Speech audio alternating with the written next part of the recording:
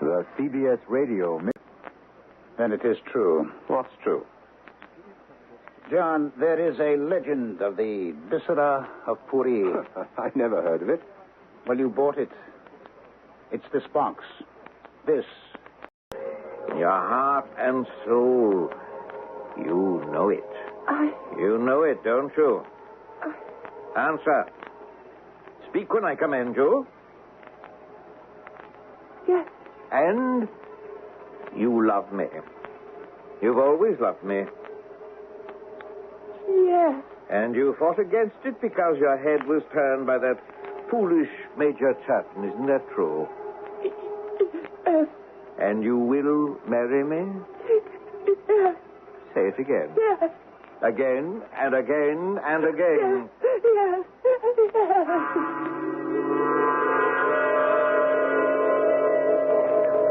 Sergeant, dismiss the troop. Wait!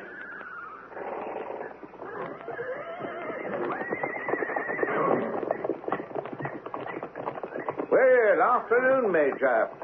Fine-looking troop of men you have there. Splendid body.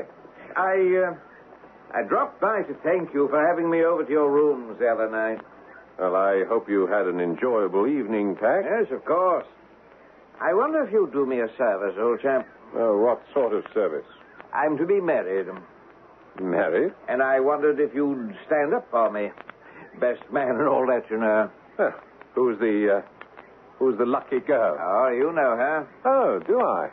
Colonel Horace's daughter, Millicent. Millicent? Oh, what sort of ghastly joke is this, Captain? The little lady, well, she's not really little, gave me her promise just an hour ago. Oh, filthy swine. Get off your horse. I'll teach you a lesson you'll never forget. And what will that prove? The lady made her choice, and she has chosen me. Well, we'll see about that.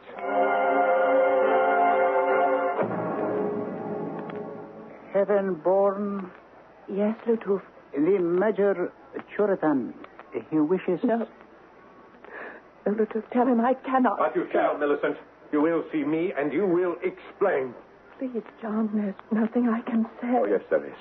You had promised to marry me. I know. You said you loved me. I know. Well, was it a lie? It was a mistake. All right. I can accept that. It was a mistake. Don't marry me. You don't love me. But how can you marry that wizened, slimy, evil, nasty Roderick Pack? Don't tell me you love him. Oh, I do. How can you love Roderick Pack? I don't know. But I love him. I can't help it, but I love him.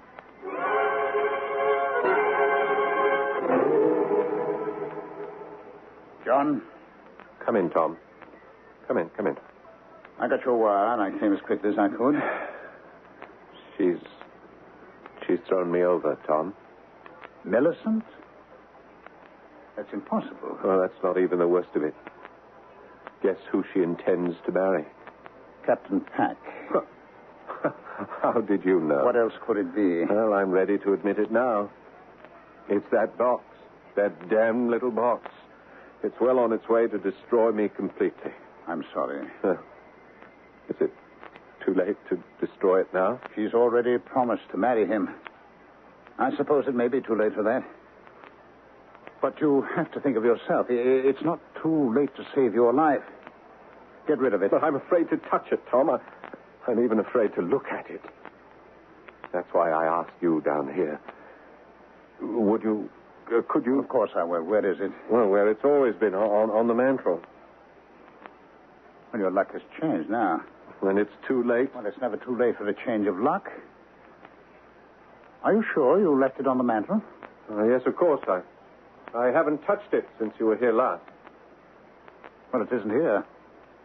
It what? It isn't here. Well, it has to be. If you haven't put it somewhere else. No, I haven't. It's been stolen. What? Stolen? But by whom? Pack. Roderick Pack. Pack? Do you think it's beyond him? No, but how would he know? He must have overheard our conversation. But how could he? He was dead drunk. Wait. No, he's such a miserable sneak. Perhaps he pretended to be sleeping it off so that we would talk freely between ourselves. And he might pick up some tidbit of information. He certainly did. The viscera of Puri. He who steals it will have his heart's desire. It's the only way to account for Millicent's behavior. I'll kill the swine. No. That won't bring Millicent back. She'll go on loving him for the rest of her life. Yes, but we must do something. Yes, of course. And soon. Tomorrow night, Colonel and Mrs. Hollis are having a ball at the club to announce the engagement. We'll have to steal it back. Steal it? How? We can't just go into his quarters. Suppose we're caught. And with my luck, we'd be cashiered fast enough. We'll be thankful I'm with the ethnological. Now listen to me. Tonight, an Afridi merchant is going to visit Captain Pack at his quarters. He is going to steal the viscera. I don't understand. Oh, it doesn't matter. You wait in the shade of the tree just beyond the compound. When this Afridi comes by, jump him. But Jump him. Take the viscera by force. Do you understand? By force. Tom, what are you saying? Just do as I tell you. Remember, he who steals the viscera shall have his heart's desire.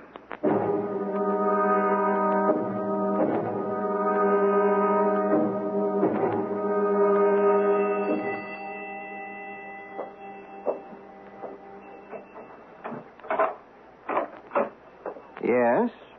Protector of the poor. What do you want?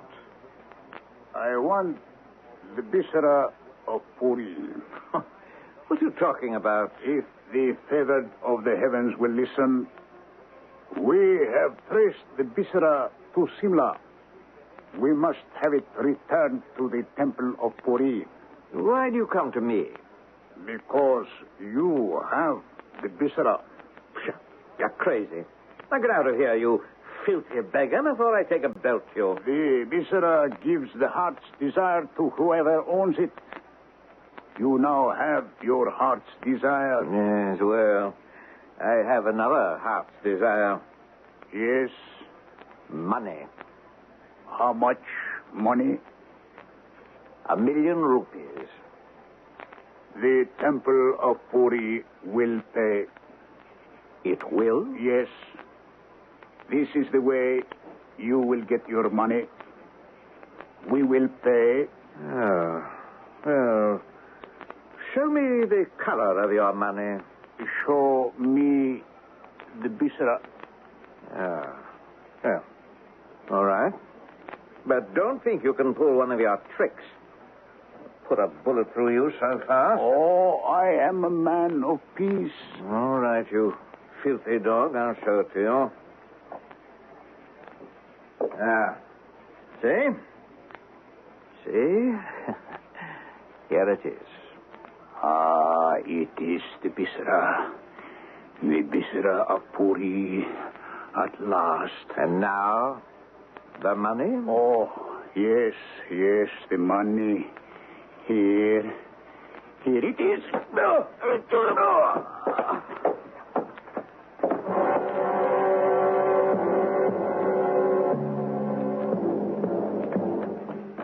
Hold it.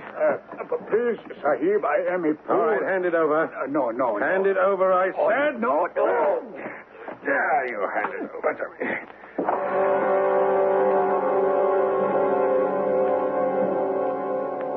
Have you got it in your pocket, John? Oh, yes. Yes, it's in my pocket. And I'll never let go of it. And what is your heart's desire? My heart's desire has always been, is now, and will always be Millicent Hollis. She's yours. I hope so. I hope this hasn't all been for nothing. Well, I got a black eye out of it. You know, you were quite realistic. Ladies and gentlemen, may I have your attention? Ladies and gentlemen. Look at that smirking weasel standing there with Millicent. Ladies and gentlemen, I have an announcement. Keep thinking it. My heart's desire is Millicent Hollis. My heart's desire is Millicent Hollis. Good, that's it. Ladies and gentlemen. Just a moment, Father. You can't make the announcement just yet. Why not, my dear? Well, John. Where's John? He should be at my side. Why should John be... My dear, your fiancé belongs at your side. And he is... Who? Captain Peck. What's he doing here? You accepted him. What sort of a joke is this? How could I even think of marrying that loathsome toad? John? John, where are you? I'm here, my darling. Father, I intend to marry no one else but the man I love, John Churton. Oh, John. John. Darling, everything's going to be all right. Yes, dear. I can get the hang of what women are all about. John? Is he the one, Mary? Oh, yes. Yes, Father. The only one. This Ladies and gentlemen, it gives me pleasure to announce the engagement of my daughter Millicent to Major John Churton. Unless, of course, she changes her mind again.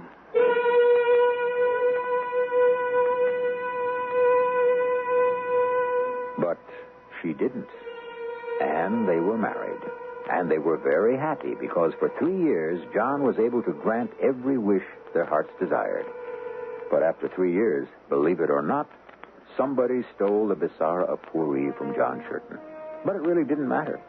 They lived happily ever after anyhow. I'll be happy if you wait for my return in just a little while.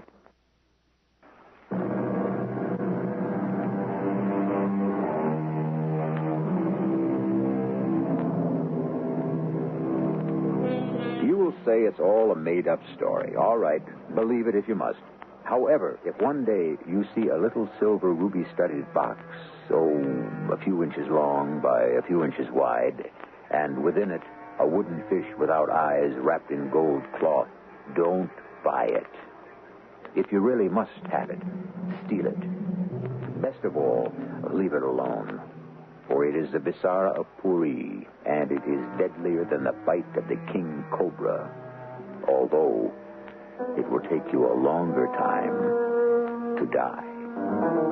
Our cast included Paul Hecht, Ralph Bell, Marion Seldes, and William Griffiths. The entire production was under the direction of Hyman Brown. And now, a preview of our next tale. Hurry, Captain. Hurry, we're almost on the wave top. Just one more cable to start. What happened? We took a wave broadside. But look, it bounced the balloon up into the air. We're going to make it to land. We're going to... No, Top. What is it, Nab? The captain, Dad. The captain, he's gone. And Top went in after him.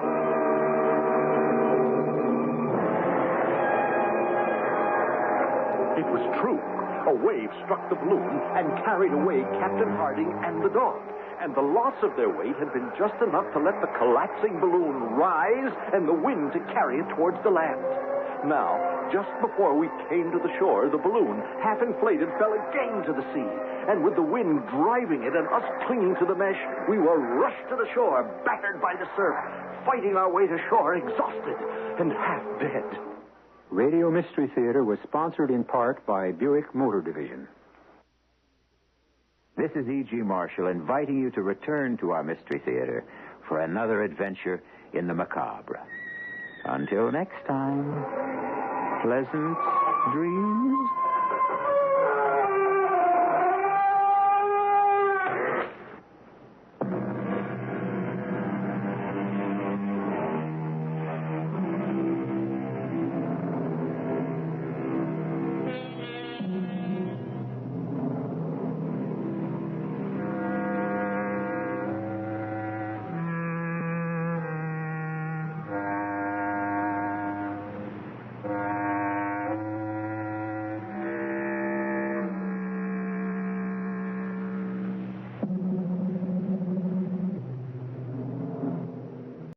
CBS Radio Mystery Theater presents...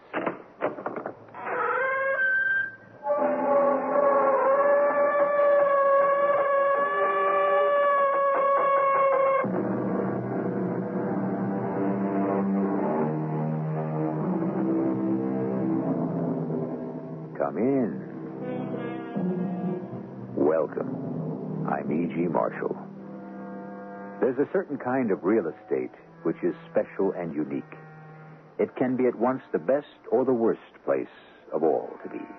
If you want to hide from the world, shut away everyone else, and have perfect solitude, it's the place for you. But if you love your fellow man and value human contact, as most of us do, this paradise can be the very worst kind of hell. The piece of real estate is an island. And this is the story of a very special island. While you've been sick, Captain, Neb and me have been over pretty near most of this island. And we ain't seen hide nor hair of any other human being. Yet someone or something left us the stores. You're not suggesting some supernatural influence hovers around this island, Pen? All I'm saying, Mr. Gideon, is what I see. And what I know in my bones.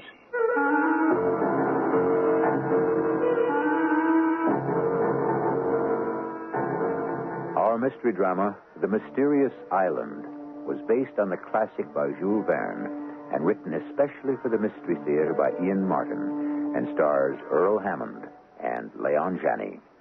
It is sponsored in part by True Value Hardware Stores and Buick Motor Division. I'll be back shortly with Act One.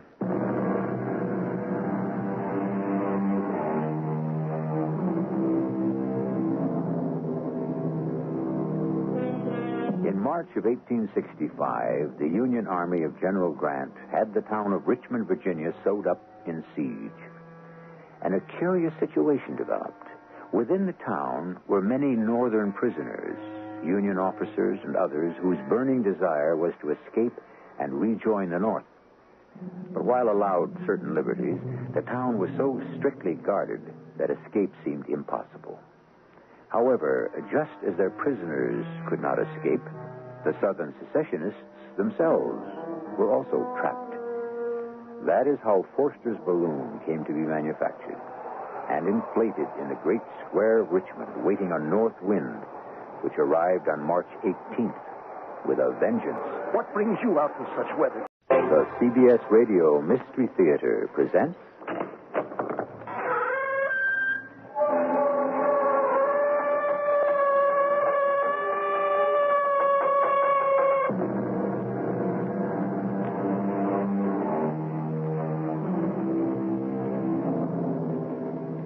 Come in. Welcome. I'm E.G. Marshall. This is a love story, pure and simple. Well, perhaps not all that simple.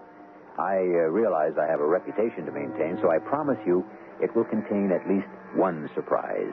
But it is a love story. And it reminds me of one of the greatest sonnets ever written, Elizabeth Barrett Browning's How Do I Love Thee? The end of which reads, And if God choose, I shall but love thee better after death. Climb the north face of Old Baldy. Why, Mike? Why? Like the fellow says. Because it's there. Dad, it's something I've always wanted to do. So why not? But not alone, Mike. Not alone. Supposing you slipped or missed a step or... Supposing I did, Dad. Would I be worse off than I am?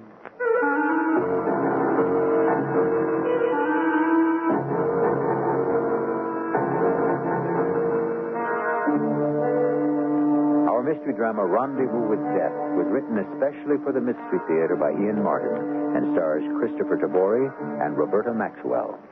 The CBS Radio Mystery Theater presents...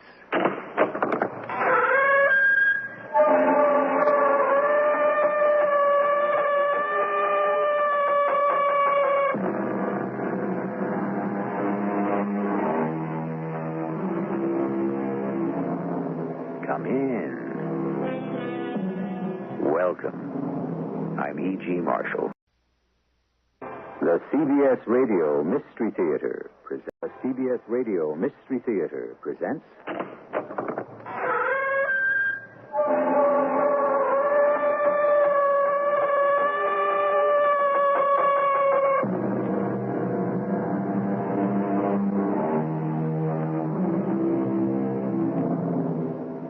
Come in. welcome. I'm E.G. Marshall. The truth requires two people, said Mr. Thoreau, one to speak it and one to hear it. Haven't we all, at one time or another, been sure we were in the right, yet no one would listen to us? It can be comical. It can be irritating. But what if your job, or your freedom, or even your life hung in the balance? That would be no laughing matter. Fritz, you ever hear of the boy who cried wolf? I'm not crying wolf, Captain. I'm crying treason. What do you mean? Look at the facts. What facts? Okay. Hunches. Fritz, do me a favor. Forget it.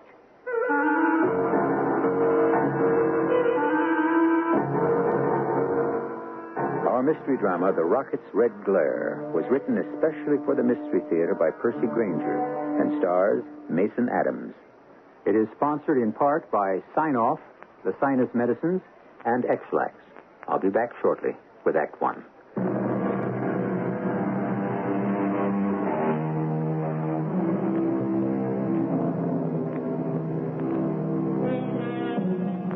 Our country is guarded by a mighty fleet of planes, ships, and missiles. Hundreds of thousands of people work in our defense system. And the industries which build our sophisticated armaments employ tens of thousands more. Everyone involved is highly skilled and carefully screened. But with so many people, how can we be certain an occasional bad apple won't find its way into the barrel? The scene is Washington, D.C. Yes, Mr. Lomas? Lucille, come in here, will you? I've got a letter to dictate.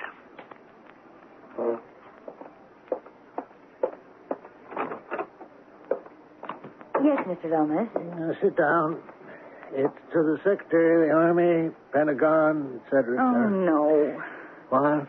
What's the matter? My pencil just broke. Just a minute, Mr. Lomas. I'll be right back. No, don't go. Here, use my pen. Now, dear Mr. Secretary, this is to inform you that the blueprints for the nuclear missile system known as Scorpio, commissioned by the Army from Lomas Industries, are virtually complete, and that plans to build a working model can begin on schedule. Mr. Lomas. Well, what is it? You've already dictated this letter. Oh, I did? This morning. It's already typed up. All it needs is your signature. I'll just go get it. No, don't leave. Mr. Lomas, are you all right? Of course I'm all right. It must be this heat wave. I think you need a rest. You haven't had a vacation in over a year. What? You seem distracted. What is it? Nothing. Can I bring you something? Some water? No. I'll be fine. But... Just between us, Lucille, it's the Scorpio missile. Nowhere near ready. But you said in your letter... I'm stalling. Well, I thought that Mr. Simpson had finished the plan. And Jeff's been working on them day and night. He's got the best mind we've got, but if we don't meet our deadline, the Army could withdraw the contract, and we'd be ruined. Let me see. Must be something else I need you for. What was that? What? Well, it sounded like a shot from Mr. Simpson's office. That's all we know, Sergeant. I was dictating a letter to Miss Reed here, and we heard a shot. And when we got to Mr. Simpson's office, he was dead. With a gun in his hand and this note on the desk. Is that his handwriting? Yes. It says, "Forgive me, but I must do this. I have no choice." That's not much of an explanation, is it? No, I guess it isn't. What was Simpson like? He was the kindest, most gentle person. And the most brilliant scientist in the firm. Any reason why he'd want to take his own life? That's just it. There wasn't any. Must have been something wrong. Oh, he was one of the sanest, most well-adjusted people I've ever known. He didn't even drink or smoke. Hello, Fritz. Hi, Captain. This is Mr. Lomas, the president of Lomas Industries, and the secretary, Miss Reed. Captain Suggs. Hello. I'm sorry about what happened. Sergeant, could we go now? Miss Reed is upset. Yeah, sure. Just keep yourselves available, so forth, you know. Oh, come on, Lucille. I'll drive you home. It's so tragic. I know. I don't know what we're going to do now. Wait a minute. Just what do you mean by that? Well, Jeff Simpson was working on a new missile. If we don't make the deadline, we could start losing our defense contracts. So Simpson was working against time? Yes. But he loved pressure. He thrived on it. Thanks, Mr. Lomas. That's all. They done the autopsy yet, Captain? It's not completed. Come up with anything? If Mr. Simpson had a motive for suicide, he certainly kept it hidden. His home life was fine. He had no apparent enemies. No record of any mental health problems. What about physical? Was he dependent on any medications? Nope. From everything we're hearing, this guy was a bionic wonder. Only trouble is he's dead. Apparent suicide. You have doubts? That's what I'm paid for. Fritz, 2 lab technicians passing Simpson's door saw him pull the trigger. Okay, so it was suicide. Perfectly well-adjusted, successful, bright guy snuffs himself out and leaves a note saying he had to do it. Why? Well, he was dealing with top-secret stuff. He had access to information that could have been worth a lot. To the right people. Fritz, espionage is for the FBI. Yeah, but the suicide is ours, and I want to find out why. Well, where are you going? Have another talk with Lomas. Why? Because I didn't like him. Fritz. It doesn't add up. Oh, with your permission. Thank you. But, Fritz, stay off espionage. Espionage? No, it's impossible. Everyone's checked electronically when they enter and leave the building. Not even the smallest roll of microfilm could be smuggled out. Yeah, but it could be carried out, couldn't it? In broad daylight by the right person? Well, yes, I suppose. Now, what was this project Simpson was working on? Project Scorpio. But it wasn't complete. What's missing? Conversion system or something. I'm really more of a businessman than a scientist myself. I don't know what we're going to do. Complete. It'll be one of the most frightening systems ever developed. But trying to find a replacement for Jeff. I don't know. It never rains, but it pours. What do you mean? Lucille, Miss Reed, my secretary, has asked for a leave of absence. Oh? Why? Well, it wasn't a pretty sight, Sergeant. Still, you know the problems of finding a secretary with top security clearance? Let's get back to this Project Scorpio. What makes it so frightening? Jeff was developing a nuclear device of extraordinary simplicity. With these plans, I mean, if it were complete, of course, almost anyone could construct the missile. Including third world nations? No, Jeff would never have done that. Look at his file. His patriotism was unquestioned. And he certainly had no interest in money. He'd always insist on paying for our drinks. Hey, wait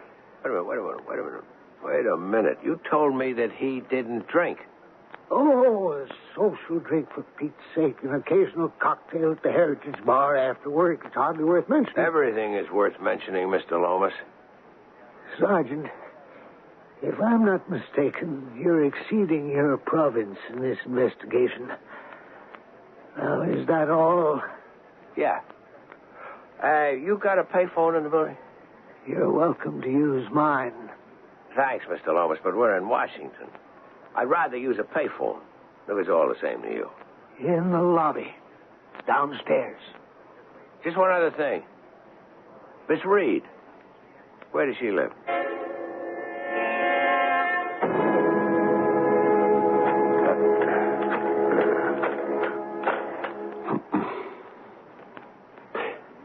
Chips, put me through to His Excellency. Captain, this Fritz here. Hey, listen, I think we ought to put a tail on Lucille Reed. Because she's just quit. That's why. You also run a check on Simpson's finances. Now, let's see. Well, what do you know, Miss Reed? Oh, hello, Sergeant. What are you doing here? Lomas told me that you quit. Oh, just for a week or two. I couldn't keep working. Not after what... Yeah, I'll buy that. So why are you back? Oh, it's nothing, really. Mr. Lomas lent me his pen this morning, and in all the confusion, I forgot to return it. You live in, Fairfax County? Yes. And you drive 40 miles to return a fountain pen? No. Well, I mean... Well, it's Mr. Lomas' personal pen. Yeah, sure. Listen, I can keep a secret. What do you mean? I mean, you got something going with the boss. It isn't the end of the world. Well, how dare you? I came back to return his pen and to see how he is now. Well, how was he? He was upset, naturally. But even before that, the man's tired. He's overworked. Seemed to have all his marbles to me. Why did he say that? When I went into his office this morning, just before Mr. Simpson, you know, he started dictating a letter he had already written. Yeah? And when I started to leave the room, he wouldn't let me go. He wouldn't? He seemed nervous, as if he didn't want to be left alone. Or as if he wanted you there? Yes, but not like you think. Look, Miss Reed, my apologies. If you'll excuse me.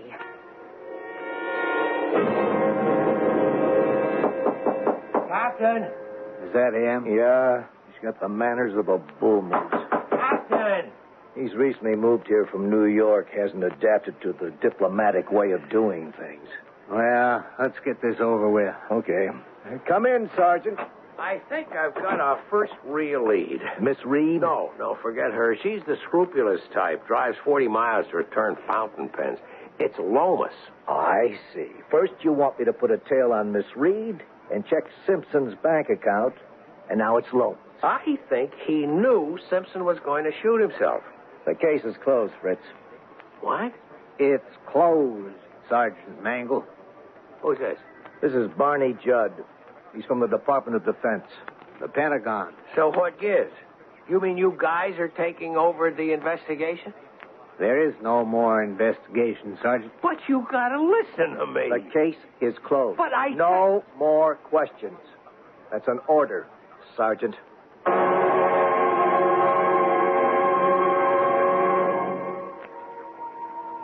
You might as well tell a musician not to play his fiddle as tell a detective like Fritz Mangle to stop asking questions. However, we were all taught to respect authority, even when we think that authority might be wrong. For isn't obedience what holds a society together? I'll return shortly with Act Two.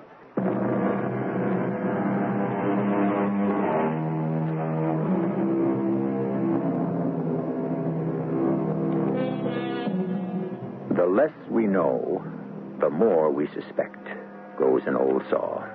Obviously, our friend Sergeant Mangle knows very little at this point, but suspects a great deal. Is it possible that something is rotten in the state of Denmark? Or should we say, Lomas Industries? Or is the bully sergeant the owner of an overactive imagination? Fritzy, is that you? Daisy, open us a couple beers and sit down at the kitchen table. Uh-oh. He's brought his work home with him again. Okay. Let's review the case. Fritz. First off, we got a guy commit suicide. For no apparent reason. Fritz. What? What case are we talking about? This guy, Jeff Simpson, a brainy scientist at Lomas Industries, committed suicide this morning. But I got a hunch that Mr. Lomas, that was his boss, knew in advance that he was going to do it. Well, maybe he had a grudge against him and drove him to it. No, I don't think that's it. Simpson was designing a new weapon system that was going to save the firm. Yet his boss lets him pack himself in. Now, what's your first impression? That you've got the wrong hunch. Something is screwy, Daisy. Because when I get back to the station house, suddenly I find the case has been closed. Just like that. No explanation. And furthermore, grab this one.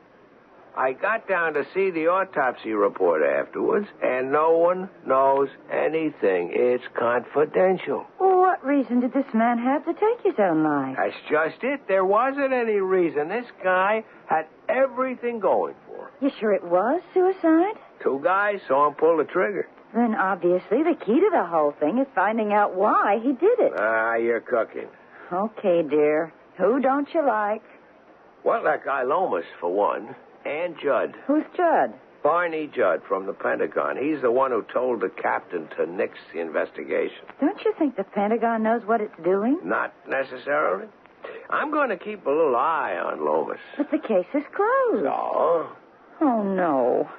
Just whose little eye are you planning to use? No, listen, I got it all figured out already. No, I got a hair appointment in the morning. You see, Lomas' secretary quit on him.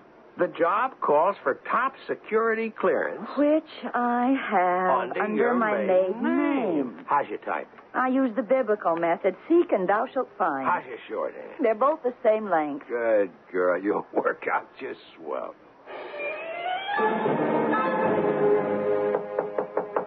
Yes? Mr. Lomas? Yes. Who are you? My name is Daisy Cochran. I'm from Office Temp. Oh, yes. Where have you references? Here. Mm-hmm. These are 3 years old. I'm a wife and mother.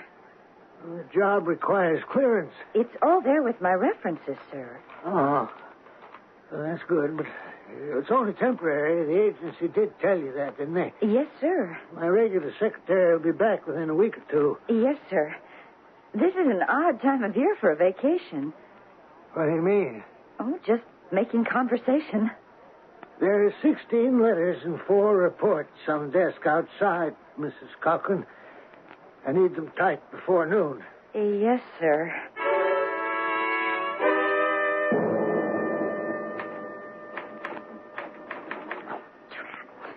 Good morning. Oh, good morning. Can I help you? I'm here to see Mr. Lomas. Oh, but he doesn't have any appointments listed. He'll be expecting me. Who shall I say is here? Judd. Barney Judd. Judd? Oh, Judd. Oh, just a minute. I'll buzz him. I'm sorry. I'm a little new here. There. Yes? Mr. Lomas? Yes, Miss Cochran? There's a Mr. Barney Judd to see you. Oh, yes. Send him right in. You can go in, sir. It's the... I know the way.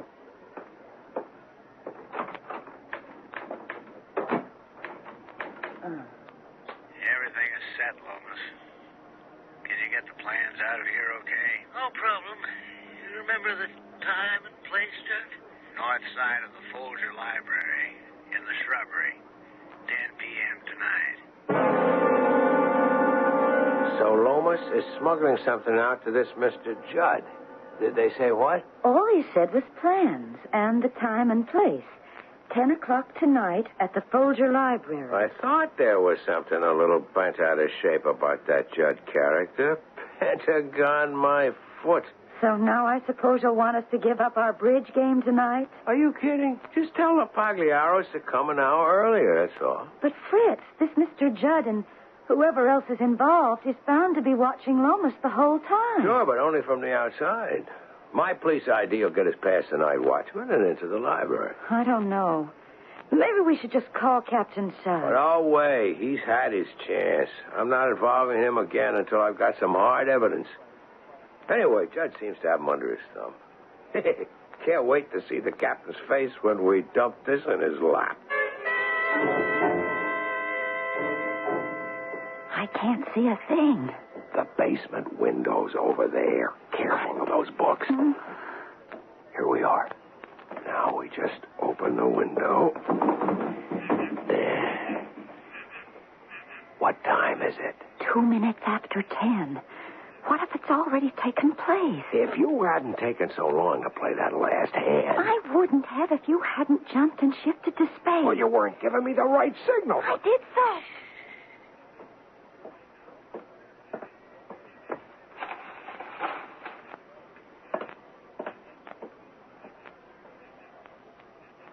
we do now? Wait and nab Judd? No.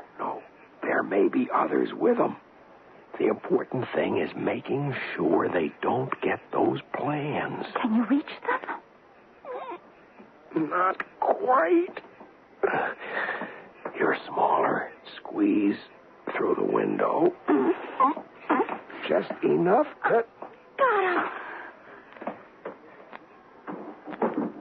Let's get out of here and see what we've reeled in. The envelope says Scorpio Project. What? Isn't that what you said Simpson was working on? Yeah, but according to Lomas, the plans weren't complete yet. Well, now what do we do? You know, this may work out better than we thought. I think it's time we found out just what those plans are. We still aren't going to the captain? I'm going to the captain. What about me? You're taking these plans over to Brian Keaton. That scientist friend of yours? A nuclear scientist. I want him to check these out. Who are you calling?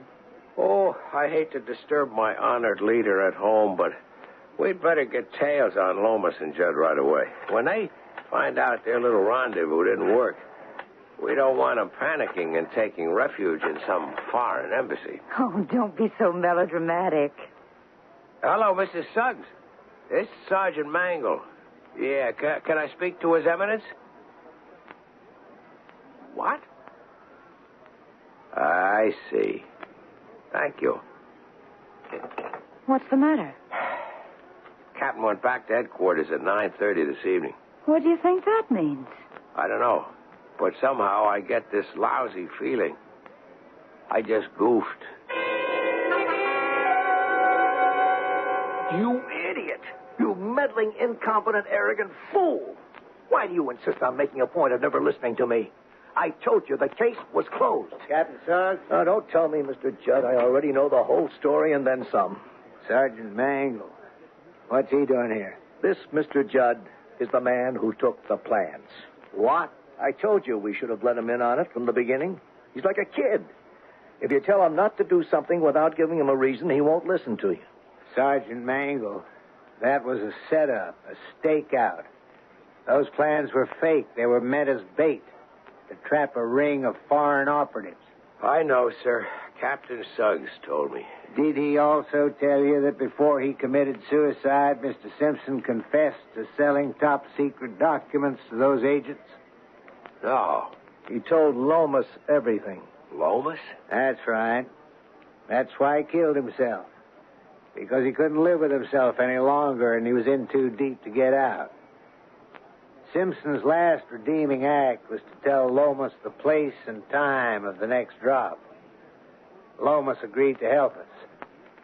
That's why we told you city cops to stop your investigation. Defense was handling this. All right, I'm sorry. I just had a hunch. I don't think your hunches will be needed for a while, Sergeant. As of this moment, I'm suspending you from the force. Indefinitely. Turn in your badge. Why, badge? And your service revolver. Can I go now, sir? Please. Just a minute, Mr. Mangle. Where are the plans now? They're with a friend of mine. What? A man named Brian Keaton. He's a scientist. I wanted him to check him out. Where does he live? In Arlington, Mason Avenue. I'll get him back. I'm sorry, Captain. There's one more thing, Mr. Mangle. Just how did you know about that drop tonight? Rather not tell you, Mr. Judd. I really don't see that it matters now. I insist you tell me. I protect my sources, Mr. Judd. Well, you've got to hand it to him. He's resourceful. I don't trust him. No, he's honest, Mr. Judd. He's just a little impulsive, that's all. His impulsiveness this evening may prove costly. I'm sure you'll come up with a way to accomplish what has to be done. Fritz is out of your hair now. I'm not so sure.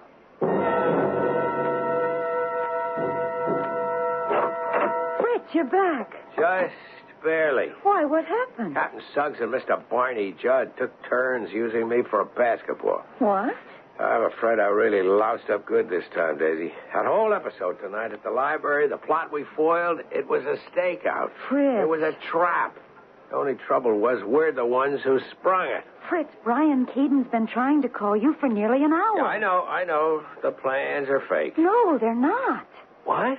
Brian's checked them over thoroughly, and they are a completely operational blueprint for one of the most deadly weapon systems he's ever seen.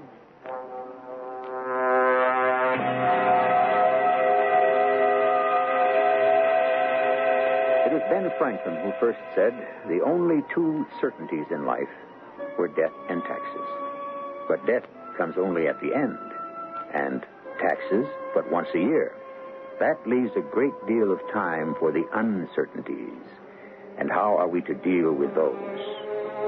Fortunately, in our case, there is a third certainty we may rely on, and that is, I shall return in a moment with our final act.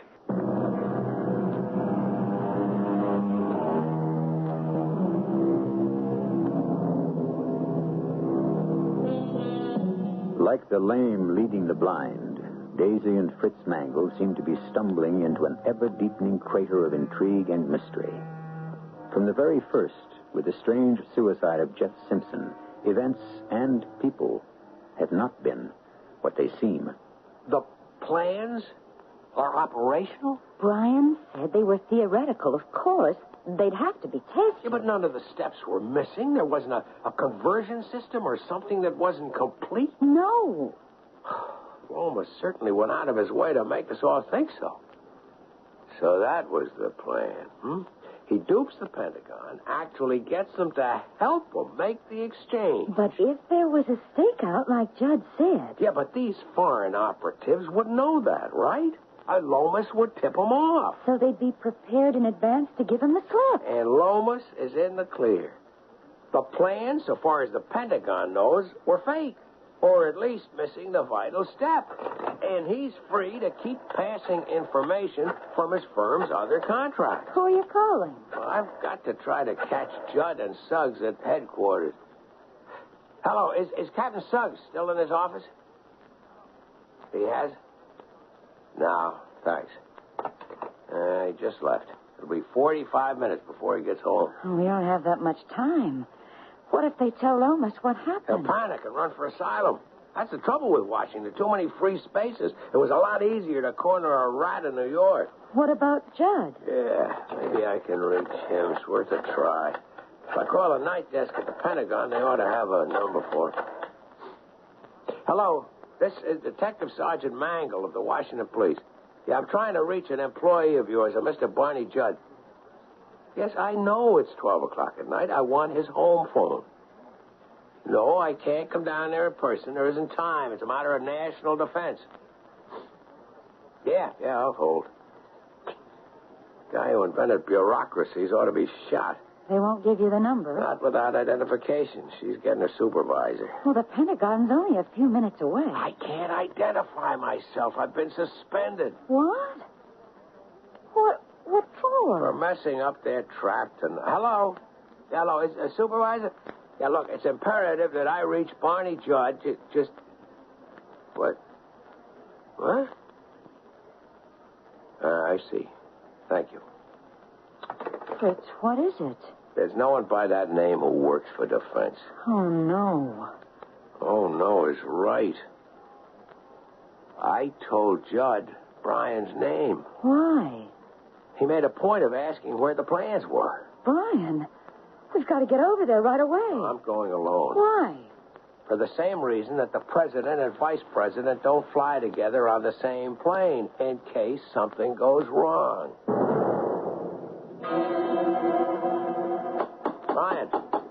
Brian, it's me, Fritz. Open up. Brian! Hey, the door's open. Brian? He isn't here. What? That's right, Mr. Mangle. He isn't. Judd? Why do you persist in interfering? Where's Brian? You've been told this case was closed. You've even been suspended from the force. By what authority are you here? I could ask you the same question, Judd. Hello, Fritz. Who's it? Captain, what's going on? Where's Brian? He's been arrested for possession of stolen documents. Captain, do you know what's happening? Those plans weren't fake. They are fully operational. And what's more, I think Mr. Judd here knows they are. Furthermore, I don't know who this guy is working for, but it isn't the Department of Defense. I called them. They've never heard of him. Now are you going to believe me? Lomas is guilty of treason, and Judd is his accomplice. Well, Captain, Fritz, I'm afraid I'm going to have to put you under arrest. Me? What for? Conspiring to steal classified information. Why won't you listen to me? It's him you ought to be arresting. Don't you know what'll happen if those plans get into the wrong hands? Put out your wrists, Fritz. Handcuffs? On me? Put them out. Not on your life. Fritz!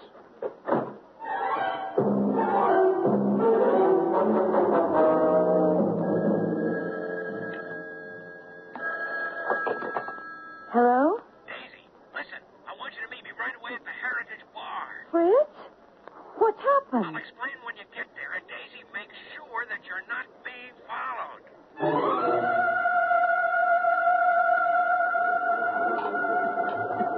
Suggs tried to arrest you? With handcuffs, no less. He wouldn't even trust me. I just can't believe he's involved, too. The fact is, neither Judd nor the captain was surprised when I told them the plans weren't fake.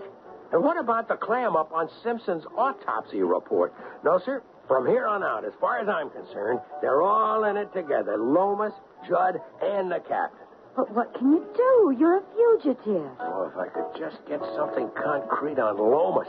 Maybe then someone would listen to me. Who? Who can you go to now? I've got no choice, have I? Oh, no. You mean... The FBI. But, Fritz, that's against your principles. I know. How can you get Lomas? I think the answer to that lies right back at the beginning. Jeff Simpson's death. What are we doing in this bar? It's a long shot, but Lomas told me... Excuse me. Oh. Hey, take a walk, mister. We've got no spare change. I know Mario, the bartender, he said you was looking for information about a fellow named Simpson. Yeah? Don't tell me you know him. No, but I recognize his face from the newspaper. How did you recognize him if you didn't know him? Well, because I talked to him. Or rather, he talked to me. When? Oh, a couple of nights ago. I never seen a guy so upset. I really felt sorry for him, you know? What did he say? Hey, maybe you could... Oh, yeah, sure. What do you want? Just a whiskey. A bartender? Maybe a double... Yeah, give me a double whiskey here for my friend. Sit down. Fritz, what is this? Someone doesn't want Simpson's autopsy report known, right? We know how he died, so I figure it's got to be something else. You mean like something he already had in his body? Yeah, like alcohol. Lomas told me he and Simpson came here sometime. Like I say, it's a long shot, but it's the only bullet we got left in our gun. How you feeling, pal? Better? Oh, yeah. So, what was this guy Simpson so upset about? He was scared, really scared. He just found out from some doctor that he'd been exposed to nuclear something. Radiation? Yeah, that's it. He kept saying his mind was going. It was only a matter of time. Well, he was really concerned about his mind. So that was it. That's terrible. I'd sure like to know the name of the labs that ran those tests. Ain't this what you want? What? He left this piece of paper. He was staring at it all night. Kept crumpling it up. Let me see that. When he left here, he must have forgot it. Keystone Labs. I thought I'd better hang on to it in case he came back. Poor guy. I never thought he'd... he was scared. Acting like he didn't even want people to get near him, Like he might contaminate them or something. I guess he didn't figure I counted. Look, pal, you were a big help. Here's a $5. Oh. At least you'll know where your next one's coming from for a while, huh? Hey, thanks, mister. Ma'am. Oh, that poor man. Well, at least we know now why Simpson killed himself. But I don't see how that implicates Lomas. Look, I'm going to have to put up at a hotel tonight. I got one last thing to check out in the morning, and then I'll give you a call at work to tell you what I want you to do. And then? I'm coming to Lomas's office. Why? To give myself up.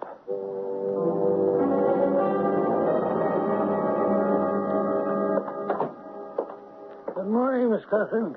Good morning, Mr. Lomas. Look, I'll be in Jeff Simpson's old office for a few minutes. If there are any calls, just transfer them in there. Okay. 9:35. What's keeping Fritz? He's got to arrive before... Hi, Daisy. Where have you been? Is the coast still clear? Yes, but you better hurry. It's 9:35. You got the folder? Here. Just like the one the Scorpio plans were in. Good. Where's Lomas? He's in Simpson's office. I don't get it. He spent half of yesterday in there, too. I think I can help him out. Let's just hope the timing works. What? Morning, Lomas. Sergeant Mangle. Ex-Sergeant Mangle. I've been dismissed from the force. Oh, I'm sorry to hear that. Oh, why? Because I've been making a nuisance of myself by insisting you were guilty of treason. That's ridiculous. Apparently so. I interrupted you. You were looking for something when I came in? Looking? Yeah. Wouldn't by any chance be this, would it? A blood report from Keystone Labs. How did you get it? I think the question is, how did Jeff Simpson get it? What do you mean? A seasoned nuclear scientist so careless as to expose himself to radiation? Why, it's not unheard of. Mr. Lomas, I checked with the lab. Mr. Simpson's annual checkup was negative. Well, I don't think it would take a handwriting genius to say who wrote this report. I don't know what you're talking about. Lomas, you can level with me. After all, we're both criminals. What? There's a warrant out for my arrest. What for? Stealing classified documents. We're in the same business. What documents? The plans for the Scorpio missile. You've got those? I was at the Folger Library last night. I beat your pal Judd to the punch. Oh, by the way, I had a friend of mine take a look at those plans. I was very embarrassed. What do you mean? Well, you told me those plans weren't operational. Where are the plans now? They're right here in this folder. What do you want from me? You see, no one believes me, Lomas. But I want the personal satisfaction of hearing the truth from you. Yes. I forged that lab report of Simpson's blood. The heat was on. There was a suspicion of a leak, so I had to give the feds a guilty party. What else do you want to know? That I've been selling information to foreign agents? Sure. You know how hard it is to make a steady buck in this business? Some politician knows the right guys, and suddenly the competition gets my contract. Or you have to expand your plant facilities for a really big job, the kind you dream about. And then, when it's finished, goodbye, thank you very much. You're left with an overhead that would sink a battleship. Is that enough? Yes, Mr. Lomas, that's just fine. Good. Now it's my turn. You shouldn't have brought those plans back into the building, Mangle, because you're never going to get them out of here again. Or that phony lab report either. Miss Cochran? Yes, Mr. Lomas? Ask security to send up 2 guards. Yes, Mr. Lomas. Wait a minute. Daisy. Yes, Fred? Isn't anyone out there? Yes. Well, what's the matter? Didn't you leave the intercom on like I told you? Yes. What's going on? How do you know my secretary? Your secretary, Mr. Lomas, happens to be my wife, and you've just treated the FBI to a nice, neat confession. Hello, Mr. Mangle. What? Judd, how did you get... Relax. Okay, Mr. Lomas. You're under arrest. Hey, what gives? You were right, Mangle. I don't work for defense. I'm with the FBI. The FBI? That's right. Mr. Lomas, we got you in our sights a couple of weeks ago. We were hoping to nail a few of your contact agents as well, but Mr. Mangle here has seen fit to make that impossible now. All right, come on. Let's go.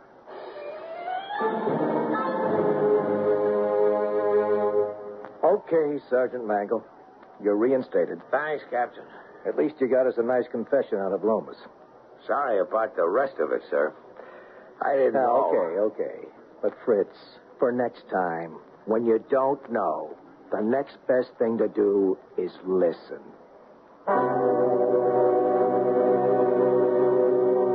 So Lomas was guilty, driven to desperate acts by the financial uncertainty of his business. That word, uncertainty again. But people should be stronger-willed, you say. Of course. And doesn't it seem an abomination that a man should seek to provide for his own financial security, heedless of the terror and destruction he might be unleashing elsewhere in the world? Of course, I shall return shortly.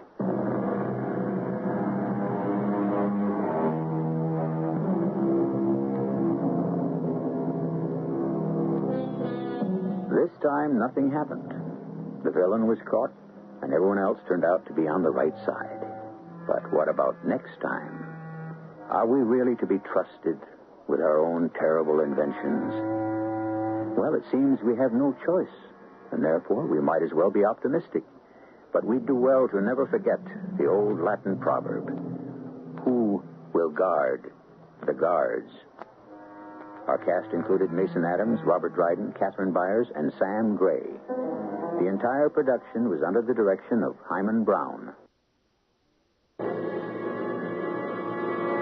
And now, a preview of our next tale. Margot, you see her every day? Almost. Why? Well, I've been doing a lot of thinking. Rob, do you remember Johnny Marsh? Sure. I liked him. Your impression? Handsome, manly. He had charisma, presence, appeal. And those lively eyes seldom missed a pretty girl. What, Mother? No. He made hers sparkle, but I don't believe Betsy Grove when she implies that there was an affair. No, I mean young girls around town. What's your point, Dad? I helped him out of a couple of scrapes with angry parents. Rose? Is that what you're thinking, Phil? Rose? I don't get it. I do. Rose was around Laurel's a lot, wasn't she, Phil? Oh. Hmm? If Johnny Marsh got Rosie into trouble... And if Rosie was at Laurel's on the day of the murder, she might have murdered Johnny Marsh. Radio Mystery Theater was sponsored in part by True Value Hardware Stores. This is E.G. Marshall inviting you to return to our Mystery Theater for another adventure in the macabre. Until next time, pleasant dreams.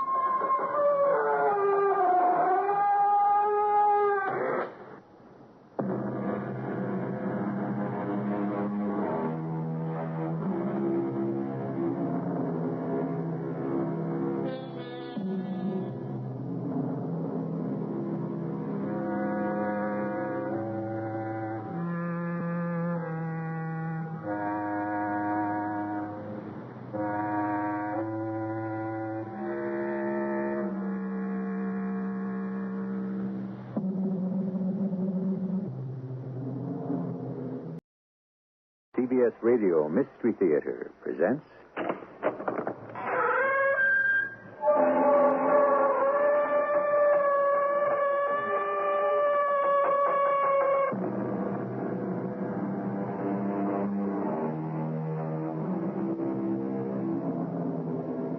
Come in.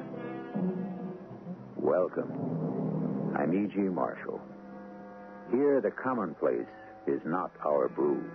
If boy meets girl, you can be pretty sure that the expression in her eyes might conceal a demon or a witch. In a way, this story is like that, because not one but several persons are possessed.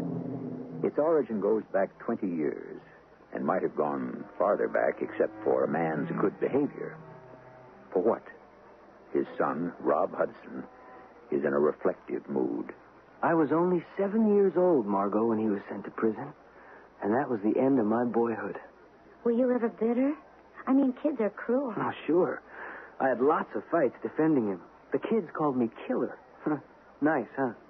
Poor Rob. And you're still defending him. Because I can't believe he murdered his best friend.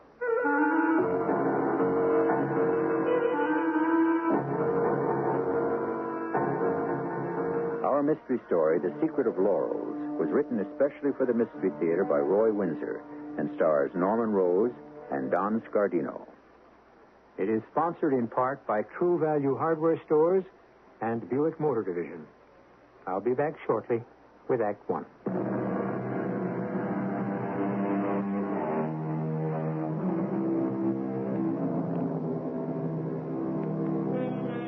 What is destiny? A course through life predetermined by fate, and most of us believe in it. The belief is very old. The Greeks and Romans believed in the fates who controlled the birth, life, and death of every man. They're considered cruel because they pay no attention to the wishes of anyone. And they are cruel to the individual, but also to those close to him. Someone goes berserk and kills. That mad act casts a pall over his family. Philip Hudson has had 20 years to think about that. Rob? Welcome back to life, Dad. I thank you for meeting me and for saying that. There's a life ahead for you. I know that. Maybe. I certainly haven't helped yours. Rob, I'm very proud of you. I've often thought of what I put you through, and your poor mother. The disgrace killed her. Don't think that, because it isn't true. Look, I'm a doctor, remember? I never forget it. That's a great achievement, Rob. Under the circumstances, remarkable. I'll make it up to you. There's nothing to make up. You've served your time, and you're a free man. Hardly that. I'm free, but I'm not free. People don't forget or forgive.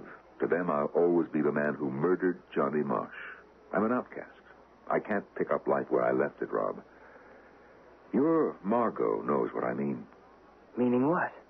You have felt my disgrace. That's undeniable. And your wife, I'm sure, has felt it for you. Your loyalty has placed a chip on your shoulder. I'm not aware of it. Oh, don't kid your old man, Doctor. Admit what I'm saying. Well... That's better. If I know Margot, and I know her only from what you've told me about her, I bet she's told you many times not to be defensive. Am I right? Well, yes. I'd never turn my back on you, Dad, no matter what you did. Let's come to that. What did I do? Oh, you were so jealous of Mother and Johnny Marsh that you murdered him in the library at Laurel's. And then I was convicted and sentenced to life in prison, but released after 20 years for good behavior, whatever that might be. Rob, let me ask you a blunt question. Sure, go ahead. You've been loyal to me all these years. Why? You're my father. Mm-hmm. Any other reason? Well, despite the evidence, I can't believe you'd commit murder. Well, everyone's capable of it. Well, that may be, but you would. You don't want to think that I murdered Johnny, isn't that it? Yes, I don't want to think it because... Now, let me finish for you.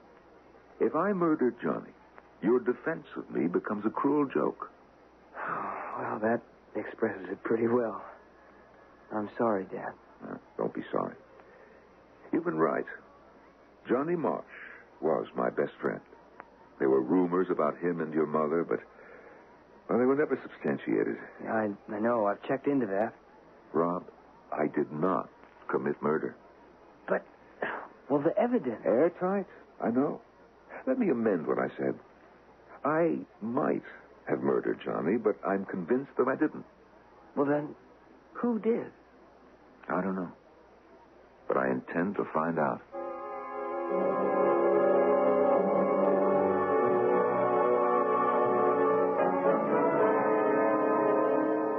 What a fine man he is, Rob. Thank you, darling. I think so. He was always good to me when I was a little boy. He taught me to ride, and he bought me a horse. Mm-hmm. And then it all went smash. I was a kid whose father was a murderer. I like him very much. I wish he'd stay with us. Too much to do. He was an important man in Jefferson Falls. He wants to recapture that image.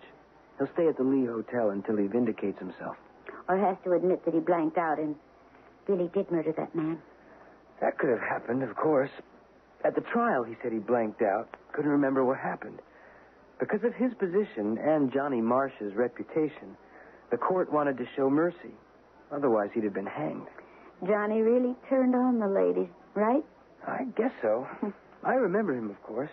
He was at our house, Laurel's, a lot. Why does your father think he's innocent? Well, you heard him, Margot. But I didn't really understand him in his talk about character. Do you? It's the world he moved in. Johnny Marsh may have had his eyes on lots of girls, but he'd never fool with anyone in his set. That was an unwritten law. Unheard of. So those rumors about Johnny and your mother weren't true? Well, the two were flirtatious, but what my father is saying is that he never was really concerned about them. If he wasn't jealous, he had no motive for the murder. All right. If he didn't murder Johnny, who did? The housekeeper and your mother found him dead in front of the fireplace, and your father sprawled on the floor with a revolver in his hand. I know. You don't think your mother... Well, I don't want to, but I've wondered about it. And Mrs. Grove? No motive. She was our housekeeper. A nice, simple, competent woman. I liked her. I don't think he's got a chance, Rob. He was caught cold. He must have murdered Johnny. You can't get around the facts.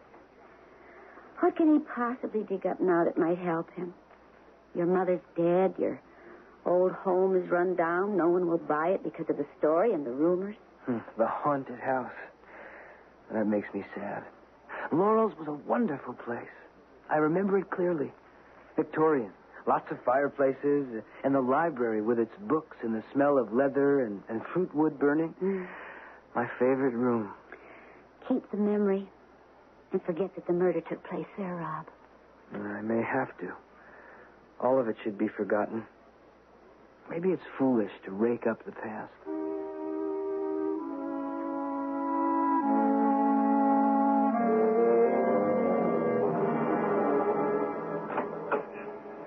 Yes? Good evening. The real estate agent gave me this note. Oh, you want to see the house? Well, I know that it's late. There's no electricity here now, so if you come back tomorrow... Oh, I won't be here tomorrow, Mrs. Betsy Grove. Used to be the housekeeper here years ago. They kept me on as the caretaker, the owner. Well, you best come in. Oh, thank you. I won't keep you long. Oh, that's all right. But you won't be able to see much. I just got candlelight. You best come back to the kitchen. The other rooms are empty. This is Laurel's, isn't it? That's right. Used to be a regular mansion, one of the finest in Jefferson Falls. Are you interested in buying Laurel? Well, I might be. It's lots of money for repairs. It's real run down. Why? Why hasn't it been maintained? Well, Is there something wrong with it? Well, ever since what happened, it's got a bad name. I'm not supposed to talk about it. Oh. What did happen here, Mrs. Grove? Good heavens. That's what happened. Who fired that gun? Ain't no gun, mister. Hasn't been one for 20 years. That sound is just the old house acting up. That was a gunshot, Mrs. Grove. Someone fired it. 20 years ago. And a man was murdered. And Mr. Hudson was arrested and sent to jail. And the gunshot? Around this time of day, going on 6, you can hear it. Well, that makes no sense. Well, you heard it. What does it mean? Don't ask me. Is the old house trying to tell you something? Nothing to tell. He deserved what he got. Mr. Hudson? No, the other man, Mr. Johnny Marsh. He was carrying on with Mrs. Hudson, so Mr. Hudson shot him dead. Mr. Hudson murdered the other man. He had a right to. Mrs. Hudson and Johnny Marsh They were... carried on. She was a flirt. You could see what she was up to. In fact, Johnny Marsh got lots of girls in trouble. Mrs. Hudson flung herself at him.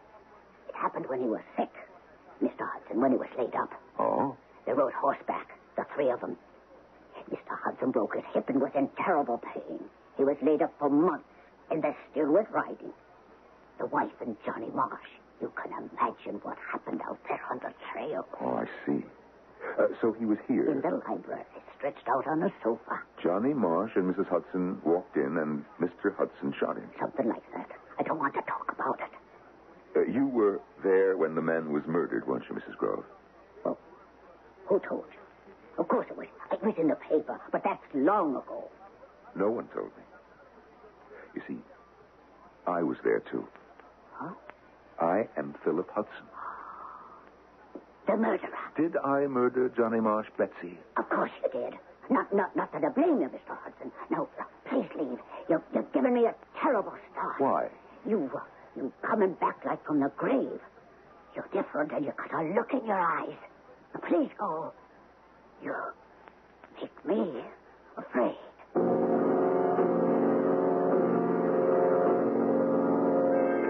Who, Dad? Betsy's daughter. Wasn't her name Rose? Oh, that's right. Rosie Grove. I know her, Phil, from the hospital. Handsome woman in her late 30s. She's a nurse in pediatrics. Oh, you must know her, Phil. Dark red hair, good figure. Right, I've seen her, but I never talked to her. So that's Rosie Grove. Mm-hmm. She used to babysit with me, remember, Dad? I had a real crush on her. And you never introduced yourself when you became an intern? I had my eye on a younger nurse, you, Margot. Rosie's old enough to be my mother. Oh, hardly. You were 7, and she was about 19 when I was arrested for shooting Johnny Marsh. Margot, you see her every day? Almost. Why?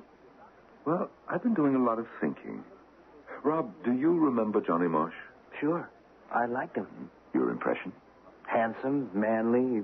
He had charisma, presence, appeal. And those lively eyes seldom missed a pretty girl. What, Mother? No. He made hers sparkle, but I don't believe Betsy Grove when she implies that there was an affair. No, I mean young girls around town. What's your point, Dad? I helped him out of a couple of scrapes with angry parents. Rose? Is that what you're thinking, Phil? Rose? I don't get it. I do. Rose was around Laurel's a lot, wasn't she, Phil? Oh. Mm-hmm. If Johnny Marsh got Rosie into trouble... And if Rosie was at Laurel's on the day of the murder, she might have murdered Johnny Marsh. Blackstone wrote, "It is better that 10 guilty men escape than that one innocent person suffer." Justice is not perfect, and innocent men have been tried and convicted before because circumstantial evidence has condemned them. Is Philip Hudson innocent of murder? Did he deserve imprisonment? His search for the truth about himself or someone else continues when I return with Act 2.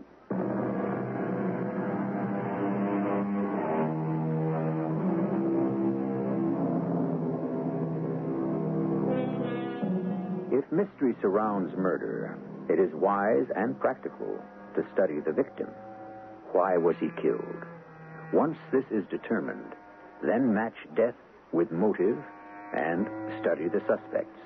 There may be several, each with his own reasons for thinking of committing murder, but only one who is irrational enough to do it. I am referring to premeditated murder. The problem for Philip Hudson is that he acted impulsively when he murdered Johnny Marsh. He was proven guilty and now is attempting to prove his innocence. It is 9 o'clock at night. Betsy Grove rings her daughter's doorbell. You busy, Rose? Oh, come in, Ma. I couldn't telephone. I know. Oh, why do you stay out there at the Laurels? No electricity, no telephone. It's out of the Middle Ages. It's a living room. Oh, well, I'd rather be a lighthouse keeper.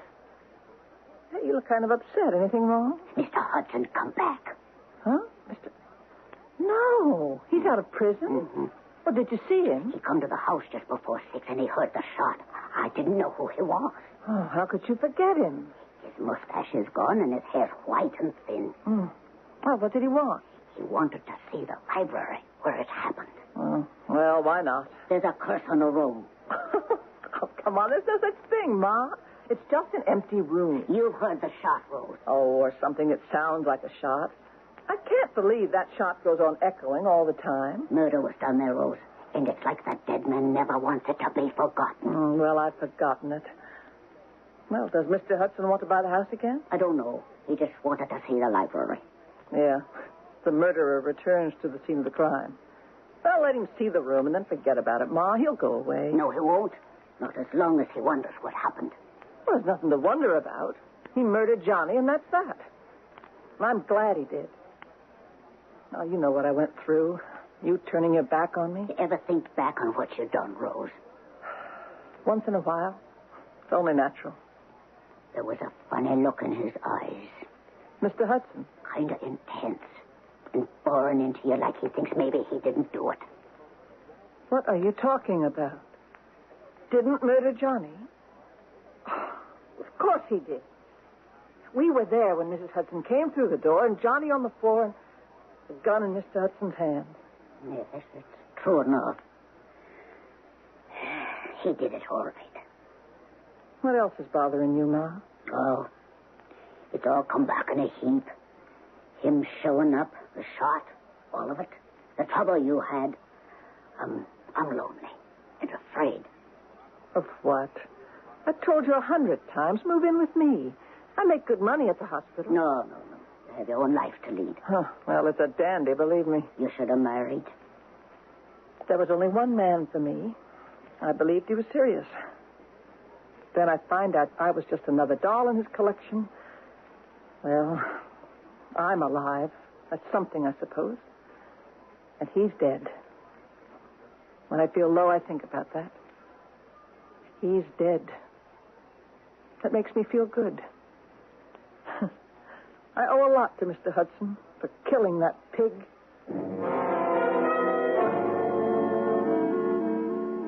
Let me reconstruct the scene of the shooting. I'll draw the library and place the furniture. How big was the room? About 25 by 18, paneled in wood, with a fireplace here opposite the double door, which was always kept open. Your desk in front of the bookshelf. Mm-hmm. Here. And to the left, a big sofa. To the right, French doors opening onto the garden. You were lying down on the sofa. Mm-hmm. My legs propped up and my hip hurting like the devil. Mrs. Grove came in with my painkiller pill, and I took it. And the revolver? I've been cleaning it. They say that I left it on the mantel. So, Johnny Marsh comes into the library. You get up, go to the mantel, pick up the revolver, and shoot him. I don't remember, Margot. All that is a blank. And they found you on the floor with the gun in your hand. Who found you, Phil? Betsy was there, and my wife was standing over me. She staggered, and Betsy led her to a chair. What did she say? I can't believe it. Johnny is dead. Johnny is dead. And then Betsy or Rose called the police, and you know the rest. Dad, how could you have gotten up and gone to the mantel for the revolver and... No, wait a minute. Johnny was shot facing the door. How come? What do you mean? Well, if you'd gone to the mantel for the revolver, and Johnny came through the door and you shot him, he'd have been facing the fireplace. And didn't the bullet lodge in the paneling by the fireplace? Yes. But the positions are wrong. Look, you're at the mantel facing Johnny in the open library door. Only if you faced him with his back to the fireplace can you explain how he fell and where the bullet lodged. I see. Johnny had to have his back to the fireplace, and Phil had to come around and face him. And that doesn't make sense. He'd see you had a revolver in your hand. You don't remember any part of it, Dad? No, none of it. But you're right. It doesn't make sense. It wasn't gone into at the time because I was found on the floor with the gun in my hand. How high on the paneled wall was the bullet hole? I don't know. Why? Were you taller than Johnny? 1 inch or so, yes. And he was shot through the chest. The position of that bullet hole is important. Why, Rod? It can determine from what height the gun was fired. Given Phil's height and Dad's, the bullet would be 5 feet or so from the floor. If it's higher, then the shot was fired by a shorter person or from the floor. Well, that's where they found me, son. You went to the mantel, got the gun, fell down, and fired him? Unless there was a struggle, that doesn't make any sense. We have to examine that bullet hole, Dad. I intend to. 3 other persons could have fired that gun and then wrapped your hand around it. Your mother, Betsy, or Rose? Yeah. What about Rose? Was she in the house at the time? Why, I think so. Betsy had said earlier that Rose wanted to talk to me. What about? I don't know, but I can guess. If Rose was in trouble, she wanted advice from me. Or money. And if Johnny Marsh was the man, Rose had a motive for murdering him. Well, so did Mother if Johnny had rejected her. Well, that's possible, I suppose, but... No, I can't see it, Rob. I'm supposed to have had a motive, and I admit I sometimes wondered about your mother and Johnny, but if I'd been concerned, I would have spoken to him.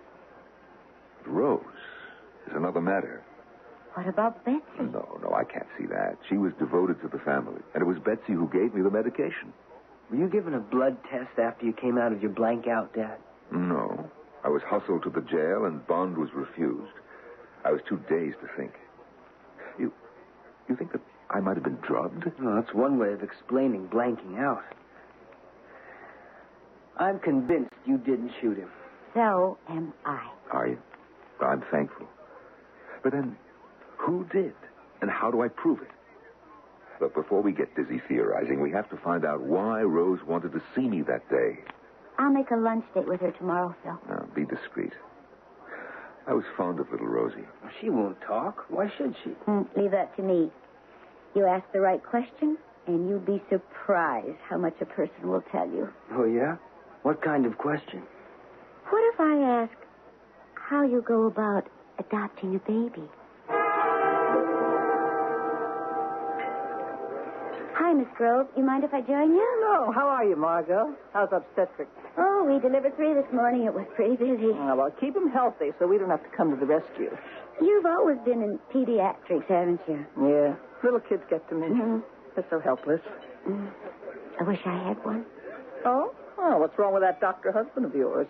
No, it's me, Rose. Oh, well, that's too bad. I'm sorry. You don't know my husband, do you, Rose? Not really. Oh, I know he's an internist, that's all. Why? Did you ever wonder about him? Well, what kind of a question is that? Well, the name means nothing to you? Hudson? Mm-hmm. No, I knew some Hudsons a long time ago. My mother was their housekeeper. That's, I don't know, 20-some years ago. You know, there's lots of Hudsons. His name is Rob. Do you mean to tell me?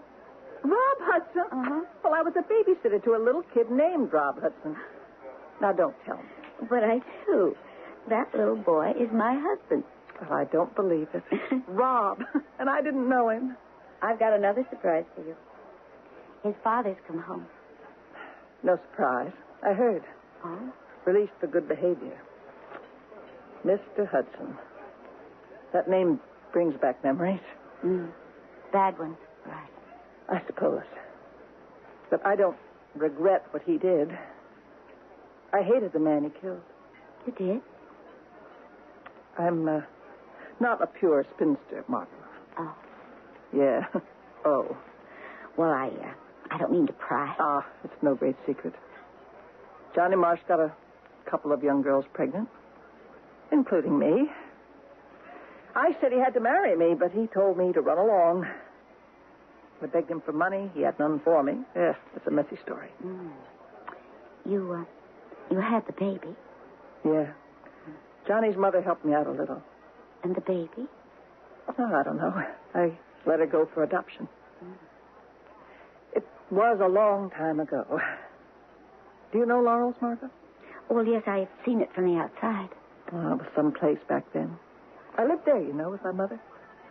We had 2 rooms on the 3rd floor with a view of the garden. It was beautiful. I left when I was 18 for nurse's training. Mr. Hudson paid the tuition. Was there anything between Johnny and Mrs. Hudson?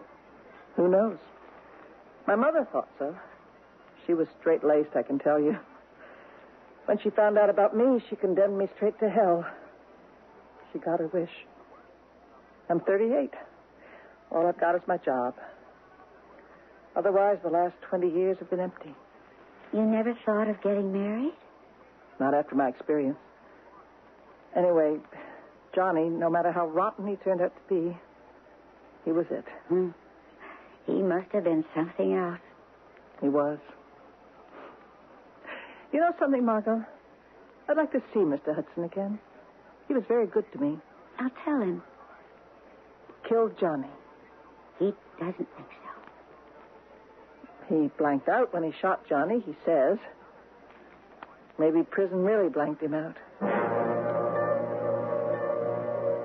Will you see her, Phil? I don't know. I'm surprised that she talked so freely. I'm not. It was the biggest thing in her life. The only thing. Johnny Marsh and his murder. There's no question in her mind that I shot him. No. She also had a motive. She was in trouble, and Johnny didn't want to be bothered with her. Your best friend was a real dandy, Dad. I knew it then, Rob. I guess you were like a father to her. I helped, but she deserved a chance. You know, I can't imagine Rose hurting me. Allowing you to go to prison? I can. If Rose shot Johnny and set you up as guilty, she'll never admit it. As time goes by, people have a way of fantasizing, believing what they want to believe about something that happened. We're stuck. It has to be Rose or my wife. Or Betsy Grove. You said no, Phil, but from what Rose said, her mother is a very self-righteous person. Margot's got a point. It comes down to what is sin. Think of the Inquisition, the witch hunts. It was death to the disbelievers. You give me a self-righteous person, I'll give you... No, I can't believe that Betsy would commit murder. For the sake of her daughter? Well, she had rejected the daughter, Rob. Well, what if it was both of them? Betsy gave you the medication. It must have knocked you out. Rose walks in, grabs a revolver, waits for Johnny to appear, and bang. If that's what happened, there's nothing to be gained in my talking to Rose. It's too long ago. I have no evidence with which to make a charge. The position of that bullet hole, Dad. Yeah, that's clever, but after 20 years, who's going to buy theory? We have too many suspects. Me, your mother, Rose, Betsy. Well, I'll call on her again. If she'll let you in. Oh, she will. And then I'll make my accusation. If I come down hard on Rose, Betsy might break. And then we just might begin to see the truth.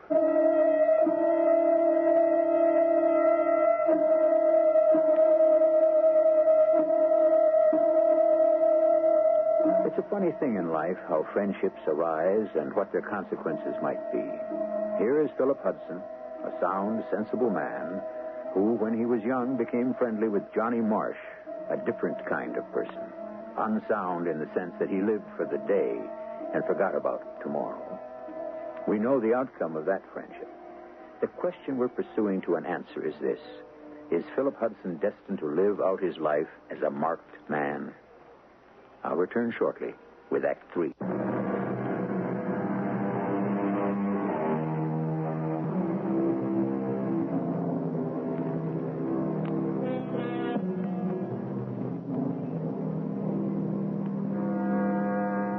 It would be an agonizing experience to be imprisoned for 20 years, thinking all the time that you did not commit the crime of which you were accused. Yet there is the evidence. You must have committed murder. If, in fact, you did not, how can you ever trap the guilty person? Not with facts. They're against you. By admission? Maybe. Under the pressure of fear and guilt, a person has been known to break down. And that is what Philip Hudson hopes for as he waits for Betsy Grove to open the door to Laurel's. Oh, Mr. Hudson. I have to talk with you again, Betsy. I've nothing to say. I don't want you in the house. You see this? Oh, you must be crazy, pointing a gun at me. Now step aside and close the door. No, Mr. I have something to say to you. No, please. And you will listen. Please put the gun away, Mr. Hudson. It reminds you of 20 years ago, doesn't it, Betsy? The day that someone shot Johnny Marsh. You murdered him. You know that. I don't think so. That's what we're going to review.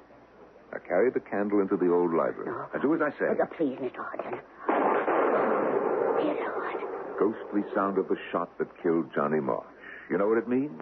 Here, I'll open the door. It's like a tomb. It is a tomb, and it's held a secret for 20 years.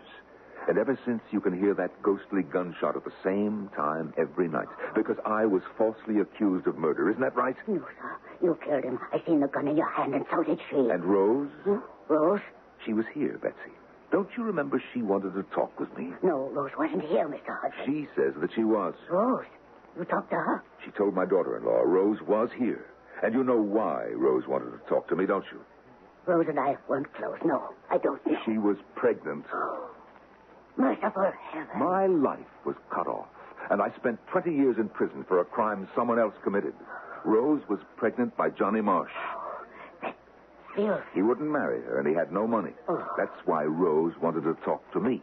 Isn't that so, Betsy? Of course it was. Why throw that disgrace in my face, Mr. Hudson? You admit that Rose was going to have a baby and that she led it for adoption to the Davis Foundling Home. Oh, you poor little girl. Unwanted. Rose couldn't support the baby, and she lost her head. What are you saying? Betsy, you gave me my medication. Do you remember? Oh, you was in bad pain. The painkiller never before had knocked me out, Betsy. Why did it knock me out then? Why did I blank out? Maybe you just fainted from the pain. Oh, no. I think that you drugged that medication. What do you say? You know what I'm saying, Betsy. Rose hated Johnny Marsh. She was in the house, waiting to see me. You came in with my medication and drugged me. Rose grabbed the revolver off the mantel and waited for Johnny to come, and then Rose shot and killed him. No, not Rose. No. Rose murdered Johnny Marsh. No, she didn't. Mrs. Hudson was... she and Johnny... Are you saying that it was Mrs. Hudson? I'm saying nothing more. Did my wife put Rose or you up to drugging my medicine? You won't get another word out of me. You can't come back after 20 years and blame innocent people. I'm going to tell Rose. You don't have to. I'm going to tell her myself. Don't you go near her. You try and stop me. I have an idea. It's pretty far out, but it might work. What is it? Remember the play within the play in Hamlet? Sure, that's how Hamlet trapped the king. Well, why don't we reenact the murder?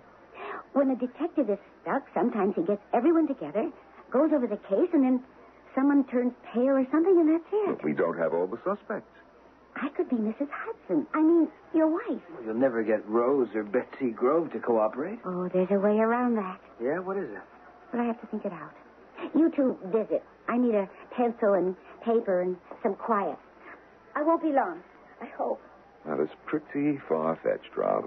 What else is left? No one's going to confess. Don't you want to try it? I don't want to make a fool of you two. We believe in your innocence, Dad. So do I. And I'd like to make it up to you. But the chance is so slim, Rob. Up to you, Dad. If you don't want to take it... I don't think that I do. What's changed your mind? The facts. I sat in prison so long, I convinced myself that I didn't murder Johnny Marsh. But the facts were conclusive.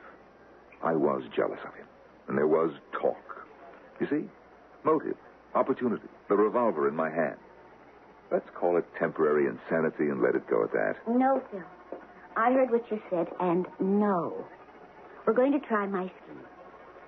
Someone's gotten away with a horrible crime. I'm not revengeful, Margot. Well, I am.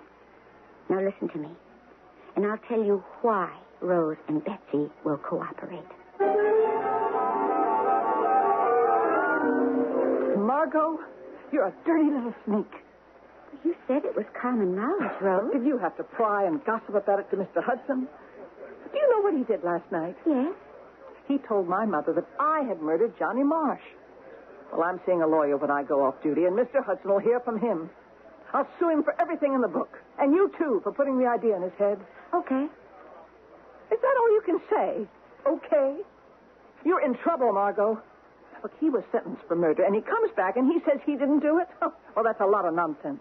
He didn't, Rose. Well, of course he did. Is he crazy or something? No. We don't think he did it.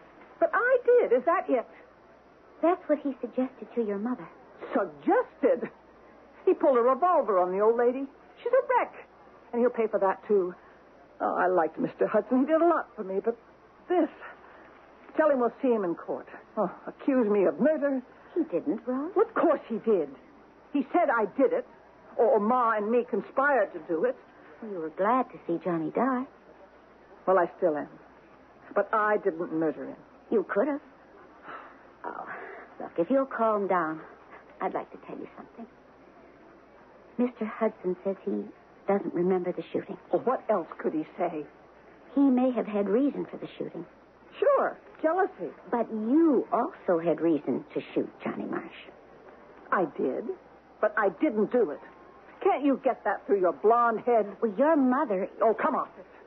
My mother? She hated me for getting into trouble, not Johnny. She knew what he was, but shoot him? Oh, not a chance. And then we come to Mrs. Hudson. What about her? What if Johnny had rejected her? No good. They were together a lot, and they rode those trails. You know what can happen. Oh, that's supposition. I am not naive. Mrs. Hudson was a beautiful woman, and she enjoyed her conquests. Johnny was one of them. What if he wasn't? The set he belonged to just didn't tamper with each other's wives. Do you get what I'm saying, Rose? That she murdered Johnny? That's what we really think. Oh, she's dead. You'll never know. We may. If you and your mother will help us. Huh? We want to reconstruct the scene of the murder tonight. in the library, just when that gunshot is heard. What for? To see if we can't jog your memories. Mr. Hudson or you or your mother just might remember something about what happened that will point to the truth. I do remember she came into the room, but she didn't go past me. I wonder. The windows in the library are French doors, very beautiful. See? That's what I'm getting at. If you'll help us, Rose. But Mr. Hudson accused me of murder. But why? Ask yourself why. He did get your mother to admit you were there, Rose. But don't you see? He was fishing for information. But, Margot, he did it. The gun was in his hand. But he was in pain. The revolver was on the mantel. And the shot was fired from the wrong direction. What? Well, tell me about that. Oh, will you help us? Just you. We won't bother with your mother. Oh. Okay. One more shot and she's gone. Oh, sure. All right, I'll play your game.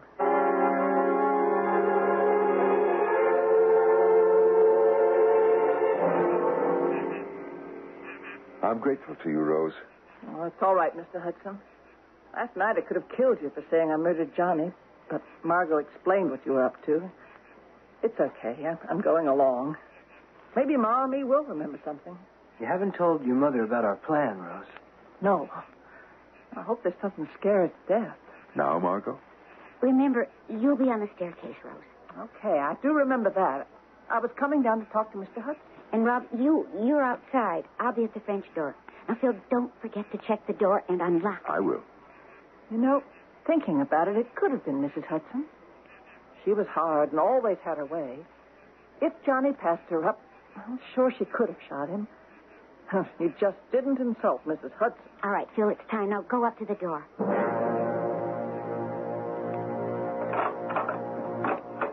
Hello, Betsy. I really shouldn't let you in, Mr. Hudson. I told Rose how you come raving in here last night and accusing her of the murder. Well, I've changed my mind, Betsy. Well, thank the Lord for that. I thought you was out of your head. What is it this time? Let's go to the library. But Mr. Hudson... There's nothing to be afraid of. What are you up to? Betsy, will you listen to me very carefully? Go on. I want to see if I can't reconstruct what happened 20 years ago. What? Now, I'll be on the sofa cleaning my revolver. What? You bring me my medication. Just pretend medicine. A glass of water will do. We'll hear voices. What? What voices? We'll see, you and I. They're coming back to the library. Maybe. Oh, you give me a chill. Well, there's nothing to be afraid of. You're a sensible woman. I'll just open the door. Oh, I hate this room. Now, you get the medication. Oh, and Betsy, this is important. Oh. Think back.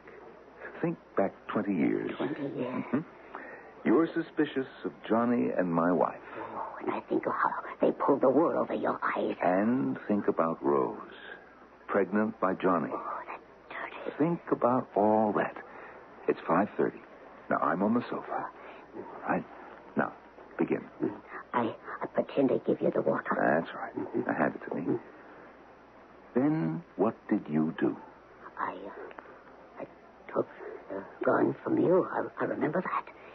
You said, put it on the mantel. Hello, Phil. We're back from our ride. On the floor.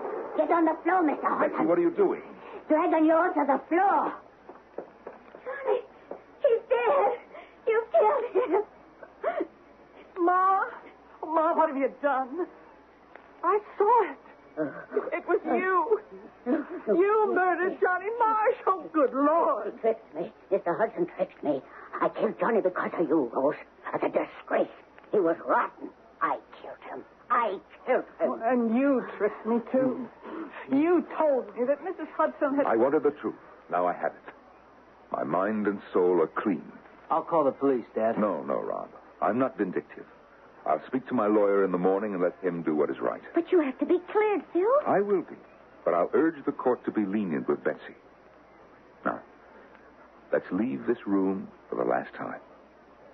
Did you notice anything different about it? I didn't hear that ghostly gunshot. It's gone. A gunshot laid to rest.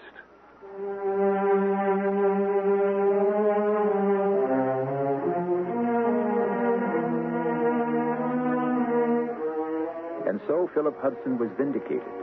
The evidence against him was circumstantial, and, as we have learned, it was contrived. If he and Johnny Marsh had not been friends, if Mrs. Hudson had not been attracted to Johnny, if, such a big word, if. Earlier, as we set out on our visit to the realm of the macabre, I mentioned destiny. Is life predestined for each of us? Think about it. I'll return shortly.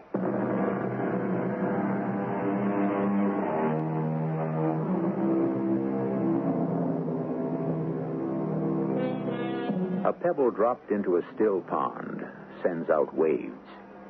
A deed sends out waves of a different kind. What you do affects others, and the interactions begin. When the deed is murder, the effects are great. Mr. Hudson and his son and daughter-in-law suffered a great deal. It's behind them now, but they'll never forget their trial. Our cast included Norman Rose, Don Scardino, Ann Williams, and E.V. Juster. The entire production was under the direction of Hyman Brown. And now, a preview of our next tale. Their lungs here to wake you up. Besides, it was time for his bottle. I get the message. I'll give it to him. I've got it right here. Why don't you take him back to his room so somebody can get some sleep around here? Okay, darling. I was too blindly in love, of course, to see Elaine. It would be a long, long time before my eyes were opened, before I'd understand what a terrible mistake I'd made. Except there was Tom. That was the good part of it. My son. Strange that he was the one who held us together through the years, and that in the end it should be because of him that I was ready to murder my wife. Radio Mystery Theater was sponsored in part by Buick Motor Division and Contact, the 12-hour cold capsule. This is E.G. Marshall inviting you to return to our Mystery Theater for another adventure in the macabre. Until next time, pleasant dreams.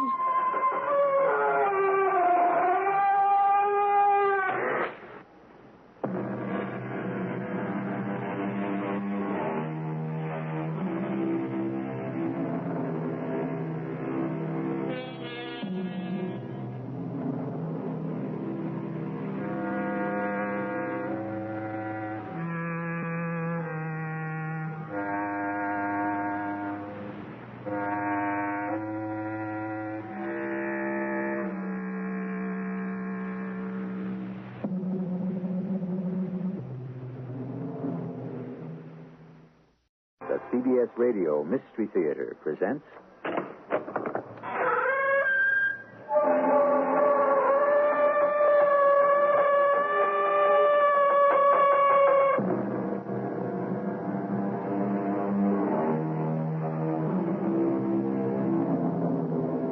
Come in. Welcome. I'm E.G. Marshall. What is death?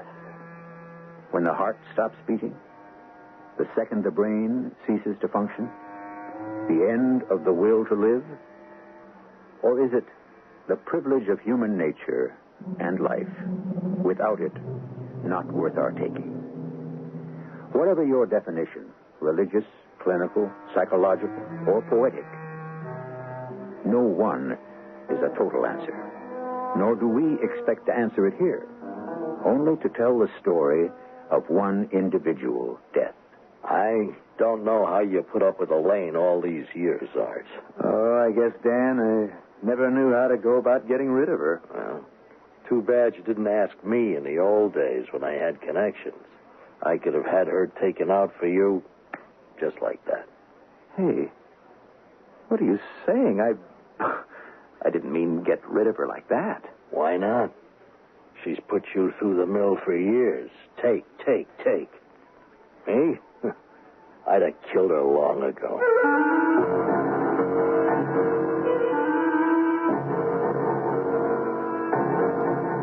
Our Our mystery drama, The 1001st Door, was written especially for the Mystery Theater by Ian Martin and stars Russell Horton. It is sponsored in part by Buick Motor Division and True Value Hardware Stores. I'll be back shortly with Act One.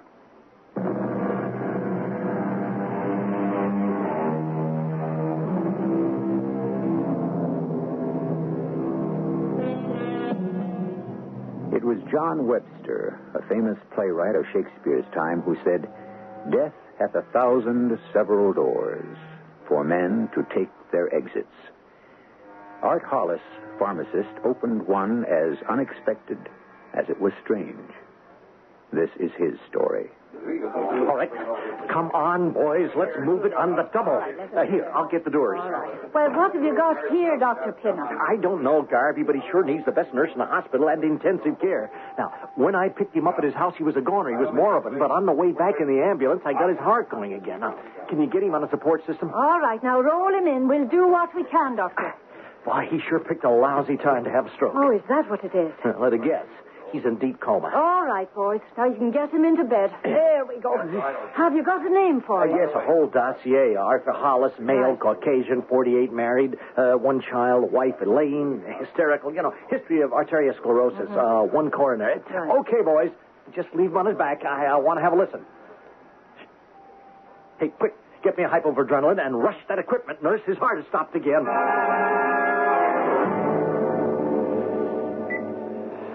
We're going to have to get him to an oxygen tent. Yes, Doctor. Now, you draw some blood so we can get him typed. He may need some whole blood. Can do, Doctor. No, don't move. I'll take it from the other arm. His respiration is shallow as hell. All right, how's his pulse? Rapid, thready, indistinct. I don't like it. Now, as soon as I draw this blood, there we go. I'll rush it to the lab. Now, let's keep our fingers crossed he's not a rare type. I bet there must be massive brain damage. Heaven knows how long he was moribund before I arrived. When I walked in, I thought Mr. Art Hollis was a goner. You never saw anyone look deader. Art Hollis. That's me they're talking about. Dead? I don't feel dead. I can't move. I can't feel anything or see. My lips won't move. Dead. Am I dead? Is this the end? Oh, Elaine should be here. Where did it all go? How did it all go? When I remember back how lovely it was in the beginning. In the beginning. In the beginning. Yes, miss? Can I help you? Oh, I was looking for the druggist, Mr. Hollis. You're looking at him. Oh, well, the one I mean is, an older man. Oh, you mean my father. Uh-huh. Well, this is his day off. I'm, kind of minding the store. Oh, well, see, I was looking for something for a headache, Oh, you don't have a prescription? You mean just like a plain aspirin? Well, not exactly. See, it's, Oh, you mean, just a moment. Something like, this. Yes, that's just what I want. Should have been smarter right away. Anything else? Well, let's see, You don't have much else but medical kind of things, do you? That's my father for you. He's kind of old-fashioned in some ways. He thinks a drugstore should be just that, just for drugs, a real pharmacy. Well, that's pretty old-fashioned. I mean, in 1954. Well, you know how some old folks are. Oh, don't I just? Why, they sure want to run your lives, don't they? They sure do. You live at home? Yeah. Oh, I can't wait till I move out. Oh? You getting married or something? Oh, no, nothing like that. Now, me and another girl at the office have been talking about getting a place for ourselves. You live home? Yeah. The old man, he's not feeling so good these days. Couldn't walk out on him or the store here. I mean, it's just me and him. Oh, Your mother died? Yeah, before the war. Well, how about you? Oh, my parents are still alive. Were you in the service? Yep. I had 2 brothers killed. What outfit were you with? Oh, medics. See, I was going into pre-med when Korea started up. Kind of blew a crimp in my plans. I was going to be a doctor. Well, didn't you still want to be after you got out? More than anything in my life. Well, then why didn't you? Well, Pop was sick, and there was the place here, so I settled for being a pharmacist. Well, that's still kind of a doctor. Oh, sure. Say, Yeah? Well, you know my name. I was wondering if... Oh, well, mine's Elaine. Elaine Stack. I live right in the neighborhood. So do I. In back of the store. Well, no, over it, actually. Hey, listen. Yes? Being we're so close and all, how about... Oh, darn. I was going to say, maybe we could date sometime. Oh, super. I don't have your address. Oh, will you take care of your customer? I'll just write it down. Oh, sure. Use one of my prescription pads. Oh, here's a pen. Your phone number, too, huh? Of course. I was 25 years old. But from the moment I saw her, I could feel my heart beating right in my throat. She was the prettiest girl I'd ever seen. And the nicest. You know, shy, but not too shy. And she looked you right in the eye. And most of all, did she like to have fun? We sure enjoyed a good time. See you later, Riley. Hey, you're the most. So are you, Elaine. Well, you sure lay out the leather. Oh, just love to break it up, party boy. Whee! Whee, cat. Whee! Can't you see?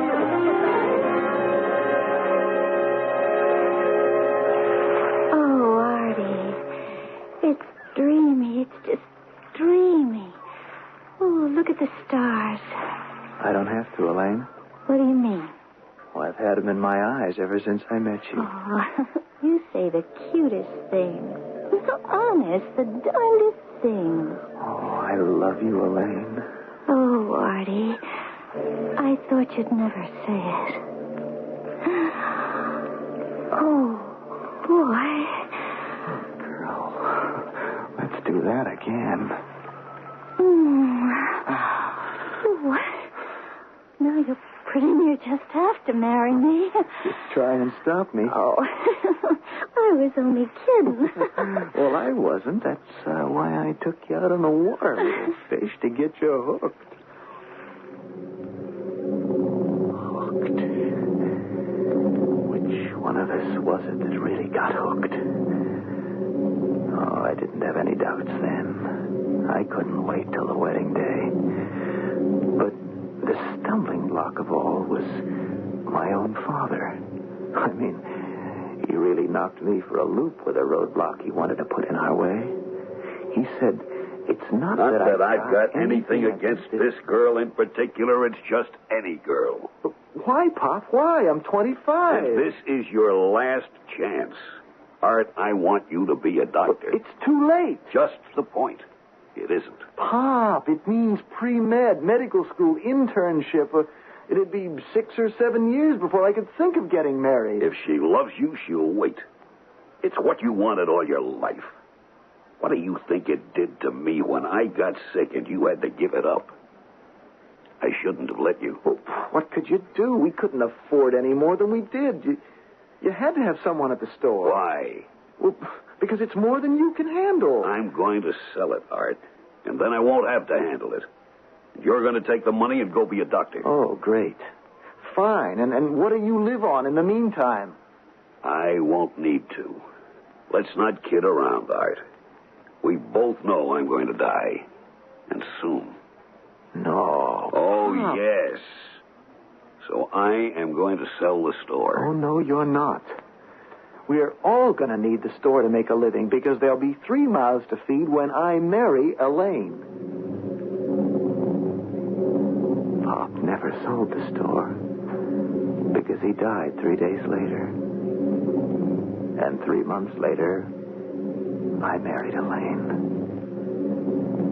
After the honeymoon, Elaine decided not to go back to work. Oh, that was fine with me. I had another job in mind for her. That's when I first began to discover that Elaine had another side. A side I never dreamed existed. What's the matter, honey? Oh, nothing. Well, you're not eating a thing. Aren't you hungry? Sure, I'm hungry. Look at this crummy restaurant. Oh, you should have stayed home. Oh, I couldn't have faced cooking another dinner. I'm tired of the kitchen and all the smells. Makes me want to retch. Hey, how are you feeling in the morning? Well, how do you expect me to feel when you drag me out of bed at the crack of dawn to make breakfast? Oh, I'm sorry, sweetie. I should have realized it. I'll get my own from now on. Gee, it's finally happened. What are you going on about, Art? You know, I mean, you're feeling queasy about food and all that? Hey, you've been to the doctor yet? Well, what do I need a doctor? Art, you back at that again. I've told you and told you I don't want any kids. I'm only 22. I want to keep my figure. The funny thing is, she didn't know it, but she was already carrying Tom. When she found out, well, she was fit to be tied. Well, he came on time, healthy as a horse, and pretty near as big. She blamed me for that, and all the rest of it. He's the only kid we ever had. Maybe just as well. Elaine wasn't much of a mother. And that is the kindest way to put it. What? Oh, for crying out loud. That's just what he's doing. Hey there, lover boy. Now, what don't you have to go and pick him up for? I didn't want old leather lungs here to wake you up. Besides, it was time for his bottle. I get the message. I'll give it to him. I've got it right here. Look, as long as you're going to feed him, why don't you take him back to his room so somebody can get some sleep around here? Okay, darling.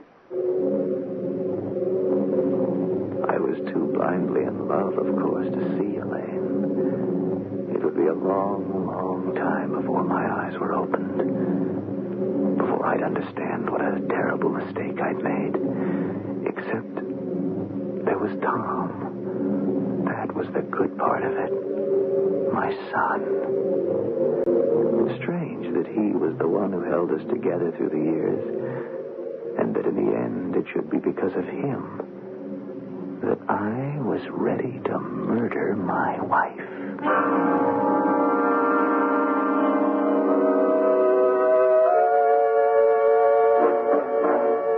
The systems which science has developed today to support life are myriad and marvelous.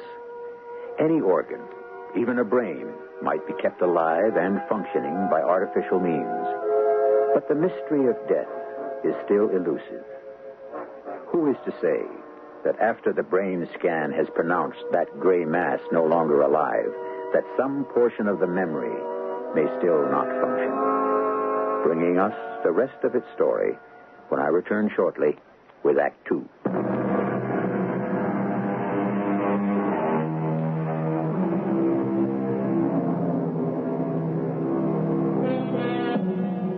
The man lies flat on the hospital bed. The machines to which he is hooked, breathing for him. He is in an oxygen tent. He is being fed intravenously by the slow drip of glucose in one arm, his blood nourished by plasma in the other. There are other tubes, too. Too various to mention. And most important, the insulated wire that leads from him to the plug in the wall. That is his lifeline. If life can be said to exist. I can feel nothing. Hear nothing, see nothing. Yet I can remember who I am. That my name is Art Hollis. And I remember how I came to be here. Elaine. Oh, Elaine. Whatever became of the girl I loved, fresh, young, slim, and shy. How can I recognize her after 6 years of marriage? I come home for lunch and the breakfast dishes are still dirty in the sink. She sits reading a fan magazine. Is lunch ready? Oh, is it that late? Oh, honey, I forgot.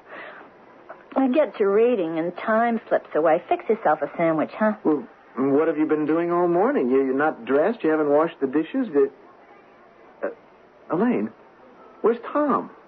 Well, didn't you fetch him from school? Oh, take it easy. I didn't have to. Well, you're not letting a first grader walk home alone. No, he's with Jose over at the Ramirez's for lunch. Well, that's the third time this week. Oh, well, Dolores has so many kids she doesn't even notice another one. I asked you not to let him go over there anymore. What's the matter, Art? They're not good enough for you? No, it's nothing to do with that, and you know it. He and Jose are amigos. So fine.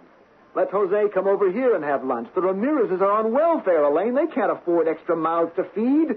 Just because you're too lazy to... I'm sorry. You better be. You want to know the truth? I wasn't feeling so hot this morning. Well, if you'd stop loading yourself up on chocolates and cake and sweets and all the junk you eat, you'd feel better. You know, you're starting to put on weight, Elaine. So what? A woman looks better for a few curves. Anyway, it's mostly because I never get out. You never take me anywheres anymore. Well, Dad gone. There's only me and Dan, the part-time help to run the store. And I have to be there to handle prescriptions. Well, hire another pharmacist. Well, the way business is, I can't afford it. Oh, come on. Don't give me that. You got a savings account. I saw the book. That money can't be touched. Why not? You can't take it with you. I am saving that money for Tom's college and his med school. Aren't you a little, previous?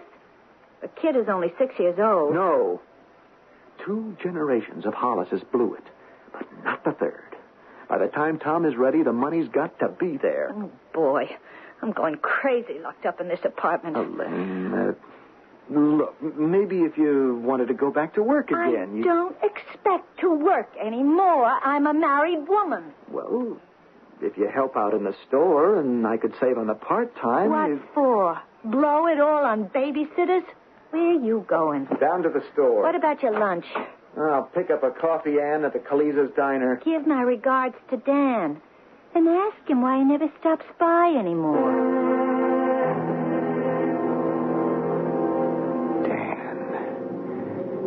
Dan Fenton. My one steady employee and about my only friend. I think he made book on the side of the numbers. I couldn't figure out any other reason for him to stick around. Couldn't pay that much. When Tom was about 8, he came into the store one evening dressed to kill and... Hey, Art. How's it moving? Oh, slow, Dan, slow. I thought you might have closed up. About 3/4 of an hour still to go. Brought you some Java. Oh, hey, thanks. Look, Art, I'm blowing town for a while. Oh, yeah? Trouble? Yeah, no other way. I'm getting my own territory. Now, I do a good job. I keep my nose clean. I'll be back here in the big time and really in the chips. Look, Dan, I like you. I consider myself a friend. Maybe I kind of blinked at what you were up to, but, hey, don't get mixed up with the hard guys any deeper, huh? Art, you let me fly my kite, huh? Now, look, you'll need a new boy. I could send you a good guy No, I don't want any more of that in my store. I'll find my own man. Oh, Art, wake up. Now, either who you get runs it, or they cross the street and give Jackman a business. Now, he'd jump at it. Well, let him. I don't go for that kind of stuff. I never should have let you get away with it, but we were... buddies, right? Yeah, right. Well, I'll miss you. Me too. Hey, you got time to drop up and say so long to Elaine? She talks about you all the time. Yeah. Art, I want to say something. Well, go ahead. Anything. Do yourself a favor. Get rid of her. She's an anchor around your neck. She's going to end up destroying you. I'm sorry you said that, Dan. Let's drop it right there, okay? Because that's my wife you're talking about. My wife. I stick with her because she was the boy's mother. People grow used to one another anyway, so all those years went rolling by. And Dan was right. The book and the numbers moved across the street, and Jackman's flourished, and only the prescription business kept me alive. Then Elaine got hypertension. She was in and out of the hospital, and the bills ate into the nest egg. Till finally, Tom was getting to the last year of college, and there was no money for medical school. And everything blew up when I had the heart attack. Hi, Dad. Hello, Tom. Did I wake you? No, I was just lying here with my eyes closed, thinking. Oh, what are you doing down here from college? Come on, Pop. I wanted to see you. Oh, but not like this. Anyway, you shouldn't be away from your studies. Somebody's got to mind the store. I hired a pharmacist till you're back on your feet. Well, then you don't have to be here. I want you back where you belong. No way. I'm forgetting college, Pop. Forgetting college? Now, don't blow a fuse. There's no point in my going back. I can't go on to medical school anyway, the way things are. Well, what do you mean, the way things are? Now, please, don't get excited. It's no big deal. There's no dough, so what? I'm not all that sure that I'd have made such a hot sawbones anyway. Tom, you can't do this to me. You can't do this to yourself. Pop, I'm only doing what has to be done. It'll work out. No, Tom. Look, all my life I dreamed this for you. Dr. Thomas Hollis. I know, Pop, I know. We'll work it out. I'll borrow money somewhere. Where? Mother told me you're in hock up to your neck already. I'll sell the store. Like your father wanted to do for you. You know that makes no sense. I've been lying here thinking. I could go to Luther Stack and... My grandfather? Mother's father? Over my dead body. That old fat fraud and his frumpy wife have had the nerve to look down on you ever since my mother married beneath her. The way they see it, I wouldn't touch a penny of it. He wouldn't lend it to you anyway. He wouldn't even give you the time of day. He gave us something better. 1 month later, he gave his life, along with his wife, in a plane crash. He was insured to the hilt, and Elaine was his sole heir. By that time, I'd gotten out of the hospital and was starting back to work. I'd persuaded Tom to go back to college to finish the term. Elaine had hysterics. By the time she had pulled herself together, it was near the end of the term, and I had to have a talk with her. All I'm asking is that you do something to guarantee a loan. All you're asking me to do is guarantee a loan? Yes. Have you any idea what it would cost to make that boy a doctor? Yes, about $20,000. And you want that from me? I just want you to guarantee... How could I guarantee a loan you couldn't pay? Oh, damn it, Elaine. He's your son, too. Tom's young and he's strong enough to take care of himself. I'm a sick woman. I gotta think of myself. You had your nest egg all these years. Well, now I'm going to have mine. I might remind you, my nest egg, which was for our son, mostly went out the window to pay for your doctors. That's right. Throw it up to me. Can I help it if I'm not a well woman? Well, if you'd lay off the rich food and the booze and the pills you don't need... The doctors had to prescribe the tranquilizers. I'm not talking about those. I mean the ones that you hook out of the dispensary when my back is turned. So now I'm a thief. Oh, I don't know why I didn't get rid of you when I had my chance. I can't tell you how many times I've asked myself the same question. A few days later, Dan turned up out of the blue. Well, $5 is the best I can do, Dan. And that's only for old time's sake. Well, it's better than a kick in the pants. Thanks, Art. You're, not on the lam? No. I just blew it. And other things along the line. Say, look, my helper's leaving. You want to come back here? Can't pay much, but... Art, old buddy, pay something, and it looks like a mint the way things have been for me. I'll tell you what. At least till you get set and Tom's still up at college, you could have his room. Yeah? I'm going to take you up on that, Art. You better be sure. Sure. Hey, listen, just having a friend around again is going to save my life. Dan moved in. And it was something to have a friend around again. I guess it got to me, and one night when Elaine was out to the flicks with some girlfriend, over a glass of beer, all the pressure suddenly blew out. And I guess I kind of cried on Dan's shoulder. I've seen it for myself, Art. I don't know how you put up with her all these years. I guess I just never knew how to go about getting rid of her. Well, too bad you didn't ask me in the old days when I had the connections. I could have had her taken out for you. Easy as that. Hey, what are you saying? No, nothing, pal, nothing. Just what you ought to be thinking. She's put you through the mill for years. Take. Oh, I'd have had her killed a long time ago. Don't think it hasn't crossed my mind at times. And why didn't you do it? What? You must be kidding. No, I'm not. You got every drug you need to do it and to know how to use them. With her gone, you get the money and everything. It's great. Now, if it was me, I wouldn't hold back for 1 minute.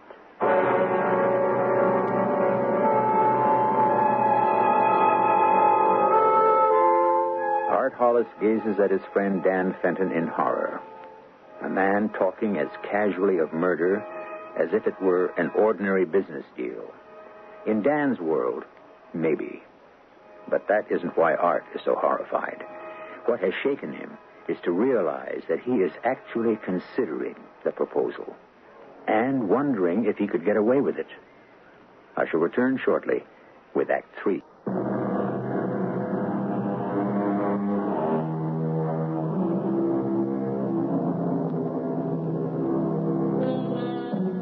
The taking of one human being's life by another, under any code or philosophy, is not to be condoned.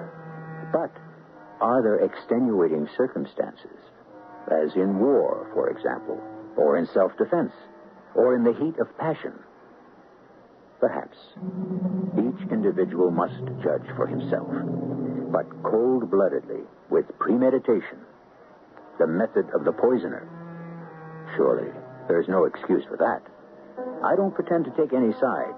You've heard Art Hollis's story up to now. Are there any extenuating circumstances as he plans to murder his wife, Elaine? Stop putting me on, will you, Dan? I am not putting you on. Now, I'd knock her off for you if I knew how to get away with it. Oh, thanks a lot, pal, but drop it. Fat, lazy, penny-pinching dame. I know what she's put you through all these years. Selling out her own son, I mean, when she's rolling in us. What'd you say that insurance was written for? Top figure. $300,000 apiece. Oh, holy mackerel. And Elaine was the sole heir? That's right. Boy, you know how I'd do it if I was you? Do what? Get rid of her. Look, she's got these big black and brown capsules. What do you call them? Oh, they're tranquilizers. Right. And she swallows 1 or 2 of them every night before going to bed, huh? Yeah. And she also told me she takes a sleeping pill. It's another big gelatin capsule, right? That's right. Yeah, well, I take a bunch of capsules just like them, and I load them with whatever would do the job. Eh? Then I put the same amount of each of them in 2 bottles just like she has, and switch them one night before bedtime. Now, after she swallowed the pills you fixed, and they knocked her out, then I'd switch back to the original bottles, flush the rest of the poison pills down, and put the bottles back in the dispensary. I'd go out for the evening with a pal, like me. We'd tie one on, and late that night, after we were sure it was all over, we'd come back and we'd find her. Together. Kaput. Too bad. Uh-huh. And what would you put in these capsules? That's what you figure out, old buddy. Plus the fact you got access to the drugs. Could you get away with it? I mean, what about the autopsy? If you waited long enough, it'd be pretty well dispersed through the tissues. with a history of hypertension like hers, or, say, coronary disease like me, death wouldn't be too surprising. Like you say, Art, in your case, it might look suspicious because you don't pop pills. But in her case, it's par for the course. Now, in my case, with my hardening of the arteries, most any doc would write me off as a stroke or maybe congestive heart failure.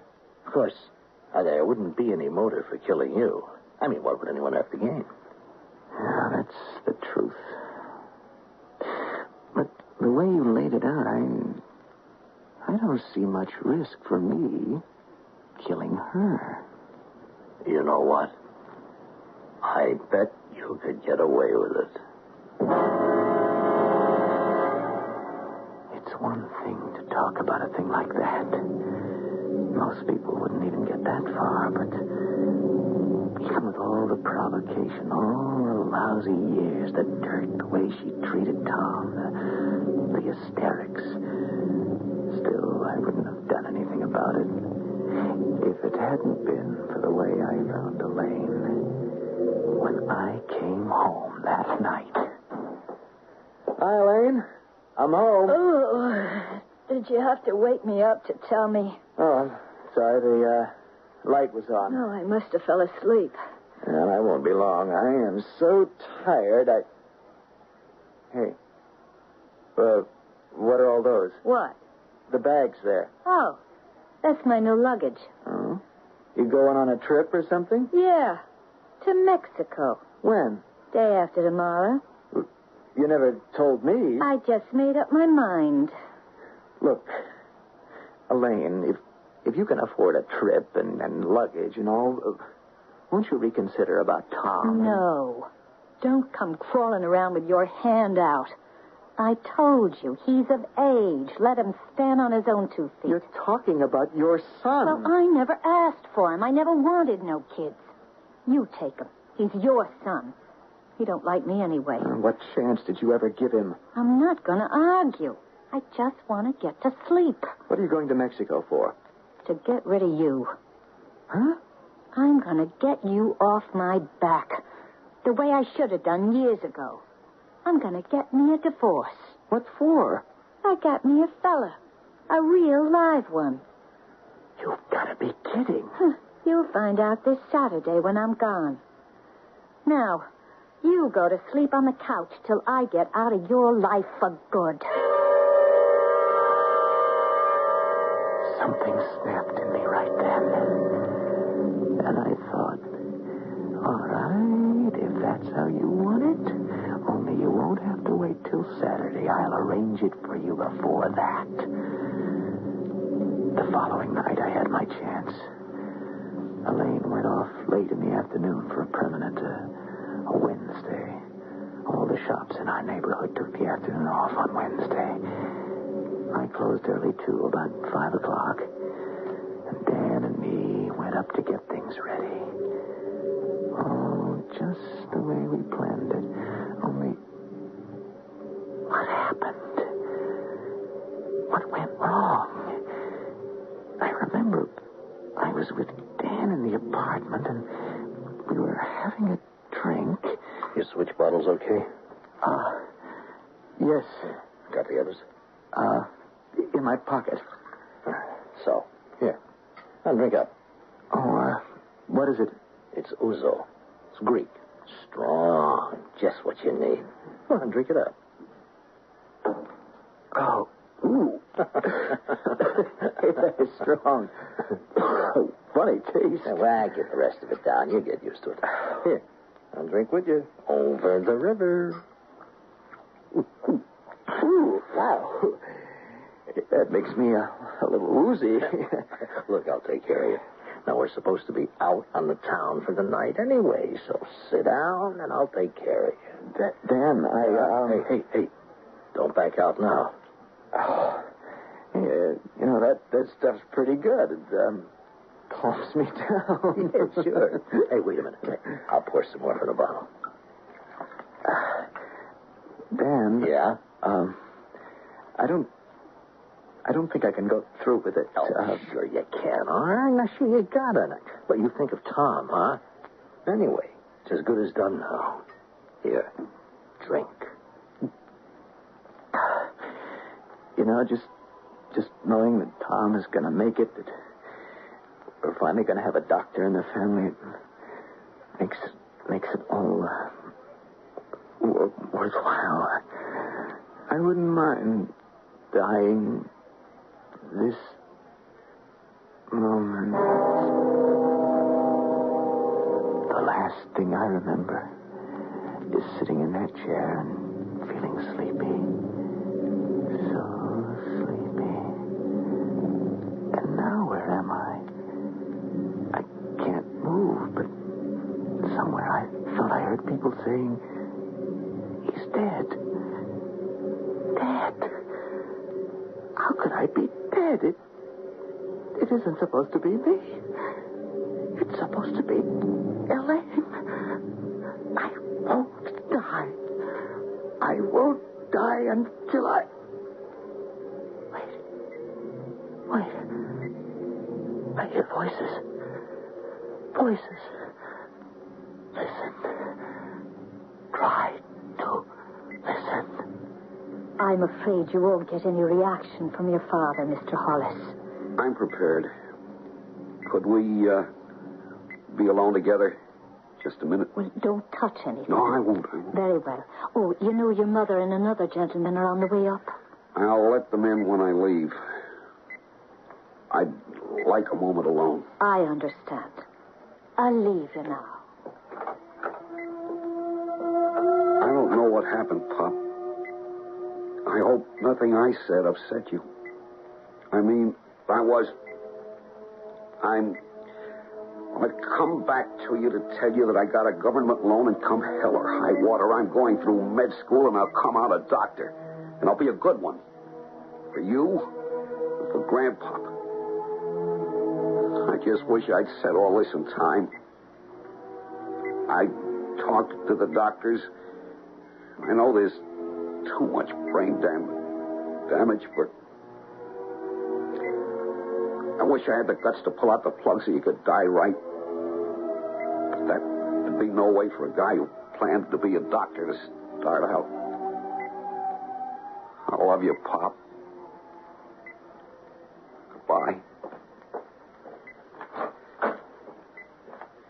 If you want to go in, Mother, there's no way you can hurt him now. Tom, I'm sorry, Mr. Fenton. I don't feel like talking. What we have to come in here for, Dan? It gives me the creeps. Oh, we have got to keep up appearances, Elaine. Yeah, I guess. He looks dead enough, don't he? Well, he isn't. Until he's legally dead, you're still married to him. And that means that you and I can't get married. Well, what's your hurry? Well, that's what you wanted, isn't it? I don't know. I'm a big girl now. Maybe I don't have to get married. Hey, you want me to walk out on you? That's all you want, isn't it? That's all you ever wanted. The money. It wasn't me, like you said. Keep your voice down. Dan, you're hurting me. I don't like to hurt someone stuck in a legal bind like this. I don't understand what happened. I thought he told you the stuff couldn't fail. Sure he did. He swore half the dose he made for you would kill him, and I gave him twice as much. I switched 4 of your pills for ones that he made up. I even gave him a Mickey and the Uzu to make sure. How long is it going to take them to die? Oh, he could be dead in a minute just by yanking that plug out. Go ahead. Yeah, well, you go ahead. We don't dare risk it. The cops have an eye on you already. On me? I got a big fat notion old Art is lying there laughing his head off at us. That he knows he's got us stuck. But good. It's going to be a long wait for the both of us. I should have known. Elaine always went for Dan, and Dan, he'd do anything for money. Real cute guy, conning me into mixing my own murder potion. Only for some reason, it didn't work. It's warm here, and peaceful, and I can rest a long, long rest to make up for 20 bad years, while Elaine and Dan claw themselves to pieces longing for what they each want so bad and can't have. Yes, sir. I lie back and relax and hope that God will take me in his own good time.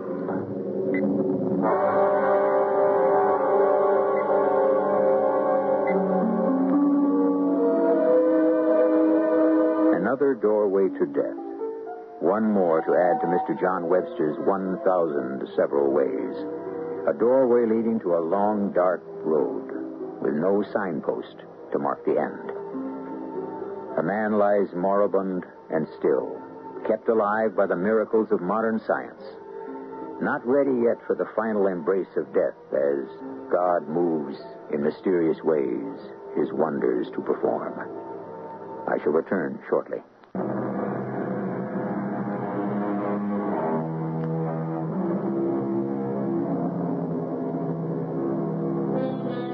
You may remember the case. It was featured in many newspapers because it was over 2 years before Art Hollis's heart stumbled and at last failed. As for Elaine and Dan, they were arrested and finally convicted. Our cast included Russell Horton, Carol Teitel, Earl Hammond, and Jackson Beck. The entire production was under the direction of Hyman Brown. And now, a preview of our next tale. Oh, not just a moment. That beach stretches for a mile in either direction without so much as a piece of driftwood to hide behind. Yet, you say it was less than a minute between the time he disappeared over the dune and you reached the spot where he'd been standing. Well, it may have been a little more than a minute. A spot from which you could survey the entire length of the beach. Now, where else could he have gotten to in that period of time? 4:37, the time of his disappearance, the ocean was at high tide, a mere 40 yards from the dune.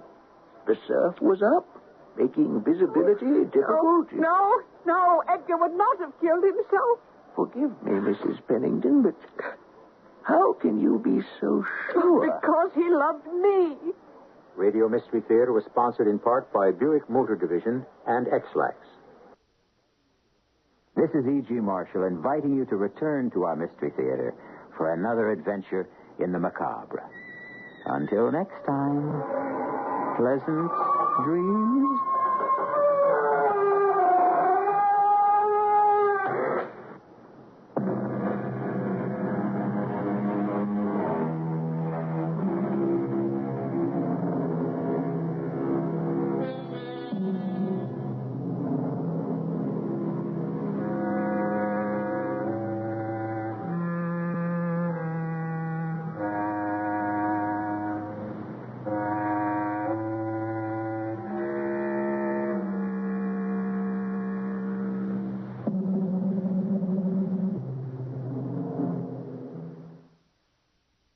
The CBS Radio Mystery Theater presents...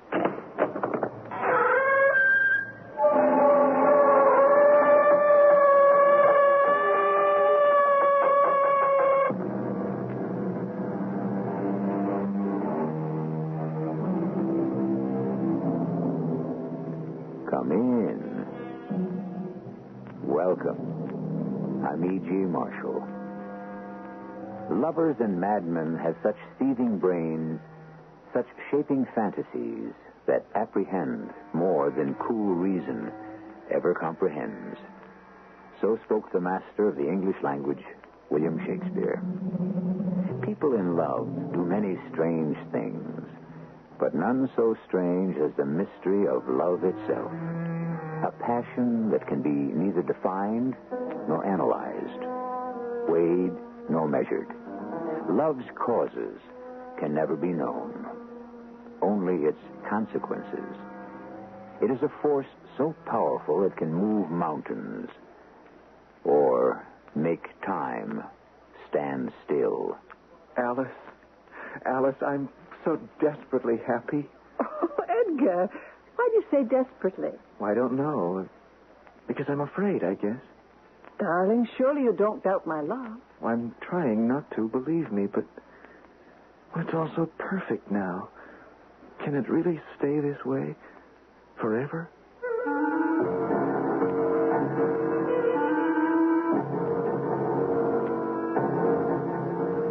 mystery drama Hope Springs Eternal was written especially for the Mystery Theater by Percy Granger and stars Court Benson and Ann Williams. It is sponsored in part by Buick Motor Division and ARM, Allergy Relief Medicine. I'll be back shortly with Act One.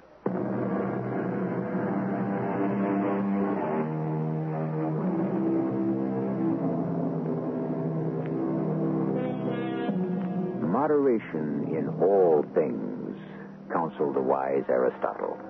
Certainly grief and pain in the extreme are to be avoided at all costs. But what of happiness? If asked, we would probably say that nothing could be better than perfect bliss. Yet why, then, do we so often cripple our own best hopes with doubts or jealousy and realize what we have done only when it's too late? This is a story of love, and it begins, of all places, in the dusty archives of a small New England fishing village. My name is Alistair Hodge. I'm a professor of history with a special interest in folklore, which is to say the legends and superstitions of ordinary people, which is to say people like you and me. Recently, I spent some time in a small seacoast town north of Boston, poring over old diaries, family records, and so forth. I'd come upon nothing unusual until on the final day of my stay there, or what was to have been my final day. Sorry, Mr. Hodge, but it's closing time. Oh, thank you, Reuben. Come to release me from my labors for another day, huh? That's my job. What's the weather been like today? You haven't looked out the window since this morning? Oh, once I become absorbed in these old documents, I lose all sense of time. I guess you'd call it a labor of love. What's the matter? Did I say something wrong? No. Well, we all have our abiding passions. Mine is folklore. I'd gladly plow through an entire library just to turn up one new folk remedy for a snake bite or one old wives' tale. Is that so difficult? Well, it is indeed when you've read as much as I have. But there's a kind of faith that keeps me going. A faith that, well, someday I'll stumble across something truly astonishing. And this hope, it makes you happy? Well, I suppose an analyst would say my work is just a substitute for human companionship. You're not married, eh? Well, there was a woman who loved me once, or said she did. I found it difficult to believe. I don't know why. In any case, she eventually married someone else. But that was a long time ago, and well, it doesn't matter now. Doesn't it? Now, Reuben, don't tell me you're a sentimentalist. No, I believe in nothing you can't put between two slices of bread. More's the pity. Well, see you tomorrow morning as usual. No, I believe I'm finished. Unless there's something you haven't shown me. No. Well, I'll just let you out. Reuben, aren't you going to answer the phone? What? Yes. Hello? Oh, hello, Miss Pennington. No, I haven't seen him. Yes, everything's ready, just as you ordered. Yep. Goodbye. I'll just let you out, Miss Hodge. Reuben, was that the same woman who called you yesterday? Oh, I suppose. And the day before? In fact, every day for the past 2 weeks? Much longer than 2 weeks, Mr. Hodge. Always at precisely 5 o'clock. And always you seem to have precisely the same conversation. Do we? I don't know. Might I be so bold as to inquire... It's a private matter, Mr. Hodge. Oh, I'm sorry. Forgive my curiosity. Well, that's your job. My abiding passion. Well, goodbye, Reuben, and thank you for your cooperation. Mr. Hodge, Professor, do you believe in the supernatural? The supernatural? What an odd question. Well, you devoted your life to it. Oh, I see. No, Reuben, I don't. We simply use the supernatural to explain those things for which no rational cause has yet been found. But how can we be so sure what's true and what isn't? Well, you see, the one thing Western man cannot abide is mystery. We'll go to any lengths to comfort ourselves with explanations, even so far as self-deception. Do you really think it's that simple? Well, we can only believe in what we experience with the five senses. Yeah. What about what we experience with the heart? What? Reuben, you are a sentimentalist. Now, don't laugh, Mr. Hodge. I've got to tell someone. Tell me what? You say it's difficult to find anything new when you research it. And if you promise me not to put this in one of your books, I can tell you the most remarkable story you've ever heard. What good's a remarkable tale if it can't be published? You'll understand when I've told you.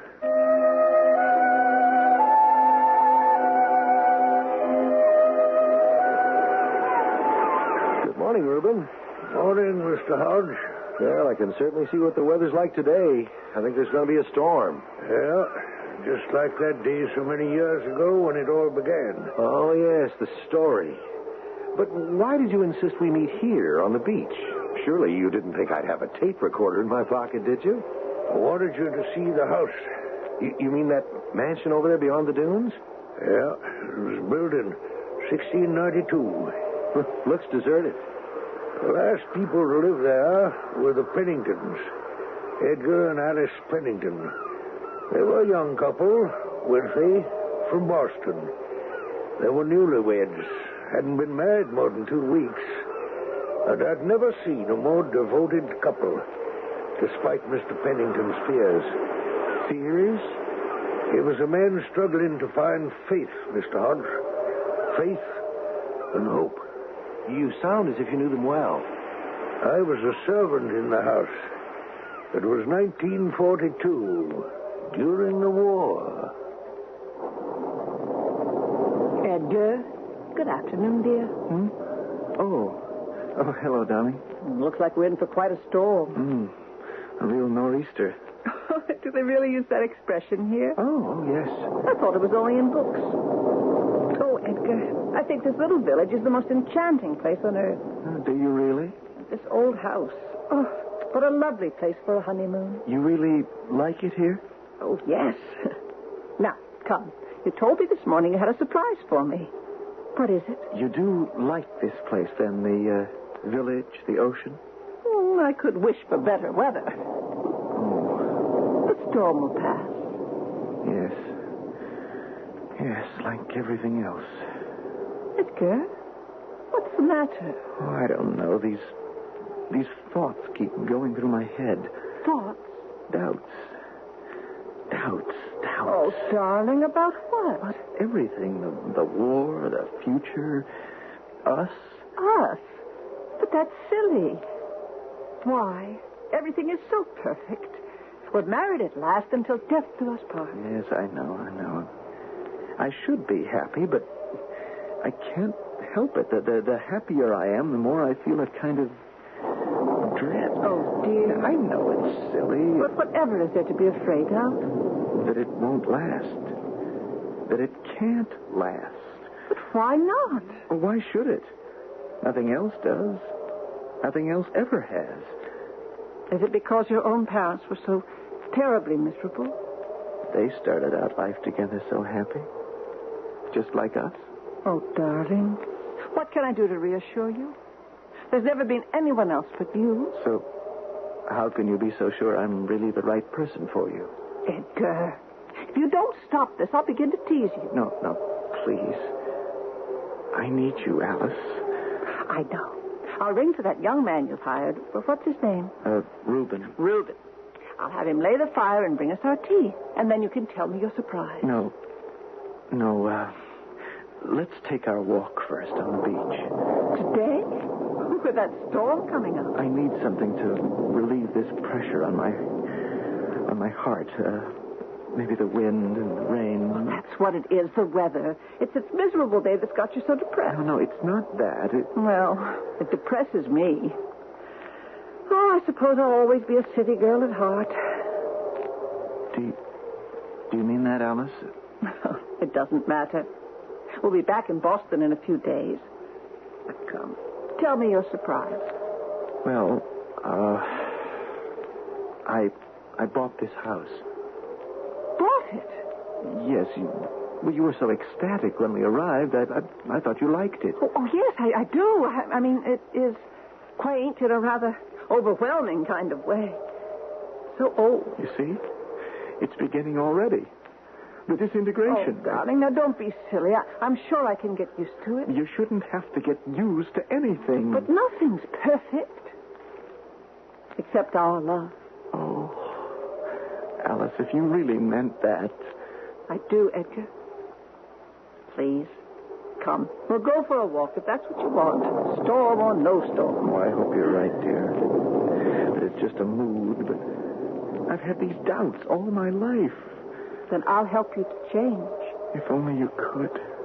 But how? By loving you.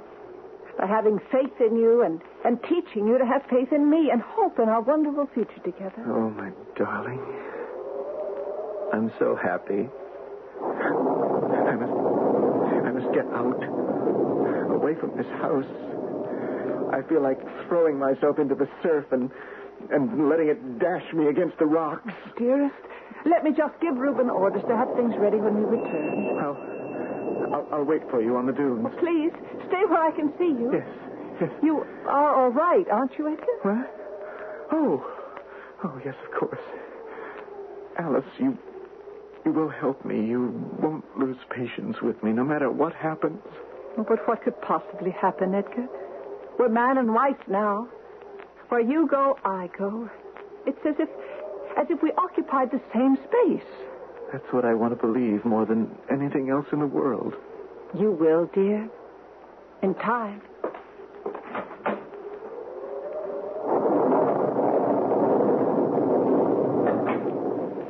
You rang, ma'am?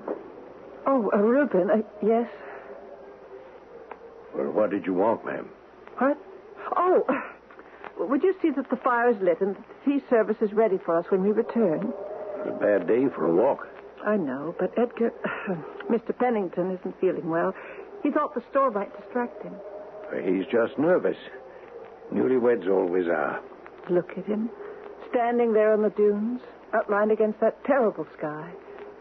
Oh, there's a torment in his soul as fierce as those clouds. Sometimes I feel like I don't know him at all.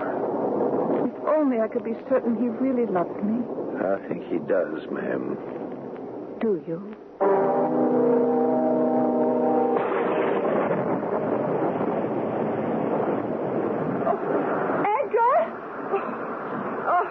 Edgar!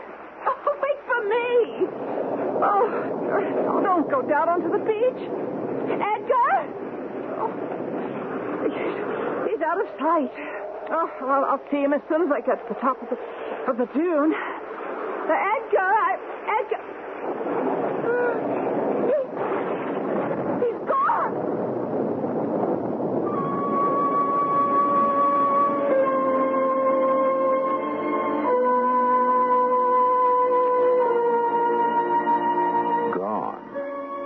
Were Edgar's doubts fatal after all, in spite of Alice's reassurances? The poet says the course of true love never did run smooth. But how true can a love be that gives up so easily? Well, we mustn't get ahead of ourselves. I shall return shortly with Act 2.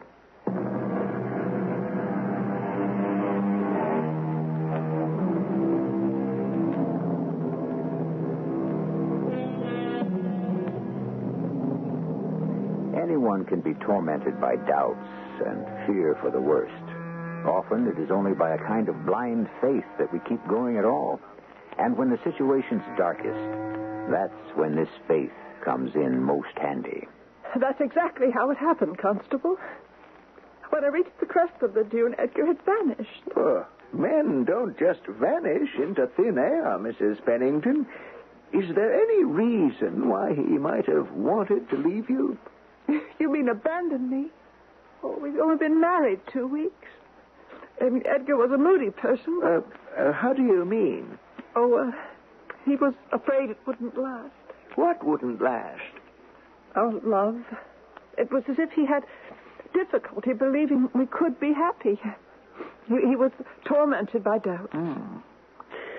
Well, that does raise another possibility, Mrs. Pennington. What do you mean? That your husband took his own life. How Not just a moment.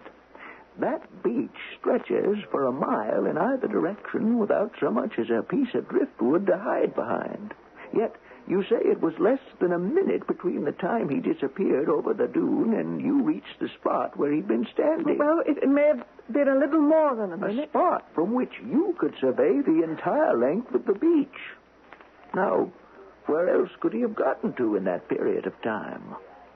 4:37, the time of his disappearance, the ocean was at high tide, a mere 40 yards from the dune. The surf was up, making visibility difficult. No, Edgar would not have killed himself. Forgive me, Mrs. Pennington, but how can you be so sure? Because he loved me. He wouldn't do that to me. Oh, yet you did say he's been moody, restless. I didn't say restless. You're putting words into my mouth. Mrs. Pennington, did you know that Edgar's father committed suicide? What? Oh, no, I didn't. Edgar never told me that. But anyway, what of it? I mean, suicide isn't hereditary. No. But insanity is. What? Edgar's father was certifiably insane at the time he took his own life. How do you know all this? I knew the whole family, Mrs. Pennington. They used to come here on holiday. Here? In fact, they used to rent this very house. They did? Now, Reuben Thompson tells me not 3 days ago, Edgar bought the place. Is that true? Yes. A strange act for a man trying to escape from his past, wouldn't you say? Edgar did not commit suicide. And he will be back. You seem very certain of that, Mrs. Pennington. There was a perfect love between us.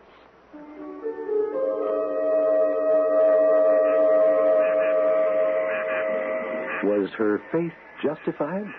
Did Edgar turn up? Not in those next few days. I stayed with her. That is, someone had to, you understand. She was beside herself with grief. A few people had died in the storm. Their bodies washed ashore here and there. I went to see them all, but none of them was Edgar. Well, of course, some bodies are never found. Some bodies, that's true. Things went from bad to worse. Mrs. Pennington's hysteria ebbed, and she began to slip into a kind of indifference. But she refused to let me call a doctor. She didn't want others interfering. She insisted this was something between her and Edgar. I don't know what would have happened if she hadn't received a visit from that man. What man? Mrs. Pennington? Yes. I'm Captain Reynard. I'm with United States Intelligence Operations. Yes? Constable Jonathan Barnes reported your husband's disappearance to us. He had no right to do that. This is wartime, ma'am. Something like this cannot go uninvestigated. Something like what? May I come in? Oh, yes, I'm sorry. Oh, please have a seat, Captain. You seem remarkably composed. I'm very tired. One does need to take a rest, even from one's grief. But, do you have some news for me? I have some questions I'd like to ask you. Oh, well, by all means. Are you aware that there are German U-boats patrolling the waters off our coast? I know it's not very patriotic of me, Captain, but... But what? I've been so distraught by my own private grief that I've quite lost interest in the war. I really don't care who wins. Oh? Did your husband share your sentiments? Edgar was intensely patriotic. It bothered him immensely that he wasn't fit for active duty. Not active duty, perhaps. Because of a bad leg. He'd taken a fall from a polo pony. What do you mean? Mean? You said not active duty. How much did you know about your husband's work? Oh, I have no head for business, Captain Reynard. Did you know he was working for civil defense? Yes, but that was only part-time. And did you know that he had clearance, top security clearance? No. Well, of course, he never talked about it. He was very scrupulous, very patriotic. I told you. Patriotic, yes, but to which side? What? We've run a rather thorough check on your husband, Mrs. Pennington, and there is strong evidence which suggests he may have been a German agent. A German agent? Oh, that's impossible. Just how well did you know your husband, Mrs. Pennington? What do you mean? Well, you'd only been married for 2 weeks at the time of his disappearance, and you'd met him only 3 months before that. It was love at first sight. Hardly a sound, factual basis for a marriage. Constable Barnes said you told him your husband had been moody. That had only to do with us. He worried about the future. I'm sure he did. Our future. More than anything else, I was determined to persuade him that he didn't have to worry anymore. He was going to be happy. We were both going to be happy. And I know I would have succeeded. I'm sure you would have, Mrs. Pennington. Did you know that on the evening of his disappearance, our sonar detected a U-boat less than a mile off this very beach? What? Did you know that your husband had access to the plans for our entire coastal defense? No. And that there was a leak in the Civil Defense Bureau where he worked? No. No, I didn't know any of those things, Captain Maynard. I only knew that Edgar loved me and that he was trying desperately to trust in his life. Please, Mrs. Pennington, I'm sorry. I see I was wrong. But perhaps it does set your mind at rest to know that there is a possible explanation for his disappearance. Well, Edgar has not disappeared. What did you say? I mean, he isn't gone. I can feel him here with me right now as if he were in the room at this very moment, trying to speak to me, and I can't hear him. I'm sorry I disturbed you, Mrs. Pennington. If you'll excuse me, I should leave. Yes, it's nearly 5. Time to lay the fire and prepare our afternoon tea. Reuben. Ma'am? Please show this gentleman to the door. Still, Mrs. Pennington, it should be some comfort to realize that when the war is over, your husband might return or send for you. How little that man knows about love. Oh, Reuben.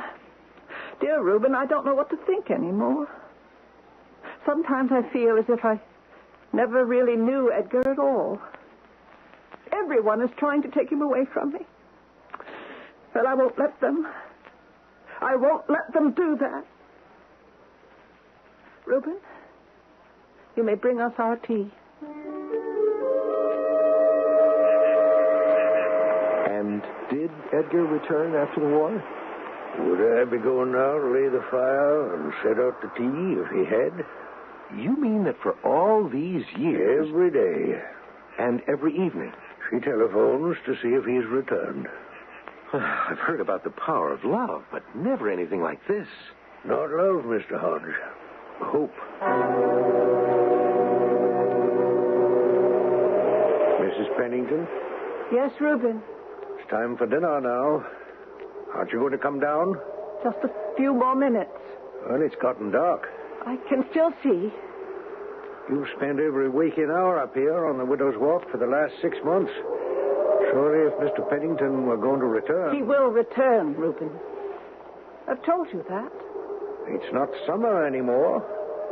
Looking at that sky, I'd say we're just about due for the first storm of winter. Nevertheless, I'll keep my vigil here, just as the wives of the fishermen used to watch for their men at sea.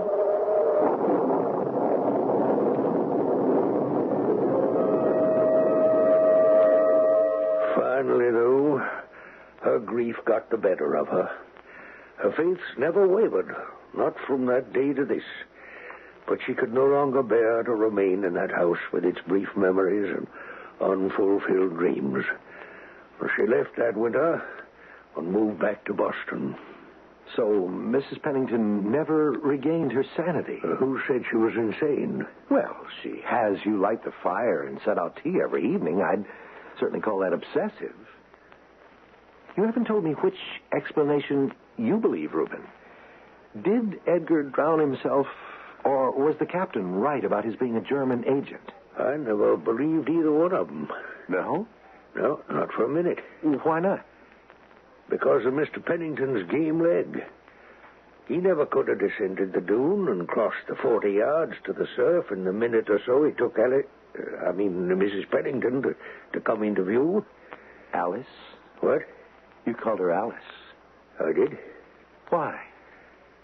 Well, I guess I was a little in love with her myself then. Reuben... I know what you're thinking, Mr. Hodge. That I had something to do with his disappearance. But would I be telling you the story now if I had? But it's so frustratingly incomplete. A man vanishes without a trace. You've got to have an explanation for that, or it's hardly worth publishing. You gave me a word, Mr. Hodge, that you'd not publish this. So I did, and I'll keep it. You've ruled out suicide and wartime intrigue. What's left? In fact, how can he have disappeared, period? A crippled man on an open beach. That's just it, Mr. Hodge. He never disappeared at all.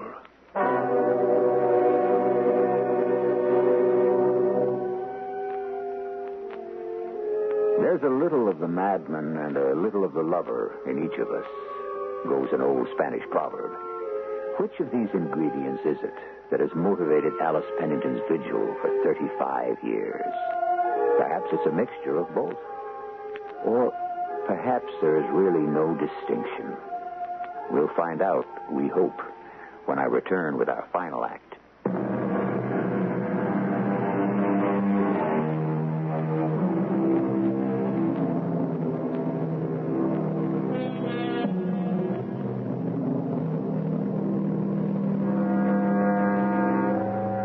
Hope springs eternal in each of us for something or someone. Sometimes we'll even deceive ourselves, so great is our longing. But is it really deception? To paraphrase the poet, there is nothing possible or impossible, but desire makes it so. You say Edgar Pennington never disappeared at all? He was right here, all the time. Where? Here. But I don't understand. Why did he vanish or whatever, and why did he never make himself known? Well, as to why it happened, I'm not sure. As to why he didn't make himself known, well, I think he has. Reuben, just what did happen? Well, about 3 weeks ago, just a week before you arrived, as a matter of fact, I was repairing the attic roof of the house there against the winter. I was tearing out some old shingles right under the eaves when I discovered a book. A book? People must have been through that attic hundreds of times and never discovered it. It was an old book, then? It was a diary, Mr. Hodge, kept by one of the daughters of the original owner, Elijah Cuthbert, the man who built the house nearly 3 centuries ago. Cuthbert? Naturally, with my interest in our local history, I thought this was quite a find. I forgot about my work and began to read it. It was standard enough fare until I came to the entry for April 11, 1692. April 11, 1692. There was a skirmish with the Mapahasset Indians on the 7th of April of that year, but I don't recollect anything significant happening on the 11th. It was April 11th that Edgar Pennington disappeared. Well, yes, but that was 1942. On that day, the diary records the appearance of a strange man at the house just about 5 o'clock in the evening. The time? He seemed confused by his surroundings and appeared to have no memory of recent events of that time. But this is impossible. Fortunately, Prudence, that's the girl who kept the diary, was very observant. She described the stranger's dress in detail. Pants made out of sailcloth, and a thin jacket of shiny, unnatural material never before seen in those parts. In other words, Mr. Hodge, khakis and a windbreaker. And was that exactly what Edgar Pennington had been wearing when he vanished? You're trying to tell me that somehow Edgar Pennington was transported back through time to the year 1692? But that's science fiction. I'm telling you what I found. It's a free country. You can draw your own conclusions. Well, I must say that my first conclusion is that the diary is a fake. That was mine, too. The book ought to be examined by experts. I am an expert, Mr. Hodge. Well, of course, I didn't mean to imply that... I've been the curator of the town archives for over 30 years. Laying fires and setting out tea in abandoned houses is only a sideline. Then I'm sure you can appreciate the necessity for tests. I've already done them. For the acid content? Yeah. And the paper? Handmade, 100% rag, watermarks, wire and chain lines, all there. And the ink? Made from iron gall. That diary is absolutely authentic. There's even mold in the leather. That couldn't have been forged. So Edgar Pennington was the victim of a time warp, hurtled back through 2.5 centuries. And probably standing not half a dozen yards from Alice, as she called his name. Well, what did you do after you found the book? What do you think? I caught the next train to Boston to see Mrs. Pennington. At last, we had the answer to the mystery of her husband's disappearance. She'd lived like a recluse all these years, alone, miserable. I wanted to set her poor, tormented mind at rest.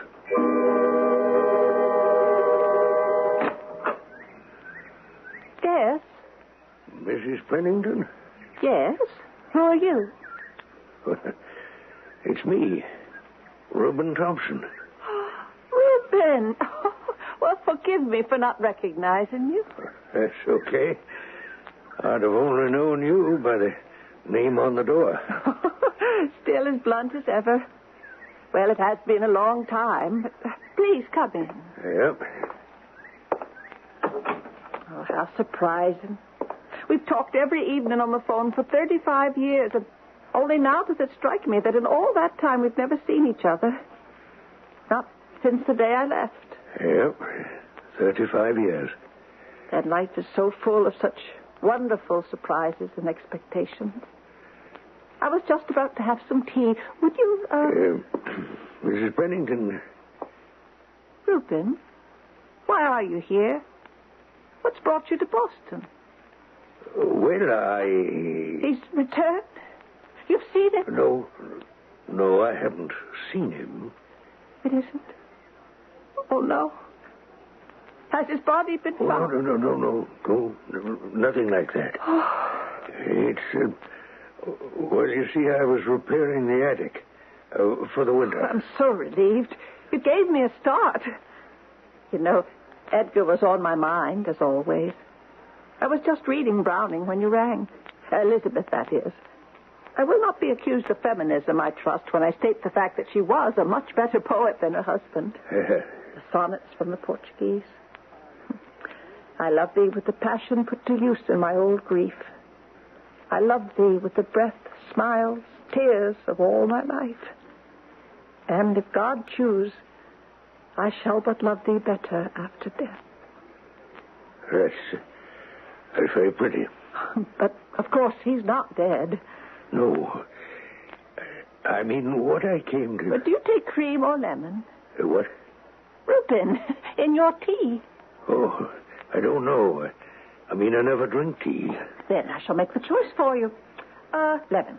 And some sugar. Oh, how much I look forward to our conversations each evening on the phone. You do? Yes, brief as they are. Dear Reuben, you're the only friend I have. Has my silliness become such a terrible imposition? No, not at all. I've been more than happy to do it. For 35 years.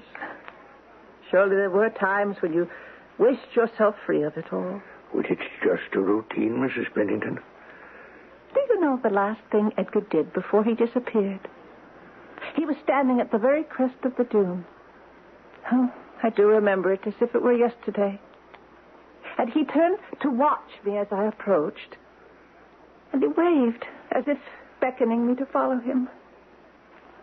Oh, there was a hurt look in his eyes, as if he were afraid I might not. But at the corners of his mouth, were the beginnings of a smile. Brave effort to overcome his fear once and for all and accept our happiness. And that's why I know he's never left me and why I know he'll return. There's so much to look forward to. Oh, forgive me. Here I am prattling on without letting you get a word in edgewise. Now, you came to tell me something. Yes. Yes, I did. Well, then, what is it? Oh, there's nothing wrong with the house, I hope. Well, I was up in the attic, you see. Yes, working on the roof, you told me. And I found that it's going to require about $50 to repair it. Is that all? Oh, but you could have written me for the money. You sure there's not something else? You seem upset. No. Thank you for the tea. What's that you've got there? What? Oh, that book. Oh, it's just something I picked up in town. An old diary of sorts. Something to read on the train home. Oh, and I thought maybe you'd brought me a present. Well, Reuben, dear Reuben, goodbye. Bye. Reuben, I really am quite mad, you know.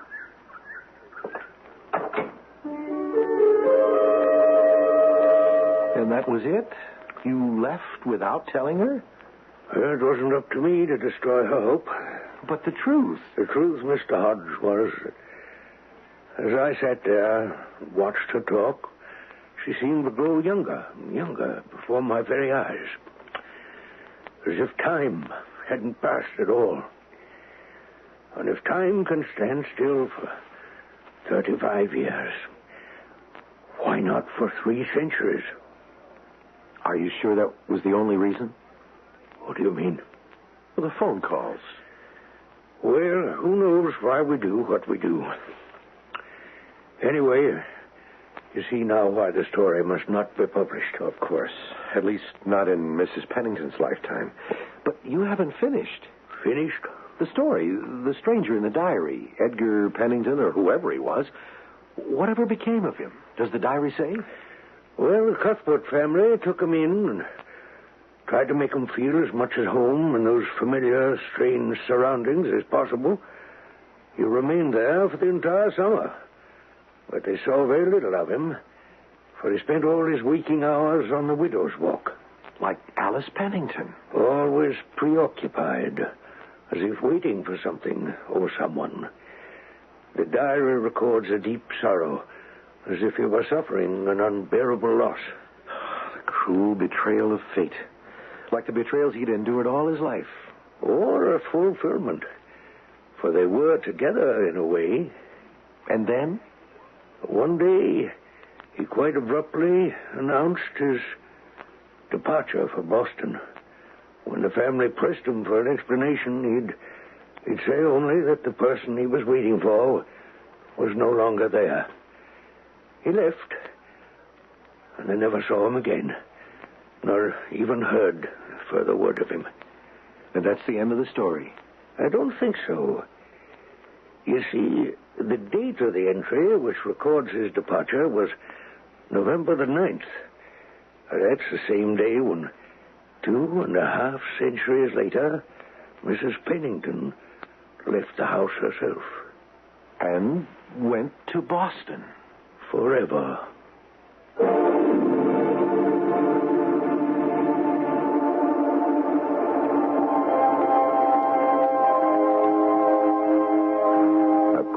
Trick of fate or a fulfillment. Who knows? Perhaps Edgar Pennington would never have been happy in this life. Perhaps he would have lived fitfully, waiting for the disappointment he had experienced so often before. Who are we to say? But what of Reuben's decision not to tell Alice Pennington about the diary? A word on that in a moment.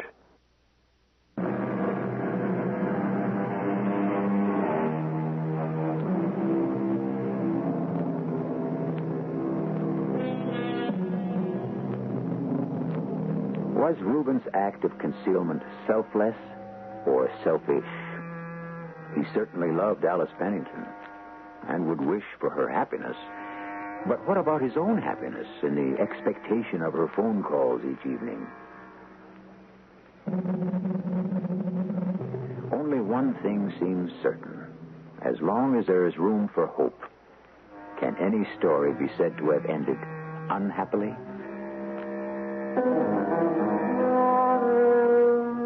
A final thought on time travel. Is it really only science fiction? I don't know, but I can say this. Compared to the complexities of human motivation, is the idea of time travel really so astonishing? Our cast included Court Benson, Ann Williams, Robert Maxwell, and Russell Horton. The entire production was under the direction of Hyman Brown. And now, a preview of our next tale. Hurry up with the money. Yes, sir. I'm trying to get it all in the bag, but my hands are shaking. What's that? Well, what's what? The police. I didn't do anything. I swear I didn't do anything. All right, come on from behind that But counter. Walk out. Come on, move. But don't shoot, please. Don't shoot. Let's just stick out. Everybody, shut up. You there. I could have put that bullet into your head. Now, everybody, shut up and don't make me shoot again. No. You. Stand in front of me. Please. Just stand right here and don't move. Please. Nobody in this place moves an inch. That's right. Now, drop your weapon. Raise your hands or you can't get away. Stay out. I'll kill people if you try to come in. Now, don't be crazy. Nobody's hurt. Not yet. You're not in that much trouble. Now, be smart. Don't try to rush me. I'm warning you. Don't try. Radio Mystery Theater was sponsored in part by X-Lax.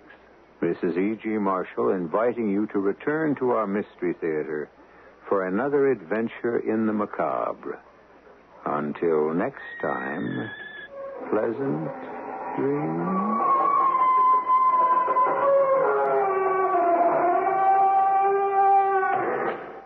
CBS Radio Mystery Theater presents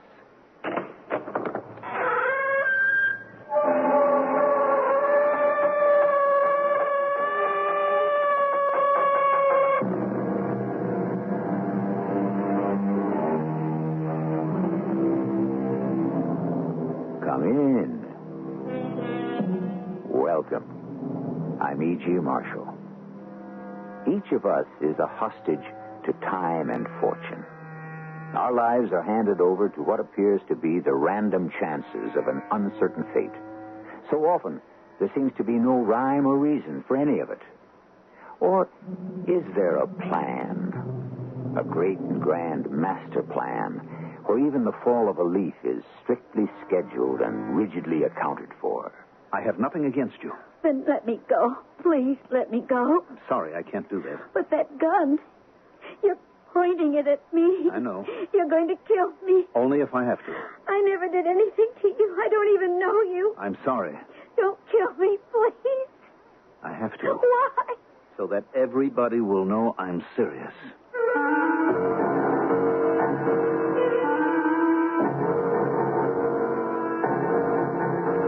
Our mystery drama, Case Closed, was written especially for the Mystery Theater by Sam Dan and stars Mandel Kramer. It is sponsored in part by Contact, the 12-hour cold capsule, and True Value hardware stores. I'll be back shortly with Act One.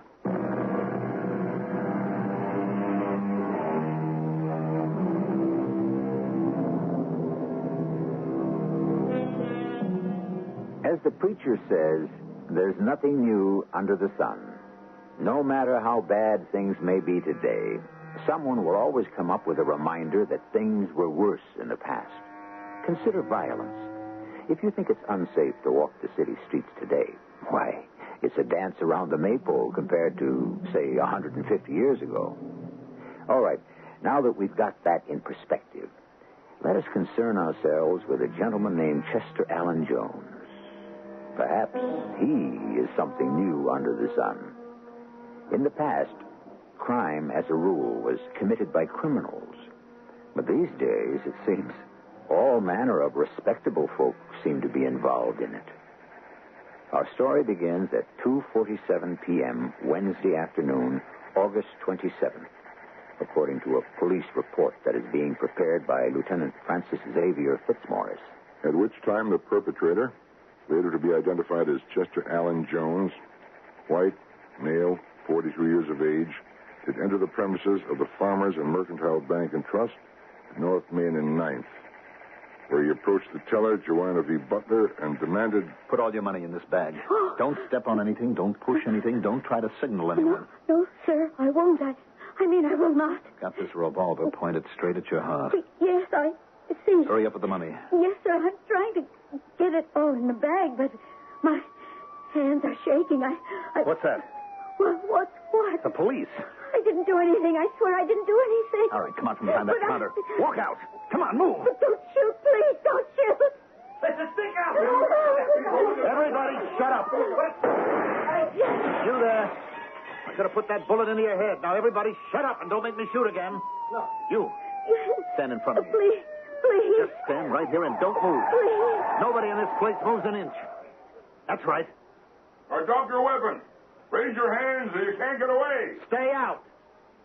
I'll kill people if you try to come in. Now, don't be crazy. Nobody's hurt. Not yet. You're not in that much trouble. Now, be smart. Don't try to rush me. I'm warning you. Don't try. You. Me? You just stay right in front of me. All right, the rest of you clear out. Everybody out of the bank. You heard me. Start walking. All right, I'm allowing these people to leave. Don't try to come in. I still have one of them. You, the fat man there with the hat. Yes, you. Now, you'll be the last one out. That's right. Now, stand there. All right, now you go and close the door behind you. That's right. What do you want? What are you going to do with me? Move toward the window. You're hurting my arm. Don't fight me. Just go where I tell you. What do you want? Pull down the blinds. The blinds. I'll kill you if you try anything. I won't. The blinds. The blinds. That's right. Just let them drop. Good. Now the shutters. The shutters. The steel shutters that cover the windows and the door. Yes, the shutters. Go ahead. I'm not sure. I know where the switch is located. Drop the shutters. But I tell you, I don't remember. Oh, I remember. I remember. It's here, by the door, right over here. Do it.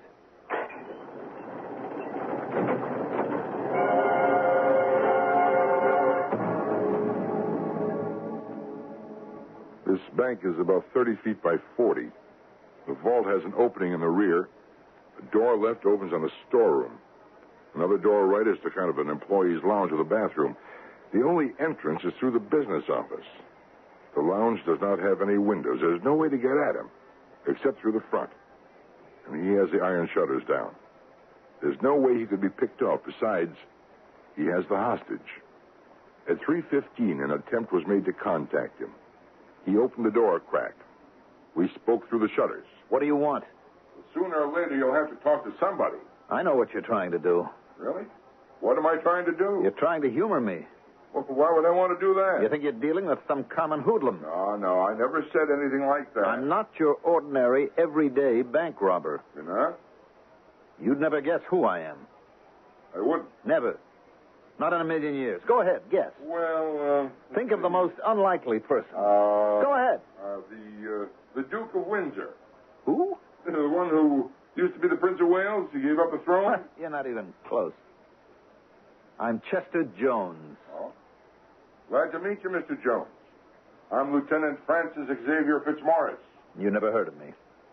Well, now that you mention it, I think your name does ring a chord. Now, you mustn't do that.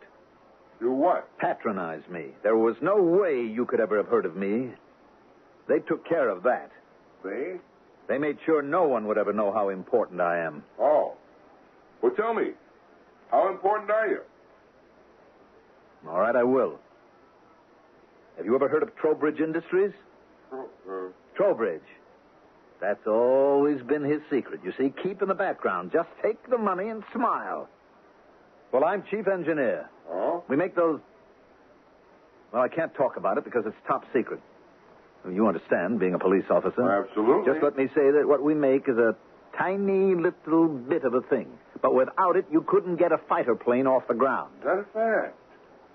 Now, I warn you, don't patronize me. I am not. Believe me.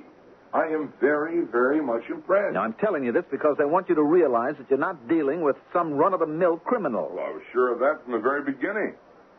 Now, Jones, you have a young lady there with you. Yes. About the young lady. Look, she is of no importance. She's merely a pawn in the game. Well, you certainly have no intention of hurting her. You're too good and generous a man for that. Good and generous, yes. I was always good and generous. That's why I'm a ruined man today. Good and generous no longer. Well, then why don't you let the young lady go? Let her go? She never did you any harm. Why should she suffer? I never did anyone any harm either. Why do I have to suffer? Yeah, but surely... Look, I don't want to talk anymore. Just another few seconds, Mr. Jones. I said I don't want to talk anymore. For the next 3 hours, all efforts to make further contact were unavailing.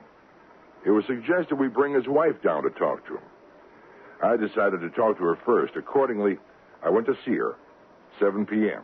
You can't be serious. He identified himself as Chester Allen Jones. Well, there's obviously someone else by that name. Chief engineer at Trowbridge Industries. Well, perhaps someone is impersonating him. Well, the holdup was televised on a special closed-circuit TV, beamed to a banking protective service. Now, look, here's a blow-up from her frame. Is this your husband?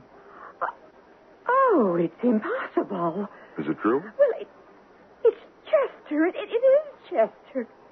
Chester? Robbing a bank? Oh, it's ridiculous. I'm sorry, Mrs. Jones. How could he do this? I'm going right on down there. I'll make him see reason. No, I'm afraid that's not possible, Mrs. Jones. I know how to handle But we him. can't allow him to become irritated in any way. He has a loaded revolver pointing at a hostage. How long will you permit this to go on? As long as it takes. Oh, this is awful. This is absolutely awful. I'm sure it is. How will I ever be able to show my face to my friends again? We decided not to involve the wife. At 10 p.m., we tried to make contact with Jones again. He refused to talk. This is a bad sign. In all these situations, the perpetrators are anxious to carry on a dialogue. It increases their sense of importance. They're excited by the very idea of negotiations. But how could we figure Jones? Unless we knew what Jones wanted, we would have no clue to him at all. Are you going to kill me, Mr. Jones? What? I asked, are you going to kill me? I don't know. You don't know? I haven't really thought about that. Right now, it's not important. It's important to me. Just don't try anything. What can I try? All I see is the muzzle of that revolver. It's a big black hole, and it's pointing at me. And death can come out of there. You talk too much. Well, I'm sorry.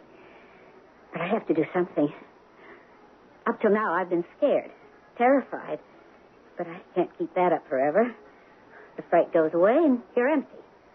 I remember that expression from high school science. Nature abhors a vacuum, so I just fill myself up with talk. Well, don't mind me. It doesn't mean anything. Nature does not abhor a vacuum. But it... Don't contradict me. I'm an engineer. Yes, sir. I'm a scientist. I know more about it than you do. That remark was uttered by Spinoza. Oh, really? I didn't know that. You could tell that he was a philosopher, not a man of science. Nature does not abhor a vacuum. She doesn't? Nature is not a she or a he, not even an it. Nature is, that's all. And nature doesn't know, doesn't care, is not involved. Nature is a force that simply acts. Do you understand? Oh, yes, sir, I understand.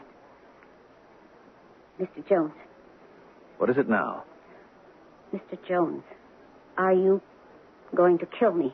I already told you I don't know.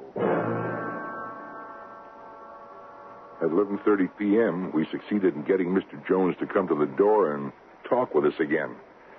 We brought a tray of food and beverages. The plan was to have him let Miss Butler come to the door to pick it up, where we might have an opportunity to grab her and yank her out of there. But he was too smart for that. He made us place the tray on the ground and push it inside. He was constantly using her as a shield. We had no way to get at him. What was worse, we were unable to communicate. Mr. Jones, you can't go on like this indefinitely. I've been going on indefinitely all my life. Well, and sir. so have you. Most people do. We just go on from day to day, living for the moment. Mr. Jones, let me say to you again what I said to you at the very beginning. So far, nobody got hurt. Nothing too bad can happen to you. Just hand over your gun and walk out with the young lady. The wind-up of the thing will be, well, you probably won't even go to jail. Mr. Jones, look, I'm not just saying this to get at you, it's the truth. Why don't you make it easy on everybody? Come on out. Mr. Jones, you know I'm right. I can't do it. Why not? I just can't. Well, why don't you tell us what you want, Mr. Jones? What do you want? What do I want? Yes, Mr. Jones. What do you want? I don't know.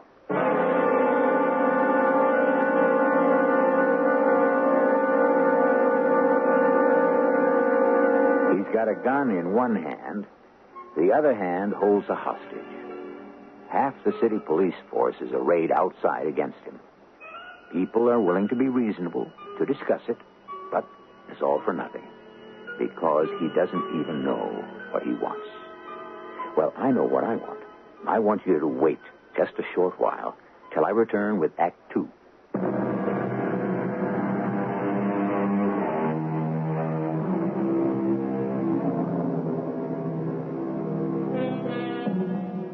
Do not ask for what you want. You'll wish you'd never received it. So, at any rate, advise the philosophers. But what does Chester Allen Jones want? Money, obviously, because he's just been prevented from robbing a bank. But evidently, it goes deeper. How much deeper? That's the problem for Lieutenant Francis Xavier Fitzmaurice. 8 a.m., August 28th, Thursday. Breakfast was delivered to the bank, but Jones was too alert for us to have a chance to get at his hostage. His wife has been of no help to us. We decided to try his employer, Mr. J.R. Trowbridge. Chester trying to rob a bank and barricading himself inside with a hostage? That's right, Mr. Trowbridge. Well, I guess it's worse than I thought. Oh, what's worse than you thought, sir? But could that have set him off? What do you mean, sir? I'd given him a very bad piece of news in the morning. How bad? The worst. He was going to be out of a job. Oh. In other words, you were going to fire him? We were all going to be fired. How's that? The company was being taken over. It was a bad morning for poor Chester. I guess it was too much for him to take all at one time. Well, can you describe what happened? Well, it'd be a hard morning to forget. He got in about, we were 7:30 as usual. Trust him to arrive and be at work long before anyone else. Well, I got in at 9, and I went right to his office. Oh, what is it, J.R.? Well, there's at least 100 ways I could go about this. Go about what? Well, first, Chester, the board meeting's been called off. Oh? Why? Because it would be academic. There's nothing the present board decides would be of any value. We're being taken over. What do you mean we're being taken over? We are broke. Broke? How can J.R. Trowbridge and Company be broke? How can you be broke? How? Well, that's a hell of a good question. Well, I wish you'd answer it. Well, it's a complex question, Chester. J.R., what happened? I mean, how can this company be broke? Well, maybe I just don't know how to we run have all those contracts, all this work. Well, we're not making money on anything. But why? You keep asking, Chester, and I keep answering. I guess I just don't know how to run a company. Oh, come on. J.R. Trowbridge? You know what that name means? Oh, they'll keep the name. They'll keep the company name, all right. They'll even keep me on as vice president. Not to do anything, just to be visible. And me? I couldn't save you, Chester. But I noticed that you did save yourself. No, I'm sorry. They don't want you. And you'd let them get rid of me? No, now, in the first place, I had nothing to say about it. In the second place, don't you give me a hard time. You mean you've got a guilty conscience? Yes, Chester. I do have a guilty conscience. That's been my trouble. When my father died, I should have fired you and all the other old-timers, but my conscience wouldn't let me. Fired us? We made this company. Oh, no, Chester. You didn't make this company. You made the old Trowbridge Company.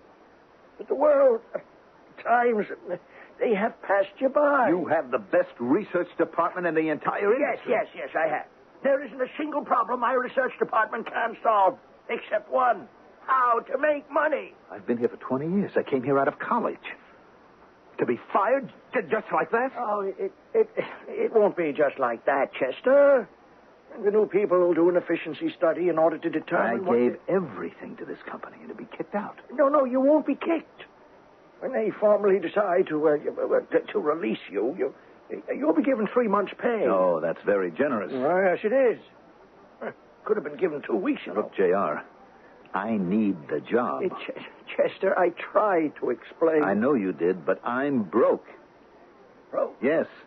But you've been making some very good money. How could you be broke? Believe me. Well, you don't live high. J.R., I need money. I have got to hold on to this job. Oh, Chester, I'm flat broke. The best you can say is that you're sorry? I don't see how you can be flat broke. Well, what am I supposed to do? Rob a bank? And you have no idea why he should be broke? Yes, no, none at all. Is there anyone else who might know? Well, you might ask his wife. Well, Mr. Trowbridge, I get the idea she may have contributed to the situation, but wouldn't be of too much help. Yes, well, I suppose I'd better tell you. Lorna Hodges. Lorna Hodges? Yeah, she's a married woman. Chester has been going with her for some time. I know about it because he had to tell someone, you know. And as I understand it, they're very much in love. Maybe she can enlighten you. August 10th, 10 a.m. Lorna Hodges, or Mrs. Randolph B. Hodges, is a woman of about 40. She lives in the suburbs around Clearview. Small, quiet lady. He wasn't happy at home. Neither am I. You could say we found each other. We love each other. He has no money. Why? She drains him. His wife does. The clothes that woman wears. At a whim, she'll redecorate the house. She buys furniture, she buys art, jewelry. Well, then there is something that can be turned into money. Oh, she wouldn't give him a nickel. Well, still, for a man like him to rob a bank. Why do you say for a man like him? Well, he's a respectable, law-abiding, established citizen. His world came to an end. He's no longer chief engineer at Trowbridge Industries. All right. But we have an immediate problem. He's locked himself into that bank. He has a hostage. And we have to get her out alive. Yes. I know. The problem is we just can't seem to reach him. I've tried to talk to him, but, I'm just a cop as far as he's concerned. His wife, well, that would make him worse than ever. Yes, it would. His best friend, or his former best friend, was his boss. I don't think he's in any mood for J.R. Trowbridge Jr. now. I don't think so either. So, who are we left with? Well, I don't know. I know. You. Me? Yes. You're in love with each other. Yes. He trusts you. Yes. Well, then, will you come down to the bank with me and try to talk to him? Mrs. Hodges, will you come down to the bank? No. But you're the only one he'll talk to. I know. Well, then why won't you come down to... I can't. A human life is at stake here. I understand. Well, then why... Do you have to ask why? Yes. Because it's over. It's all over now between Chester and me. He'll go to jail or he'll go to an asylum. I suppose you could say I'm leaving a sinking ship. Mrs. Hodges, as long as you brought it up, you know who leaves a sinking ship? Yes, and they're smart. Is it better to drown? I'm thinking of a girl who's looking at the muzzle of a revolver. She could die at any minute. And you want me to die? Well, why would you... Maybe the sinking ship was a bad analogy. Perhaps it was. Did you ever hear of sati? What? Sati. It's an old-time custom in India. I understand they either got or are getting rid of it. You see, when a man dies, he's cremated, and his wife is cremated with him. And what does that have to do with Jones? Unofficially. Quietly. secretly and to all intents and purposes, I am the equivalent of Chester's wife. But now he's dead. Do I have to die with him? Why would you have to die? Well, the headline in tomorrow's morning's paper. Mistress of Pratt Robber tries to talk him out of barricaded bank. That is how the media will handle it, won't they? Well, Well, what? I'll go up to the door of the bank with what do you call it? A bullhorn. And I'll say, Chester, come out of there. I love you. It's me, Lorna, darling. No. No, Lieutenant Fitzmaurice. I can't do it. I have 2 teenage children. Doesn't Chester mean anything to you? Oh, yes. As recently as yesterday, he meant everything. But he's gone. For me, he's dead now. And you claim you were in love with him. Oh, yes. But my life has to go on. Mrs. Hodges. I'm sorry, Lieutenant. August 28th, 3 p.m. At this point, the siege was just about 24 hours old. We're still nowhere in terms of progress. He still refused to talk to us. We were still unable to find anyone who could talk effectively to him. It was suggested we ask a clergyman, but Jones refused to speak to him. We kept asking and asking. Mr. Jones, tell us, what do you want? What do you want? What do I want? Yes. What do you want? I don't know. Mr. Jones, what is it you want? What? The police keep asking. You keep saying you don't know. I don't believe it. You know what you want. What are you talking about? I don't think it's money. I'm not sure you really came in to rob the bank. Of course I came in to rob the bank. What did it look like? Well, sure, that's what it looked like. But how much money could you have gotten away with? I don't know. A great deal, I suppose. You suppose. You see, you just gave yourself away. How? Well, professional robbers know how much is available. They operate in teams. They don't go for a teller who only has a couple of thousand in her drawer. They go for the vault. You just blundered into the bank. I'm not sure you really wanted money. That shows how much you know about the actual situation. I need a lot of money. Maybe you do. But that wasn't why you tried to hold up the bank. You know, you're an excellent example of non-scientific thinking. You refuse to accept basic facts. Number 1, we have my need for money. Number 2, we find me in a bank committing a robbery. Period. Problem. It's because you're a scientist, an engineer, that I don't think you meant to rob the bank. If that was your intention, then... Then what? Well, then you'd have planned it better. You'd have used what you'd call the scientific method. You wouldn't just barge in waving a pistol like some juvenile delinquent. You know, all this is very interesting, but the basic fact still remains. I did come in with a pistol. I did demand money. That was just the first part of it. What do you mean by the first part? Oh, you were just going through certain motions. Yes? What kind of motions? I don't know. But your object was to arrive here. I don't know what you mean by here. Here. Where we're standing, here in the bank. Where you've barricaded yourself in. Where you're holding a hostage. This is where you wanted to be. I think you're crazy. I could be. But if money was what you really wanted, why not tell that to the police the next time they talk to you? You know how much money you need, want. Set the figure. Why don't you? Because? Why don't you tell them how much money you want? Because I don't really want any money. What do you want? I don't know. You do. You're afraid to say it.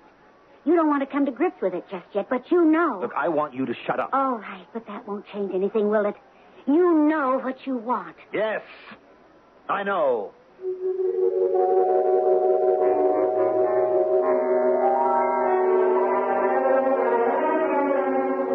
Finally. But what does he really want?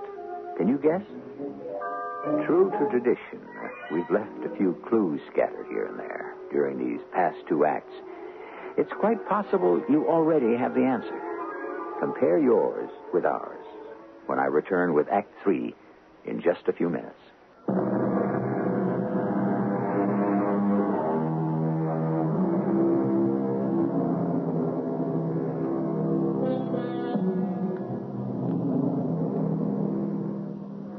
was it that said possession is worth 9 points in the law? Well, there's a law against robbing banks and barricading oneself with hostages. The problem, however, with laws seems to be that their violation and enforcement depends strictly on which side holds the upper hand. 1 a.m. Friday, August 29th. We've been told that the longer a siege like this lasts, the less likely the perpetrator will kill his hostage. But Chester Allen Jones is unlike anybody who's ever been in a spot like this before. He refuses to say what he wants. Then you do know what you want. Well, I said I did, didn't I? I guess I didn't until just now. But can you guess? No. I want my job. Your job? That's all I want. My job. I mean, other people do these things for money. Lots of money, or for a cause.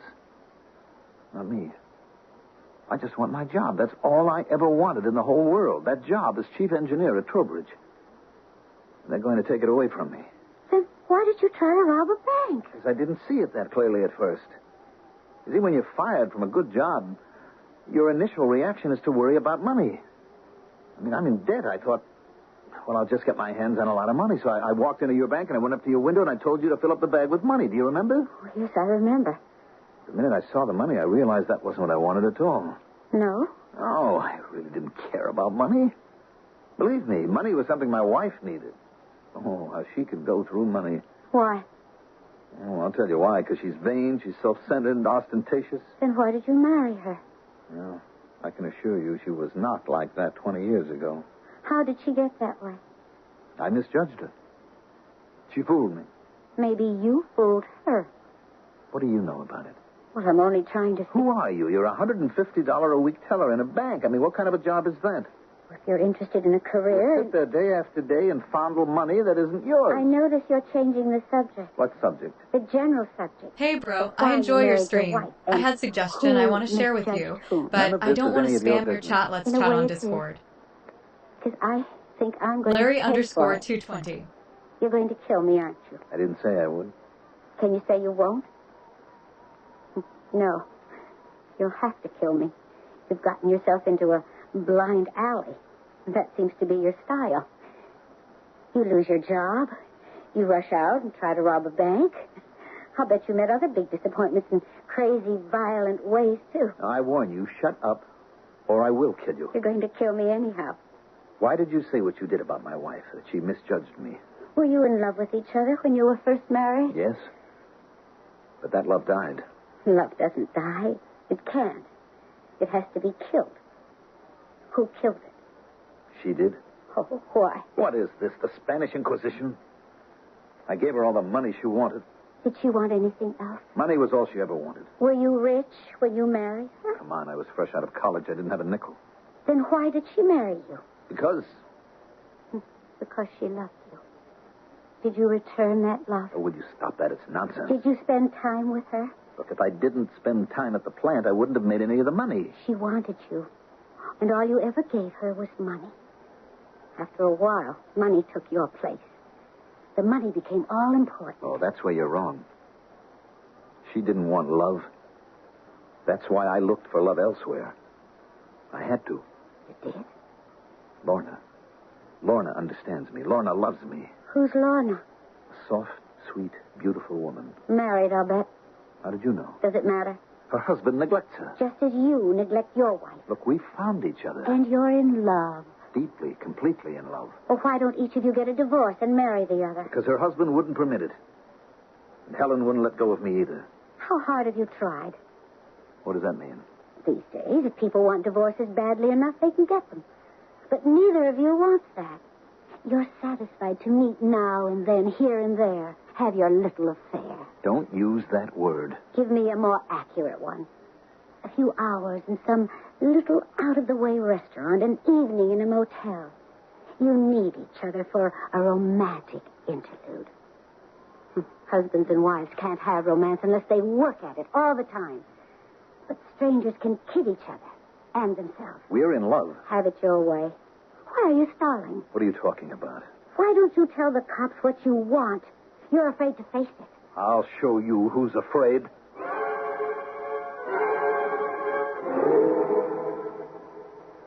Friday, August 29th, 5 a.m. Chester Allen Jones called out to us. He wanted to talk. He was prepared to state his conditions for the release of Miss Joanna Butler. I want to continue in my job as chief engineer at Trowbridge Industries. That's what you want? Yes, that's what I want, and that's what I must have. Otherwise, I'll kill her. But no buts, no ifs, and no maybes. I want an ironclad guarantee. I've spoken to the new management. Yes, Mr. Trowbridge? Now, they're willing to make any statement, any promise that will satisfy Chester. Naturally, everybody wants the girl to be safe. You understand, I had no choice but to bring this offer. I'm not sure that the demand should be met.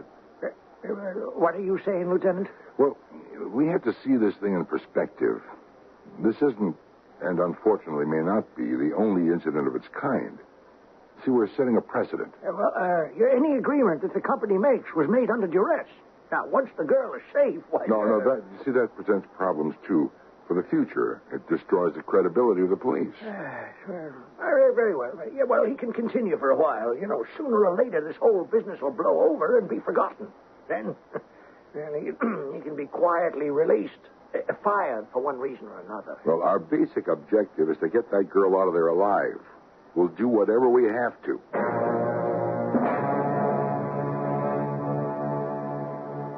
(11 a.m., August 29th. It was decided after a consultation with superior officers and psychiatric experts to meet the demands of Chester Allen Jones. I went to speak to him. I'm here to tell you, Mr. Jones, your demand has been met. I want it in writing. You've got it in writing. Push it under the door. All right.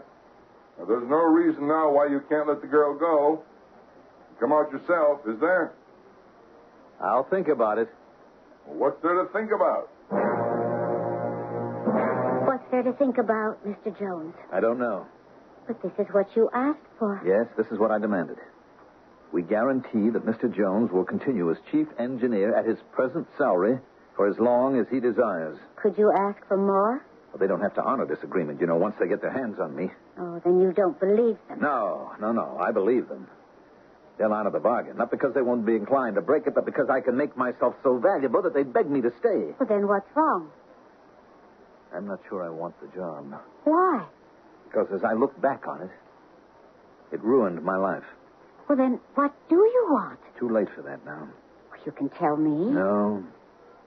I don't even want to tell it to myself.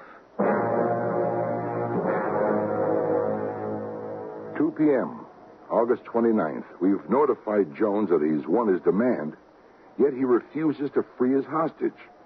He refuses to do anything or say anything. We called in a psychiatrist. The psychiatrist was unable to make contact either.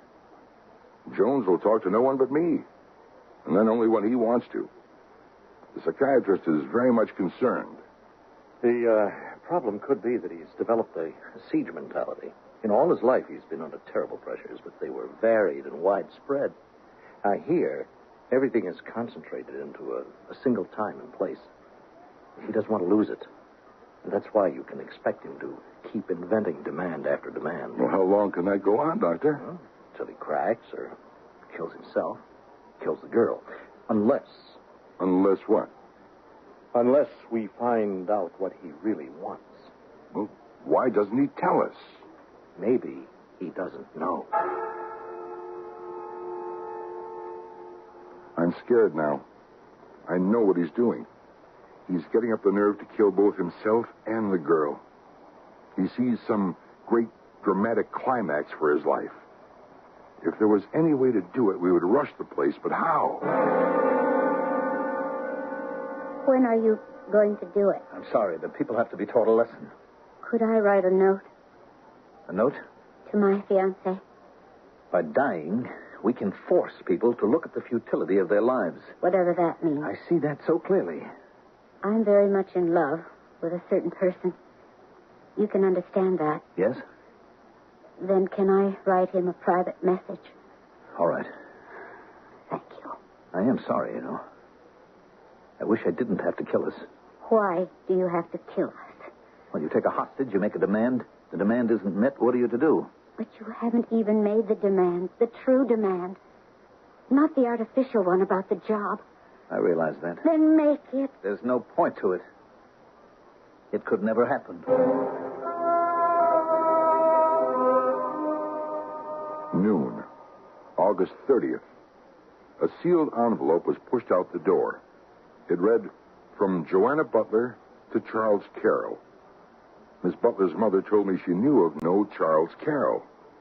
Evidently, then, the note was for us. So we opened it. He wants his wife, not the wife he has now, but the wife she was in the beginning. He loves her. He loves her more than anything in the world. He wants to begin all over. If he can't, life isn't worth living. He'll kill himself. And unfortunately, me. It's in her hands. I can't blame her if she wants nothing ever to do with him. But if somehow she is as unhappy as he is, as frustrated and as in love, she can save us. Mrs. Jones, will you read this letter? What letter? And after you've read it, you will decide whether or not you want to go and talk to your husband. The letter will tell you what he really wants. You'll have to decide if it's what you want, too. And you won't be able to fool him. Mr. Jones! Mr. Jones, you have a visitor. I don't want to see anybody. Not even me, Jeff? Not even me? Helen. Jeff, you know what I'd like to do tonight? Go out somewhere, get a sandwich, and go skating. But the Paradise Rink's been closed these past 15 years. Well, then we'll go to a movie. But I don't have a job, Helen. I couldn't work there anymore. Oh, that doesn't matter. I can teach school. How can you teach school? You haven't worked in 15 years. Well, then, we both have a problem, don't we?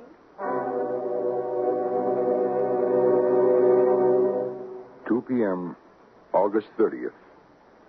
Chester Allen Jones surrendered. His hostage was freed, unhurt. Case closed from police standpoint. Respectfully submitted, Lieutenant Francis Xavier Fitzmaurice.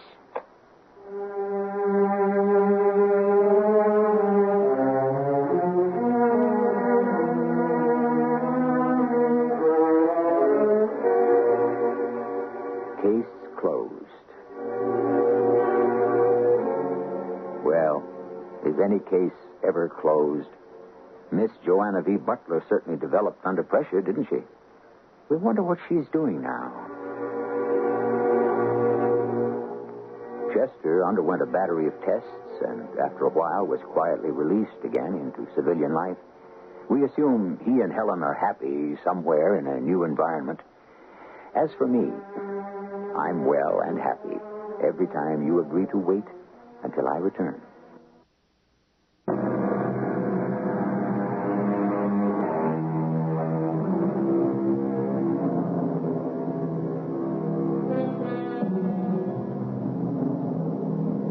Things become more and more mechanized, computerized. We each become more and more a cog in an automated machine. We yearn for recognition, or at least an acknowledgement of our existence. And so, here and there, we try to wreck the impersonal machine that has become the world. And now and then, an individual succeeds in stopping the machine, if only for an instant, which is what the French factory workers did over 150 years ago when they threw their sabots, their wooden shoes, into the new machinery, from which we get the word sabotage, proving there is nothing new under the sun.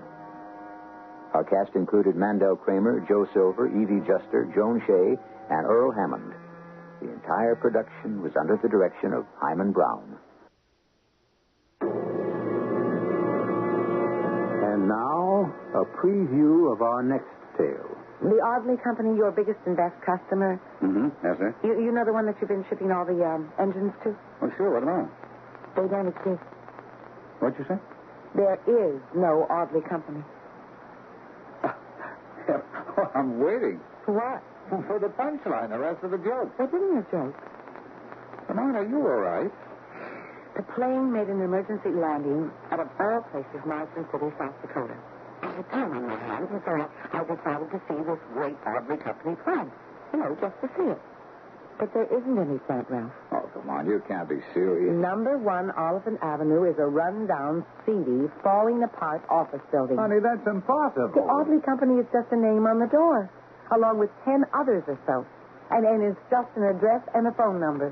This is E.G. Marshall inviting you to return to our Mystery Theater for another adventure in the macabre.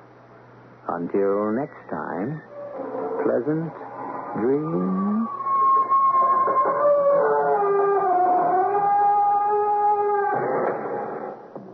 The CBS Radio Mystery Theater presents...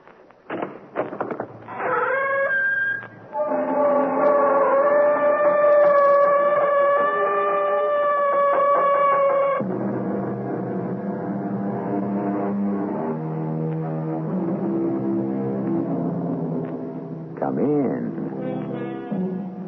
Welcome. I'm E.G. Marshall. Truth is a torch that gleams through the fog without dispelling it, which means that while we may see the truth, we're still left in the dark, which is as it should be. For the truth is the most complex of all human concepts. And while it's true, as the book says, that the truth shall make you free, it's also undeniably true that the truth can make you uncomfortable. Well, who is this man? You mean was? He's dead now. All right, who was he? A cab driver. From where? Marsden City. Well, that's 1,500 miles from here. Now, mind, I've never been there in my life. That cab driver was murdered. Okay, some cabbie halfway across the country from here is murdered. Why do you think I should be interested in it? Because you murdered him.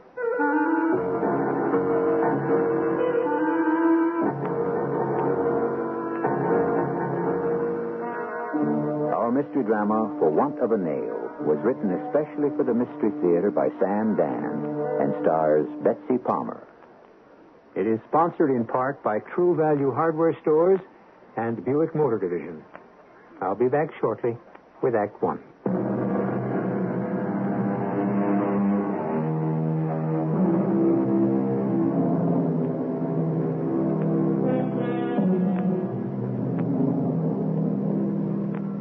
At this time, it's our pleasure to introduce you to a Mrs. Armina Saunders, or more properly, Mrs. Ralph K. Saunders.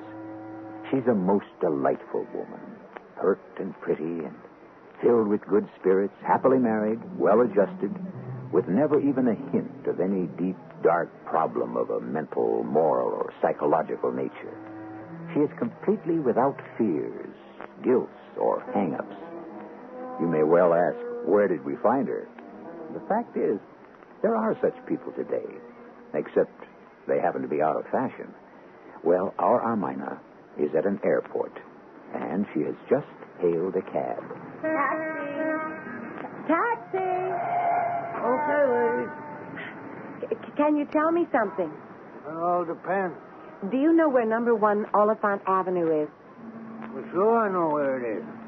Do you know how long it would take to get there? 10 minutes. Marvelous. Okay, it's marvelous. I'm going to chance it. Let's be off. 32, airport to Oliphant, 10-4. So, tell me, lady, why is it marvelous? Well, you see, I just came in on that huge 747. Oh, yeah. Yeah, I was wondering why that size airplane sat down here. I mean, we got a big enough runway, but who'd ever want to come to Marsden City? Oh, well, there was a minor problem with the right outboard engine. Is that a fact? The captain assured us that the plane would get by quite nicely without that engine, but why bother? He said we'd only be here for an hour, but you know something? I don't believe it. I wouldn't believe it either. It'll be closer to 2 or even 3 hours before we're airborne. So, this gives me a chance to visit the Audley people. The Audley people? Yeah. You see, my husband owns a company. Well, actually, he has a partner. and they make starter engines. Yeah? Well, not for cars or big things like that. No? No, it's for very small units for, kind of various mechanisms used in a sort of complex machinery. Don't ask me. Okay, No, I won't. Well, what I mean is it's beyond me. It's completely beyond me. I have no head for technology. No. Or mechanics or physics or mathematics. Me neither. That's that. Like this taxi cab. All I know is I can drive it. Leave something go wrong with it and I have to raise the hood, forget it. Oh. It's all Greek to me. You know, most men would hesitate to make such an admission. Yeah. Well, this woman's live. It's got to work both ways. Dames want to be freed from the kitchen. Guys should also get sprung from the machine shop. Right. You know what I mean? Just because I'm a guy, am I automatically supposed to be able to fix things? Oh, my husband. He can fix anything. Design anything. Make anything.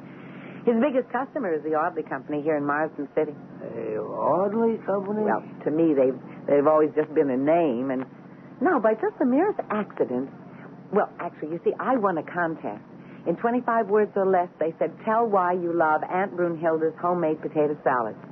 Personally, I hate Aunt Brunhilde's homemade potato salad. Oh, it's awful, isn't it? My wife ever tried to feed me any of that slop, I'd throw it and her out of the house. I understand. Anyway, the first prize was a trip, though, to Hollywood. And my mother lives there, you see. She a movie star? She was. Well, maybe not a star, but certainly a featured player. Way back in those days of the silent film. Her name was Bessie Marlowe. Well, you can still see her on some of the late movies. I'll look for her. So, in 25 words or less, I wrote how I simply adored Aunt Brunhilde's homemade potato salad. You lied. Oh, it was such a tiny, harmless little fib. Really, it doesn't count. And anyway, I won the trip for two. Ralph couldn't go, so I took my sister Ruthie. She decided to stay on for an extra week. I saw so much. Oh, and now, to top it off, I'll even get a chance to drop in on the Audley Company. They must employ a great many people out here. Who? The Audley Company. I'm just trying to play some. Well, really? A town this size, and they're a large outfit, I should certainly think. What do they make? Well, I'd assume they make automatic machinery of one kind or another. Well, we got General Engines, United Motors, a couple of steel plants, but, what's that name again? The Audley Company. Don't ring a bell. The Audley Company. The plant is at 1 Oliphant Avenue. That's why I remember it. It's sort of a funny name. Ma'am, there's no plant at 1 Oliphant Avenue. But there can't be. Oliphant's one of the shopping streets. Oliphant, Sheridan, Garfield. You only got the factories around the belt. Oh, I'm positive Look. We're just about there now. Here's Griswold. Now we turn right. We're on Jefferson. Now we go left. And here it is, the start of Oliphant. And right here is number 1. It's the McCloskey building. Well, there must be some mistake. What kind of mistake? I know for a fact the Audley Company plant is located at number 1 Oliphant Avenue. Man, what can I tell you? Driver, will you please help me? Well, sure. How? Answer my question. Okay. And don't think I'm crazy now. Go ahead. First, am I in Marsden City? Yes, ma'am. Marsden City, South Dakota. Yes, ma'am. Well, could there be 2 of them? No, ma'am. And you say that there is no manufacturing plant here known as the Audley Company? I never heard of it. Well, then I must be mistaken. I would say so. But how can I be mistaken? The Audley Company is my husband's biggest customer. I mean, that's a fact. If you say so. And I remember, I saw printed shipping labels when I was in my husband's office. The Audley Company, number 1 Oliphant Avenue, Marsden City, South Dakota. What kind of building is this number 1 Oliphant? Well, you can see it's kind of old. What do you want to call it? Seedy, shabby, rundown. Yeah. Well, what kind of offices are in there? Ma'am, let's just say that what you might call the town's substantial element won't be found there. Please wait for me. Where you going? Inside. Just a second, ma'am. What is it? I don't think you ought to go in there. What do you mean? Let me take you back to the airport. Why? You're going to miss your plane. Oh, I have more than enough time. Ma'am, just don't go in there. But why not? Because... Now, look, you got to promise not to think I'm crazy. I promise. I get a click. A click? It's kind of hard to explain, but it's a click. You know, like you go to a movie, you see a guy, usually the hero's pal, and you know the minute you lay your eyes on him, he's going to be killed. And you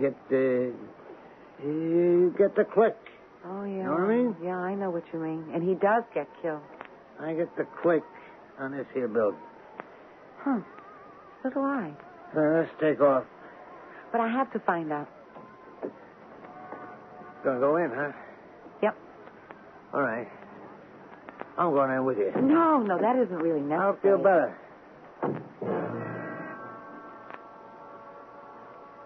Doesn't seem to be a very active lobby. Oh, there's the directory. Look. There it is, right on top of the listing. The Audley Company, room 402. Oh, where's the elevator? Do they have one? Oh, it's right here. Oh, for crying out loud, this must have been the very first self-service elevator ever made. 400, 401, 402. Hey, look at all them names on the door. But the top one says the Audley Company. On a hunch, let me take you back to the airport. No, huh? I have to go in. Excuse me. Yes? Is this the office of the Audley Company? Why do you want to know? I don't think that should be the answer. It shouldn't? Why not? Well, because the answer should either be yes or no. Well, why do you want to know? I'm curious. The name's on the door, isn't it? I can read 10 other names on that door, too. Well, you can read and you can count. What else can you do? I can make deductions. Such as? Such as that nobody really has an office here. They don't? People just rent an address and a phone number. Well, now that we've got that cleared up, do you have any other questions? Yes.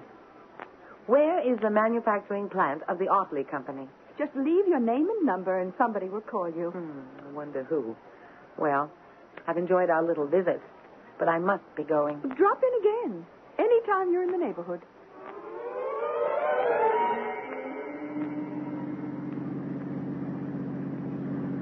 Well, ma'am, not that it's any of my business, but you sure you got things straight? No, I'm not sure of anything. You go back home. You'll see. What'll I see? That you got the name or the address or something all confused. I am all confused. There is an Audley Company at number 1 Elephant in Marsden City, South Dakota, but it's not a huge manufacturing plant. It's just some fly-by-night furtive little... I don't know what to think. Hey, ma'am, how about if I scout around? Scout around?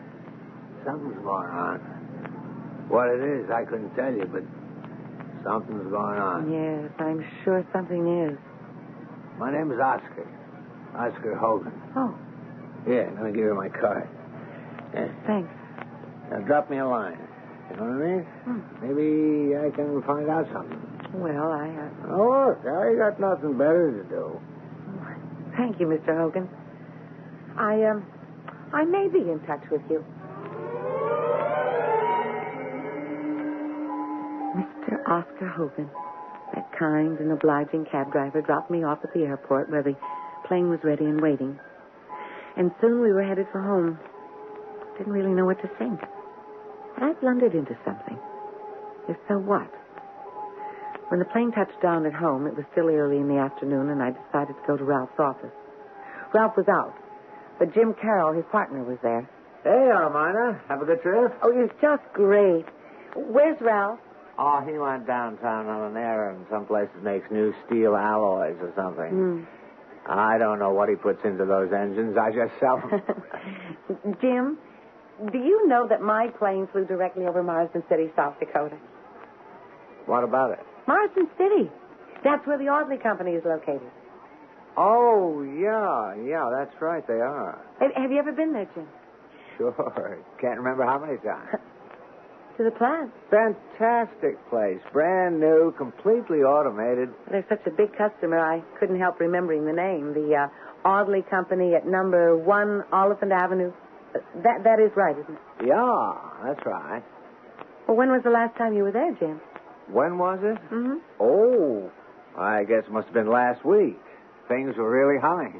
On Oliphant Avenue? Yes, indeed. We can't sell them enough engines. Is it a big place? At least a square block. Oh, imagine. Why do you ask? Oh, no reason.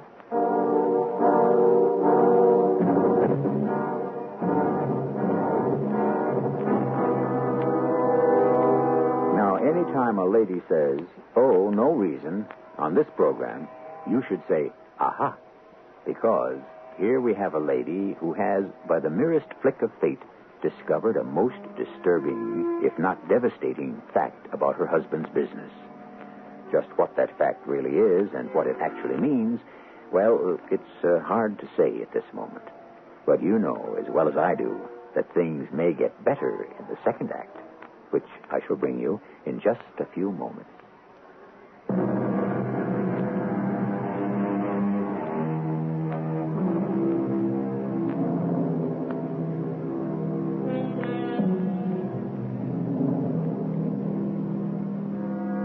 A cat, they say, has 9 lives.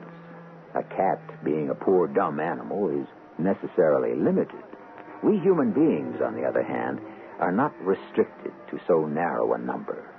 We may lead an infinite number of lives. For life, in truth, is the face we present to the world. And this may vary with our mood, disposition, or interest. We know that some people in our story must be leading more than one life, at least.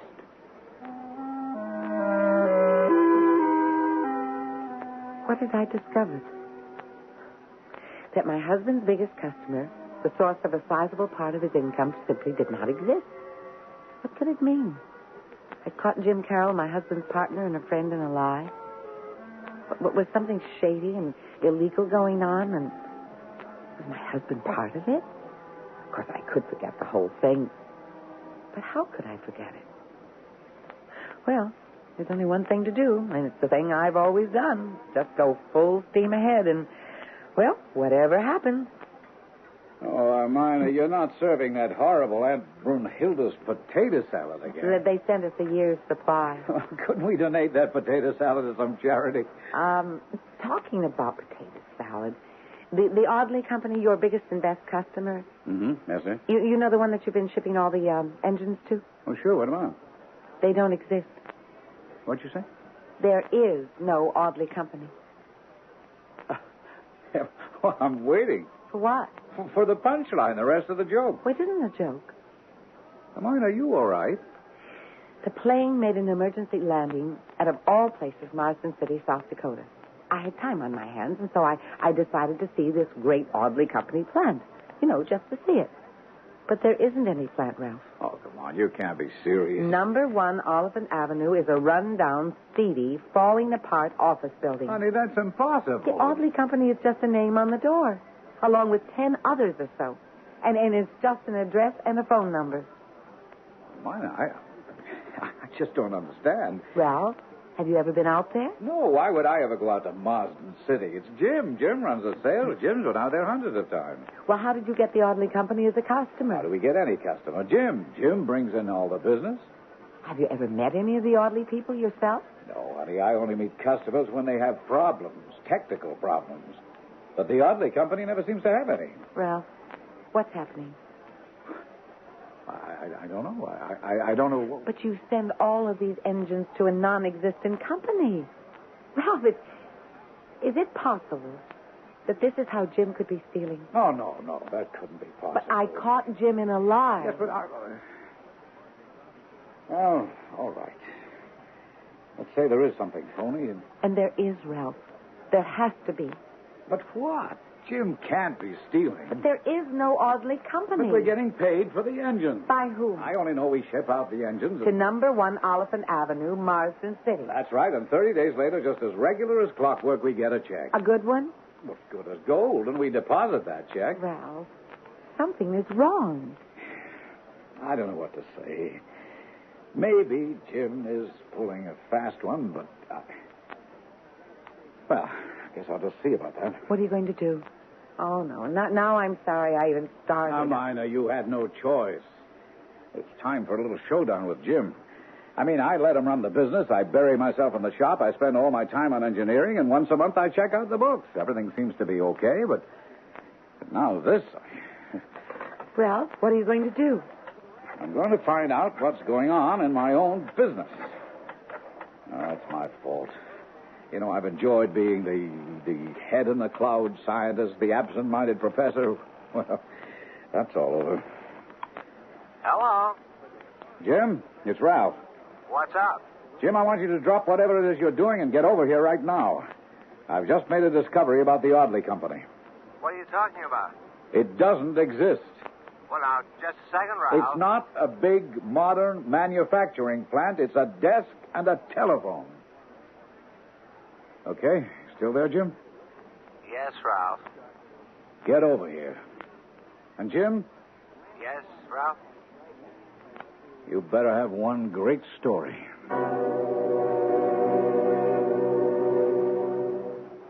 I guess I might as well tell you everything. All right, what is everything, Jim? I'm a phony. Jim. From top to bottom, through and through.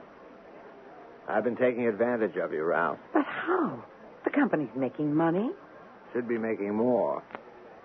10 years ago, I spotted Ralph as the most brilliant engineer and designer, so I decided to latch on to him. I sold him a bill of goods about what a hotshot salesman I was. But, Jim, you are. Aren't you? No, not really. So we went into business on that understanding. Ralph would make them, I would sell them. Well, selling takes a lot of effort, long hours, hard work. The engines were just great, so I figured I could get rid of them easily if I could just find somebody to take them off my hands. Tell me something, Jim. Do we have any legitimate customers? Well, you know we do, Ralph, locally. You know about Consolidated Systems, Brenner and Gassner, people like that. But I ran into this fellow, Robert Audley. He said he could get rid of all the engines I could send it. Get rid of them? How? Well, I couldn't press him on that. Anyhow, he was willing to pay the going price, so what difference does it make, I thought? The going price? Only because you made it the going price. Well, sure, now I see. We deserve more. But you weren't willing to make the sales effort. I know, Ralph, I know. You're asking me to tell it, and I am. I couldn't let you know what was going on. And I had to justify a lot of sales expenses. Go on, Jim. So I created this manufacturing company. And naturally, I had to take trips out there to service it.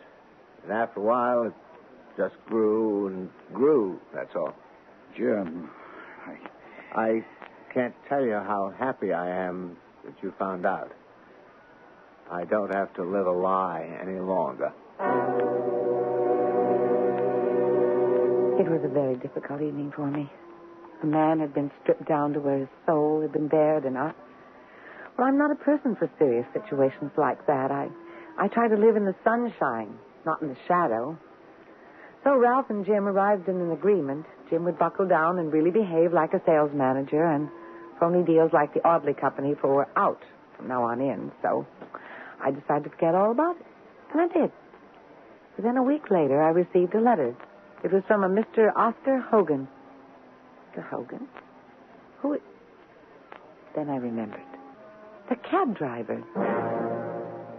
And you remember I said I'd scout around for you?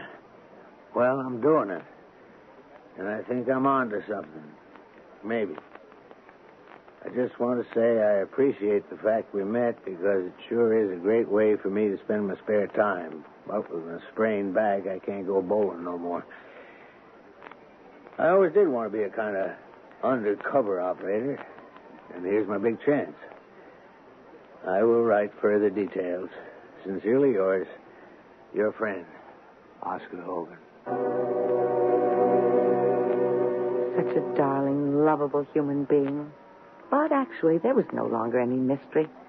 And I'd better tell him so. So I had his card, and I decided to call him at the taxi garage in Marsden City. Marsden City Taxi. Is, Mr. Oscar Hogan there? Who? Mr. Oscar Hogan. No, he ain't here. Oh. When will he be in? He ain't never going to be in. He's dead. He's what? Dead.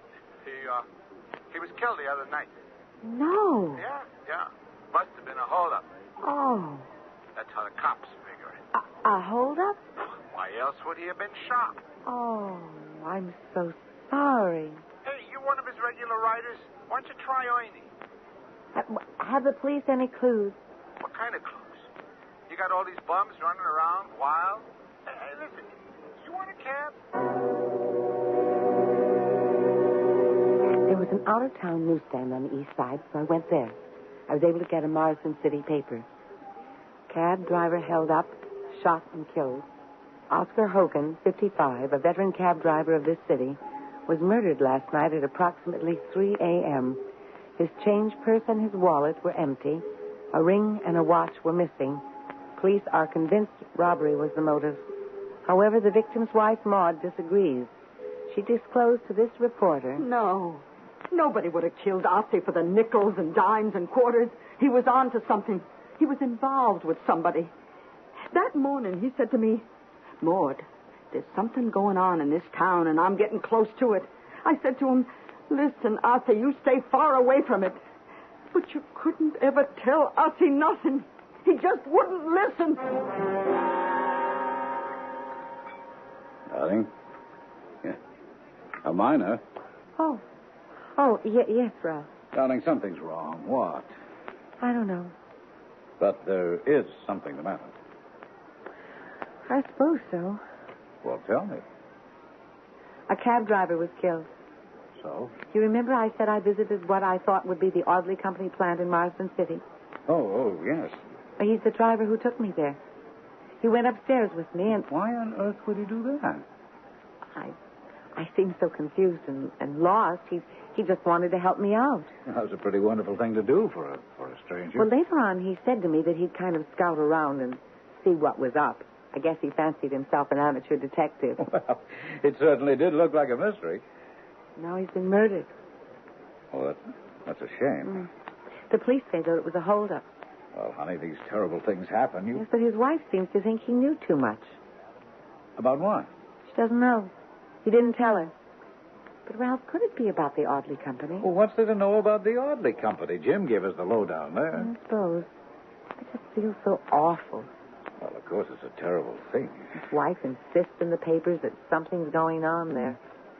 Maybe she believes it, darling. Maybe she has to believe it. Well, why do you say that? Well, you see, many of these hold-up murders go unsolved, so perhaps she thinks that by adding a touch of mystery or intrigue, the police will work harder on it. Oh, Ralph, do you really believe that? Yes, dear, and I can understand that. I'm sure that's what it really is. Well, all right, darling. If you think so.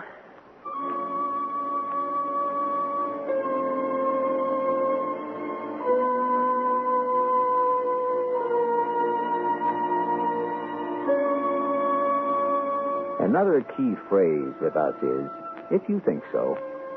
It's usually uttered by a trusting wife to her husband. It's said in a tone of voice that might imply she is in complete agreement with it. But the statement is filled with what actors call subtext, which implies that there can be all kinds of meaning behind it. We're in the home stretch now. Act 3 will arrive in just a few minutes.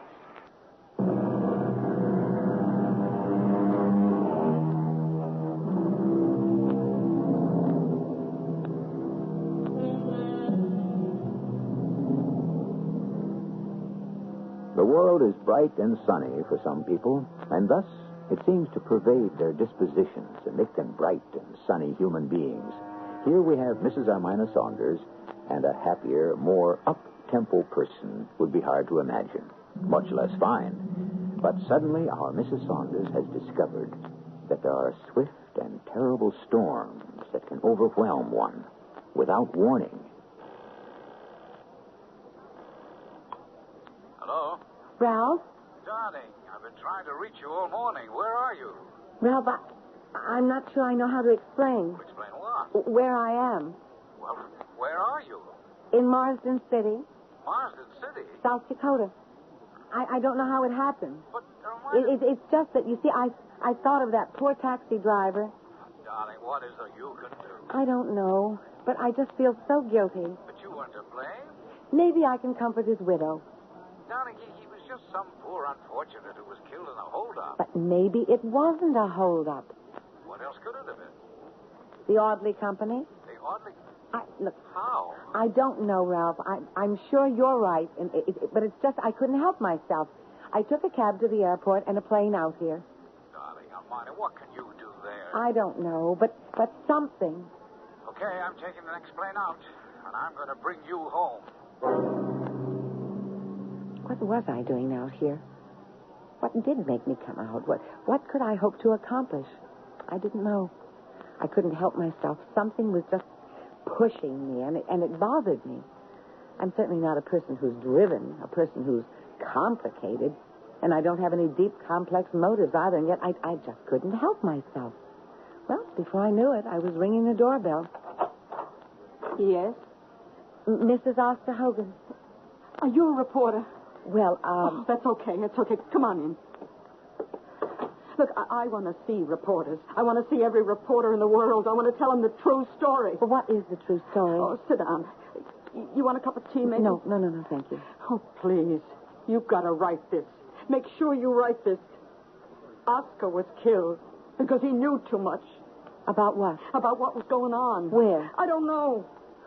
Well, just what was it he told you? Do you remember? Oh, could I ever forget? It was the last day of his life. I said to him, "Hey, Ossie, what are you so nervous about?" Me? I ain't nervous. Well, what are you? Oh, maybe I'm excited. About what? You'll know when the time comes. Yeah? I'm pursuing a line of investigation. You're what? I'm investigating the activities of a certain company. Oh, what for? Because I'm certain there's hanky-panky, skullduggery. Who knows what going on? And what if there is? What business is it of yours? Crime is the business of every citizen.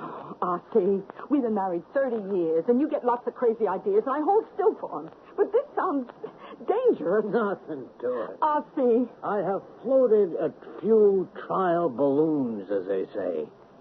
In a day or two, I shall be ready to pounce. That was what he said. He got close to something, and that was why he was killed. But did he by any chance happen to mention the company? No. He just said I'd find it all out in due time. Oh, listen. You print it. You newspaper people, you've got to get the cops moving. Well, I'm sure the police are doing the best they can. Maybe. But it ain't good enough. Yeah, and you say that's the Audley Company? Yes, the Audley Company at 1 Oliphant Avenue. Okay, ma'am. We'll check it out when we get a chance. When you get a chance? Well, what else are you doing? We're proceeding along certain channels. Channels? What channels? But this is a lead. It's the only solid lead you have. Well, thank you, Mrs. Saunders, I traveled over 1,500 miles to come here. Now, we sure do appreciate it. Look, Lieutenant, I know that you've got a lot of cranks who are going to do. I found myself walking down the street, and before I knew it, I was on Oliphant Avenue, standing in front of number 1, the seedy-looking office building. And then I was in the rickety elevator, and I was walking along the dark and dingy 4th-floor corridor. I was standing in front of the greasy frosted glass door with all those names on it, and then, without knowing why, I was inside. Well, hello. What can I do for you today? Well, more than you did for me the other time, I hope. Oh, was your plane forced down again? No. No, not this time. Oh, well, what are you looking for? I wasn't sure until just now. And now you're sure? Yes, I think so. Oh, well, what are you sure of? The Audley Company. The connection between it and Jim goes deeper than what Jim told us. You realize I don't know what you're talking about. Oh, yes, you do. You're part of it. Part of what? So far, I don't know, but Oscar Hogan did. Who's Oscar Hogan? And that's why he was killed. I really wish I knew what you were talking about. You do. Look, I just rent desk space and phone service to these people. What they do is none of my business. Well, it must be a very lucrative business. That watch you're wearing cost at least $300. You certainly didn't buy that dress in this town. That's Paris. Mina.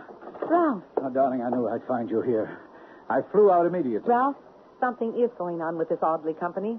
Jim is still in contact with them. Oh, no, Jim and I had that all out. Jim promised me he'd never so much as sell them a single engine. Ralph, how did she know that my plane had been forced down?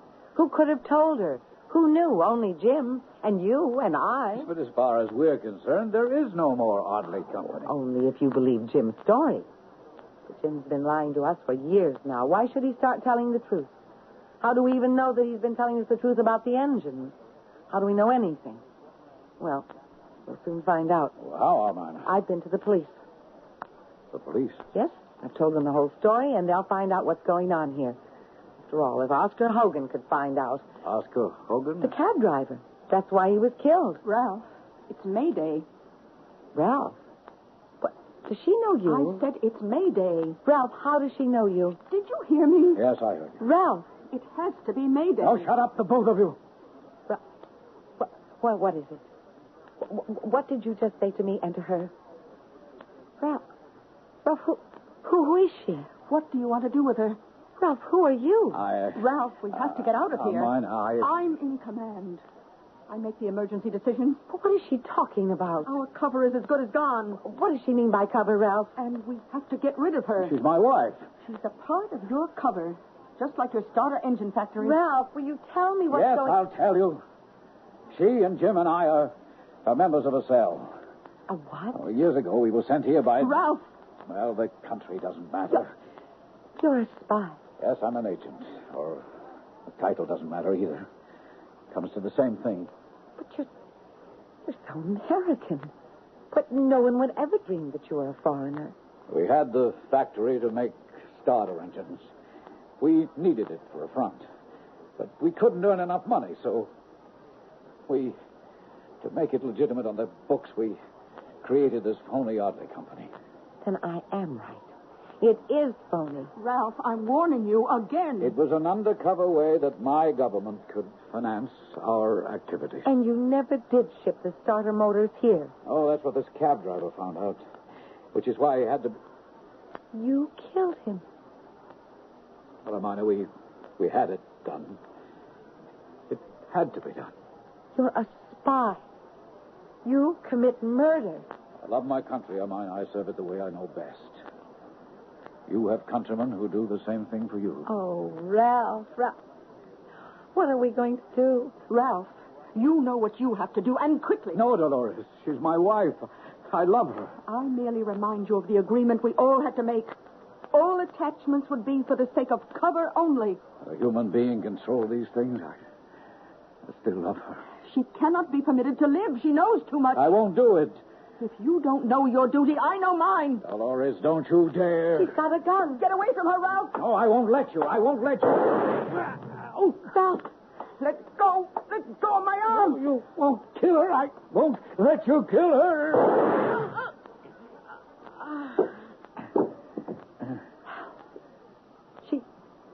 She's... Yes, she's dead. Oh, darling, you're bleeding. You're hurt. The first shot hit me. I'll call a doctor. No, don't. Just sit with me. Oh, Ralph. I don't need a doctor. I just need you to... Oh, my dearest. Had to come to this. No, I won't let you die. No one can save me. I killed myself. What are you saying? I'm a spy.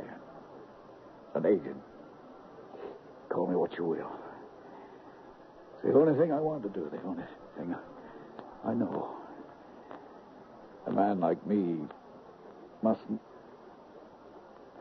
shouldn't, can't fall enough. That's why I died. I fell in love. Oh, Ralph. Ralph, you... It's all right. I've had to leave you. And that would have been the same as no life at all. Oh, what happened? We were happy. We were in love, and suddenly, without warning, from nowhere, a terrible storm swept everything away. What happened? The storm. The storm. You and I, two ordinary, everyday people. And all this time you've had a secret life. A terrible secret life. Everyone has a secret life. It's just that I knew what mine was. Put your arms around me tonight. Yes. Hold me close. Close. This one embrace will have to last a lifetime. No.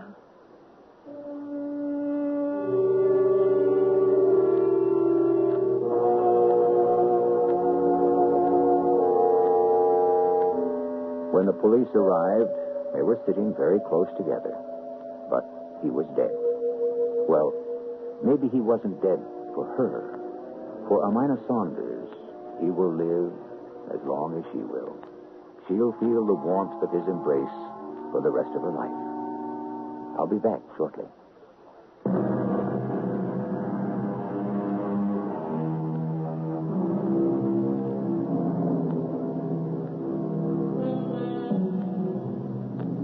You're probably wondering why our story is called For Want of a Nail. You know, for want of a nail, the shoe was lost, and the horse was lost, and the king, and the battle, and the war, and so forth. Well, just because Armina's plane made a forced landing that day, a series of events was activated that wiped out an important espionage cell, killed 3 people, ended a marriage, and changed a woman's life. Well, why was the plane forced to land? It seems a gasket had become worn, and an oil leak was developing in the engine. The gasket is a tiny piece of fibrous material that costs all of 17 cents. Our cast included Betsy Palmer, Ian Martin, Robert Dryden, and Bryna Rayburn. The entire production was under the direction of Hyman Brown. Radio Mystery Theater was sponsored in part by ARM, Allergy Relief Medicine, and Sinoff, the sinus medicine. This is E.G. Marshall inviting you to return to our Mystery Theater for another adventure in the macabre. Until next time, pleasant dreams.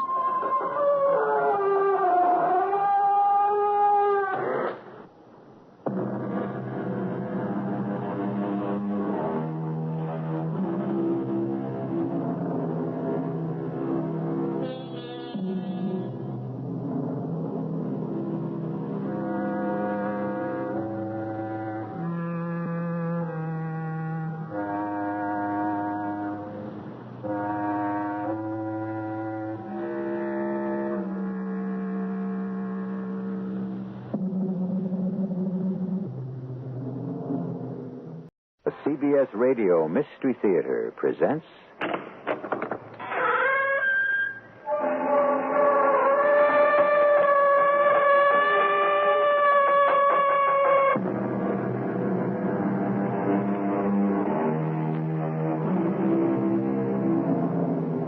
Come in. Welcome. I'm E.G. Marshall. The story you're about to hear concerns itself with, if you'll permit a worn-out but once popular word, togetherness. My dictionary defines togetherness as the state of being or belonging together. Notice that it does not say being and belonging, and that's where I presume to take issue with the great second edition of Webster's New International. If togetherness is to mean what I feel it to mean, then it's not enough to be. It is necessary also to belong together. My sister's going to have a baby. She's going to name it Rose, I think. After me. Your sister, did you say? My sister Lily, my twin. I don't even know if she's married. But where is she? Where does she live, this twin sister of yours? In Camelot. You know, the Together place.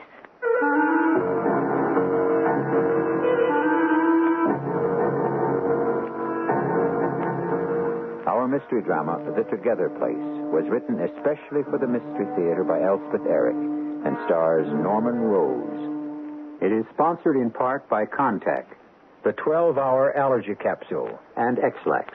I'll be back shortly with Act One.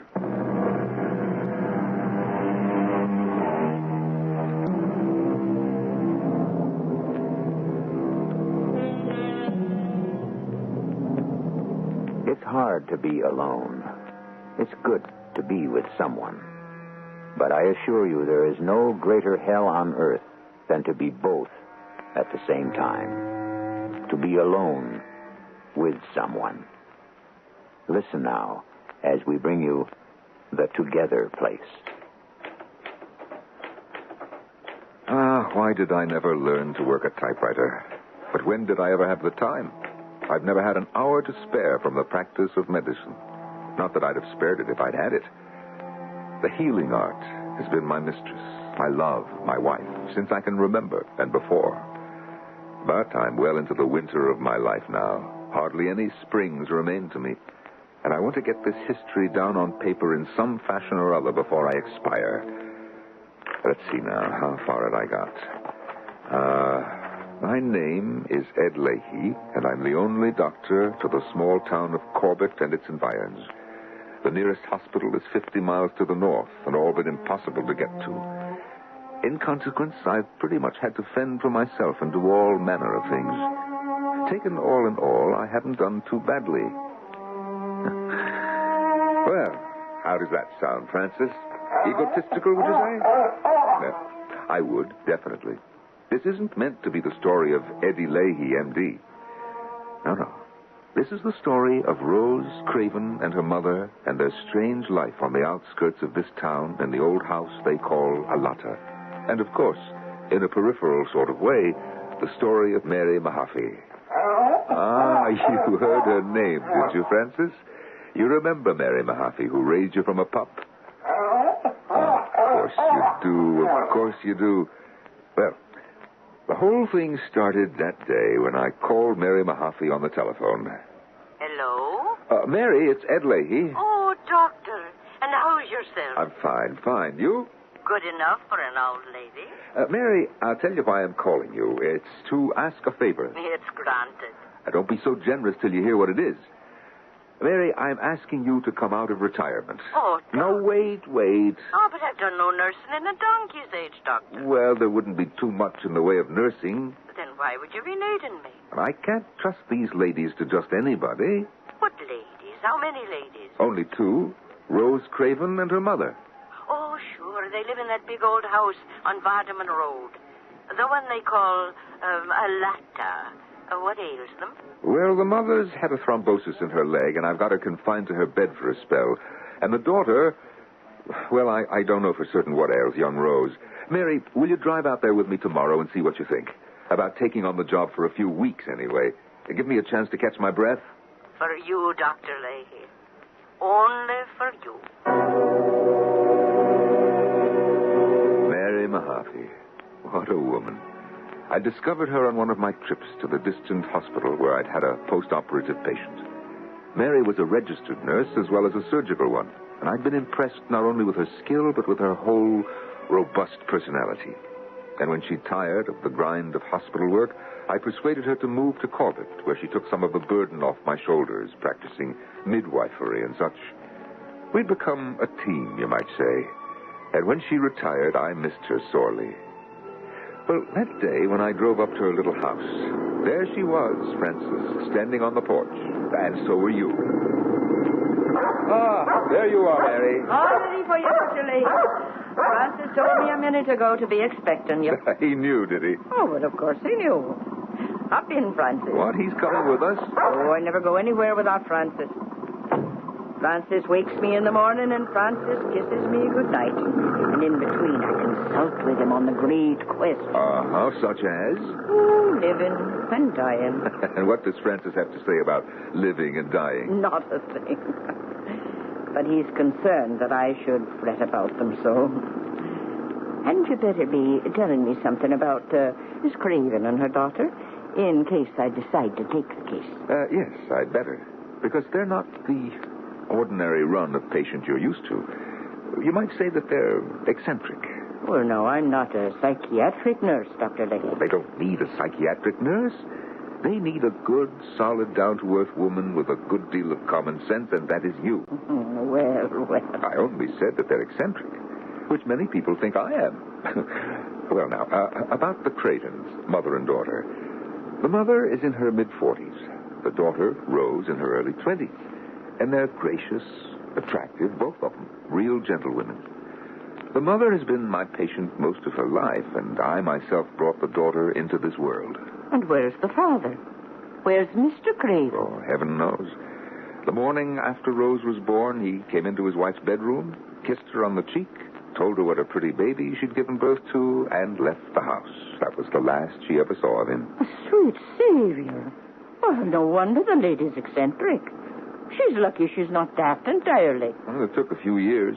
She shut herself up in a lotta. The place belonged to her. It had been her father's. And she confined herself to raising a child. I suppose for a while she thought Mr. Craven would return, but he never did. And she never looked for him?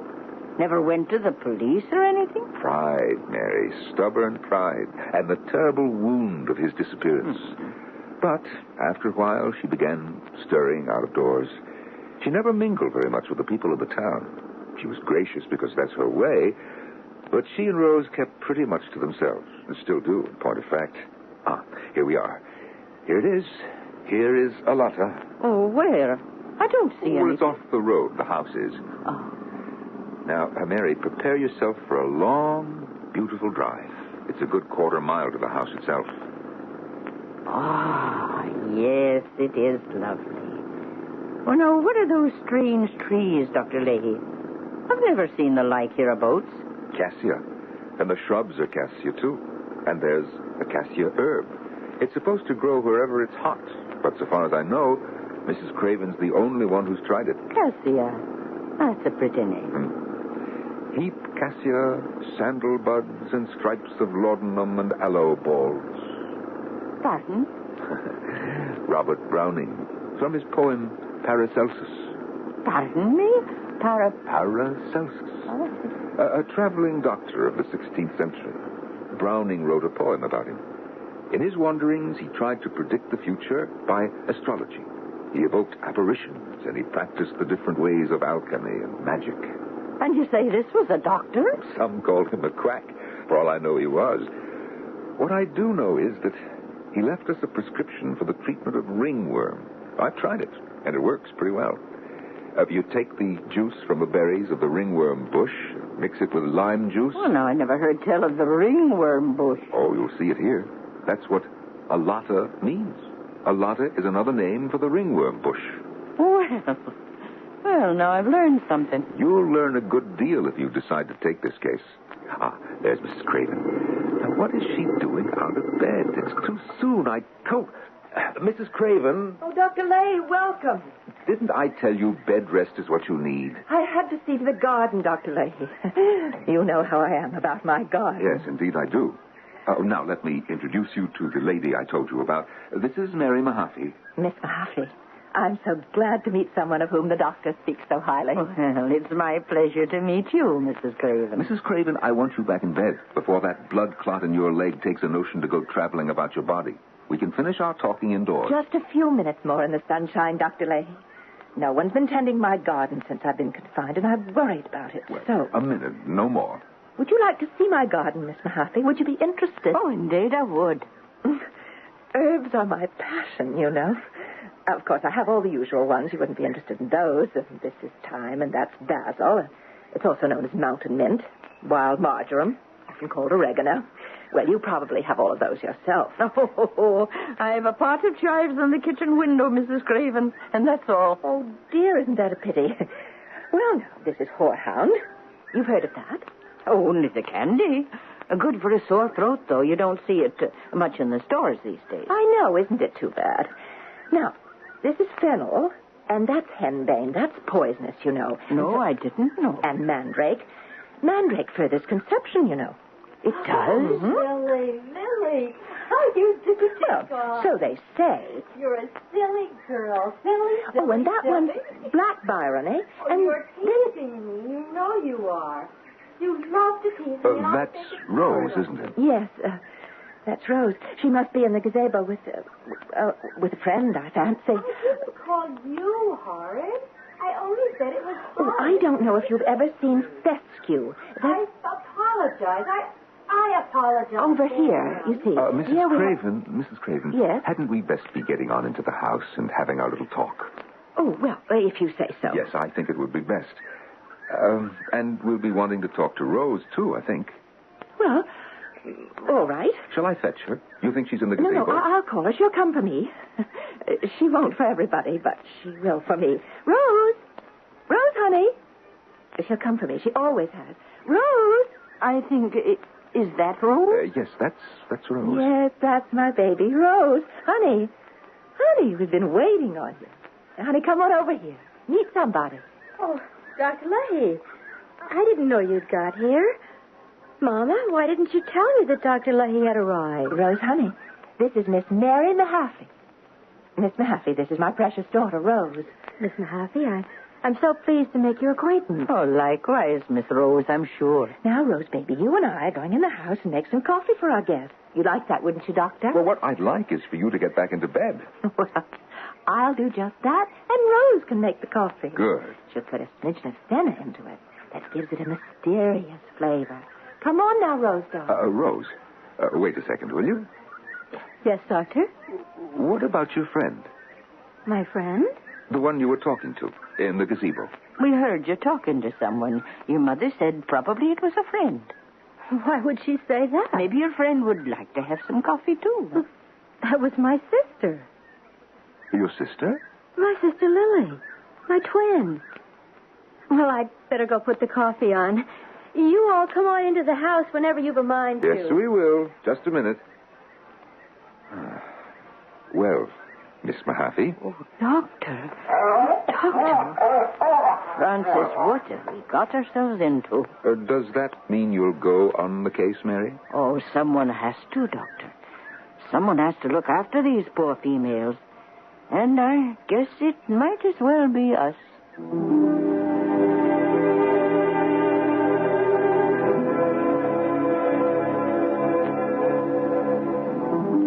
I think it's not an uncommon sensation when, in the course of a seemingly ordinary conversation, a sentence is let drop that makes absolutely no sense at all to the listener.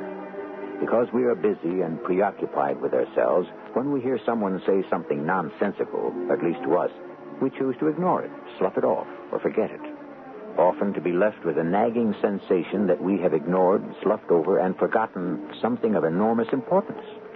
I'll be back with Act Two shortly.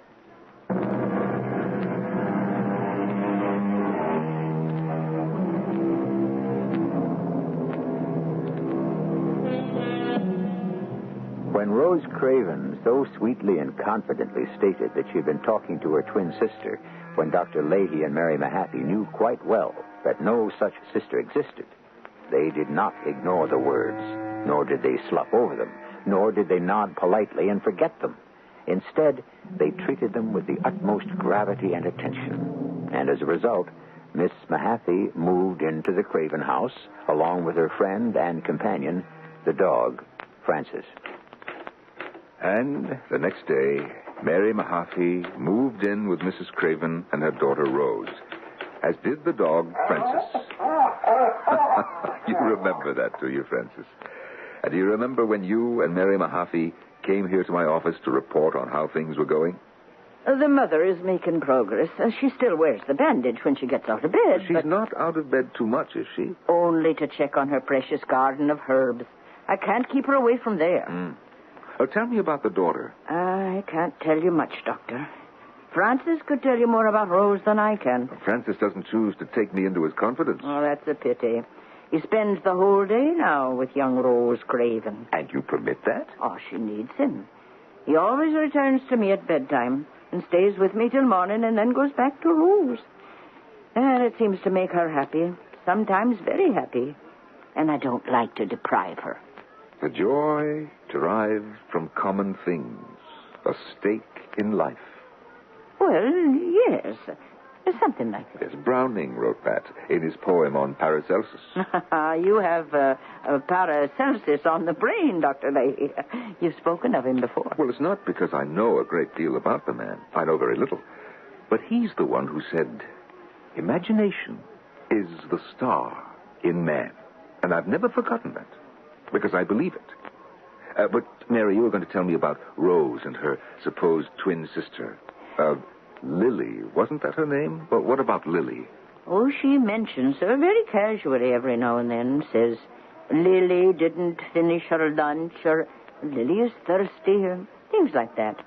I pretend I haven't heard anything out of the way, or sometimes anything at all. I'm still making her acquaintance, you might say. I have to feel my way to her friendship. And if it can be done, you'll do it, Mary. Well, I'll try, Doctor. But I don't know that young Rose will ever choose to be real friends with anyone. Anyone, that is, but Lily. When Mary said that, I began to be seriously concerned about young Rose. And soon after, it was time for my bi-monthly visit to her mother, whose thrombosis showed every sign of having dissolved. So I drove in the old jalopy out to Alata.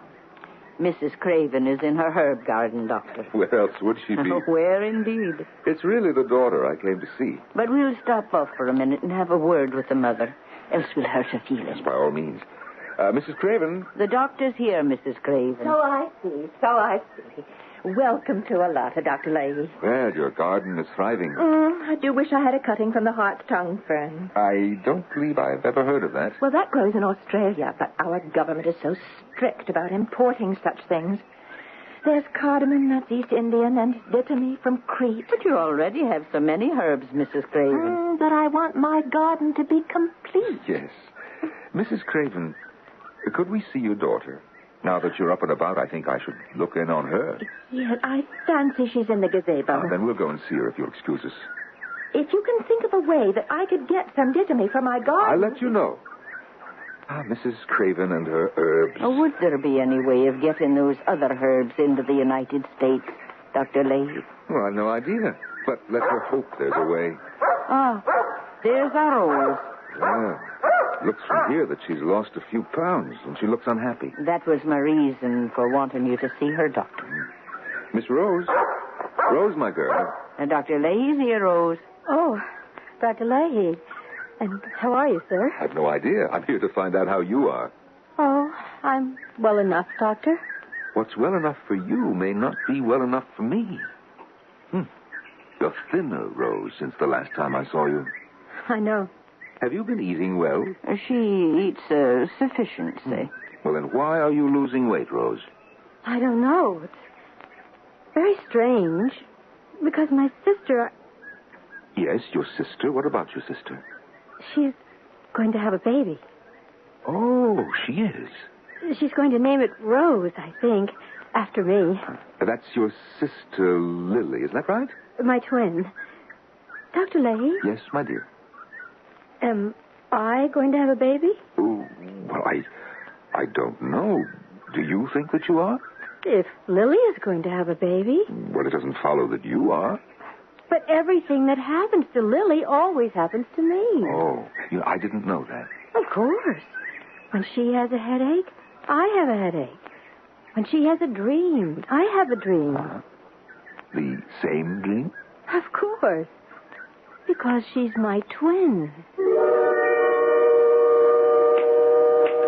I don't rightly remember what was said by any one of us after Rose said that. I didn't want to contradict the young woman. It's been my experience that the very worst thing you can do when a person reveals an obsession is to tell that person he's mistaken. It doesn't alter the obsession in the slightest. All it does is destroy the person's trust in yourself. After I had somehow terminated my visit, Mary Mahaffey walked with me to my automobile.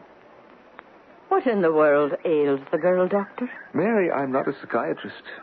Is it schizophrenia, Doctor? I mean, does the girl have two selves? Herself and Lily? Oh, she's not psychotic so far as I can tell. Schizoid, perhaps, but not mad. What's to be done? Mary, stay close to her. Let me know if she loses more weight. Let me know if the obsession grows more acute, and I'll come right out. And tell Francis to keep an eye on her, too. A month went by. There was no reason to go out to Alata. Mrs. Craven's condition continued to improve. And to keep an eye on young Rose, there was Mary Mahaffey. And then one day... This is Dr. Leahy. Mary Mahaffey, Doctor. Yes, Mary. I've hesitated to call you. Mary, what's the trouble? I don't rightly know, Doctor, but... Is it Mrs. Craven? Oh, no, it's the young girl. It's Rose. She's not ill. It's not that, but she hasn't left her room for 3 days. 3 days? Oh, does she complain of anything? No, Doctor, no pains, no nausea, nothing. But there's something wrong, I'm convinced. Francis hasn't left her side the whole time. And it's all I can do to get him to return to me at bedtime. Well, Mary, I'm booked up for the entire day, till supper time and perhaps beyond. But I'll drive out there in the evening, as early as I can get there.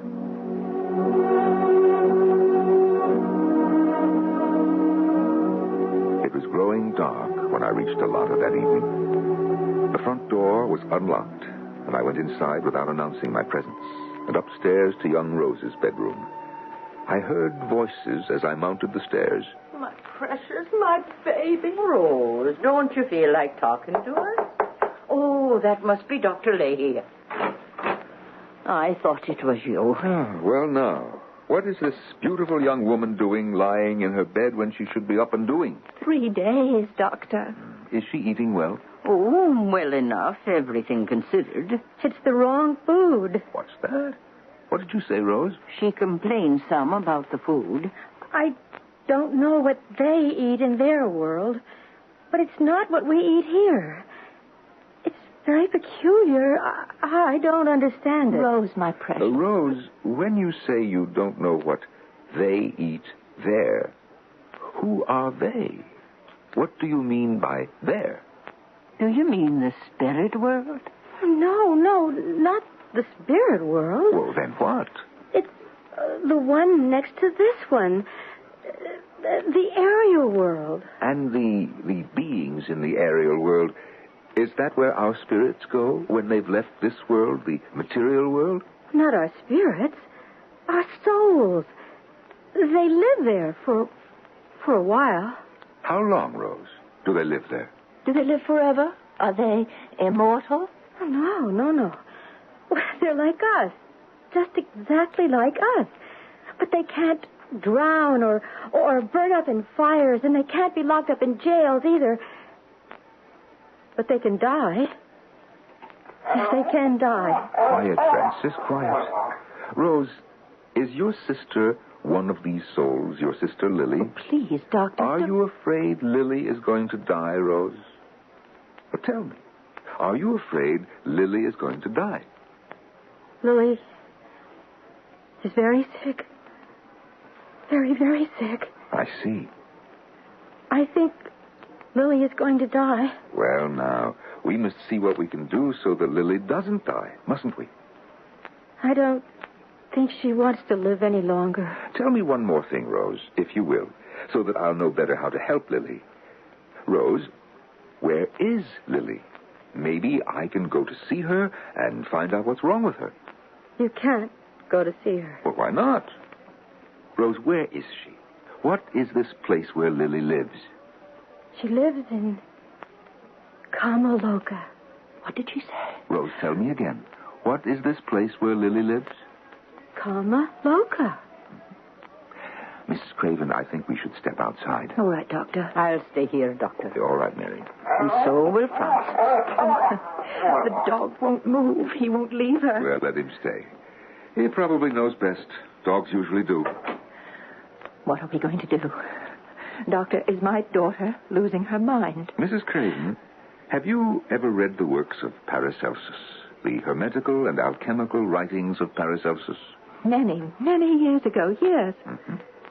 Has Rose read them? Well, I suppose she might have. They're still in the bookshelves, as far as I know. Why do you ask, Doctor? Because what she is saying is very like what that Swiss doctor wrote 500 years ago. That there is a soul place, a world adjoining ours, but not touching, contiguous, but not joined, and that there are beings that live in this realm of the soul, beings like us, but not like us, as their world is like ours, but not like ours, having its own firmament, its own atmosphere, its own conditions of existence, its own habitations. Yes, but why would Rose... She says the name of this place is Camelot. Now, do you know what Camelot means? It means the together place. The together place? Yes. It's a beautiful concept, don't you think? A place where we can be together with those we love, together with them as we were in life. But Rose has no one. What's that? The dog? Doctor. Yes, Mary. She's dead. Rose is dead.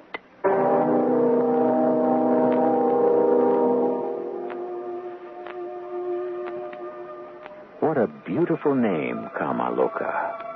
I don't know its derivation, but loka surely comes from the Latin word for place, and kama, well, my dictionary tells me that kama in Sanskrit means love, and the Hindu god of love is named Kama. So it seems quite pleasing and appropriate that Kamaloka should designate the together place. I'll be back with Act 3 shortly.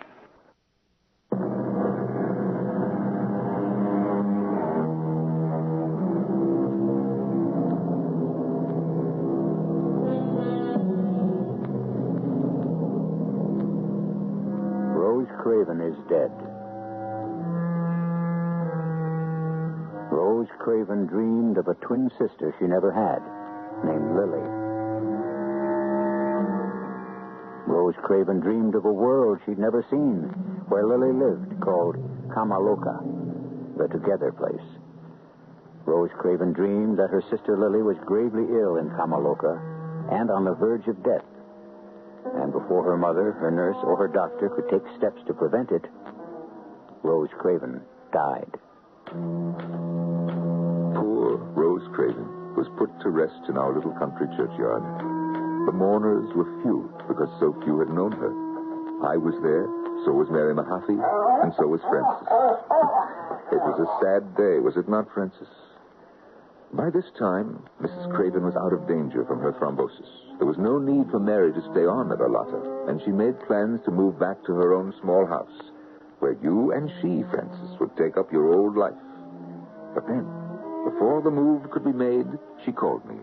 It's Mary Mahaffey, Dr. Lane. Yes, Mary. Doctor, I've decided to stay on here for a bit. Oh? Well, there's no need, Mary. Mrs. Craven is able to fend for herself. No, she's not, Doctor. Well, why not? I saw her just last week. She's taken to her bed, and I can't rouse her. Well, there's got to be a period of mourning. It's painful, but it's got to be gone through before life can start up again. It's a sickly state, to be sure, but unavoidable. It's not just mourning, Doctor. She's begun to talk about, that place. The place her daughter spoke about. Kamaloka. She has visions of it, and she believes her visions. We can't take her visions away from her. Even if we could, it might kill her. She'll die if she's left the way she is. Oh. Well, what can we do? I intend to stay on for a while. I don't care if she wants me here or not. She needn't pay me. I don't care about the money. What do you expect of me, Mary? Pay her a visit, Doctor.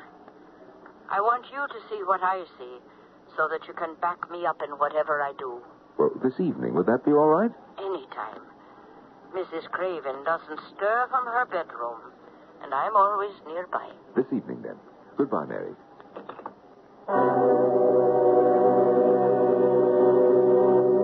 It's my firm conviction, Doctor, that if something's not done, we can lose the mother as we did the daughter. Come inside. It is not my habit to concern myself with the metaphysical vaporings of my patients, Mary. I confine myself to their bodies. Doctor, you very well know that body and soul intermingle. You're not so old-fashioned as to deny that. Her room's at the head of the stairs. I know very well where her room is. Come, Francis. Francis is not keeping watch by her bedside, I see, as he did with the daughter. No, and I take that for a good sign. If he did, I'd think nothing could save her. You say she talks of Camelot. She never heard the word till her daughter spoke it. I had to tell her what it meant. But now to her it's a dwelling place for souls. At least I think that's what she's trying to convey to me. Here's her room. Let's go right in. The doctor's here, Mrs. Craven. You needn't have come, Doctor. Well, when Mary Mahaffey summons me, Mrs. Craven, I obey. Oh, Mary, she fusses so. Nevertheless, I'm alarmed in a mild sort of way when a patient of mine lies in bed when I know perfectly well she's able to be up and stirring. I have no interest, Doctor, in being up and stirring. Then what do you have an interest in, Mrs. Craven? What I've always had an interest in, my daughter. Mrs. Craven, Rose is dead. My daughter's happiness, my daughter's well-being, my daughter's loneliness. Loneliness, did you say? She went to Camelot to be with her sister, Doctor. A sister she only fancies. One she never had. But think, Doctor, how she must feel to be alone. Alone in the together place. Mrs. Craven, are you telling me that you want to join your daughter in Camelot? What else can I do? There must be something. There's nothing. Perhaps there's something I can do. Prescribe a little tonic. I won't take it. Confound it, woman, why not? You know perfectly well I never take any sort of medicine unless I've distilled it myself from my own herb. Mrs. Craven, I am losing patience. I think you've said enough, Doctor. Thank you very much for coming. Don't bother to call me again, Mary. If my advice is not followed, I am not responsible. It'll be all right, Dr. Leahy. Never fear. I left. I was up against something that frightened me, something I couldn't face up to, and I felt guilty for my own cowardice. So, 2 weeks later, I drove out to Alotta without telling Mary or Mrs. Craven I was coming. I entered the house and went upstairs. I heard their voices even before I reached the top, and I admit it, Francis, I stopped and listened, and what I heard astounded me. The activities of the body are chemical, Mrs. Craven. Our health depends on the proper chemical composition of our organs and fluids.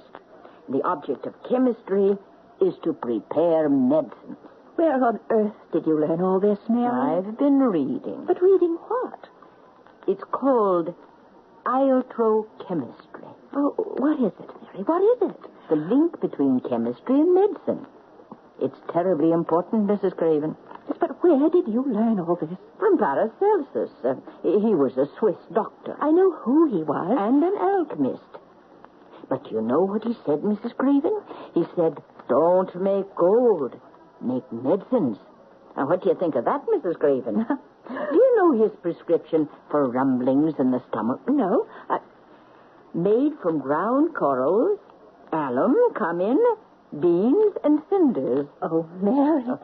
It's worth trying, don't you think? Though I don't know the proportions, and I don't know how many people these days are troubled with rumbling. I once gave Dr. Leahy a prescription for the treatment of ringworm. Yes, he told me about it, and he thinks it's good. And I seem to remember a cure for warts. And Mrs. Craven, do you remember that cutting you wanted from Australia, I think it was? Hot tongue, yes. Yes. Now, I have a friend in Australia, a nurse. We were in training together.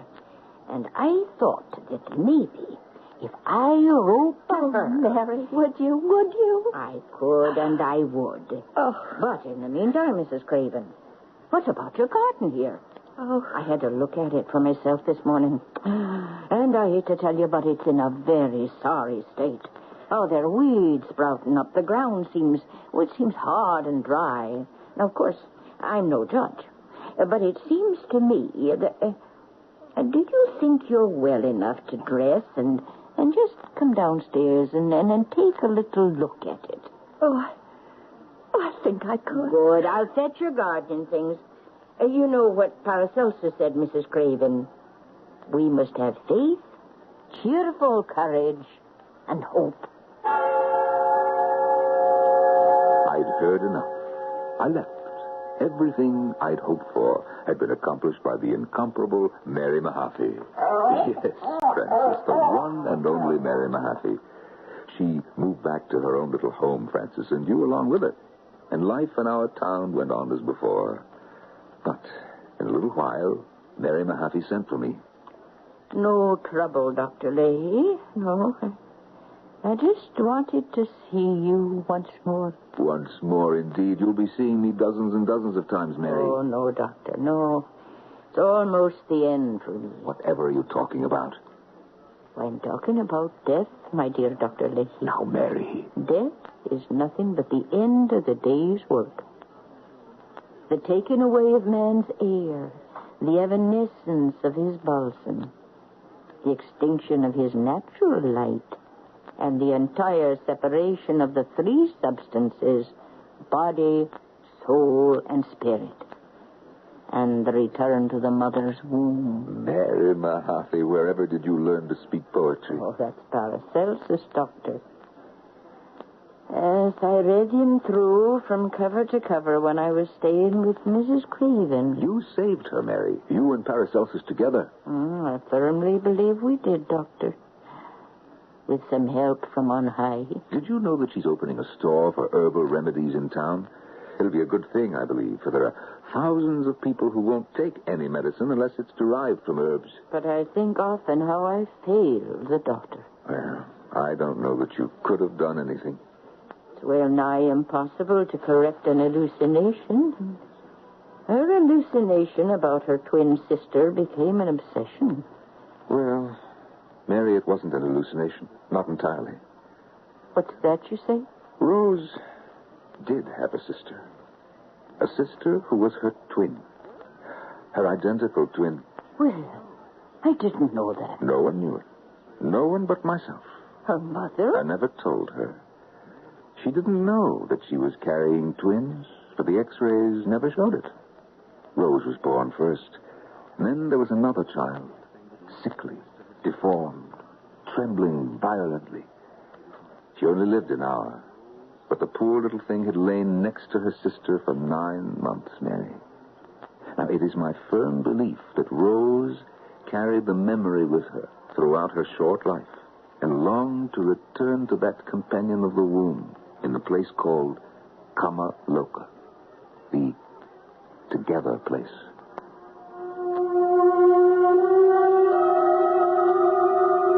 I saw Mary Mahaffey one more time. She was feeble, and it was hard for her to talk. But I knew she had something on her mind. You must write down the case history of Rose Craven, Doctor. Yes, I've been thinking about it. Oh, yes, you must. Such a strange story. It must be told. You're tired, Mary. I'd best leave you. Now, one more thing. Will you tell Mrs. Craven the story of her daughter?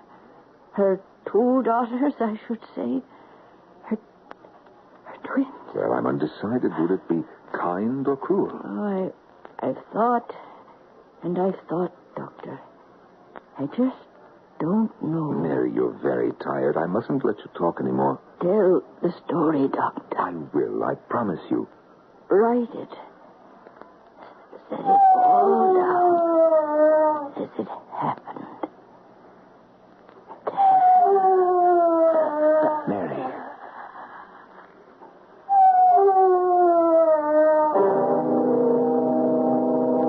Mary Mahaffey was dead.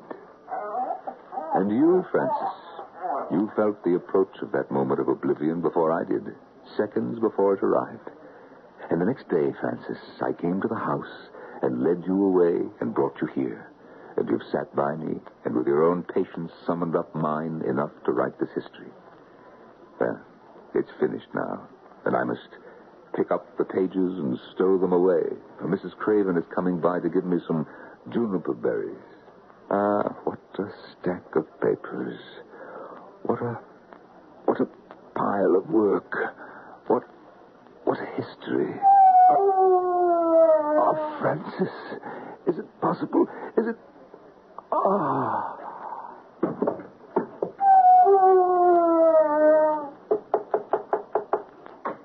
Dr. Leahy, it's Mrs. Craven. For since the earth-born man comes from the earth too will be his mother, into which he must return and therein lose his earth-born flesh, so that at the last day he may be regenerated in a new, a heavenly and purified flesh, as Christ said to Nicodemus when he came to him by night. Whose words are those? Why, they are the words of Paracelsus, of course. I'll be back shortly.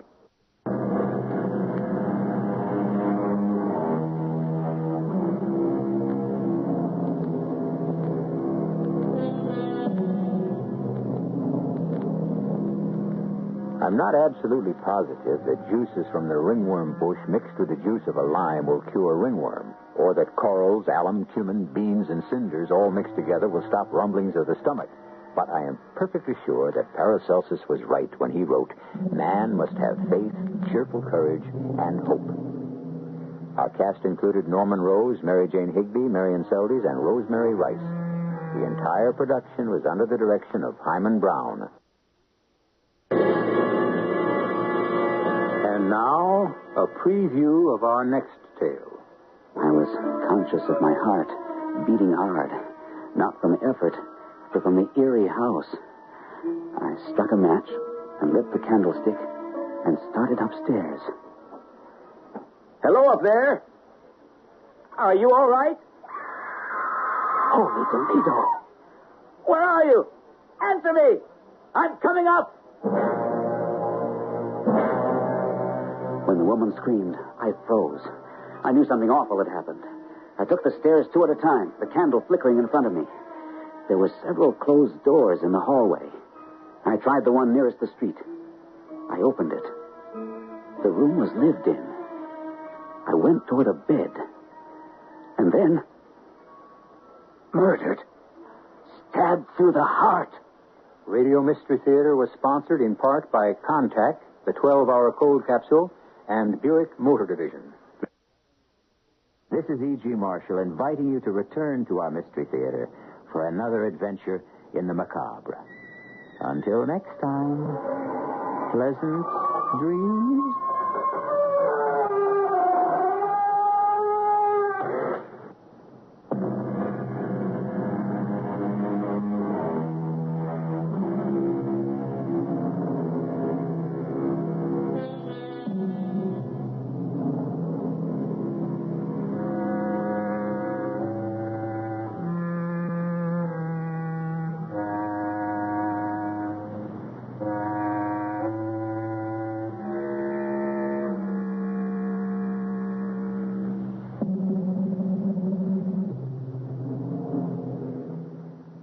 The CBS Radio Mystery Theater presents...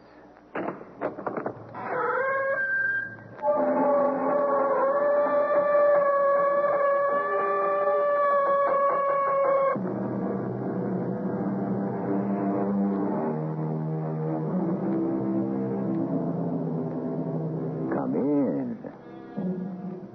Welcome. I'm E.G. Marshall.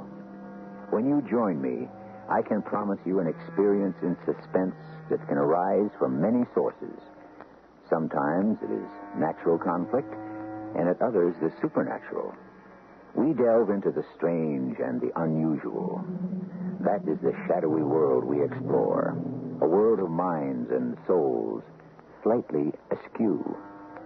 What we're about to hear is an adaptation of a story written by Algernon Blackwood about a man shell-shocked in the First World War. A not uncommon experience, but dreadful for the victim. His name is Terry O'Reilly. Captain O'Reilly.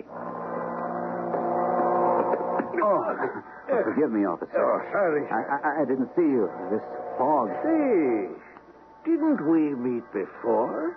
You were lost, and some woman came along? Yeah, the fog was so thick that... Officer... Say, you all right? Say, maybe you're the man we've been looking for. Captain O'Reilly? Yeah. Yes. The police want me?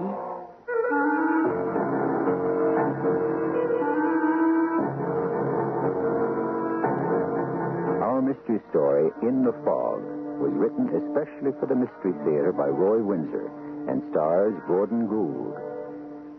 It is sponsored in part by Buick Motor Division and X-Lax.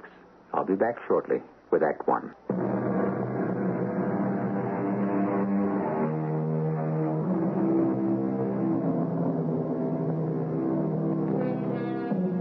Shell shock is a psychoneurotic condition like hysteria. The stress of warfare can affect some men to the point where they become disoriented. They cannot tell what is real and what is unreal. They are treated by psychotherapy in a sanitarium until their minds are healed and they're able to return to life outside their safe and protected world. Slowly but surely, Captain O'Reilly dreamed less and less of the horrors he had seen, as he explains. I cracked up. I won't frighten you with the last battle when they came at us in our trenches. The carnage was awful. Only a handful of us were left. I became a screaming idiot, and I was shipped home to a sanitarium near Cambridge. And a Dr. Henry. Now, you think you're up to it, Captain? I think so. If you begin to feel any uncertainty, just go to a policeman and have him telephone me. Okay. You've made good progress. All of us are pleased. You just think about the present and the past will recede. Phantoms exist only in the mind. They're up to you to control. I'm trying to, Dr. Henry. Now, your friends in Boston, what's their name? Collard? Yes, Jeff and May. I wrote down their telephone number. Here it is. Ah, good. I won't need it, I'm sure. Now, when you reach their house, it's on Beacon Hill. Oh, nice. Well, after you arrive, will you telephone me? Sure. Jeff's a buddy of mine. He got shot up pretty bad. It was when I saw him mowed down that I... But there he is, he and his wife. Doing well, I'd say, with that Beacon Hill address. Now, your visit is a big step forward to you. Are you going by subway? Yes, from Harvard Square. Well, it's a short and pleasant ride. Enjoy yourself. I see you're dressed for rain. That's wise. Well, it's predicted. It's hot, and a cold front is coming in from Maine. We'll get rain. Oh, maybe fog. I can do without fog. It reminds me of gas drifting through the barbed wire toward our trenches. I left Dr. Henry. He and his staff had been wonderful to me. I wore my hat and raincoat, and I had the feeling that everyone was watching me. You know the feeling, like you're an intruder. Well, nothing happened. In the subway, I read the car cards, and then I got off and climbed upstairs to the street. Fog, thick as sheep's wool. I didn't know where to turn. I'm sorry, officer. I can't see a thing. Oh, that's all right. Me neither. It rolled in about half an hour ago. Where am I? Tremont Street. I wouldn't move around very much. Most cars are to stand still, but there's always some nut who tries to drive. Who wouldn't see you, and you're hit. No, I'm not moving. But I'm expected at my friend's. No, they'll wait. If they got windows, they can see you'd be struck. They're on Beacon Hill. Across the public gardens in that sea of fog. No, you stick around a while. The fog will lift. I can make it. Well, suit yourself. I just have to reach my friends. But wait a few minutes. You wander around through the park, you could stumble into the lake. Are you all right? Huh? Oh, yeah, sure. You look kind of worked up. I was in the war, and Hello? the fog... Hello? Oh, help me. Help me. Oh, officer. Oh, you have to help me. No, what is it, lady? I'm lost. Well, so am I. So's this man here. Now, no one can find his way in this thick fog. No, but I said I'd be there, and he'll be waiting. Well, my advice is to stay put. No, I have to get to Morley Street on Beacon Hill. Well, that's where I'm going, too. Oh, then let's find it, please. I'm warning you, lady. You go groping around in this mess, and you could be hurt. I'll go with you. Oh. Well, remember, I warned you. I hope I don't see you in the morgue. Hold my hand. Tight. Yes. Come on now. Oh, you're very kind. That's all right. I don't know the hill except it's above the gardens. Oh, if I could only see. Yeah, it's unreal. What a phantom world. I hate it. So do I. Hold on. What's your name? Oh, well, that's unimportant. I don't mean to be rude, but we'll never see each other again. Even in the fog, I can see how beautiful you are. Oh, well, thank you. Holding your hand does me good. You're real. I should think so. I mean, I'm Captain O'Reilly, Army, shipped out for shell shock. Oh, well, are you... should you be out? I mean, isn't there a sanitary... No, I'm fine. What did you mean? I'm real? Not an illusion. That's what I suffer from. Not knowing what's real and what isn't. Now you know. Sure. Oh. It's slow going, but if we stick to the path, we'll be all right. Your doctor said you could come into Boston alone? Sure. Dr. Henry. Hey, you're not afraid of me, are you? Oh, no. We're never dangerous, except maybe to ourselves. Like you reach for something you see, and it isn't there.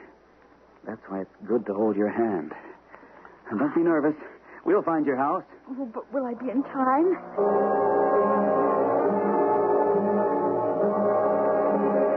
Inching along seemed like it took hours instead of 20 minutes.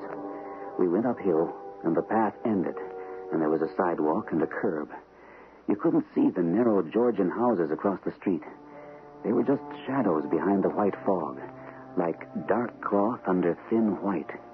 And here and there I saw pinpoints of yellow lights. Oh, Morley Street, this way. To the right. Hold on. Oh, no, I can find my way now. I'll see you to your door. No, please don't. There's no need. But I'm going there myself. My friends, the Collards, you may know them, they live on Morley. Oh, you'll find them. I hope so. What I thought was, if you don't mind, I'd telephone them and tell Jeff that... Oh, no, I can't let you do that.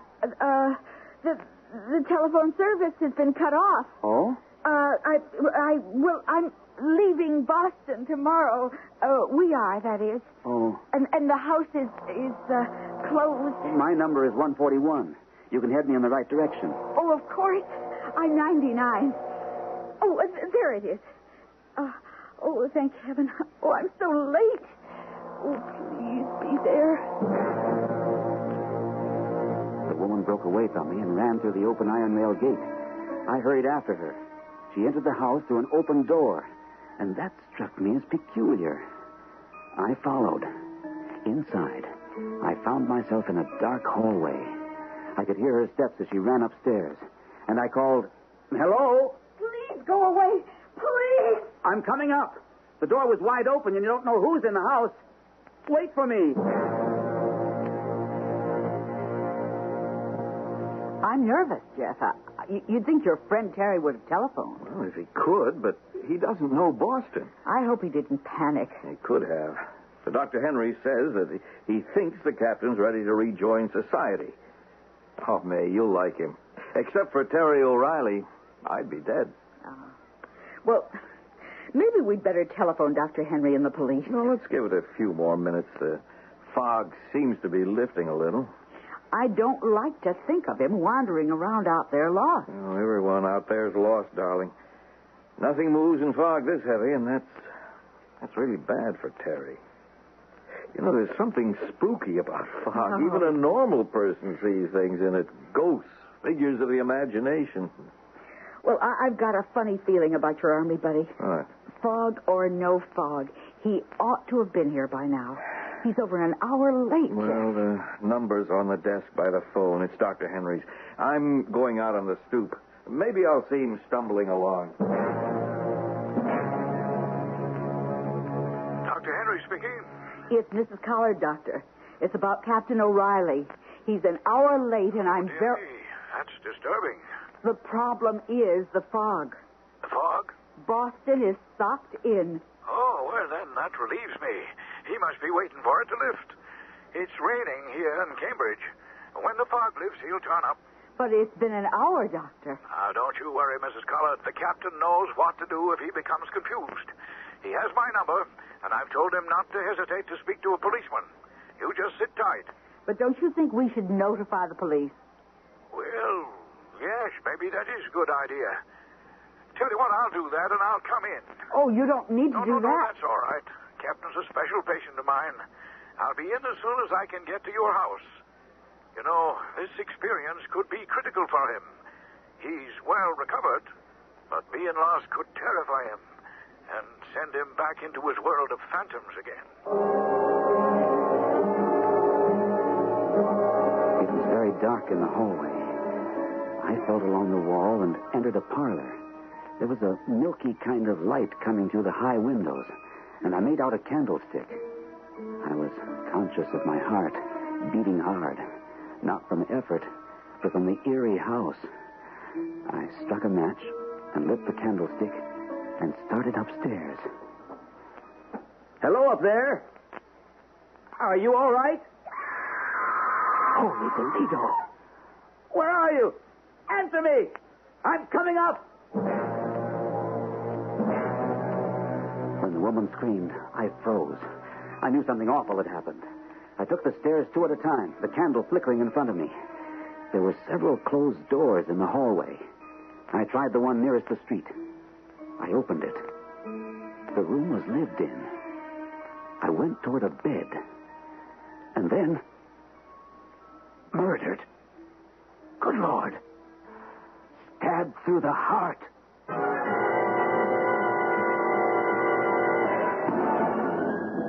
Coincidence? It is frowned upon by many, but it is a fact of life. For want of a nail, the shoe is lost. For want of a shoe, the horse is lost. For want of a horse, the rider is lost. What else is that except coincidence? Who is responsible for the want of a nail? How was the doctor to know that when Captain O'Reilly emerged from the subway in Boston, that he would walk into a thick fog? Coincidence? When I return with Act 2, we'll find out where coincidence next led Captain O'Reilly.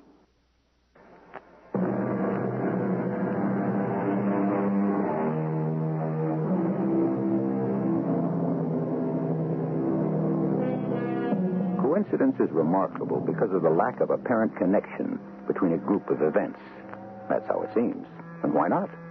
You meet someone you haven't seen for years. You may renew the relationship with good or bad results, and all because of an accidental meeting. When you look back on what followed, how can you explain it? An unexpected meeting, a coincidence. Well, Captain O'Reilly met a stranger, a woman as lost as he. When he followed her upstairs, he found her in a bedroom, murdered. To say I was shocked isn't strong enough. Almost without realizing it, I removed my hat. The dead woman was no illusion. This was real. Selfishly, I knew that this was good for me. I could distinguish between the real and the unreal. That gave me enough confidence to leave, and I left fast, running down the stairs. Then I heard a door closing. For a moment, I hesitated. Then I went outside into the fog. Oh, hello there. Huh? Oh, hello. Don't be afraid. I'm a physician, Dr. Sprague. Oh? Is something the matter? Can I be of help? No, I'm lost. It's a little more than that, isn't it? You really are a doctor? Oh, yes, I live close by. Why don't you come with me until you calm down and get control of yourself? I'm late for my friends. 5 minutes won't make any difference. Your name? O'Reilly. Captain O'Reilly. I could telephone from your house, couldn't I? Of course.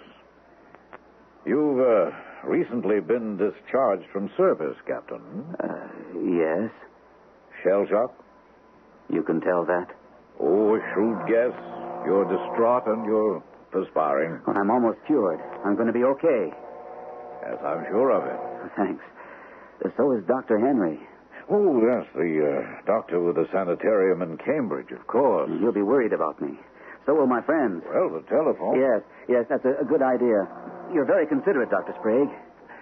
By the way, how did you get here to the hill? Well, my friends live on Morley Street. I walked through the public garden. From Tremont Street? How could you see? I couldn't. We held on to each other, and we managed. I don't know how. We? Some woman. This is her house. I saw her to the door. You didn't follow her in? No, she just flew in and up the stairs. I called. You see, the front gate and the door were open, and I was afraid for her. That's quite an experience, Captain. Yes. First the fog, and then this woman. Who was she, by the way? I don't know. Well, she was frantic. She was meeting someone, and she was afraid she would be too late. Ah, poor thing. Well, come with me. All right. You didn't follow the woman into the house. Well, I asked because you said that the gate and the door were open. The gate is still open, but the front door, Captain. The front door is now closed. Well, he's been seen. I'm relieved. A policeman spoke with him when he came out of the subway on Tremont. Terry seemed to be all right. And then some woman came along, and they headed into the public gardens toward the hill. A woman? Now, that's what the policeman said. A stranger. She was lost, too, and was acting pretty wild. You looked around? Yeah. The fog isn't that bad now. It's begun to drizzle. I walked around the block calling his name. Well, now, what do we do now? Nothing. The police are on the lookout for him, and we know that Terry is somewhere in the neighborhood. That's funny about this woman. Well, what's funny about her? She's not imaginary. The cops saw her, and they saw them set out together. The doctor saying the door was closed. That bothered me. I knew I'd been in the woman's house. I didn't know what to do. The right thing was to notify the police. But would they believe I hadn't murdered the woman? We reached Dr. Sprague's house in a few minutes. He led me into a handsome study. Now, you want to telephone your friends, or may I do that for you? Have you the number? I wrote it down. Here it is. Yes, thank you. Operator, give me 1961, please. You can just relax. Well, it's mighty nice of you to take me in. Oh, I'm glad to be of help. Yes, Jeff Collard speaking. Oh, this is Dr. Sprague. Captain O'Reilly is with me. Oh, is he all right? Oh, perfectly. I'll send him on his way in 5 minutes. Thank you. I'm at 141 Morley. And he really is all right? Yes. I met him on the street and noticed he was upset, so I brought him here to relax. He'll be along shortly. Where are you, Doctor? I can come for him. Well, there's no need to do that. Well, I'd like to, if you don't mind. Your address? 99 Morley. Oh, for heaven's sake, that's only a block away. I'll be right along. And thank you, Doctor. Now, you feel relieved. Yes. I know they've been worried. So Dr. Henry allowed you to come into Boston? Yes. Jeff Collard's visited me several times at the sanitarium, and last week he invited me to his house for dinner. Dr. Henry approved. It all worked well until I stepped into that fog. And you were afraid that you might retreat into your, well, how shall I put it, your other world? You know about shell shock. Quite a good deal. You experienced a dreadful shock, didn't you? Pardon me? Something about that house and the strange woman. Why don't you tell me about it? In confidence, of course. I'm a doctor. Keeping it bottled up could be bad for you. What about the open gate and the open door and the strange woman, Captain?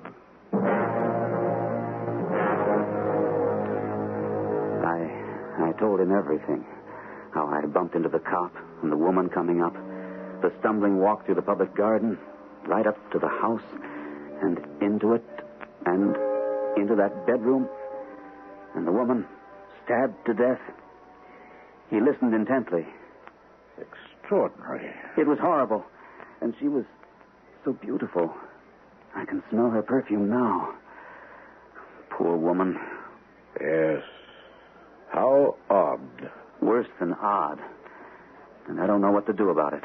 Oh, there's nothing to do about it. But the police... You didn't murder the woman, did you, Captain? Good Lord, no. Then you'll be wise to forget about it.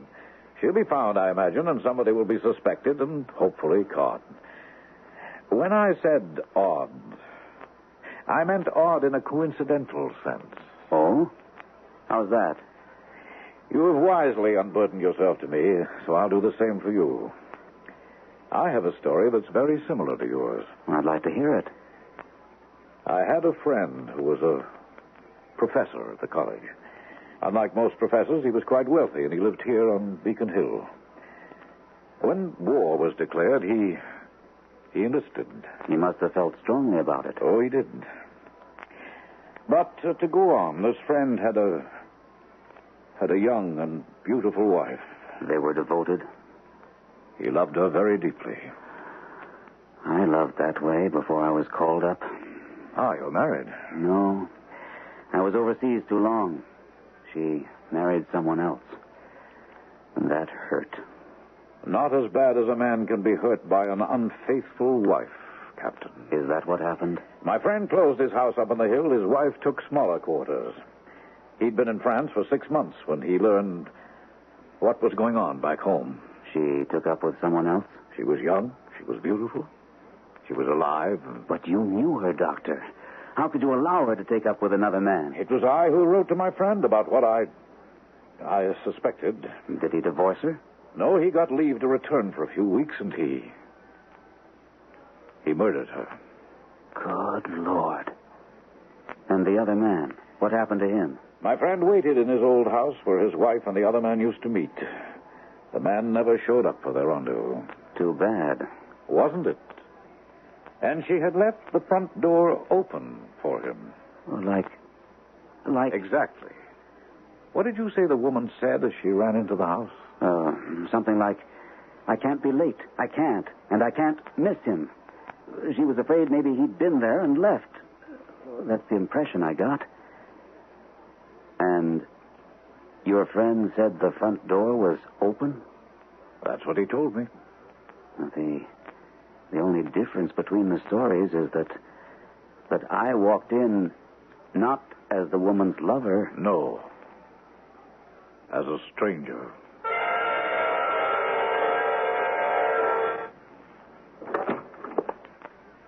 Did you bring him back, Jeff? No, I didn't find him. But Dr. Sprague gave you his address, and it's only down the block? But I went to 99. It was closed and dark from top to bottom. Well, that's peculiar. Yeah, isn't it? I don't understand it at all. You tried the bell? Oh, sure, no luck. Then the next-door neighbor came out, Mrs. Lawrence. I know her slightly. She said the house had been closed and the professor enlisted and that his wife had moved away. I asked if she knew a Dr. Sprague. She said she never heard of him. How funny. There's no doctor living in the block that she knows of. But why would Dr. Sprague tell you that... Oh, it beats me. And now we still don't know where Terry might be. Something very strange is going on. I just sense it. But you said Dr. Sprague sounded perfectly normal. Well, he did. Well, maybe you better find that policeman and go back to 99. I'll come with you. No, darling. You stay here. Don't forget that Dr. Henry's on his way in. Oh, I'd forgotten. And who knows, Terry just might show up. Well, if he does, you'll take us out to dinner. Mine is ruined. Oh, it's a nightmare. Now, what if there isn't a Dr. Sprague? What?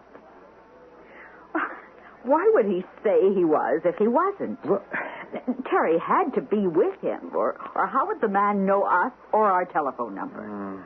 Now, what's the matter with you, Jeff? You think Dr. Sprague's a fictitious character? Well, maybe. But why? You think this could be a hoax? Who knows?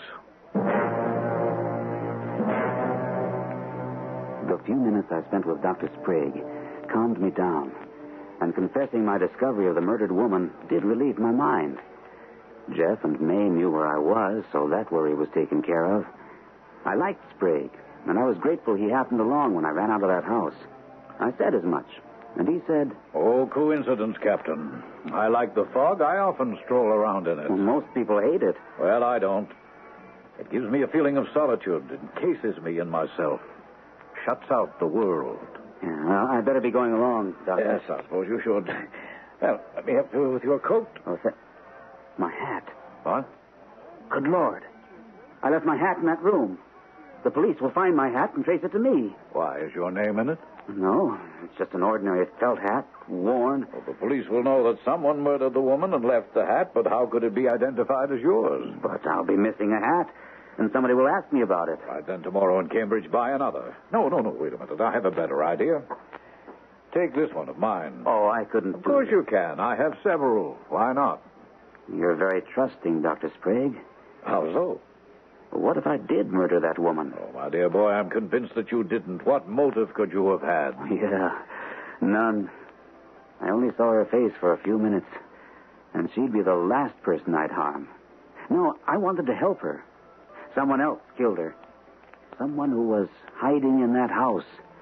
As I ran down the stairs, I heard a door shut on the second floor. You're lucky you didn't meet up with him.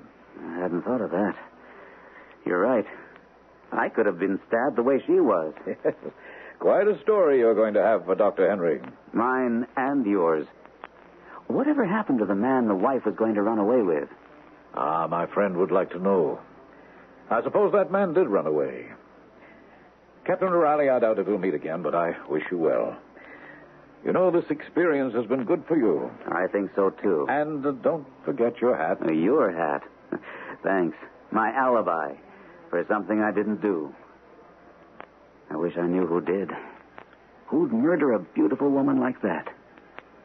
Someone she had deeply offended, Captain. All of us are two persons. That's a generalization, but I think it's true. We appear to each other as one kind of person. Then there's the inner person. A criminal does not have to look like what we think he should look like. Everyone is capable of committing a crime. For those that do, something snaps in the mind and triggers it. More when I return with Act 3.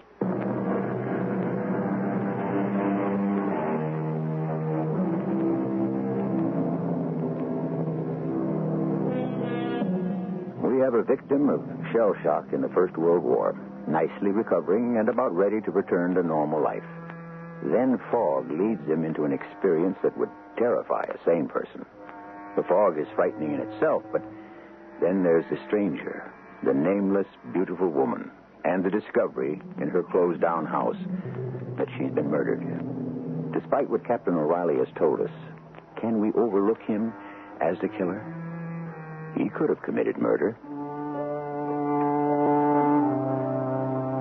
I thanked Dr. Sprague once more and put on my coat and his hat and stepped outside. It was raining now, and I could see where I was. He had told me which way to turn to reach Jeff Collard's house. So I went through his iron rail gate and turned to my left. And coming toward me was the policeman. Well, we keep on meeting. You are Captain O'Reilly, right? Yes. You got everyone in town looking for you. Oh, I'm sorry. Dr. Henry called on the police, and your friend's been out in the street calling your name. That caused a lot of trouble. You're kind of special, Captain. Dr. Henry got a little worried that lost in the fog, you might have, lost your bearings. Well, I did. But Dr. Sprague took me in, and I'm okay now. Well, I'll walk you to your friends and telephone headquarters from there. Is that all right? Of course. The woman find her house? Oh, yes, I guess so. Why the guess? You were with her, weren't you? Well, through the public gardens. Then she thanked me and ran down the street. Oh, well, so she got home all right. I suppose so. I don't know. She was pretty tensed up. She was meeting someone. That's what she said. You remember what I told you over on Tremont? Now, if you'd listened to me and waited until the fog thinned out, you'd have saved yourself a lot of aggravation. Well, you're found, so we'll forget it. I beg your pardon. Yes. Am I near 141? I can't quite make out the numbers. Dr. Henry, Why, yes. Oh, well, you must be Mrs. Collard. Yes, May Collard. Please come in. I'm so glad you came. Oh, hasn't Captain O'Reilly turned up? Come in. No, he hasn't arrived. But a Dr. Sprague said Terry be along directly. Well, who's Dr. Sprague? Oh, just leave your coat and hat here in the hall. Oh, thank you, Miss Collard. Has something happened to the captain? No, not that we know of. My husband's wandering the block trying to find him. Dr. Sprague telephoned and told Jeff that Terry was all right. Jeff said he'd walk down to 99, Sprague's address, and walk Terry home. And? The house is closed tight and dark as a tomb. Why, that's strange. Captain O'Reilly's somewhere in this block with a Dr. Sprague who isn't at the address he gave. Yes. Now, what do you make of that? We're really terribly worried. Well, now, don't be. I have full confidence in the captain. But wandering through that fog, it was like a covering of snow. You couldn't see 5 feet. Well, how do you know he's here on Beacon Hill? From this Dr. Sprague. Uh-huh. Maybe I'd better telephone the police. I told them to watch for him, that I was coming into Boston. Maybe they have a report by now. It's hard to imagine walking through the public gardens if you can't see. May I use your telephone? Oh, of course, back there in Jeff's study. Now, don't worry. Unless he's had an accident, I'm sure he's all right. Oh, Jeff, any luck? I can't find that policeman. Who's hat and... Oh, Dr. Henry's? He's checking with the police. I give up. Let him come to us. I don't know where else to look. Mr. Collard. Oh, hello, Dr. Henry. There's no news yet, but everyone's got his eye open for the captain. Oh, hey. You must be May. Terry, thank goodness. Oh, buddy, hey, are we glad to see you. Come in. My friend, Sergeant. O'Malley, do you mind if I use your telephone, Mr. Collard? Well, come with me. Where did you find this big hulk? Coming out of Mr. Sprague's house. So, he exists, huh? Well, Captain? I apologize for causing all this trouble, Doctor. You've had quite a day, Captain. Wait until you hear. You seem to have borne up well. I think what happened to me today has got me cured. Fog can be terrifying. Not as terrifying as finding a woman murdered. Oh, no. What? You found her? Hey, what's going on? You look shocked, May. It's just relief that Terry showed up. Sergeant O'Malley, thank you. Sure. The alert's off, and I got a pat on the head from the chief. Good night, folks, and keep O'Reilly indoors. Well, what's going on here? Sit down, and I'll tell you what happened to me. It was horrible. There was this beautiful woman. A spy story. And together we found her house, right on your street. Yeah, sounds exciting. The front door was open, and she ran in. A few minutes later, I found her, dead. Good Lord. Well, where'd she live? At number 99. Oh, isn't that where Dr. Sprague lives? That's what he said. But 99's closed. No one lives there. The owner enlisted and the wife moved away. Terry, you... I was in that house. I found the woman on the second floor, stabbed to death. I told them everything that had happened to me from the time that Dr. Henry had sent me on my way until I walked into their house a few minutes ago. It's incredible, Terry. Pretty weird, May. But it happened. Now what do I do? Yeah. The body in the front room at 99 Worley. I have to report it to the police, Jeff. That's my duty. Don't you agree, Dr. Henry? Well, yes, but then come the complications. I know that, Doctor. Who's going to believe me? I found the woman murdered. I, a patient at your sanitarium. Captain, tell me about this Dr. Sprague. He was very nice. A very nice man. And you walked into him when you ran out of the house at 99, is that right? Yes, that's it. I was badly upset. He saw that and tried to calm me down. Jeff, Dr. Sprague couldn't have told you that he lived at 99. He just couldn't have. Yeah, you could be right. But no one lives there. But there's a body in there, old buddy. Sprague invited you to his house. You walked, and he led the way. It was close by. I guess we walked for a few minutes.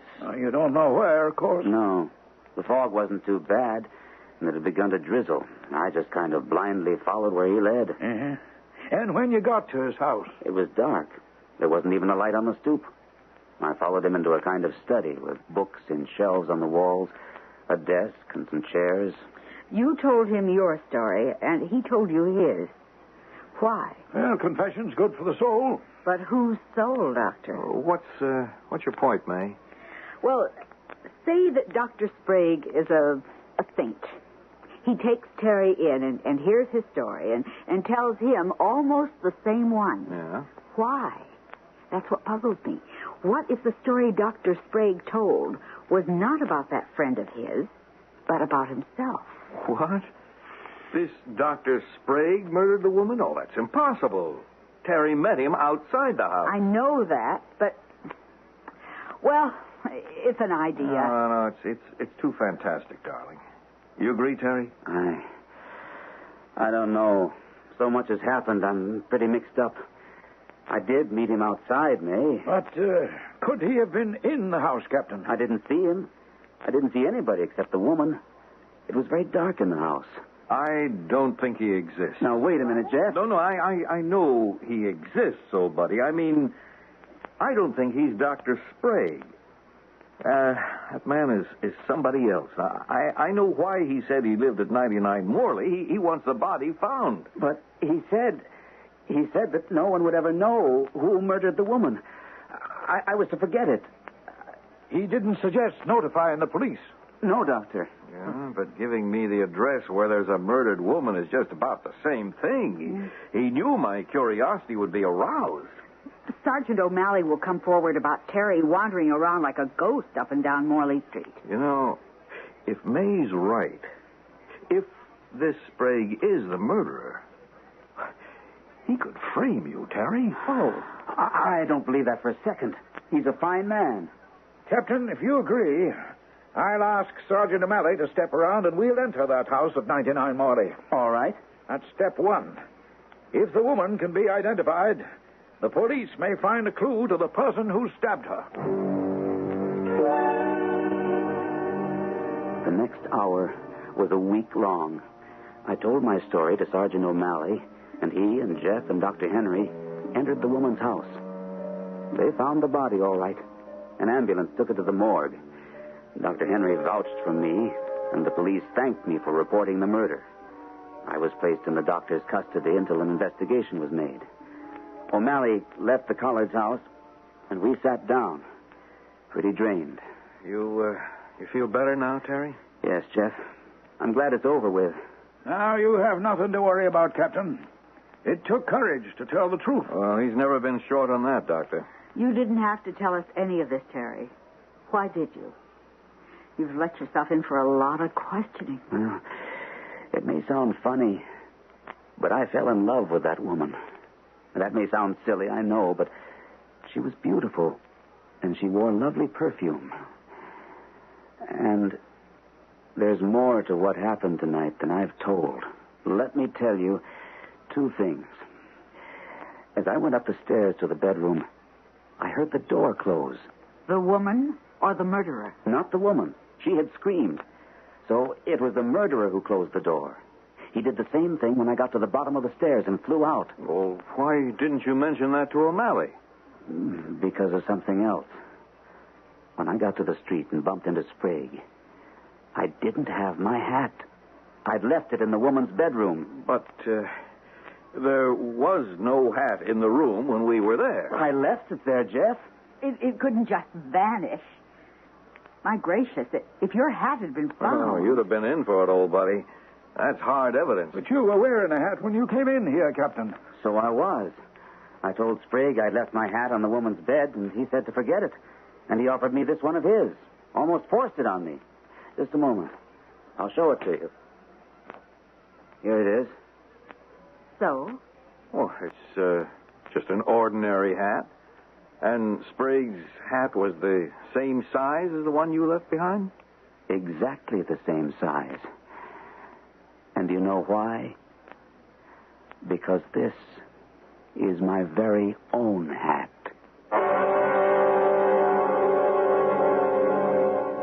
You may have guessed, but I was sure of only one thing. Dr. Sprague, or whoever he was, did not intend to frame Captain O'Reilly. Weather is a factor in our behavior.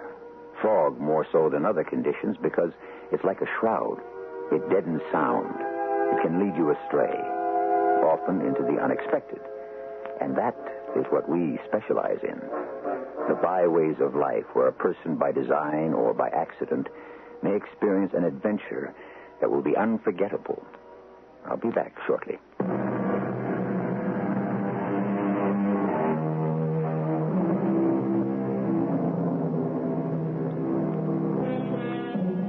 In the beginning, I spoke about coincidence.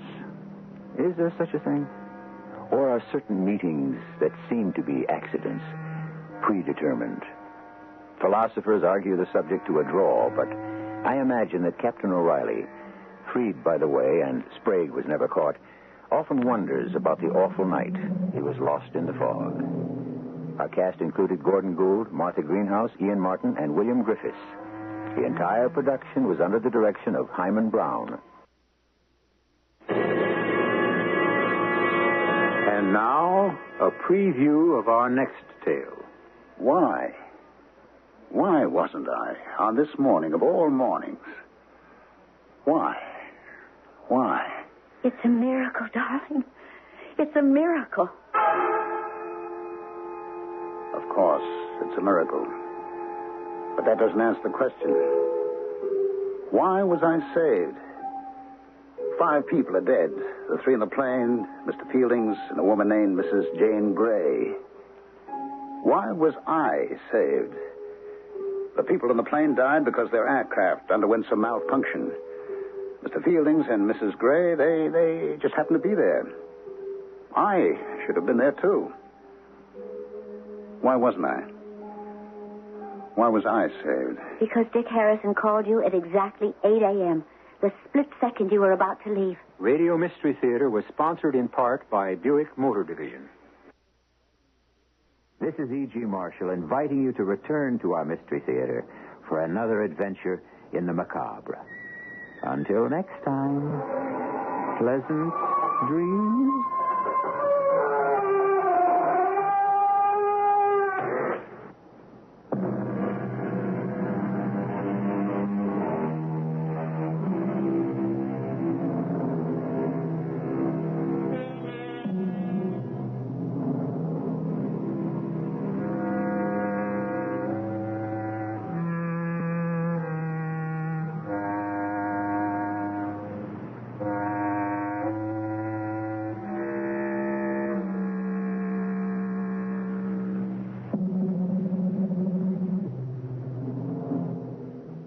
The CBS Radio Mystery Theater presents...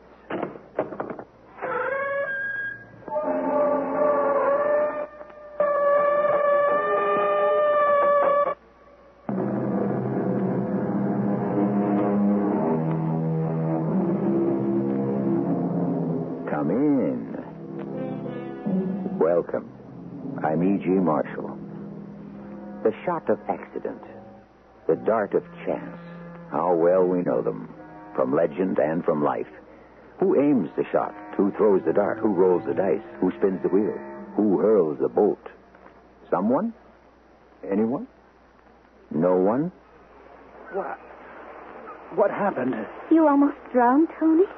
This gentleman saved your life. How did you happen to be here? Do you come to this beach often? Actually, I never go to the beach. Oh, what made you come here today? I don't know. It's just that something seemed to say, go to Plum Beach today. Something said? Yeah, something, don't ask me what, said.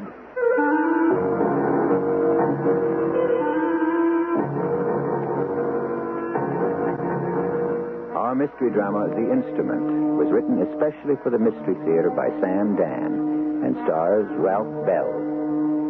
It is sponsored in part by True Value Hardware Stores and Buick Motor Division.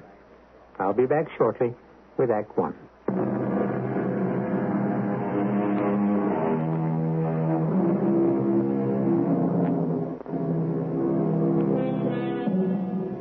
is Anthony Warlock, and he has long ago stopped trying to convince people that it's his real name, the name he was born with. Parish records in Cornwall and Devon show Warlocks going way back to the late 1200s. The problem is that the name is too fortuitous because Anthony Warlock happens to be a writer who specializes in mysteries, mostly of a supernatural or occult nature.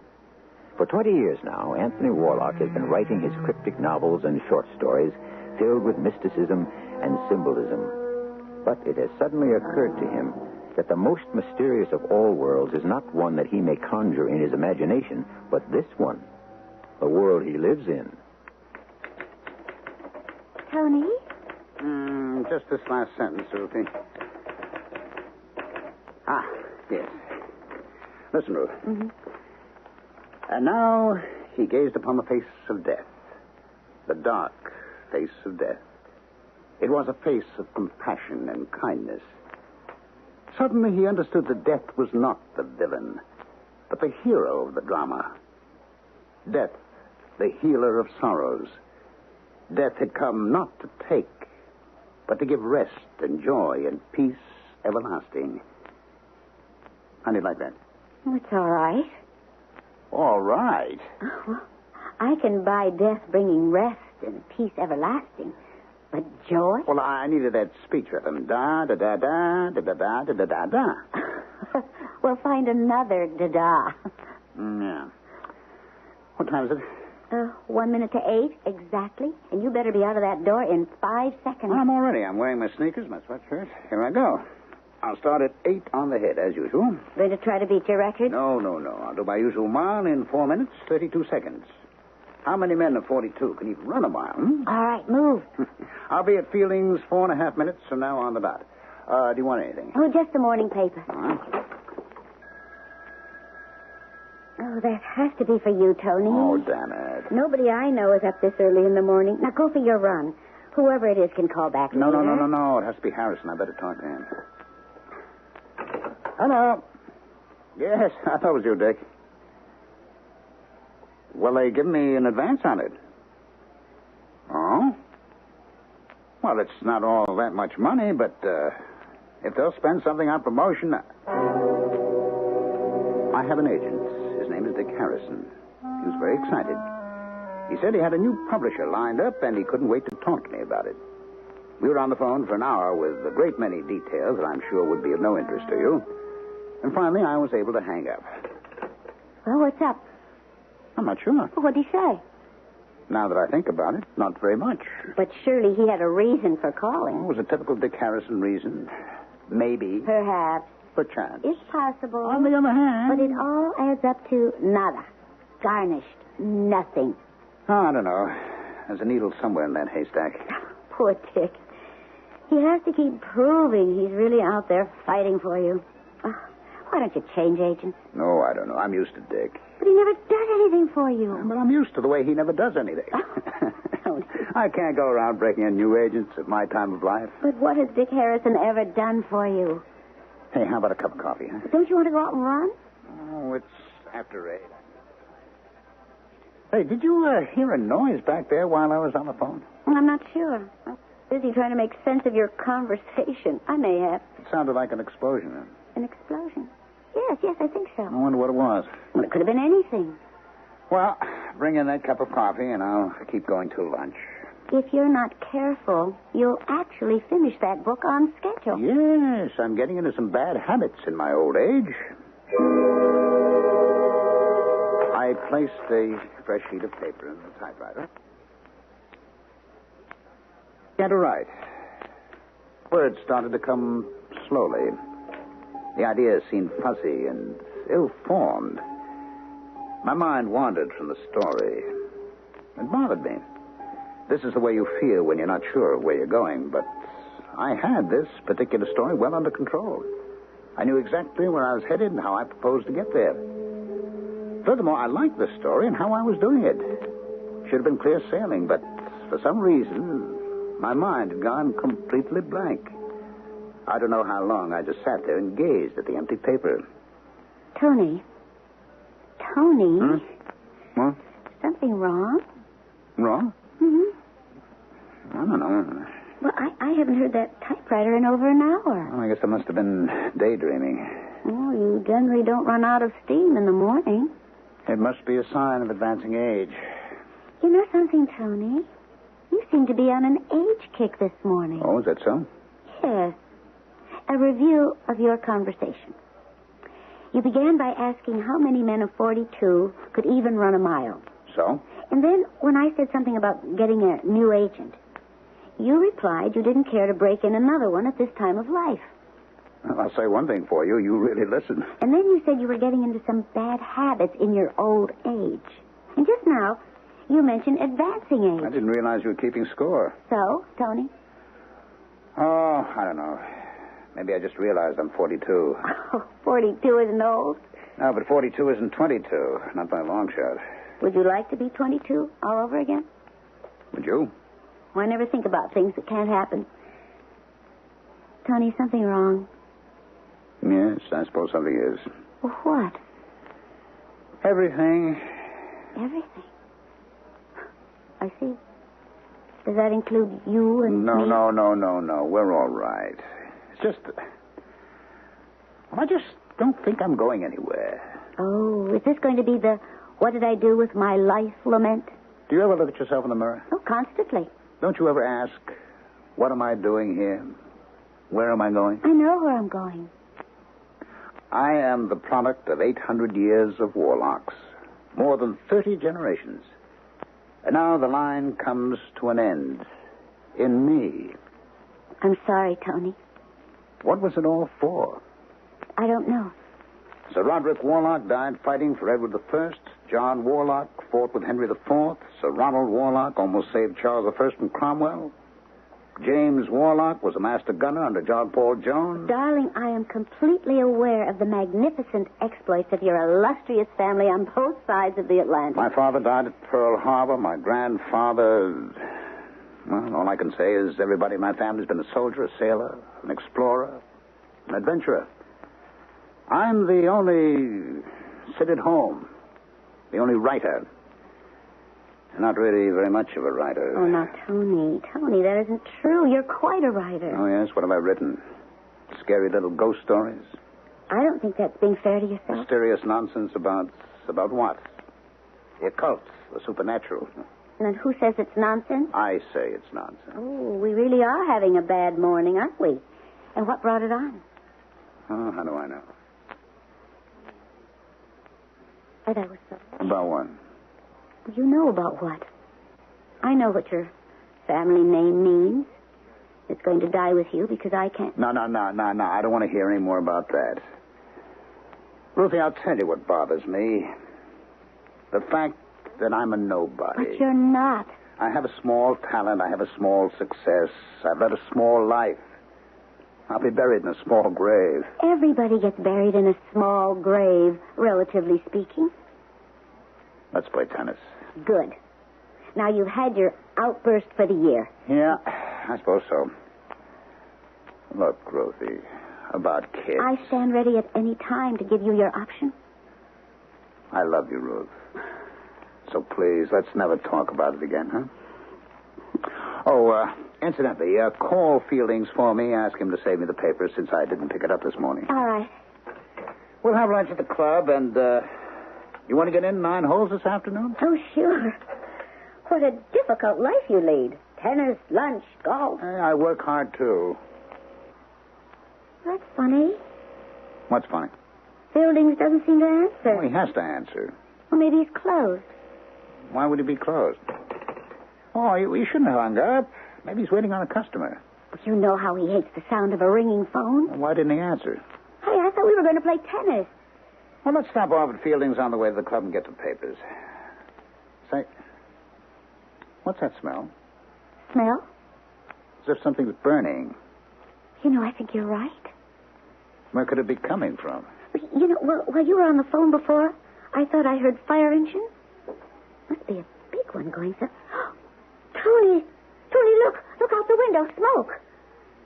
Hey, that's coming from just over the rise, toward town. It's kind of thick, very black. Well, what could be on fire? Let's find out. We got into the car and headed toward the village. As soon as we passed the bend in the road, we saw what it was. Thick black smoke was rising from the small clump of stores that made up the shopping center at Crosby Corners.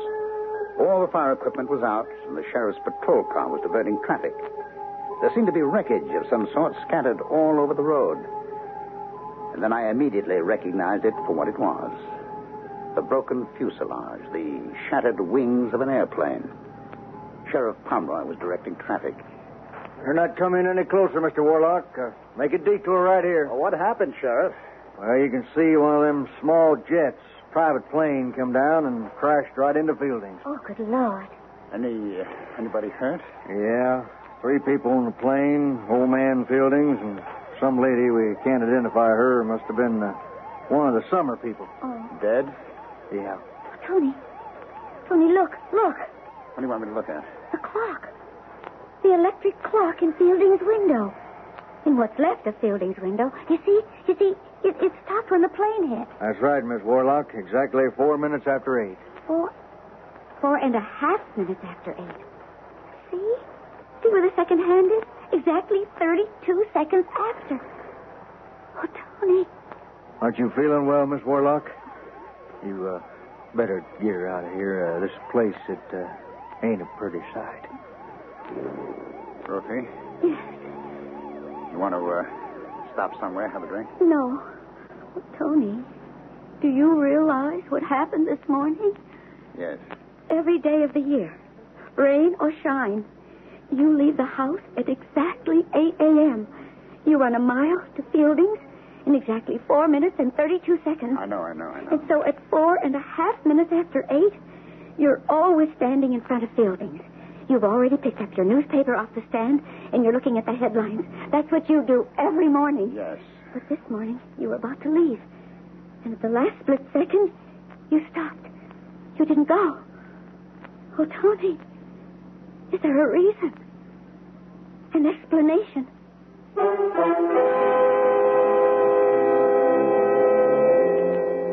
Are you perhaps waiting for me to explain it?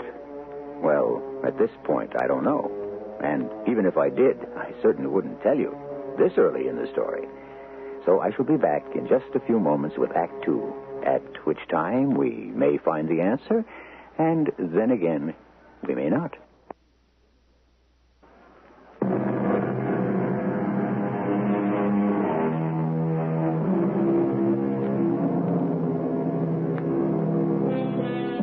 Man, we are told, is a creature of habit.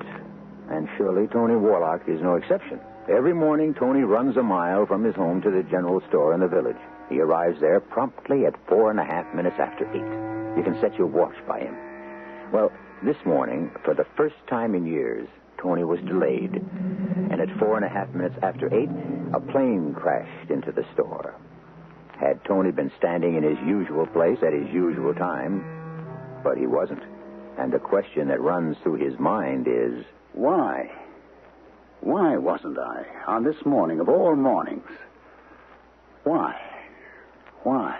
It's a miracle, darling. It's a miracle.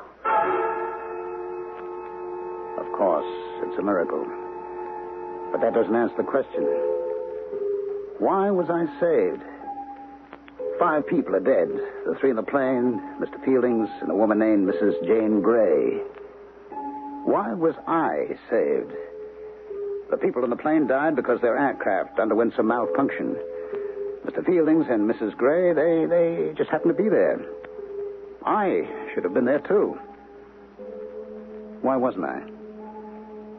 Why was I saved? Because Dick Harrison called you at exactly 8 a.m., the split second you were about to leave. Suppose I had listened to you, Ruthie, and fired him and got myself a new agent. He never would have called me.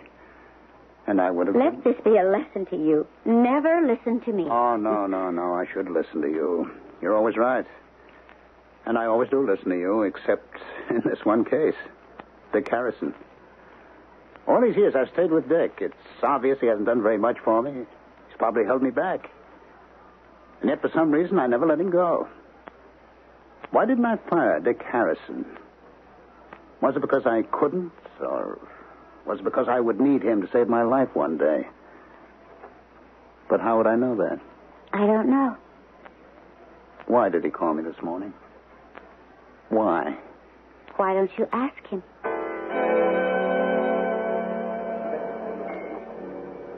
Hey, Tony. Oh, I'm sorry I'm late. It's all right, Dick. I never expect you to be on time. Oh, it was all in your interest, Tony, baby. I was with this top Hollywood producer. He's crazy about your books. And we're just about ready to talk a deal. This is going to be 6 figures. What brings you in from Roopville into the big town, huh? Dick, why did you call me this morning? Why did I call you this morning? Yes. Well, I had this deal. What deal? There was no deal. Now, Tony... Why did you call me?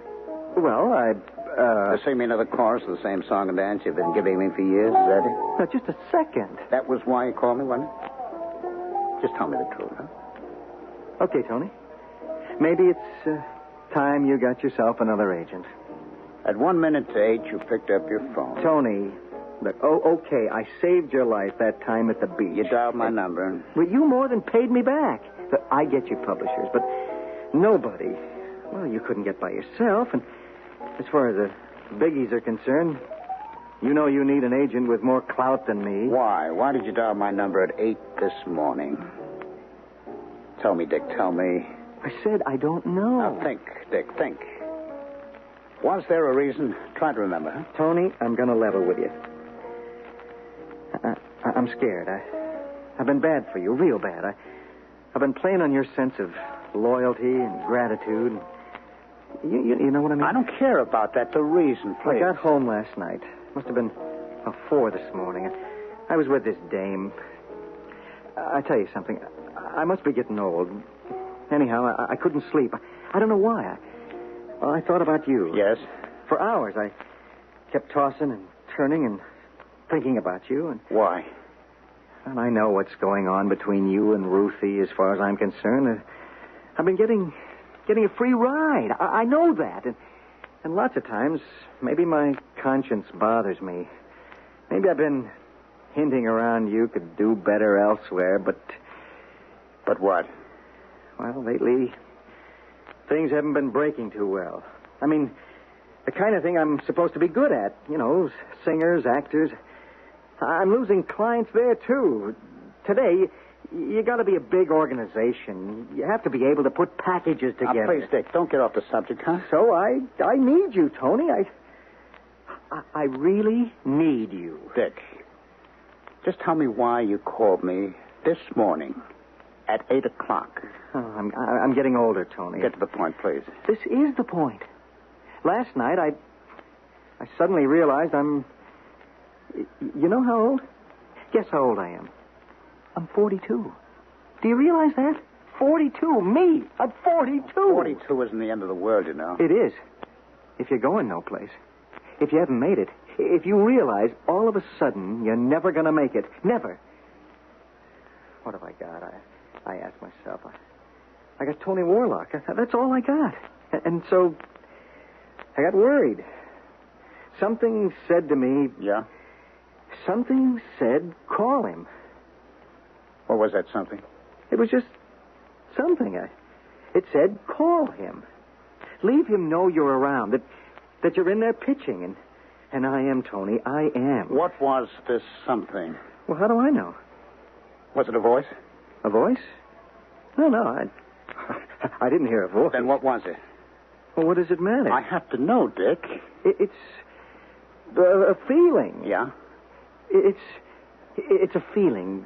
It's in your bones. What kind of a feeling?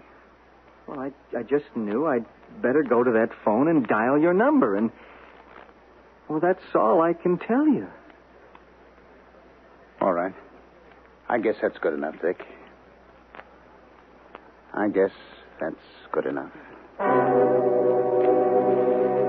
It was good enough, and I remembered it had also been good enough once before. 15 years before, when he'd also saved my life. We were at the beach, Ruthie and I. Hey, how about coming in? No, I don't think so. The surf looks a little rough. Oh, that's nothing. Well, there's no lifeguard on duty. All we're going to do is take a little swim. No, I don't think we'd better. Well, I'm not. All right, I'll be right back. No, Tony, you really shouldn't. Ruthie, it isn't as if I don't know how to swim. The fact is, I'm a very good swimmer. I ran into the waves and began to move out. The water was cool and refreshing. I could see Ruthie standing at the edge. She looked quite small, waving at me to come back in. I laughed and waved back. By this time, I must have been 100 yards offshore. Finally, I decided I had enough, and I started to swim back. And suddenly, there was a terrible pain in my legs. I was seized by a sudden cramp. My body seemed paralyzed. I realized I should have tried to float. Surely I should have kept my head, but the pain was so intense that a surge of panic seized control of me. I waved my arms wildly. I shouted for help. I gulped in a mouthful of water. I started to go down. Suddenly, hold still. Hold still. Just relax. Don't fight me. I'm drowning. I'm drowning. No, you're not. Now, don't fight me. Now, just relax. Let go of me. I've got you. Let go. That's it. Now lie still. I'll pull you in.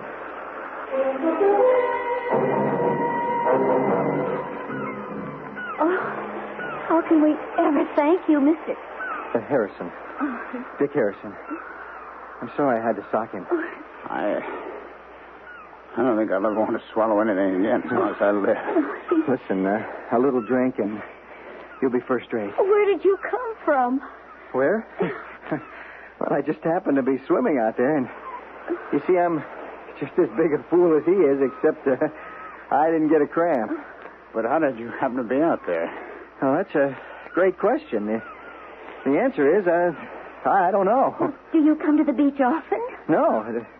The truth is, I hardly ever come to the beach. I'd much rather swim in a pool.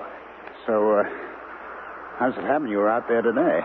I just had a feeling I wanted to go to the beach. Well, what kind of a feeling? Oh, just, there's no way to explain it. I just got a feeling, that's all. And because of a feeling you can't explain or even understand, I'm alive today. That was how it happened 15 years ago. And that's what it also happened this morning. A feeling, a mysterious feeling, had prompted Dick Harrison to do something. As a result, my life was saved. 2 stark and dramatic instances. In each, death was certain. 15 years ago, I would surely have drowned. This morning, I would have been killed beyond doubt in the flaming wreckage of the plane that destroyed the Fielding store. And as I thought about it, there were other instances, small perhaps, but was it all a part of a pattern? What are you thinking about, Tony? The number of times that Dick saved my life. Oh. Well, the first day we met him at the beach. This morning, of course. Oh, there were others. I don't remember others. Twice in 15 years is good enough. Oh, I remember some years ago. I lent him the car. Yes? When he returned it, he said, take it in to be looked at. Well, I don't remember that. Well, he checked the brake fluid. It was practically all gone. I had a leak in the master cylinder. Oh, yes. I could have stepped on the pedal and discovered the hard way that I had no brakes. Of course. Suppose we'd have had to make a sudden stop, or we might have been going down a steep hill. Well, you can write the ending to that little script yourself. But I'll never forget what he said to me that day. Thank you, Dick. It's a lucky thing you found out about the brakes. Yeah, I guess it is. I'll have to become more like you, Dick. Oh, in one way? I'll have to be more careful about a car. Check it out carefully, the way you do. Well, I'm not careful at all. Yes, but you actually went to the trouble of checking the brake fluid. Yeah, and you know something, Tony? I never did a thing like that before. What are you saying? Well, I practically never look under the hood. You don't? No, I just get in and drive. Well, what made you do it this time? I don't know. I just got a feeling. I just got a feeling I'd better look under the hood. That's all I can tell you. I just got a feeling.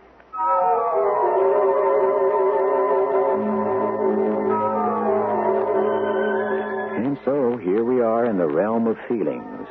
But, of course, as human beings, it's the only kingdom we know. Although there are those who will deny it, the practical fact is that one weak feeling can overpower 1,000 strong facts. So, we shall now concern ourselves with those things that cannot be proved, but which make up the reality of our lives. A heavy burden. But Act 3 will be equal to that task.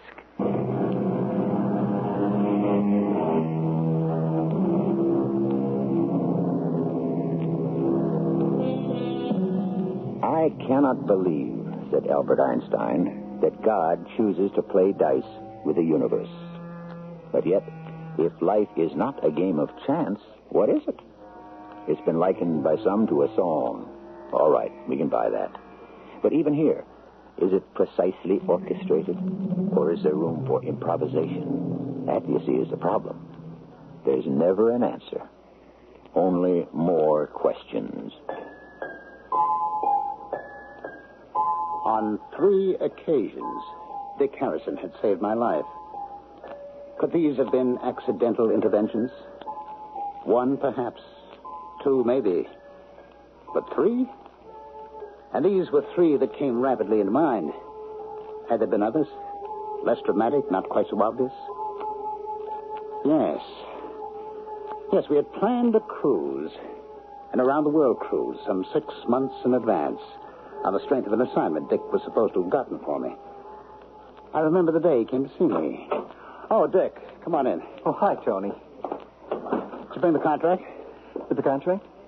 For the motion picture rights. Oh, that contract. You know, I think I will write the screenplay. Look, Tony, I know what the book really should say. About the contract. Uh-oh. Well, there was this problem. Mm-hmm. Which problem? I thought there were no problems. Everything was set. So all I had to do was sign it. Well, they weren't sure. What weren't they sure about? If they wanted to do a book about... About what? About, you know, this mystic stuff you write about. Anyhow, the deal's off for a while. Oh. I'm sorry. We'll get another one. Yeah, sure. I mean it. Oh, you'll see. I guess I'll have to break the news to Ruthie. She was really looking forward to that cruise. Well, like I said, Tony, I'm real sorry. It was for next August. We had the book 6 months in advance. I already sent in the deposit. Well, you know this business. Who was it that said, there's many a slip between the cup and the lip? Yeah, but you'd already told me that I was actually drinking. Well, you know what I believe, Tony. I really and truly believe that everything happens for the best. I had a hard time convincing myself of that. And an even harder one convincing Ruthie. But after a while, we both forgot about it. It must have been some 6 months later. Ruthie called my attention to a story in the paper. Look at this, Tony. Fire on cruise ship, the SS Paradise Island, en route to... Why is that name familiar? Oh, I know.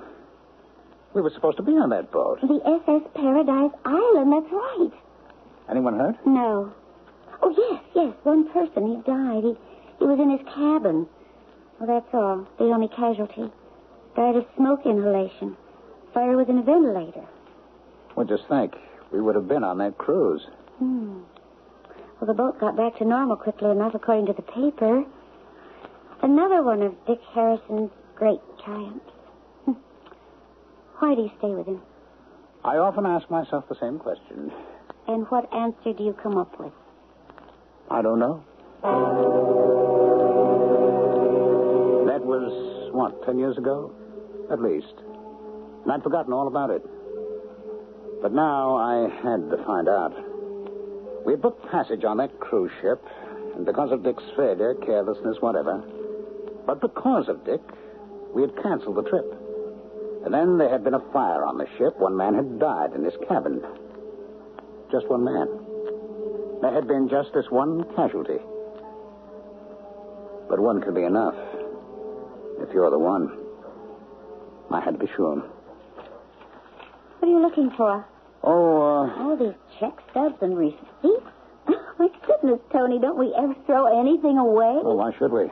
Why? Because you get all cluttered up with paper. Would you throw away a drawer full of old snapshots? Of course not. No, said so? Why not? Because they tell the story of your life. So do these old pieces of paper. But what are you looking for? Yes. Received from Mr. Anthony Warlock the sum of $100 as a deposit for cabin B-37. SS Paradise Island World Cruise leaving New York August 23rd, 19... Oh, I remember. But why didn't we go? I forget. Ruthie, I have to go to New York tomorrow. Oh, but it's so hot. Well, I have to go to the library. The library? It's the only place I can think of to get some special material.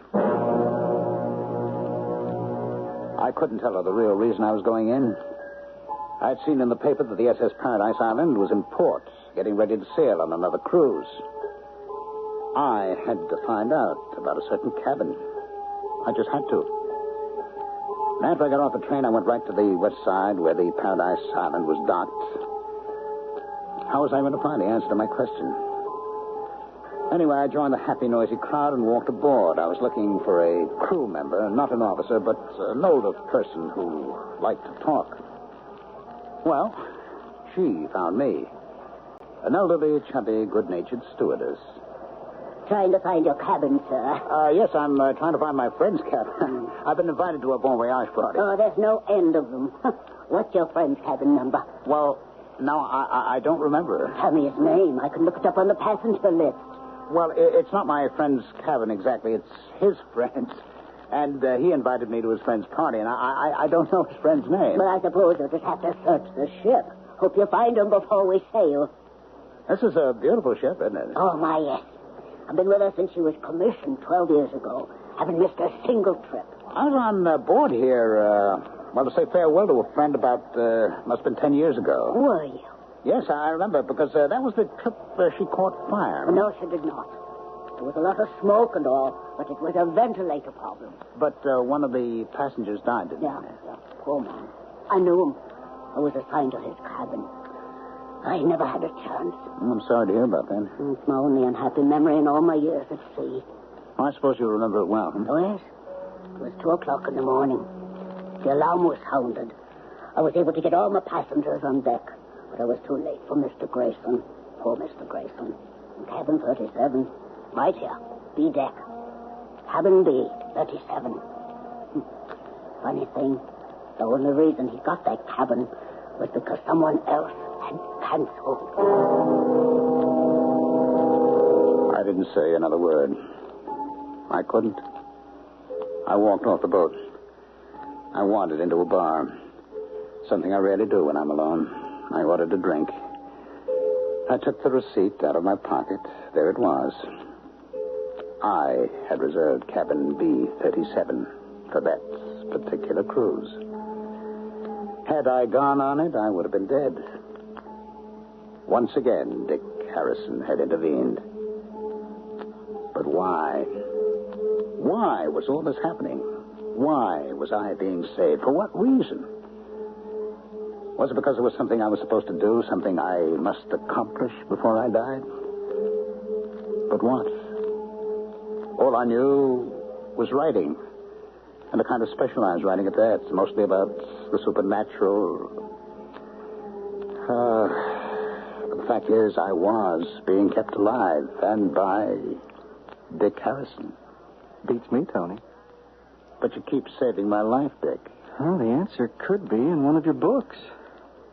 Which one?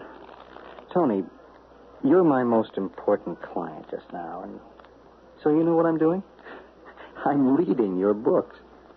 Oh, don't tell me that you never... Well, Tony, they were always a little bit too heavy for me, but I found out if you stay with them... well, I'll tell you one thing. They sure changed me. Changed you how? I feel different. In what way? In every way. Mention one. I'm beginning to feel peaceful. Peaceful? What does that mean? I don't feel I have to be on stage all the time. I feel I can relax, just sit quietly and think. It's a wonderful feeling. Now, you said you found something in one of my books. It's no one thing, Tony. It's no one book. It's all of them. All of them together. It's what happens to you while you read. You feel like somebody's talking to you. Who? I don't know. And it doesn't matter. Somebody or something just wonderful makes you feel satisfied just to be yourself. What you're doing, Tony, is important. So important. Important? Yeah. Because it can change people. Or maybe you're just feeling blue, Dick. You don't understand. I'm feeling wonderful. Tony, maybe I was meant to be your agent. You? Why? So you wouldn't become too successful. Well, that's a fact. I'm not too successful. But you keep writing what you're writing now. Keep writing. Believe me, Tony, this world needs it. Was that why I was being saved? Is it possible that I was actually creating a new philosophy? Was I being saved because my work was not yet done? In my mind, I quickly reviewed all that I'd ever written. Yes, it was possible that I was laying the foundation for a whole new concept of belief. It was not in any specific thing I said, but everything pointed to a harmonious force in the universe which any one of us could make his own. Yes, perhaps that was my mission. Perhaps that's why I was being saved. My work was not yet done. Tony, I think you write some rattling good stories. But as far as any religious... I don't know how to put this. Well, how do you account for the fact that I've been saved so often, Ruthie? Well, it could be coincidence. I don't think so. What do you think? I don't know. Why don't we just wait and see what happens? Was it coincidence? Or was I being saved from a crashing plane, from drowning, from a fire, from a dangerous automobile, by a man who not only saved me by what he did, but also because of what he was, a rather mediocre literary agent, who thus kept me writing in a certain style? So I was thus destined to save humanity. I would have to continue to write my philosophy, and therefore I could not die. I had a tremendous feeling of power. I am, after all, only human. I couldn't help it.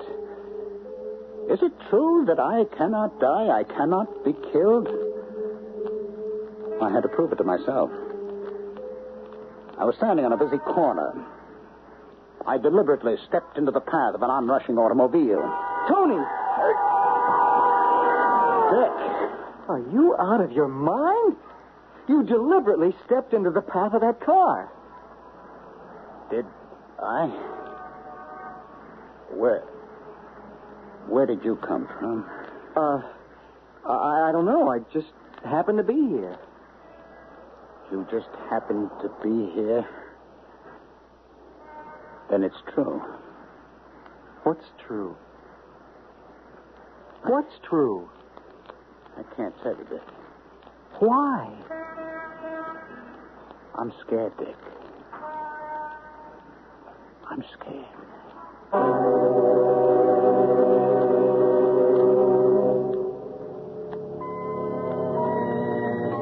The end of the story? We don't know. That is, we don't know yet. This is, after all, a contemporary story, and perhaps we'll find out in 5 or 10 or 20 years. Why not? This kind of thing has been happening all through history. Every now and then, someone comes along, usually out of nowhere, and changes the thinking and or the beliefs of the world. I may have something to spur your thinking in just a few minutes.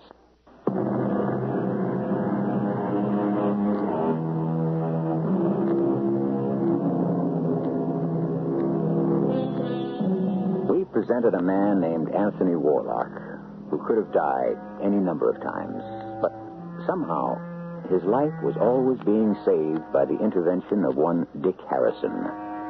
Anthony Warlock believes it's because he, Anthony, has something of great importance to bestow upon the world. However, could it be the other way around? Does Dick keep saving Anthony because one day Dick will have something vital to give to the world, and Anthony is the one who must financially support Dick? until Dick is ready. Which one is the instrument, and which one is the player? Our cast included Ralph Bell, Bob Caliban, and Evie Juster. The entire production was under the direction of Hyman Brown. This is E.G. Marshall inviting you to return to our Mystery Theater for another adventure in the macabre. Until next time, pleasant dreams.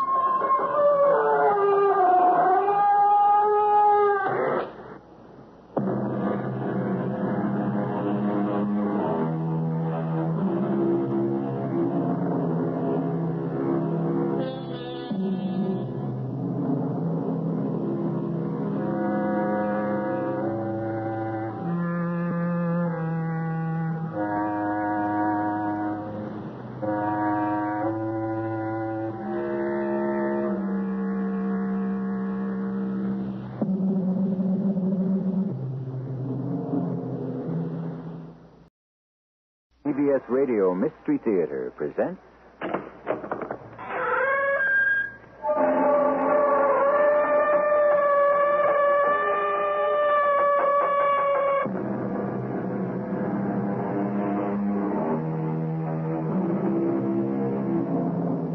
Come in.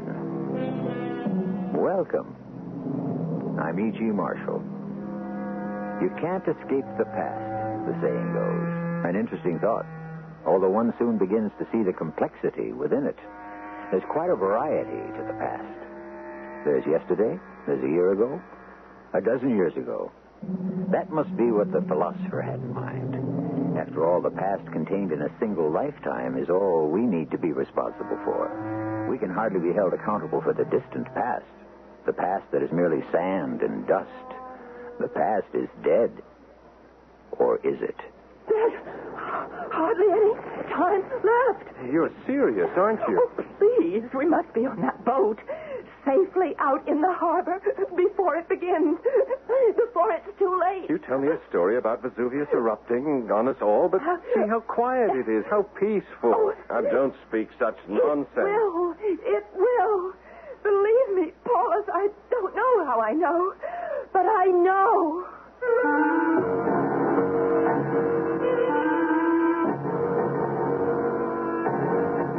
Our mystery drama, Return to Pompeii, was written especially for the Mystery Theater by Victoria Dam and stars Marion Seldes. It is sponsored in part by Buick Motor Division and General Electric Citizen Band radios. I'll be back shortly with Act One.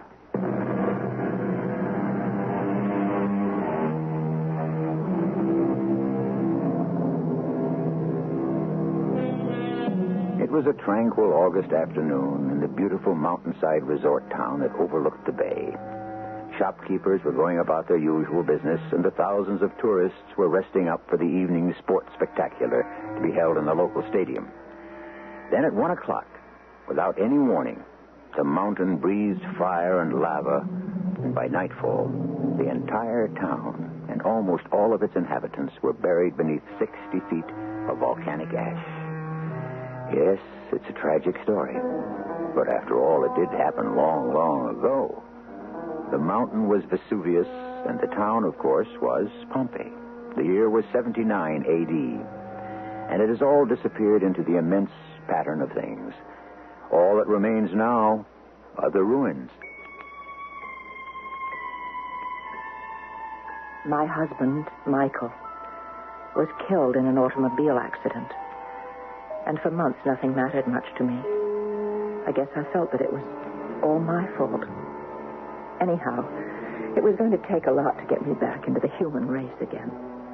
You search and you hope. But what can you find to make you care again? It was Olga, my neighbor, who came up with the idea in the first place. That's right, a trip to Europe. No, I don't think so, Olga. Paris, London, Madrid? What am I going to do there? Oh, my dear Jennifer, need you ask? The food, the wine, the men. I'm not interested. Honey, you better start getting interested. It's been almost 6 months now. Are you going to spend the rest of your life feeling sorry for yourself? You don't understand. Oh, I understand. You think you're the only widow in the world. But you're still young. You've got your looks, come on. Enjoy life again. Oh, how can I after what I've done? Jennifer. It was my fault, Olga. It was. Mike had a little more to drink than usual after that party, and I should have insisted on driving. But no, I didn't want to be one of those nagging wives. He really loved that car. Jennifer, please, listen to... I just should have driven, and... Well, I didn't want to offend him. Can you beat that? Okay, forget Paris. How about Italy? What, Italy? I've got a brochure for the 22 basic Italy package. You get to see everything. Mike was going to take me to Italy one day. His parents were born there, you know. You get to see Venice, Naples, and... In Rome, there's a special tour of the Colosseum. I always wanted to see the Colosseum. Mike used to say that he was convinced that one of his ancestors was a gladiator. Well, maybe he did descend from one of those ancient fighters. Well, he was the best coach the university ever had. Everybody said so. Competition was in his blood. I'm so glad they named that football scholarship in his memory. Yes. Jennifer, you also get a special all-day excursion to the ruins of Pompeii and Herculaneum. Mike was going to show me Pompeii. There's a sense of the past there, captured forever. He said if you miss everything else, at least see Pompeii. Well, then, isn't that enough of a reason to go?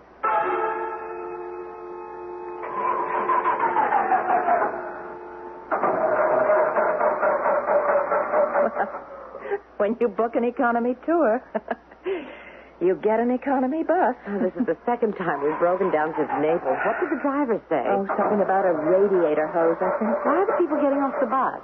They're going to have to send into the nearest city for the part.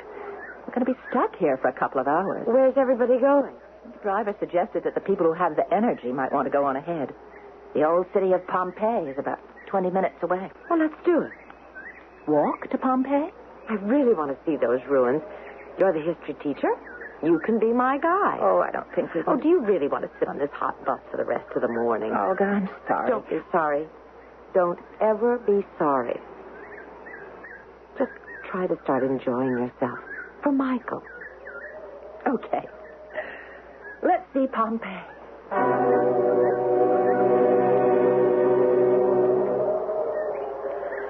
Oh, doesn't it make you feel odd? Almost 2,000 years ago, this was a living city. There's something almost mystical about the ruins. Shells of great homes, shops. But did you see that building over on the hill was, some sort of temple? The Temple of Minerva, I think. She was the Roman goddess of wisdom. Been preserved rather well, considering that it was hit by a volcano. Jen, right where we're standing 2,000 years ago, what would it have looked like? Well, I'd say it would have been a marketplace, leading off into narrow, incredibly narrow streets. In school, I've always admired the way you get the children to feel history. You make them close their eyes and try to imagine the sights and the sounds. I'd forgotten about that. It always works, too, doesn't it? Yeah, it does. 20 centuries ago. Let's try it, Jen. Oh, we're not kids. Oh, now, don't be a stick in the mud. Come on, let's have some educational fun. All right. Class, let's close our eyes. They're closed. What do you hear? Nothing. No. Concentrate. It's 20 centuries ago. Listen for the clatter of chariot wheels. I'm listening. Concentrate. The sound of chariot wheels. Olga, can you hear them? I can. The sounds of the marketplace. Yes, honey. The cries of the vendors. Can't you almost hear it? Almost feel it? Especially those chariot wheels. It seems so real. I bet if I didn't open my eyes, I might just be back in ancient Pompeii. Look out! Hey, you there, look out. What? Don't you look where you're going? You could have been killed. Me? Yes, you, stepping right in front of my horse. That's a chariot you're driving. Well, of course it's a chariot. What does it look like, an ox cart? Those clothes you're wearing. Why are you dressed in a toga? Now, what concern is it of yours? Well, it's just that I don't often see a man wearing a toga. Oh, everybody seems to be in costume. Is this a festival of some sort? Olga? Hey, where did my friend go? Are you quite well, young lady? My friend, I can't seem to find her. We were both standing here. trying to imagine that we were back in ancient Pompeii. And then... Women, all of them have their heads in the clouds. They should stay at home where they belong. I beg your pardon. Up! Up! Oh, strange man. Funny. All of a sudden, this place seems to be crowded with people. There must be some sort of local festival going on. Where on earth is Olga? How can she just take off and leave me like this? I wish she'd get back here. This is almost spooky. This street actually looks like an old marketplace. I better ask somebody. Excuse me. Perhaps you might tell me, what festival is this? Festival? I've never seen people dressed like this. You're from Rome, huh? No, I'm just a tourist. Come for the big auction, have you? Oh, what auction? You better hurry up. It's already started. The best slaves always go first. Slaves? You must be joking. Why should I joke about a thing like that? There you are. Oh, Olga, it's about time. You're not Olga? Of course not. Who's Olga? Oh, I've been chasing you around the city for hours. Excuse me. Do I know you? Oh, that is funny. Am I supposed to know you from the tour? You worry me sometimes. If you're from the tour, why are you wearing that long tunic? This is the latest fashion from Rome. Oh, yes. Well, it's been nice meeting you. How can you talk that way to your sister? What? It's not funny anymore. I'm afraid you have me confused with somebody else. I am your sister, Claudia. Has the sun touched your hair? I'm sorry. You can't be my sister. And why not? Because I already have a sister. Her name is Betty, and she lives in Allentown, Pennsylvania. Pennsylvania? Marcella, you speak as if you were possessed. My name is Jennifer. And all I'm trying to do is find my friend Olga and get back to the tour bus. Marcella, stop teasing me this instant. Look, you're obviously confusing me with someone else. You can't fool me. I understand now. Oh, good. You are behaving in this manner because you wish to cheer me up. What? But you promised to help me, Marcella. You can't break your promise to me. I have never seen you before in my life. Marcella, wait. Wait, I didn't mean to get angry. I'm sorry. Marcella, please, wait. I ran.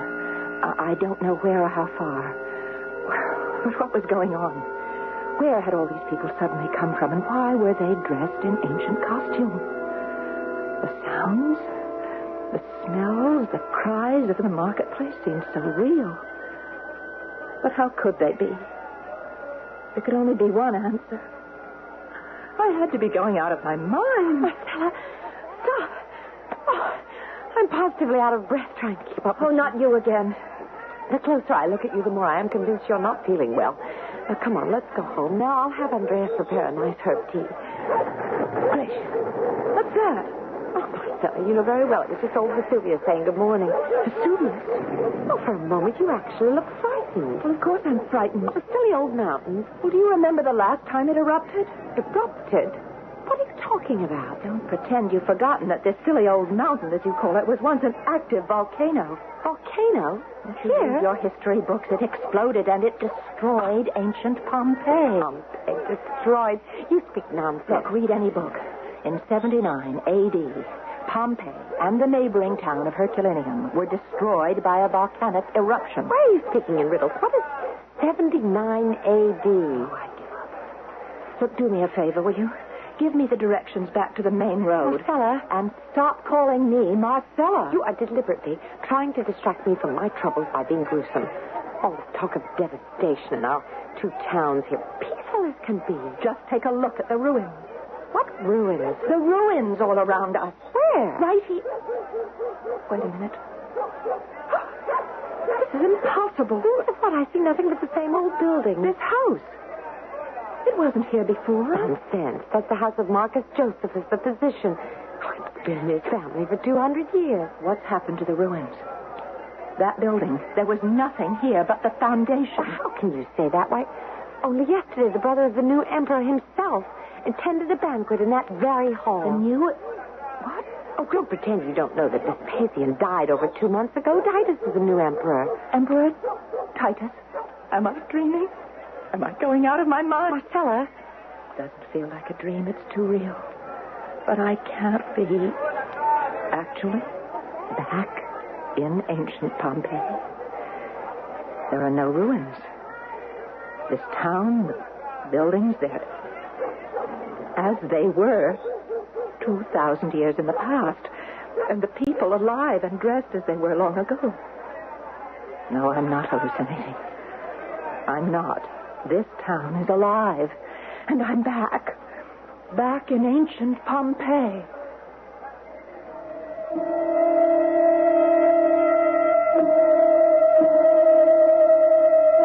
What is reality? To some people, like Jennifer Matthews, if you can smell it, hear it, touch it, it must be real. Actually, it's a very scientific attitude. Reality is whatever the majority agrees upon. Other than that, there's no proof, no evidence that it can be anything else. If the majority of people claim to be inhabitants of Pompeii during the early days of the Roman Empire, who are we to say they are not? I'll be back shortly with Act Two.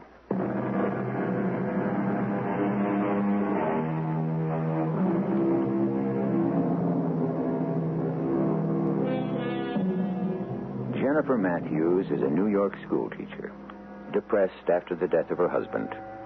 She half-heartedly agreed to take a summer tour of Italy with another teacher, Olga Wilson. One moment, they are both standing in the midst of the ancient ruins of Pompeii, and the next, Olga was gone. The ruins had disappeared, and in their place stands the old town, alive again. Chariots and horse-drawn wagons line the streets. People in ancient costume are selling breads, cheeses, and a pretty young girl claims to be Jennifer's sister. Only Jennifer's name is not Jennifer. It is Marcella. And if losing oneself in the past is a way of escaping the pain and loneliness of the present, how much resistance can even the sanest person give? Sometimes I wonder about you, Marcella. My name isn't Marcella. How many times do I have to tell you? They always said you were the sensible one and I was the dreamer. But today I don't know. Is it possible that I've actually gone back in time? Into the past? You are not in the past. You are in the here and now. The present. But all of this is impossible. Yet with every moment it seems more and more right. It was then that the oddest feeling came over me. What I was, who I was, all spun around in my head like some crazy dream. I looked at this complete stranger, and suddenly I knew her. She was Claudia, my sister. It was like stepping out of a dark corridor into the daylight. The name Jennifer Matthews seemed distant, unfamiliar. Marcella. I was Marcella. Are you all right? I know you. I should certainly hope so. You're my sister. Marcella, when are you going to speak to Cousin Paulus? Cousin Paulus? After all, you did promise. Cousin Paulus? Oh, don't tell me you've forgotten him, too. No, of course not. Paulus Flavius, our guardian. I don't want to marry some fat old man. Well, what makes you think you'll be doing that? Paulus insists on arranging my marriage to my best advantage. Oh, so he says. Of course it will be to some fat, old, rich man. Oh, why must you anticipate the worst? Isn't marriage like that? You're afraid, aren't you? You know how I feel, Marcella? Yes, I know. I'll speak to Paulus. Ah, Marcella. I certainly didn't expect to see you up so early. I wish to speak with you, cousin. Splendid. What shall we speak about? I wish to speak with you about Claudia. Let us speak of this evening's games. Have you ever seen such excitement, such anticipation? About Claudia. We here in Pompeii can't be as opulent as the new emperor, though. How can one forget that display last month? 100 tigers in the Colosseum at one time. Magnificent. And Marcella, the champion of that incredible spectacle, the greatest gladiator of them all, Milos, is here tonight. Let us speak of Claudia. Very well, very well. We shall speak of Claudia. She has no wish to be married. You know the laws as well as I do. She has been of age longer than the maximum 3 years. She must be married soon. Oh, but it is not necessary in Claudia's case. She's confided to me her desire to enter the Temple of Minerva. Oh, that's absurd. Spend her life wilting away inside a marble tomb with some old hag. Claudia will be better off. She's too sensitive for the demands of a husband. Yes. She is very beautiful. But she is not strong like you. She needs someone. Someone to look after her. Yes, someone old and fat and very rich, of course. Marcella, you do not understand. Oh, you're the one who doesn't understand. Claudia is afraid of men. She is not afraid of me. Well, that's different. She isn't going to marry you. Why not? You, Paulus. She is so very beautiful. I would take care of her. You, Paulus? Is the idea so disagreeable to you? No, I just never thought. I never expected that you... You're young and handsome, as I'm sure you know. But you could be Apollo himself, and Claudia would still be afraid to marry you. There is nothing more to discuss. Paulus, you can't marry Claudia against her will. I am her guardian. I can do what I like. But it isn't right. I wish to speak of something else now. I'm going to the arena to watch practice before the morning sun becomes too hot. How would you like to meet the great Milos himself? No, not really. It'll be so amusing. Men killing other men do not interest me. It's just the exercises, No. Marcella. I insist. Now, come along. It'll be such fun. Hello, Marcus. Septimus. Greetings, Marcella. Look there. Look, see the one with his back to us? Have you ever seen such shoulders, such strength? Now, watch him. Watch him throw his opponent to the ground. There. Now, you know who that is, don't you? That's only the greatest gladiator of them all, Milos. Milos. Rather large, isn't he? Yeah, some people say he is a descendant of one of the Titans. Now, when he turns around, you'll really get a good look at him. There, he sees us. Milos, over here. That is Milos? Yes, I can tell you're dazzled. No, it's not that. I've seen that man before. Well, how could you? You've never been to the Colosseum? No, not there. Ah, Milos, how are you? Greetings, my Lord Paulus. We were just watching your practice. You were splendid, just splendid. Thank you. Marcella, this is Milos. Milos, my cousin, Marcella. Great privilege, my lady. Something in his voice, something in his eyes struck me. It was in another place, another time, but the same man. But different hair, different clothes, different name. A name I knew I had spoken thousands of times, a name on the tip of my tongue. It was impossible, of course, but in some far-off dream, there had been someone else so very like him. He spoke again. Will you be attending the game this evening, my lady? What? I should be honored to dedicate my victory to you. Aren't you thrilled, Marcella? Oh, I'd rather you did not. Marcella, this is unusual. I've never known a lady to turn down a victory salute. But what if you should lose? Lose? My lady Marcella, let me assure you, I shall not lose. I never lose. Pride goeth before a fall.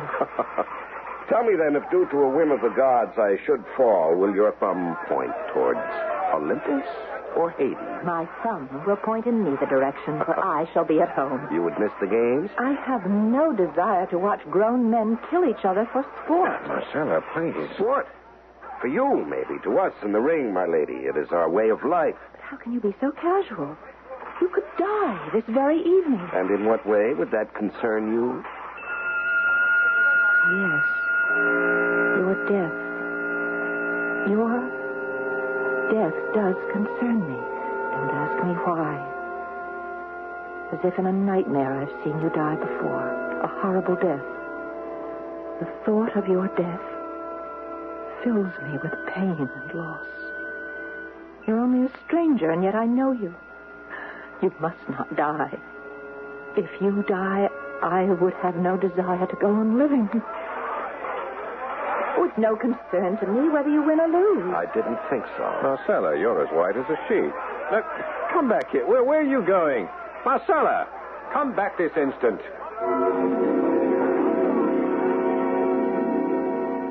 I waited and waited for you. Oh, you look as if you've seen a ghost. I have. What? In a manner of speaking, that is. Oh, Claudia, have you ever met someone and felt sure that you knew him already, but that you couldn't remember from where? No. You know me, Marcella. I don't make it my business to meet many people. Did you speak to Cousin Paulus? Oh, yes. I'd forgotten about that. Well? Well, must we discuss it this instant? Well, I merely wanted to know the result. Well, everything's always your problems and your worries. If it annoys you so much, Marcella, we don't have to discuss me or my problems again ever. Oh, Claudia. Oh, for Jupiter's lightning. Are you crying? Well, I can't bear it for you to hate me. I don't hate you. Yes, you do. Now, you stop that this instant and wipe your eyes. It looks terrible. My goodness, what a baby you are. Now...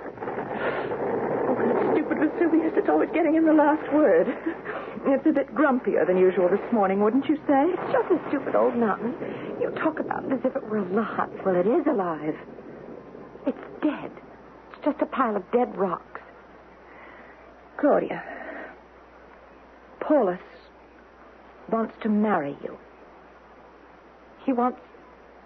To what? Marry you. You cannot be serious. I believe he's in love with you. Paulus in love with me? I think he's loved you all along. Oh, it's incredible. It never occurred to me. Paulus, I never thought of him that way. Well, I told him about your plans to enter the temple. The temple? Oh, yes, that. So he might release you from your obligation if you can convince him of your ardent desire to serve the gods. Who did you meet at the arena that seemed so familiar to you? I wasn't paying attention before, you know. A gladiator. A gladiator? Oh, you are joking. No, I assure you there was nothing funny about the great Milos. Milos? The Milos? That's him. No wonder you were frightened. He's a giant. Well, I wasn't exactly frightened. They say he's killed 500 men. I wouldn't doubt it. Claudia, it's like a riddle. How can someone you've just met remind you of someone you don't know? Oh, you're attracted to him. Oh, don't be ridiculous. A gladiator. What will Cousin Paulus say? I'd seen his face in a dream I'd had this morning. Not a dream, really, but many images. Women in strange garments.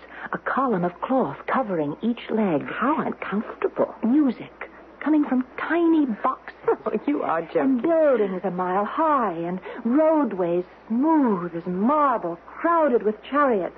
But chariots moving without mules or horses to pull them, and going faster than the wind. Oh, that is most amusing. Why am I afraid? What harm could come to us here in Pompeii? Why are you suddenly talking this way?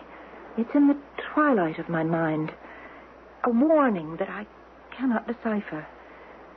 Something is trying to tell me to beware the wrath of the gods. Oh, the sun has gone to your head. You'd better lie down before luncheon. What is happening to me, Claudia? Yesterday I was happy and my head was clear. But what has this morning done to me? Why am I filled with fear? Perhaps it was wrong of me to joke that Vesuvius was alive. Why do you keep bringing up Vesuvius? You've never noticed it much before. Yes, I have, haven't I? Claudia, what day is this? Wait, it's the day of the game. The date? August 24th, of course. Today is the 24th of August. The 24th of August in the second month of the reign of Titus. Marcella, what is the matter? Why should that date be inscribed in my mind? Oh, no. No. Please, tell me what... Today. It happens today. What happened? I see it clearly now. The cinders and the flames. A warning. Another warning. Vesuvius has been rumbling since the dawn of time. No, this is different. This is Vesuvius speaking. Vesuvius is alive. It is saying there is no tomorrow. Marcella, you are frightening me. There's no tomorrow, Claudia.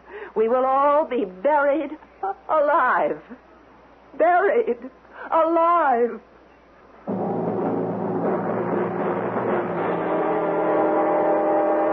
According to the laws of physics, two objects cannot be in the same place at the same time. So what we want to know is, who is doing the dreaming around here? Is Jennifer Matthews dreaming of another life back in old Pompeii? Or is it Marcella, who is dreaming of another existence as Jennifer Matthews? According to Einstein, time is relative. Who are we to say that Pompeii was destroyed nearly 20 centuries ago?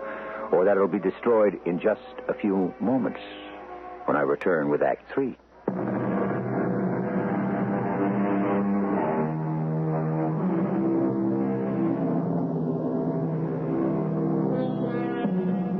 a person with the ability to predict the future, the risks run high. After all, people are seldom receptive to bad news. Marcella has foreseen the terrifying eruption of Mount Vesuvius, but who would possibly believe her? In any other instance, how satisfying to be able to say, I told you so. But in this situation, quite impossible. But if by chance Marcella can discover a way to escape, who will she choose to take along with her? Marcella, I have never, ever attempted to give you advice, but, well, when one is as troubled as you are, the only solution is to seek the guidance of the gods. I am troubled, but not in the way you think. You do not believe in my vision of Vesuvius, but I have no doubts at all. I need the guidance of those great powers to help us plan our escape, if indeed it is not meant to be that we die. Minerva, I have come to your temple because you are the goddess of wisdom. I do not know why I have been caused to see the future. I do not know why I have seen any of the visitors I have seen this day. I beg you, guide me. If it is not meant that I die in the fury of Vesuvius, tell me. Speak through my heart. I hear you now, Minerva. Seek the sea, the safety of the sea. Yes, I know what I must do.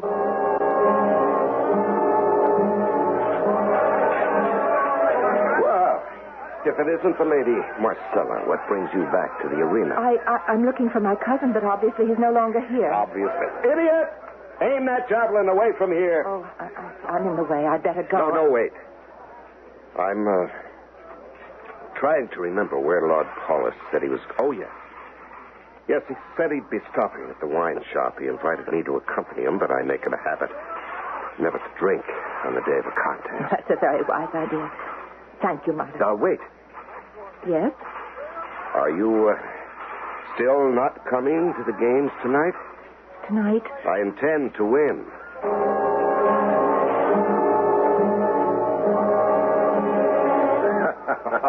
I'm telling you that you're all wrong. No, we're not. You'll lose your purses, gentlemen. The smart money is on Milos. Now, do as you will, my friends. I shall not be the one to say I told you so. Paula, I must talk to you. Marcella, my dear cousin, what a joy to see your lovely face again. You really shouldn't be here. No, I wouldn't have come except this is most urgent. Paulus, we need a boat. A boat? All right, this very minute. Come along, have some wine. In less than an hour, we must be out into the bay. Why? What's happening in the bay? It will be safe there. Well, safe from what? I've had a vision, Paulus. Vesuvius is going to erupt and bury the town.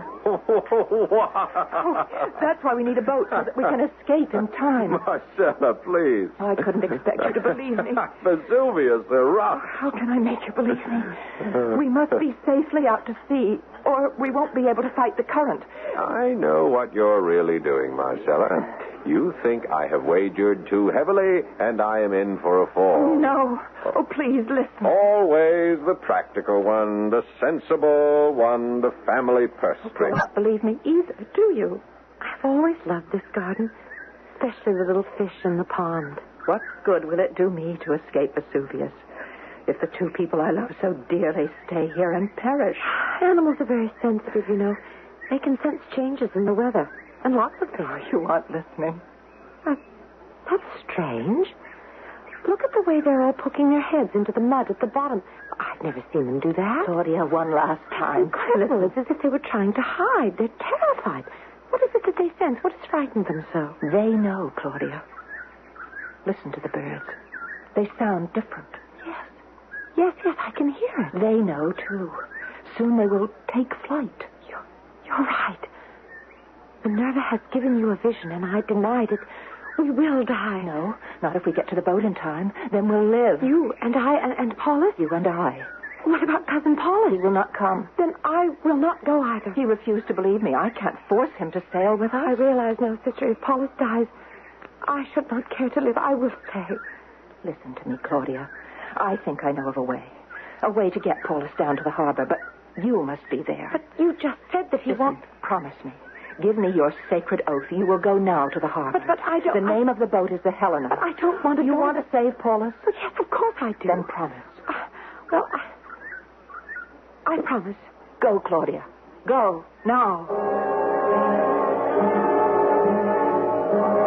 Oh, now, not again. Can't you give me some Paulus, peace? I don't have much time. Claudia believes me. She is down at the harbor this very minute, waiting for us. But she refuses to leave unless you are there. She will not leave without me? She says that if you come to the harbor, she'll be so overwhelmed with joy that she will fling her arms around you and kiss you. I don't believe you. Oh, Paulus, I thought you were a gambler. Who said I wasn't? All right, then why don't you take this as a wager? If Claudia is there to kiss you, you'll set sail with us. If Claudia is not there, as I promised, I will be your most penitent ward forever. I will marry whoever you command me to. What are you up to, Marcella? What's the matter, cousin? My cards, as they say, are all out on the table before you.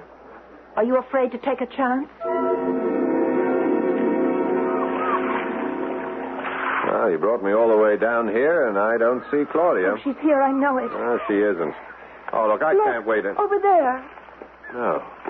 No, it can't be. Claudia. Paulus, you did come. I'm so happy. Dearest, I am the one who is happy. Dear, I believe you care this much. Is this a dream I will wake up from? You will come with us now. Of course he will, Claudia. He's a man of his word, aren't you, Paulus? With her? With her, I will go anywhere.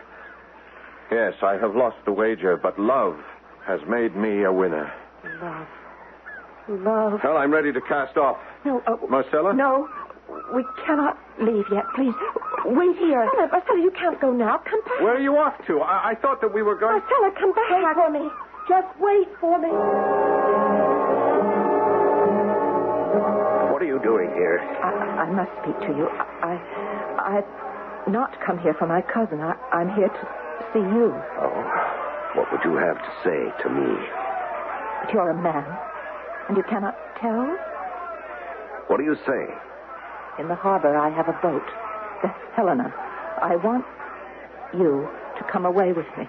What? I said I want you to come away with me. Why are you doing this to me? I know that you're attracted to me. I don't deny that you're beautiful. I'm more than attracted to you. I can see nothing else but you. Milos, come with me. Oh, why do you torment me? You high-born women that want to amuse yourselves? I'm not amusing myself. I'm making a complete fool of myself. A man like me, a gladiator? I want you, Milos. I almost believe you. I am prepared to give up everything. My money, my position, my home. Just to have you. I believe that you would. I believe that you would. Oh, will you? Will you come away then? Yes, I will come with you. Then let's go now. Now, this minute? Yes, we have no time to lose. What about the games? I cannot leave before the games. No, there's no time left. We must leave. Now. You're asking me to miss the games, to dishonor the name of Milos, to be disgraced? I'm willing to give up everything for you. But obviously, you are not willing to give up everything for me. Goodbye, Milos. No, Marcella. Marcella, wait. I will come with you. And let us hurry. My love. Claudia, where on earth is your sister? I don't know. Why isn't she here? You know what I think? I think it was just a trick on her part to bring us together. I don't believe she intends to come back at all. That isn't so, Paulus. She must come back. What's that? Oh, she must. No. I don't believe it. It cannot be. Claudia, it is Vesuvius. Look. Look, I see Marcella. I see her. Who does she have with her? It's Milos. But how on earth? You must capture us at once. As well as done. My lady Marcella, I am confused. Milos, we are safe. We're safe now, my love.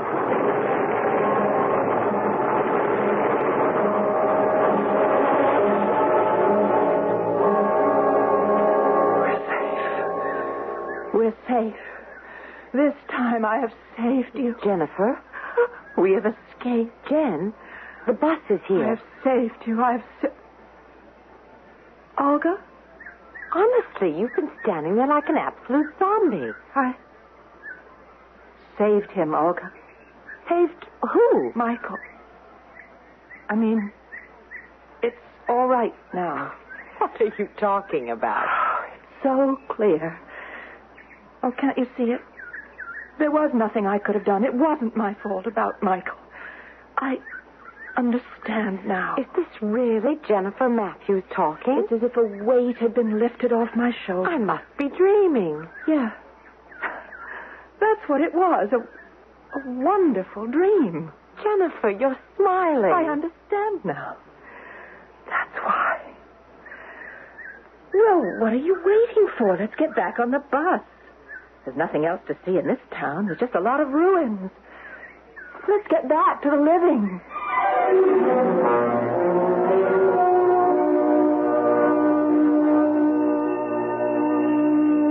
Yes, back to the living.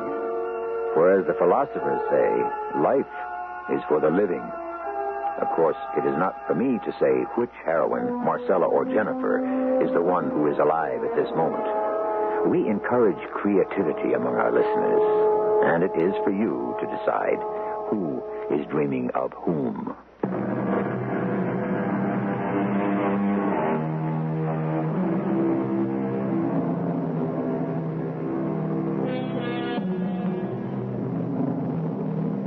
How strong an emotion is guilt? Better yet, how powerful is love? If we do, in fact, carry our consciousness with us in a series of lives, of rebirths, through an eternity of existence, do the guilts, the pains, the loves survive? Is each life merely a repetition of the other? We cannot escape the past, then it would seem we cannot escape the future either. For in a cycle, are they not all one and the same? Our cast included Marion Seldes, Patricia Elliott, Paul Hecht, and Larry Haynes. The entire production was under the direction of Hyman Brown. And now, a preview of our next tale. What giants do you talk about, my lord? There, in the distance, where I'm pointing. Do you see how they press at us with their fearfully long arms?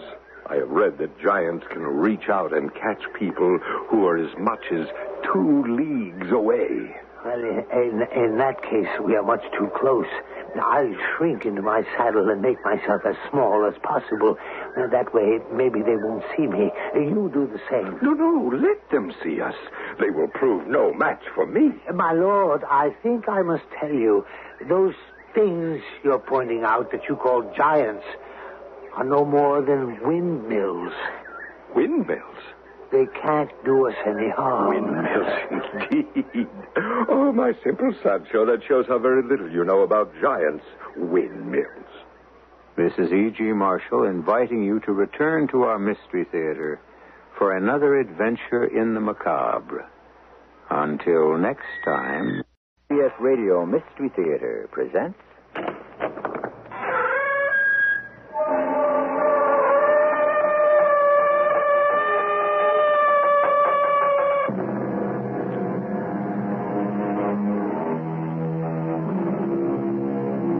Come in.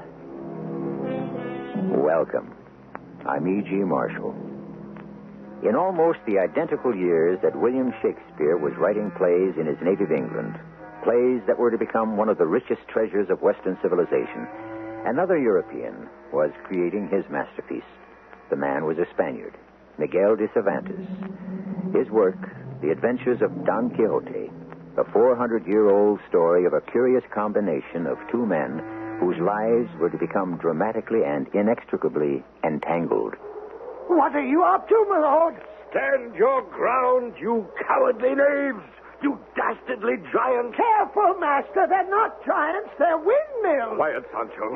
I may be only a single knight, alone, you miserable, overgrown, faint-hearted monsters. Stay where you are. The windmills are turning. You can get killed.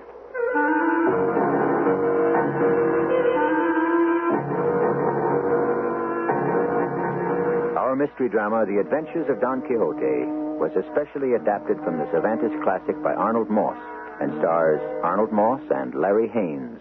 It is sponsored in part by ARM, Allergy Relief Medicine, and True Value Hardware Stores. I'll be back shortly with Act One.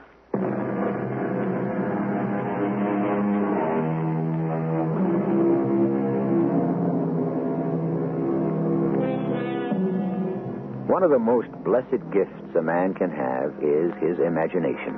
The power to dream, to conceive, to create, and finally, with persistence, to turn dreams into reality. But men of vision, men with more insight than the rest of us, are often scorned and derided for what would seem to be their impractical, even mad ideas, which is the story of Cervantes' Don Quixote de la Mancha.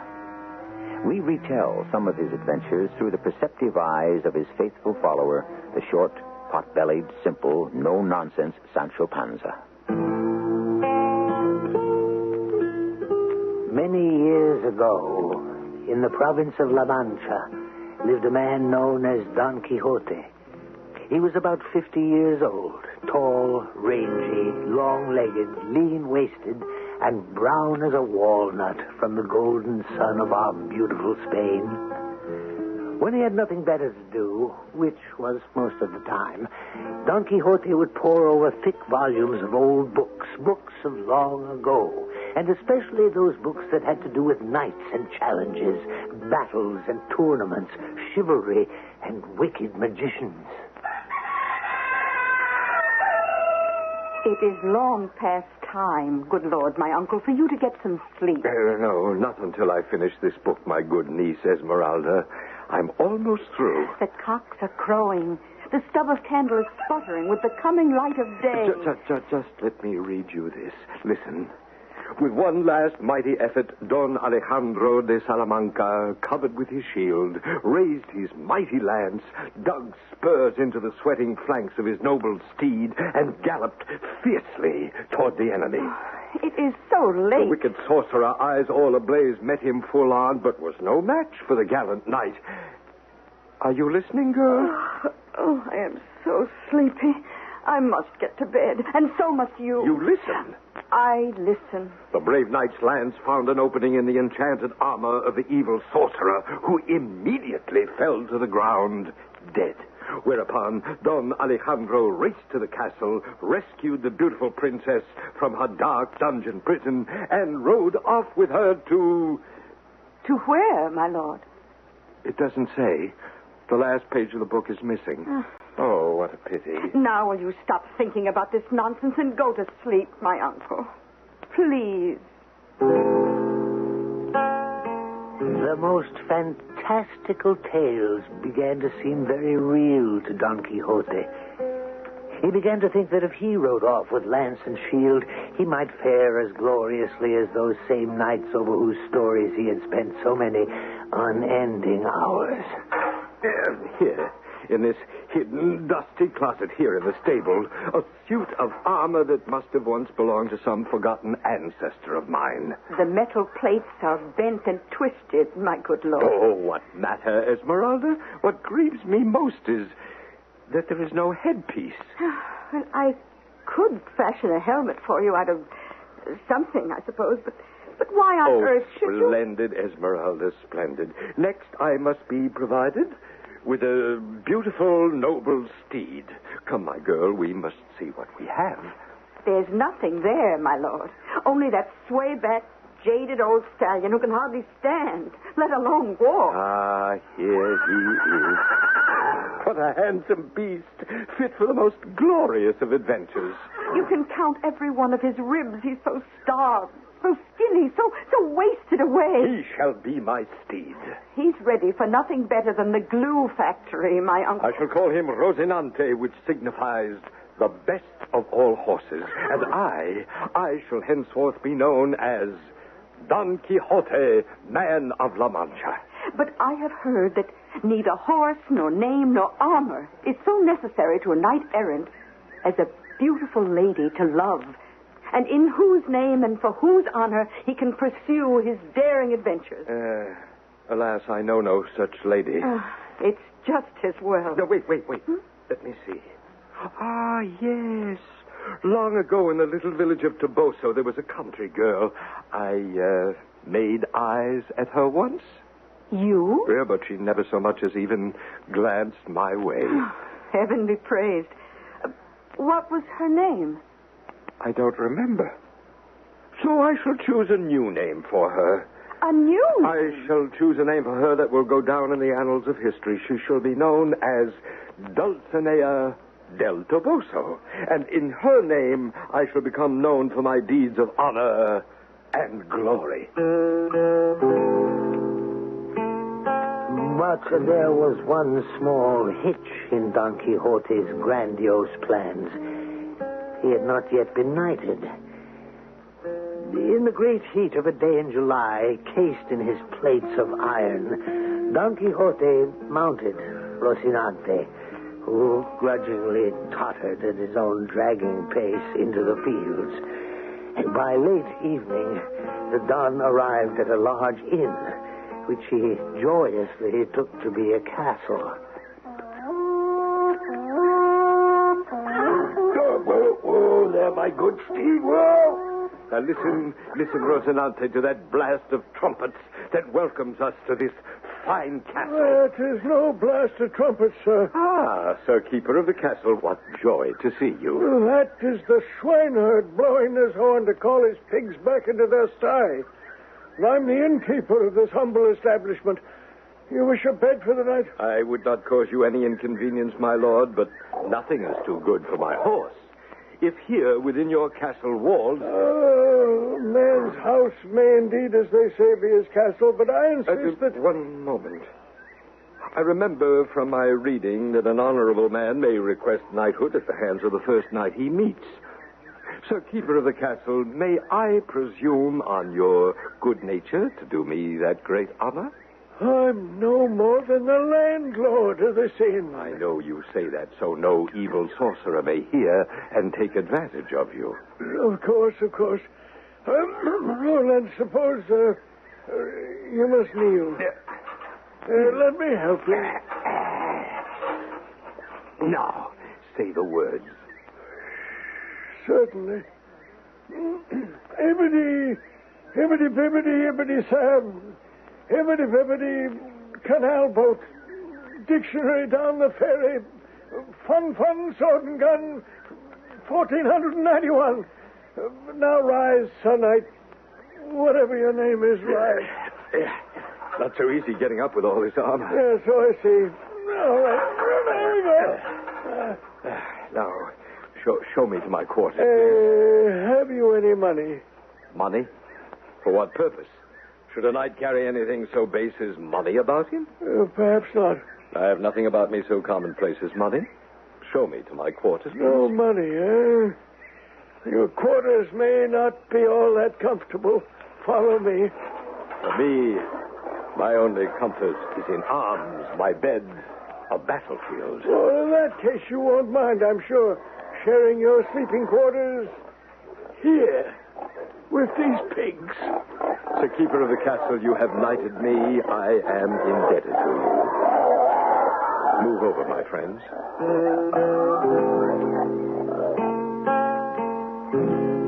The next morning, giving Rocinante his head, the good Don started out again into the world. Instead, in almost no time at all, they were back once more at Don Quixote's home. It was then that he recruited me as his squire to ride behind him to serve his worldly needs. And Sancho Panza, for your loyalty, your untiring devotion to me, I promise you... Yes, my lord? No less than the governorship of an island. Which island? Well, the first one that comes to hand. A governor? Ooh, how wonderful. Governor of my own island.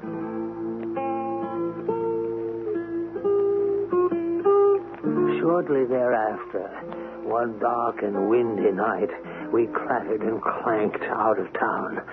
Don Quixote and Rocinante, and I sitting like a patriarch on my little gray donkey, Dapple. At the first glimmer of daylight, having wandered wherever Rocinante's fancy had happened to take us, I jogged Don Quixote's elbow and said, Do you see any islands through all this mist and fog? Huh? Islands? Oh, quiet, Sancho. Our fortune is better than any island we could have wished for. Look. Look where, my lord? We'll get enormous booty when I overthrow those huge giants that loom up ahead of us. Booty we can give to the poor. Giants, I have read, are often fantastically wealthy. What giants do you talk about, my lord? There, in the distance, where I'm pointing. Do you see how they threaten us with their fearfully long arms? Long arms? They wish to bar our path. They want us not to pass. I have read that giants can reach out and catch people who are as much as 2 leagues away. Well, in that case, we are much too close. I'll shrink into my saddle and make myself as small as possible. That way, maybe they won't see me. You do the same. No, let them see us. They will prove no match for me. My lord, I think I must tell you, those things you're pointing out that you call giants are no more than windmills. Windmills? They can't do us any harm. Windmills, indeed. Oh, my simple Sancho, that shows how very little you know about giants. Windmills. But in time you'll learn, poor innocent soul, you'll learn. Oh, Rosinante, whoa! To me, to my poor ignorant eyes, I could have sworn they were windmills. If you are afraid, say your prayers. I'll meet them all alone. You stay here, Sancho. What are you up to, my lord? Stand your ground, you cowardly knaves! You dastardly giants! Yeah, careful, master. Be quiet, Sancho. I may be only a single knight alone, you miserable, overgrown, faint-hearted monsters. You can get hurt. But like David facing half a dozen Goliaths, I engage you all in unequal but mortal combat. Don Quixote, the wind has freshened. The sails, the arms of the windmills are turning faster and faster. Giants, prepare to do me battle. Like David, it is your death or mine. The lunatic, the lover, and the poet are of imagination all compact. And in the night, imagining some fear, how easy is a bush supposed a bear. Cervantes' contemporary Shakespeare on imagination. Don Quixote may be the ideal combination of all three. Lunatic, who is to say? Lover, in his own way. Poet, depends on your definition.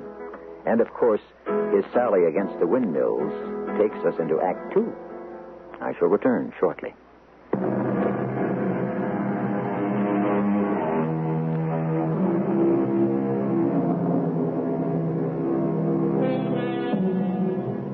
There are those who say that the age of chivalry is dead and gone, that the spirit of romance and bold adventure is a thing of the long-forgotten past. There are others who say that chivalry will never be gone so long as there is one wrong left on earth that needs to be righted, and one man left on earth who will try to remedy that wrong, like Don Quixote, ready to fight, even windmills. In the name of my fair lady, Dulcinea del Toboso, I challenge all of you. It is your death or mine. Rosinante, to the field. They're not giants, my lord. Move, Rosinante, move. Please, dear horse, go. Oh, faster, Rosinante, faster, if it's the last charge you ever make. Come on, you evil giant, stand as a man.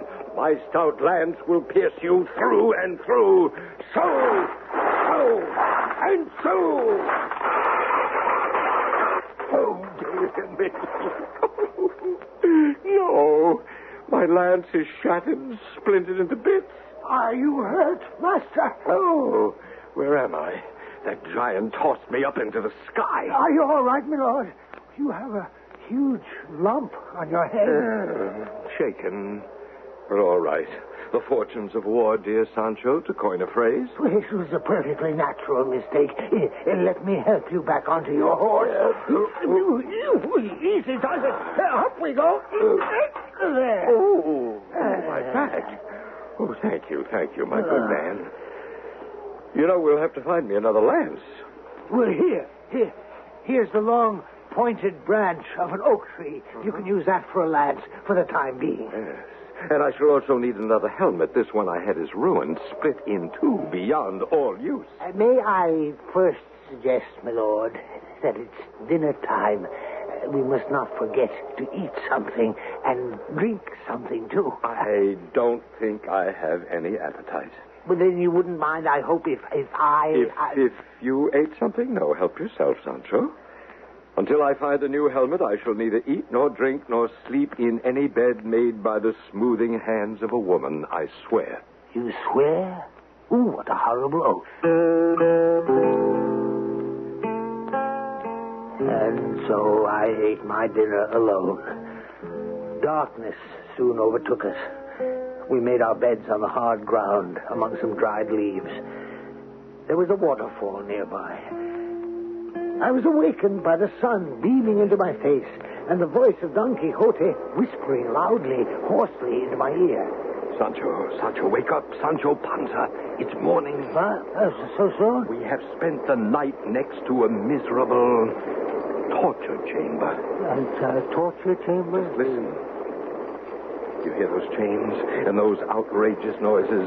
Those are the servants of the devil himself, flogging the innocent backs of some poor souls in agony. I hear no voices. Flogging them with chains.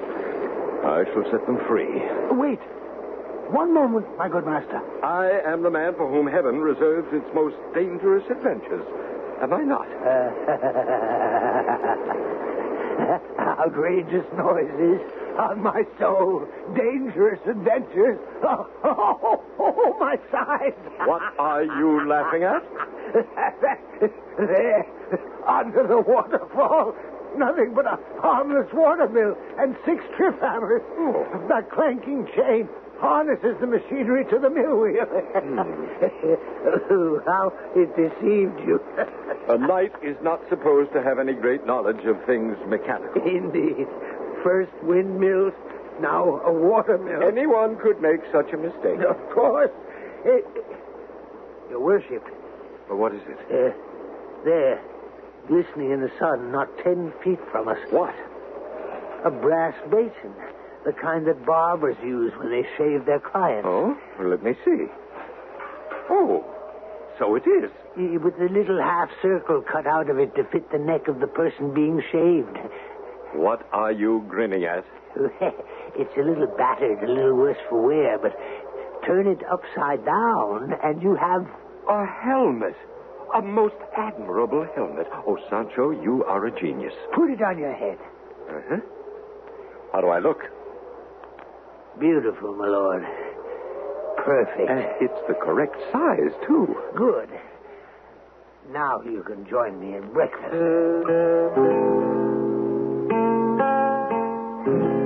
Later that day, we came upon a dozen men in a chain gang trudging along. Like beads on a string, they were linked by their necks by a heavy chain of iron. An armed horseman, a captain in the king's army, led them on.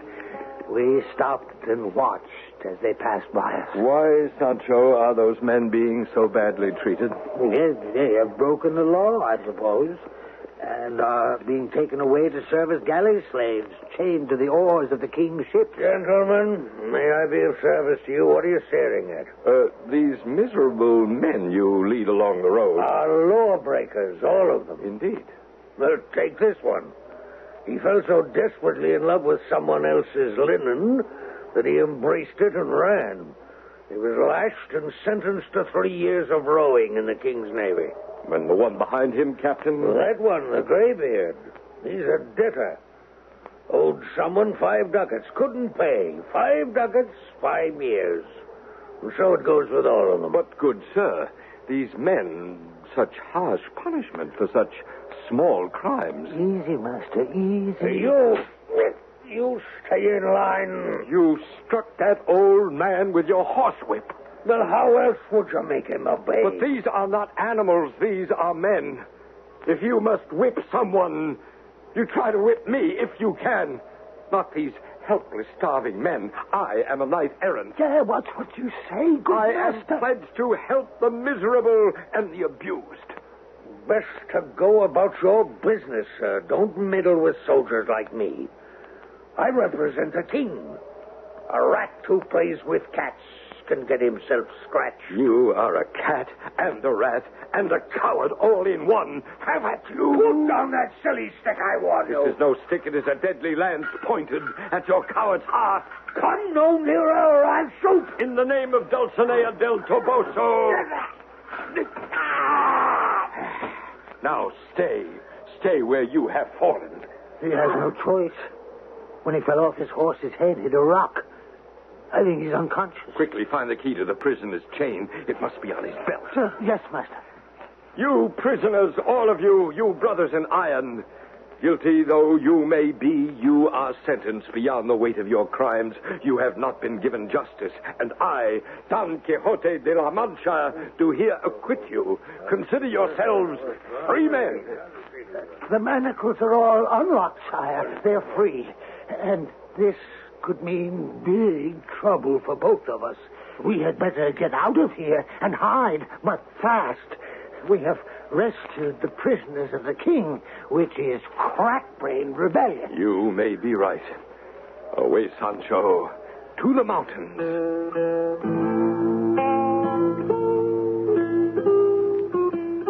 Up the dark, wooded slope of the Sierra Morena, Don Quixote led the way on foot to take the strain off Rocinante. In the saddle of my donkey, Dapple, I nodded drowsily, fearing every moment I might fall completely asleep and go over a steep cliff. When morning came... You know something, Sancho? What? I must write the Lady Dulcinea a letter. At a time like this? And tell her how extraordinarily mad I am for love of her. I shall do this now. A page out of my notebook. So... Here, take it. This fallen hawk's feather for a pen. I squeezed juice out of these berries for ink. And now, Sancho, write the words I say. High and sovereign lady, your beauty has stabbed me to the heart. Long absence from your loveliness.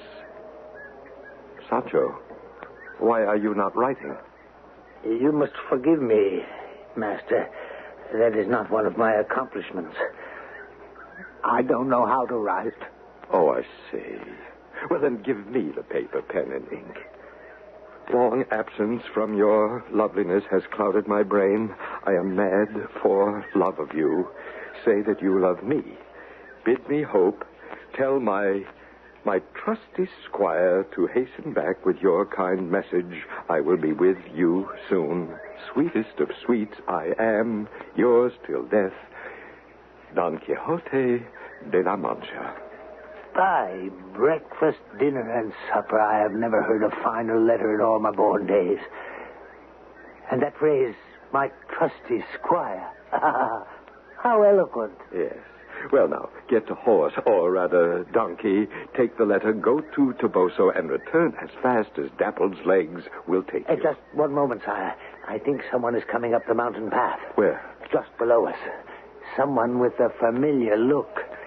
Maybe we should try to disappear? Run away? I? Are you mad, Sancho? Who is it that approaches us?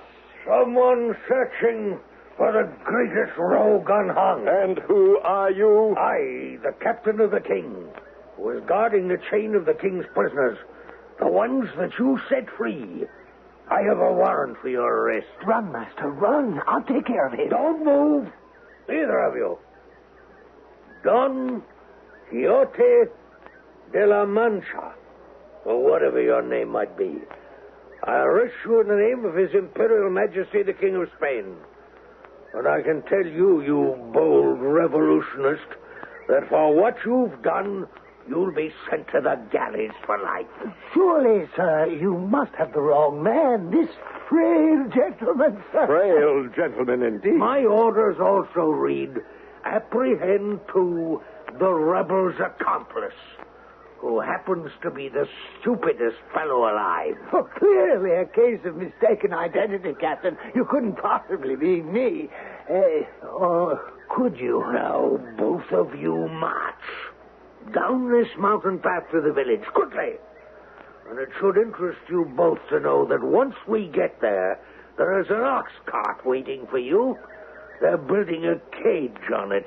To take me to prison? First, to take you back to your home as a madman. Strange world, this. Where a man who dares what seems impossible to most men is called mad. We're ready, Captain.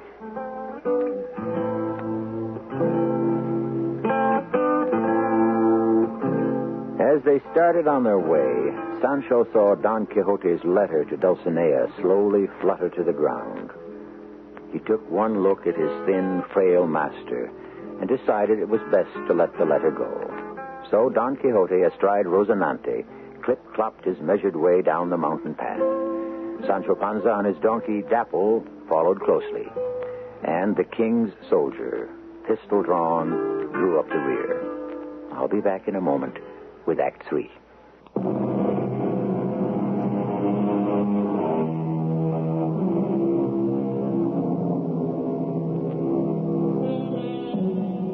After a wearisome journey of 6 long days, the cage and the ox cart carrying Don Quixote and Sancho Panza finally arrived at their own village.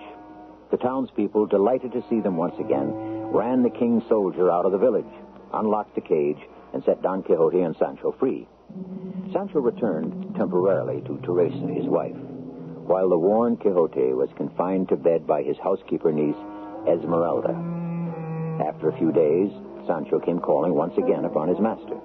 Esmeralda greeted him with, Coward, fool, why do you keep coming back here? And why do you keep calling me those names? I am a very bold, faithful, and courageous squire. To let my poor uncle expose himself to all this silliness. You're just as bad as he is. Have you ever tried to stop your uncle from doing anything once he's made up his mind? And you, to leave your wife and children while you go off gallivanting with my uncle. All I did Did was you bring any shoes for your children? Those poor little darlings who walk barefoot while you ride to the ends of the earth? No, I did not. But all the same... Did you bring your wife Teresa so much as a string to lace up those rags she wears? Well, there was no opportunity. I was so busy that Busy, indeed. Things will be different once I get my island. What island? The one I'm going to be governor of. The one that Don Quixote promised me. You're even a bigger fool than I thought. Esmeralda, please. I've come to see the good knight. How is he? Better. You sure? He was looking rather poorly last time I saw him. Well, he's improving. Take that, you varlet, and that. Lunge, parry, thrust. To the heart. Like I said, he's better. What's he doing? He's fencing. Practicing sword thrusts. Alone? Alone. But he has no sword. That's very true. Oh, there you are, my good man. So, you've come to see me at last. I've come to see you every blessed day, but this niece of yours, this dragon, she wouldn't let me in. Dragon, is it? I'll give you dragon. Quiet, girl, and leave the room. Please, I have rather serious matters to discuss with my good squire. I can just imagine how serious. Is she gone? Quite. Sancho Panza, the time has come. It has? What time is that? For us to undertake the journey to Toboso. Toboso? We must at long last find our way to the Lady Dulcinea to tell her what we've been doing in her name. It's been a long time since you saw her? Sancho, I may fairly say it's been an eternity since I saw her. Oh, that is indeed a long time. I will tell you something I've never told anyone. I have hardly ever seen her at all. I don't even know the way to her home. Well, then how do you... I saw my fair one once in church long, long ago. Ah, yes. Her beauty has left its scars upon me. Honorable wounds, my lord. Fine ladies love them. That may be true. Tomorrow morning at the crack of dawn, we leave.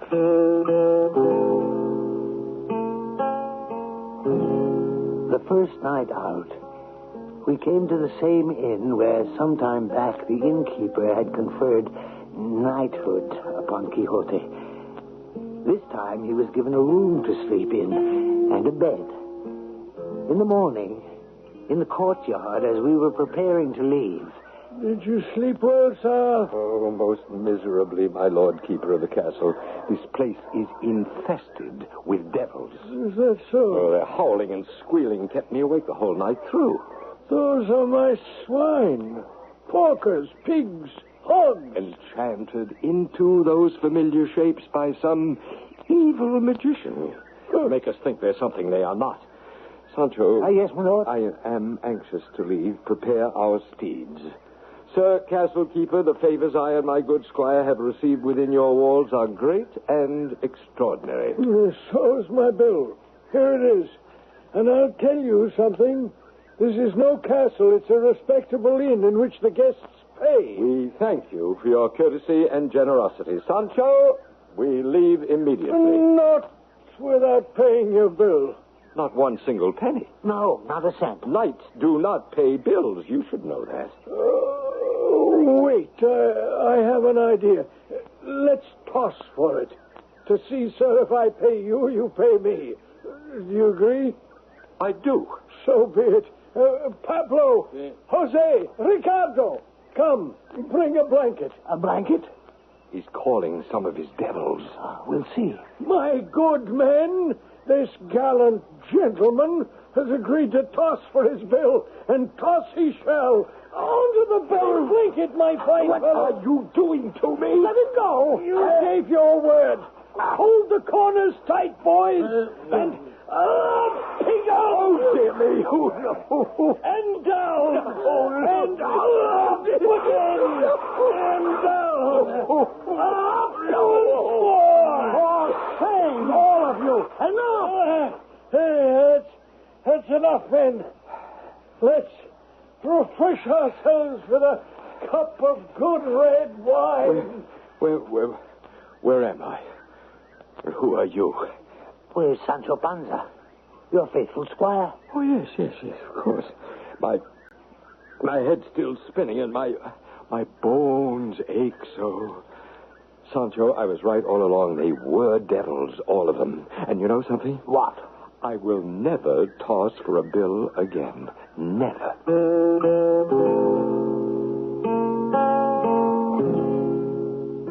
When we finally stumbled into Toboso, donkeys were braying, dogs barking in the streets.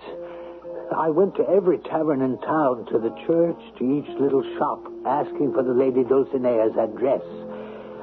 At the end of the day, I said to my master, "My lord, not a soul in this town has ever heard of Dulcinea. Not one." Oh, they don't remember. Long before I thought to rename her Dulcinea, she was called, I believe, Aldonza Lorenzo. Well, why didn't you say so? Well, no one remembers because she has risen to such high estate. She has? But her beauty is undimmed, her loveliness, her shyness, her ladylike manners, all unchanged. Well, I shall try to find her. Aldonza Lorenzo.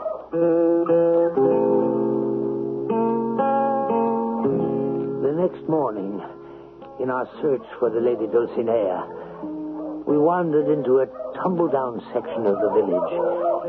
Dirty. Scatterings of shacks and squatters' huts. Sancho, look. Dulcinea graciously comes on tiptoe to meet us.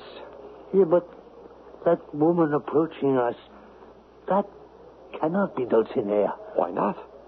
Well, that's a big, strapping, middle-aged woman who must weigh over 200 pounds. Not another word. It's she. Oh, peerless beauty. Here on my knees, I ask you to accept the homage of this poor, humble knight. Who the devil you think you are, you idiot, blocking a road like this? I am Don Quixote de la Mancha, your faithful servant. Oh, out of my way, you dithering jackass. I have work to do. Work? You? I have to go to the woods after my old father's pigs, slaughter some of them, and then salt the meat down for pork. Let me pass, you fool, before I knock you down. After her, Sancho, Dulcinea's been bewitched. Some evil magician has changed her beauty to ugliness. You think so? Let's follow her into the woods. Whatever spell has been woven over her, we must try to break. I wouldn't expect miracles, my lord, especially so early in the morning. Besides, you seem tired. You may be right. It might be wiser to wait a bit. What's that? Where are all those people coming from? And where are they running to? It's amazing. They're running around corners, jumping into open windows, huddling in doorways. As if they were expecting a hurricane. Look! A troop of horsemen. They're headed this way. Stand firm, Sancho. Don't give an inch. We shall hold this narrow street against the charge of this whole army of invaders. Make way for the bulls. The bulls are on their way. Bulls? What bulls? The ones the horsemen are bringing from the country for the bull ring in Barcelona. The best animals in all of Spain. They follow the horsemen. Get out of the way, sir, or the bulls will toss you up into the housetop. Run! Run for your lives! Master!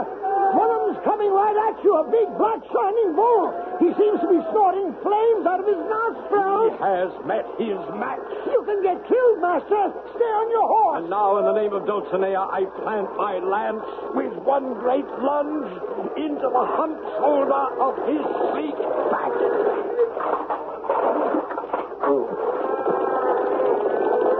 Are you badly hurt, sire? What happened? I told you this was really dangerous. The bull knocked you off your horse. Master, speak to me. Oh, imagine. Pretending to be bulls. Master, you don't look well. We must really head for home. Sancho, suddenly, I am tired. Very tired. And the pains in my body, they grow worse. Back to La Mancha.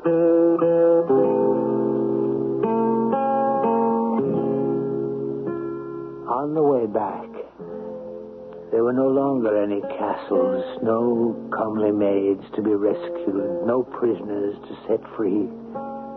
At last we were home. With Esmeralda's help, I got Don Quixote into his bed. What happened? What went wrong this time? Why is he so pale and silent? He's very ill, Esmeralda. Oh. With a high fever. Bring the candle nearer. Yes. I heard the boys in the street shouting, "Here comes the madman." I know. His eyes are opening. He was not mad. He was no more than a man who dared. Dared, my uncle? Don't try to speak, my master. Rest. Be easy. An ancient Spaniard said it. It's not because things are difficult that we do not dare to attempt them. They are difficult because we do not dare to do so. I dreamed. I dared. Quickly, Esmeralda. A clot with the cool water on his forehead. Oh, he's dying. Yes, I know. Oh, Master, in your life, you tried to conquer so many enemies, even those that were not there. Beat this last one, this shadowy figure of death, if you can. Please. He's trying to say something. His lips are moving. Yes, Master. We're listening. What is it?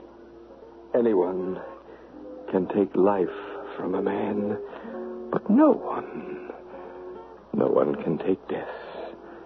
1,000 gates stand open to us. I enter in the name of the fairest lady in all of Spain, Dulcinea del Toboso.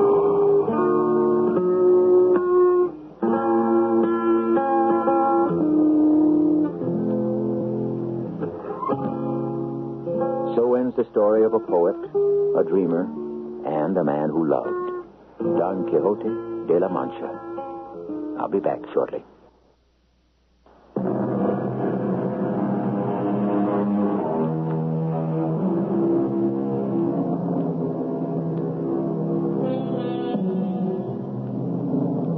Cervantes' impractical, romantic, extravagantly chivalrous dreamer of a hero has been with us for over 400 years. As long as there is a printed word to be read, it will probably remain as popular as it has always been. Like the plays of his contemporary Shakespeare, Cervantes' story of Don Quixote was a top bestseller in its own day. And like a bestseller or two in our own times, it took Cervantes years before he could find anyone to publish his work. Our cast included Arnold Moss, Larry Haynes, Bryna Rayburn, and Court Benson. The entire production was under the direction of Hyman Brown. And now, a preview of our next tale. Thinking I might reveal my true identity and my purpose. To what end? Well, I'm curious to study the reactions of the three people we've been discussing. And I remind you that I and the council are interested only in the success of your mission. I'm sure you already prepared an alternative in the event that I should fail. Of course. We shall do a complete min-lobotomal sift screen of every child in Area 13. Won't that drastically affect the unskilled labor population and give you a large oversupply in those fields? Unquestionably. It would also throw off the balance in the skilled fields that we had carefully planned. But that is infinitely preferable to leaving the problem unsolved. Kyle, just to satisfy my curiosity, what do your computers say would happen if an unaccommodated child went undetected into adult life on this planet? This is E.G. Marshall inviting you to return to our Mystery Theater for another adventure in the macabre. Until next time, pleasant dreams.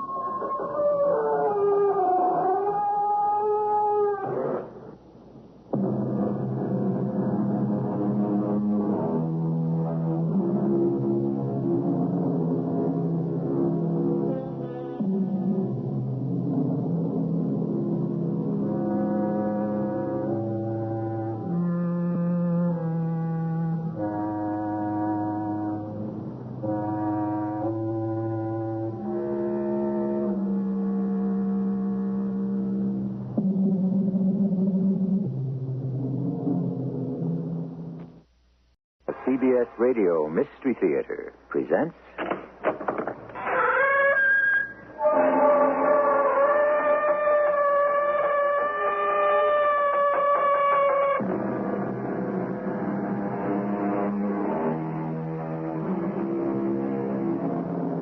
Come in. Welcome. I'm E.G. Marshall. I have before me a gleaming crystal ball. I pass my hands over it, and I can see the future. If it really worked, of course, I could rule the world. But all it shows me is the world in the year 2176, 200 years from now. And I regret to say, it's a very frightening picture. Keith, they're after our child. What happened? How did they find out? Celia, listen to me, darling. You can't let yourself go. We can't let them accommodate, Eric. We can't. Mustn't panic. That's what they're hoping for. But what are we going to do? How can we stop Big North? I don't know yet. But there's one thing I do know for sure. If we panic, our son is doomed.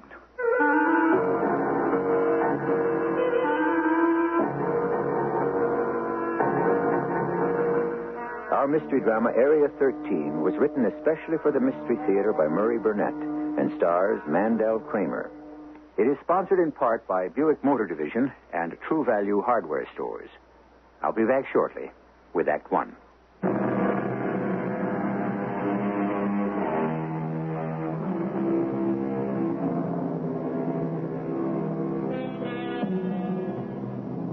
Through a glass darkly. That is how we perceive the future. The fantasies of our science fiction writers have come true through the years with an almost frightening precision. Space flight is here. Other planets are being talked about and explored for colonization purposes. But through all the visions runs a thread of despair. Today, we take a leap 2 centuries into the future and join a meeting in progress. A meeting of the accommodators, the rulers of the one world we now have in 2176. The meeting is chaired by Cryle, provost of the accommodators. Rulers and counselors of the planet, It is the considered opinion of your provost that we are faced with a grave crisis. The matter came to my attention only yesterday, which explains the emergency nature of this extraordinary session. It was included in a routine report of our sentinel from Area 13. I have taken the liberty of extracting from the computer the portions of the tape that comprise the crux of the matter. I urge our closest attention as I replay those portions now. Computer readouts indicate presence of non-registered, unaccommodated child in Area 13. Attempts to identify child have all proved fruitless. All information fed to Comp Master came back with same reading. Insufficient data. Please advise. The silence I hear in the chamber properly reflects the gravity of the situation and explains the presence of our esteemed friend Vignor at this meeting. Since the provost has mentioned my name, I would like it to be put on the record that I think, with all due respect, that he is overreacting. Reasons? Computer error, for one. Yes, possibility, but remote. Assuming for the moment our Sentinel's information is correct and that somewhere in Area 13 there is a non-registered, unaccommodated child, where is the crisis? As you well know, Vignor, our genetic makeup is different. We can experience neither anger, nor joy, nor remorse. But we do have the capacity for and the desire to use power. I know all that. Why was I summoned? What are my orders? They will be given to you privately by me in complete confidence. Well, councilors, this meeting is now dismissed with council members assured that this grave matter will be dealt with promptly and efficiently. And I think we will find my office more comfortable. I assume you intend sending me to Area 13. It is correct. I call your attention to your genetic chart on the screen behind my desk. I really don't understand why you've gone to so much... Please, Vignor, it's vital that you understand the importance of this mission. Now, you are a unique blend. Your mother was artificially inseminated with an unusual helix formation, which produced an individual with the characteristics that make you so outstanding in your designated work. But... Yes? These two characteristics are empathy and a certain measure of understanding. On this assignment, I warn you to be extremely aware of them, because we must discover the identity of this child. Understood. But one child, Cryle? You completely understand that the population must be controlled. One pebble dropped in the wrong place at the wrong time can cause an avalanche. You must not fail, Vignor.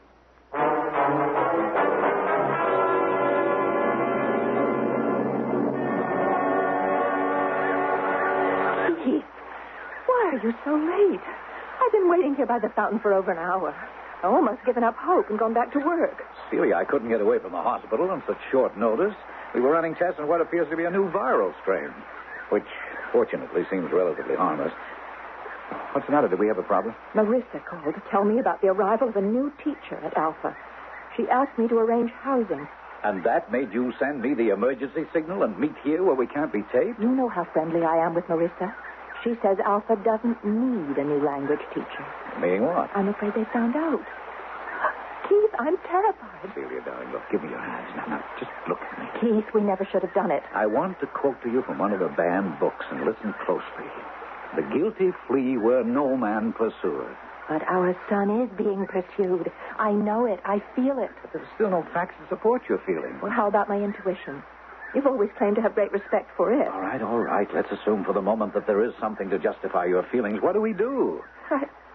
I don't know. Just hand over Eric, our son, and say, here he is, accommodated? No. And that would also bring up the question of what the council would do with us. Have you thought of that? Heaven help me, I have. Well, I have, too. Maybe they'd forgive us and leave us alone if we gave up our son. Never.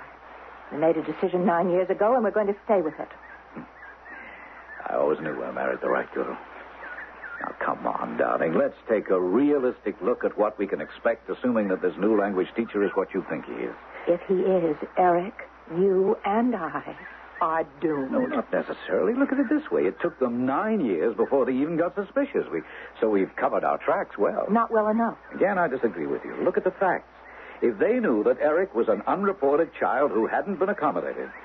They'd just have walked into the school and plucked him out of it. Well, that's true. So even if this new teacher is a spy, he's here trying to locate Eric. And we have no choice but to see that he doesn't locate him. Well, how do we do that? By holding fast to our original plan, which worked for 9 years.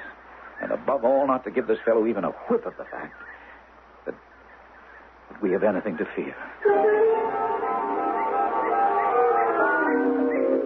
Oh, Mrs. Luton. Mr. Luton. Sorry to shout after you like this, but I'd just come from your house because Marissa told me you were the one to see about living space. Lucky I ran into you. Oh, I'm sorry, Mr. Vignor. Oh, didn't Marissa give you my name? Of course, it slipped my mind.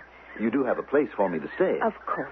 It's not very elegant. Oh, as a teacher, I'm really not used to elegance. But why don't we go back to your house for a chat? Well, I'd like to, Mr. Bignor, but I'm due back at the hospital. As a matter of fact, I never should have taken this break. Why did you? Oh, don't take that as a thrust, Doctor. I'm very well aware that all work and no play makes an unaccommodated citizen very unhappy. Well, all right, if it won't take too long. Not long at all. Matter of fact, I can not only arrange my room, but also get your feelings about the children's needs at Alpha. I'm seeing all the parents.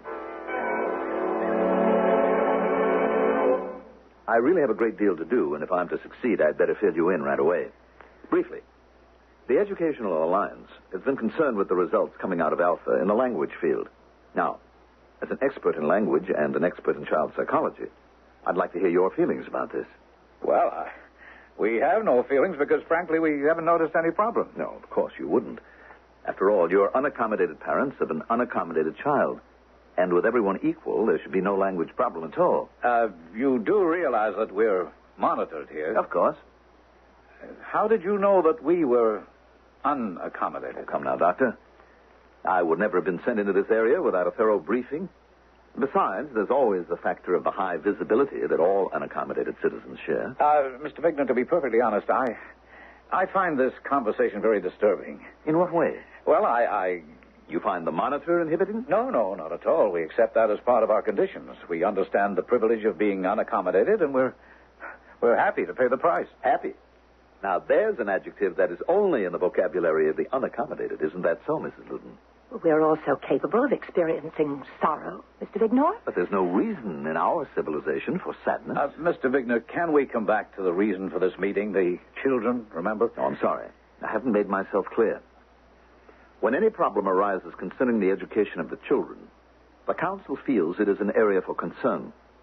Now, as you well know, with a tightly controlled population, there should be no problems with education at all. Now, even though I intend to speak to all of the parents in this area, the only ones I think that can be of help are the unaccommodated parents. Why? Well, I should think the answer is obvious. All accommodated parents will be satisfied with whatever progress or lack of it their children are making, whereas... Both Keith and I are perfectly satisfied with the progress of our son at Alpha. Excellent. That gives us a starting point. Although I know your son, Richard, is that his name? Yes, that's his name. Yes, that Richard is unaccommodated. He was registered according to the regulations, and I'm relieved to find that his progress is normal. Now, have you had any occasion to observe any of the other children? No. Well, I suppose that might be too much to expect, but I was hoping that you or your husband could give me some hint as to... As to what, exactly? I'm still confused about what you're looking for, Mr. Vignon. I'm looking for help, Doctor. Now, at the risk of boring you, I have to remind you about a subject you know a great deal about. Our genetic population plan. Now, since all accommodated children are born artificially with rigidly controlled helix systems, it becomes a major source of concern when our computer bank indicates some malfunction, no matter how slight. Now, if I may say so, Doctor, you and your wife represent 1/500th of our fail-safe lifeline. That is, you reproduce normally with children that we know to be unaccommodated. Now, I was hoping that perhaps in your position at the hospital, you might have come across something unusual in the way of illness in one of the children. Oh, well, no, if anything of the sort had occurred, I would have reported it immediately. Of course you would. How could you do otherwise?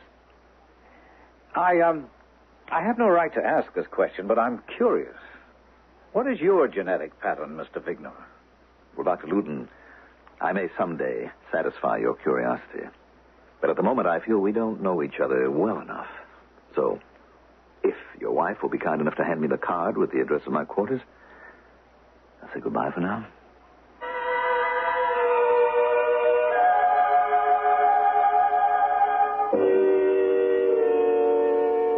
Life in the year 2176. A grim picture? Perhaps, but if we stop and think, how far away are we from leading lives such as the citizens in Area 13? Maybe it won't be as long as 200 years. As for me, I sincerely hope it'll be a lot longer. We'll be back with Act 2 shortly.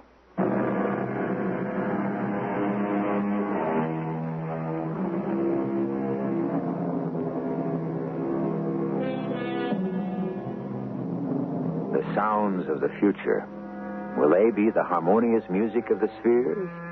Or will they be disturbingly dissonant sounds that herald a darker design? Here's one view of one world in the year 2176. We continue our story in the office of the administrator of the Alpha Institute, in what is designated as Area 13. She's talking with the newly assigned language teacher. I wanted to talk to you about these vocabulary tests which are scheduled for tomorrow. Yes? I thought perhaps we should discuss them. Well, fine. Let's do so. It's difficult for me. Why? Well, you probably know that I am not patterned for questioning orders. Certainly you're patterned for dealing with problems in your field. Of course. The tests are educational. Therefore, you should be able to discuss them. Well, it just seems to me that these tests are structured more to measure a spirit of independence rather than a language skill. Well, that's interesting. How do you reach that conclusion? Well, this question, number 4, which reads, pick the right word to complete the following sentence. I am very good, bad, lost, me. Well? I am me, of course, is bad grammar. But I'm puzzled as to why it was included at all. It seems to point in quite another direction rather than language. What direction? I really don't know. I suppose I could be mistaken. Could you? Of course I must be. I don't know what made me bring it up in the first place. Well, let me congratulate you. You're really a very well-accommodated citizen. Oh, thank you. Of course, you were only half mistaken. Several of those questions don't properly belong in a language test. I see. For some unexplained reason, in my genetic pattern, there is an abundance of curiosity. I don't know how or why it happened, but it did. And that's the reason for those questions. Merely to satisfy my curiosity.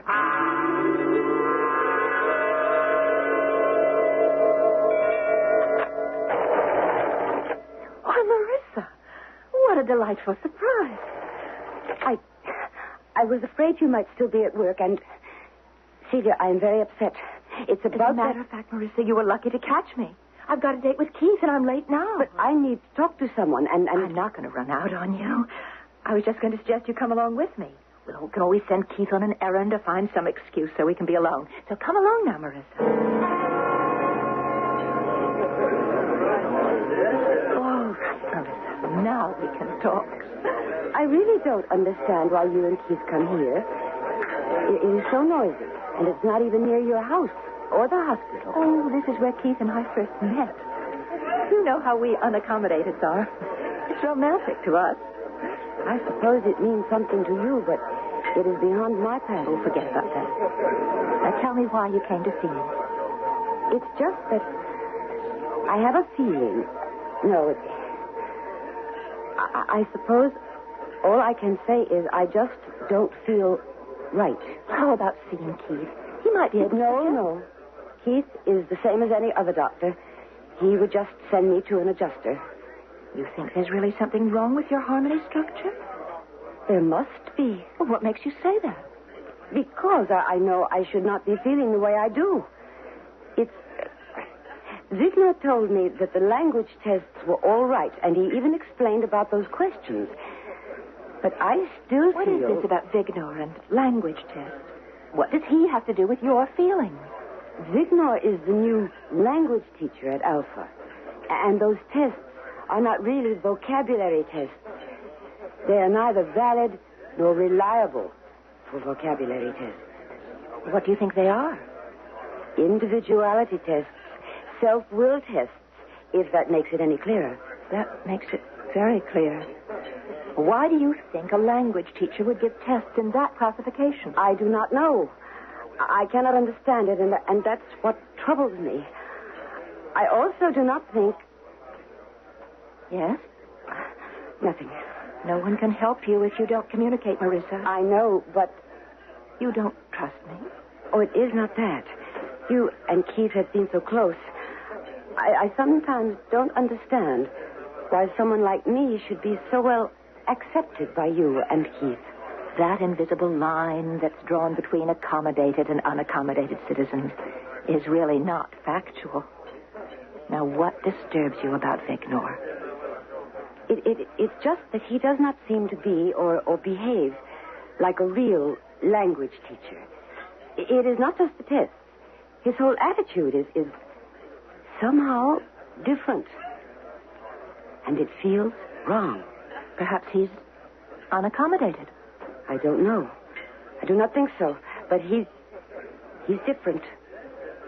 He bothers me. Why?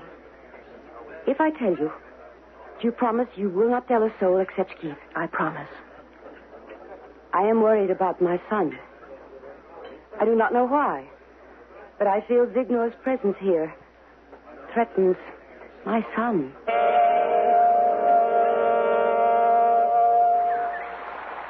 Now I'm sure you understand why I asked you to meet me here in the park before dinner. Of course, darling. We can't be monitored here beside the fountain. Well, what do you think?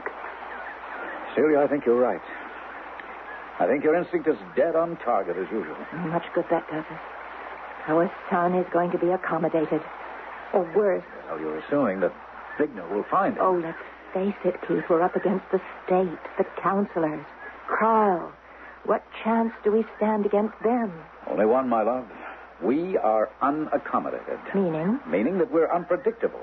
That's our only chance against all the computers, all the machinery that's arrayed against us. Remember, it's mechanical. And terrifyingly efficient. Well, we fooled it for 9 years. Well, how did they discover it now? They haven't. Hold on to that, Celia. They're only suspicious. It's up to us to throw them off the track again. But there's Marissa. She's already disturbed. Well, what do you think it will take to make her break? I'm afraid very little, but remember, she knows nothing. But strangely enough, she feels she should be worried about her son. She's desperately looking for an excuse to have him recessed for the time that Vignor's here. She mustn't do that. Oh, I know. Well, I think I managed to persuade her to hold off. But she's carrying a tremendous guilt load. Well, what has she got to feel guilt for? Oh, Keith. She's accommodated, and she's been told that the tests are really what they claim to be. Even daring to harbor a suspicion that what she's been told is incorrect is breaking her pattern. The question is, what do we do? I have to think. Do we have time? I don't know, Celia, but if we act without thinking, we're playing right into their hands. All we have is ourselves and the brains we were born with. And if they aren't enough to outthink a patterned human robot, then we might as well pack everything in and forget about us, our son, and the world.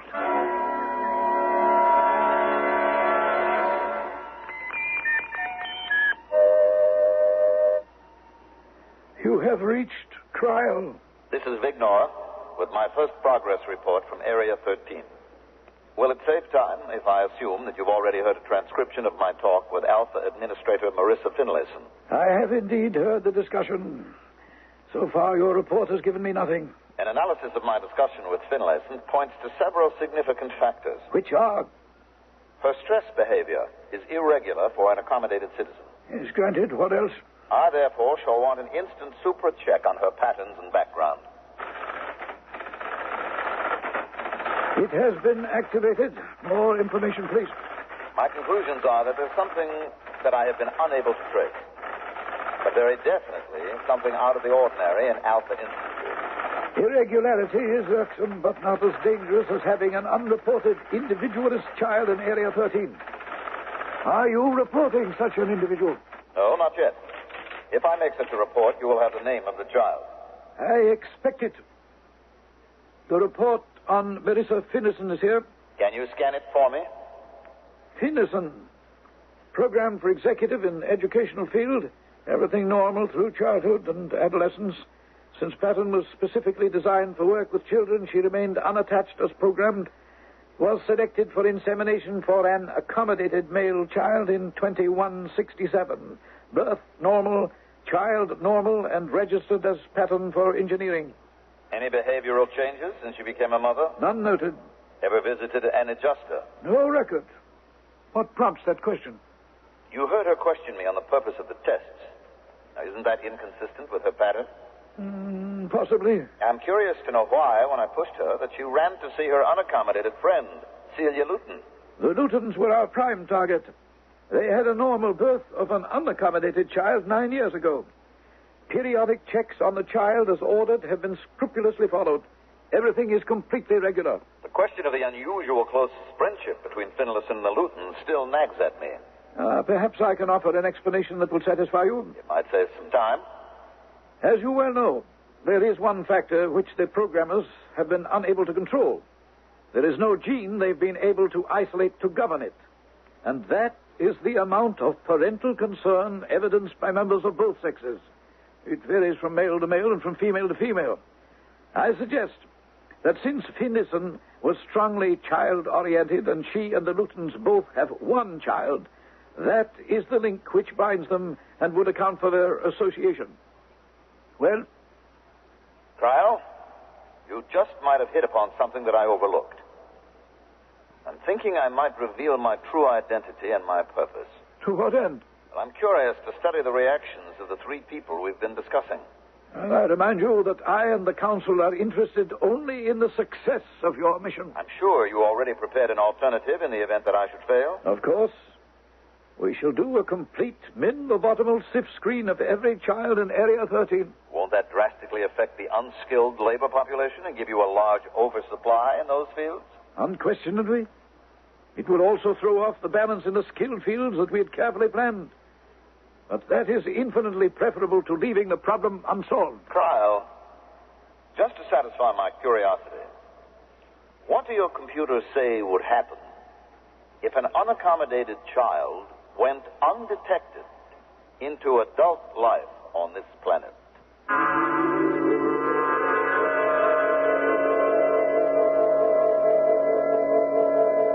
The story you're hearing is supposed to be taking place in the year 2176. I wonder whether any of the citizens of that world had heard of the old saying, curiosity killed the cat. Or, conversely, the answer, satisfaction brought it back. We'll find out exactly how Vignor, the undercover man of 2176, went about satisfying his curiosity right after these messages.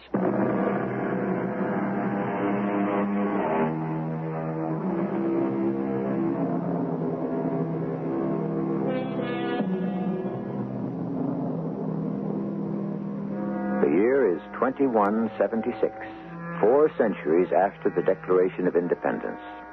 However, in the world of the future, as we see it, not only is that historic declaration forgotten, but independence is a word to be feared, and independence of thought and obscenity to be stamped out.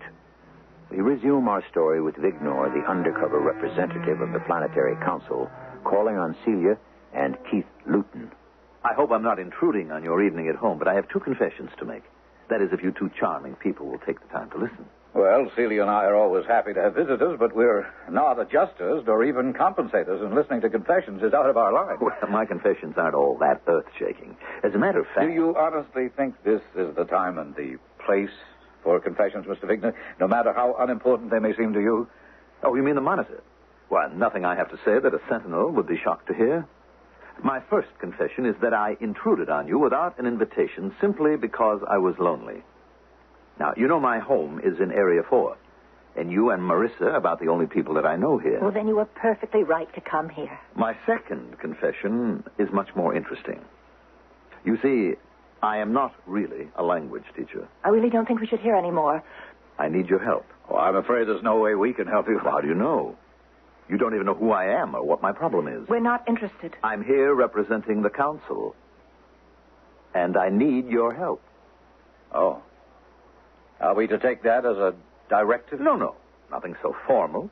I'm merely requesting a friendly discussion. Of course, just a friendly discussion on a monitored, recorded conversation. Surely you two must be used to that by now? Well, we're not used to discussions with council representatives. Oh, by the way, everything that we say here must be kept completely confidential. Except for the sentinel on the monitor, of course. Now, things would go much more smoothly if you'd relax and just look upon me as a sort of colleague. Oh, that's too much.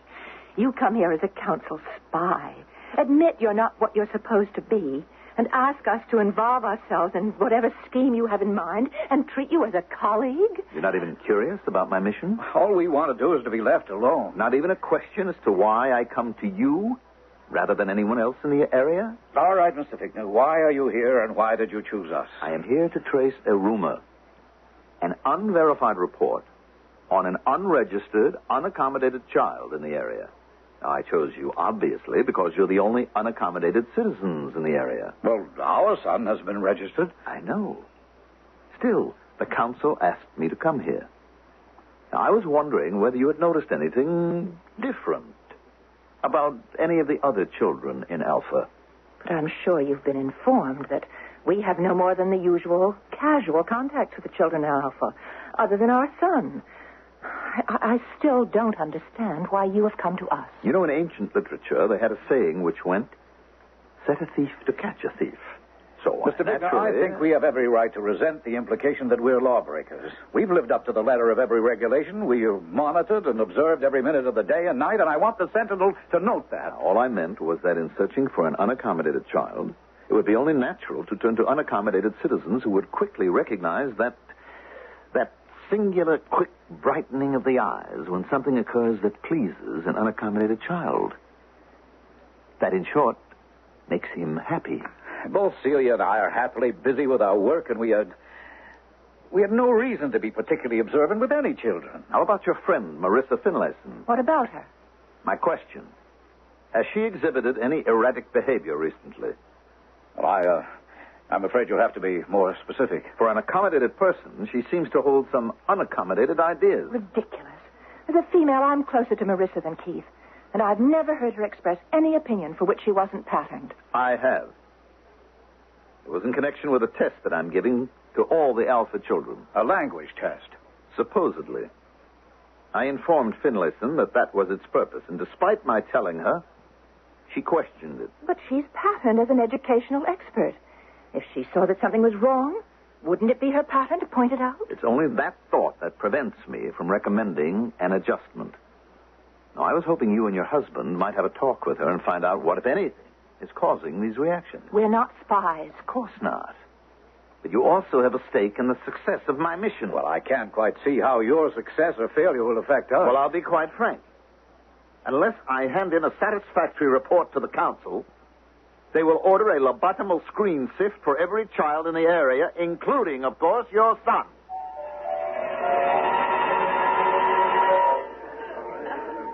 Then you agree with me that this Vignor isn't a language teacher? I didn't say that, Marissa. It's just that I can see you're upset. And I do have something to be upset about. The language tests will be given tomorrow, and then Eric will be in trouble. Well, what makes you so sure? Eric has influenced me. Now, I know you are going to say it is ridiculous that a 9-year-old boy can influence someone, but there are things about him that have startled me. Oh, Celia, take my word for it. He is different. And you believe this difference will show up on the test devised by Vignor? I am sure of it. Well, I can't see why you're so upset, Marissa. Even if what you say is true and Eric should test out irregularly, he'll simply be sent to an adjuster, and then everything will be fine. Isn't that so? It isn't only Eric. It is I, Celia. I do not think you can understand what he has meant to me. He has such a new way of looking at things and questioning. some things I've never understood. I think if anything should change Eric, I would need an adjuster. Perhaps I need one anyway. Have you spoken of any of this to Vignor? No. I suppose I should have, but... No. Never. Never, never even mention it to him. Marissa, that's a directive. Just keep your doubts entirely to yourself, and don't ever breathe a word of them to Vignor.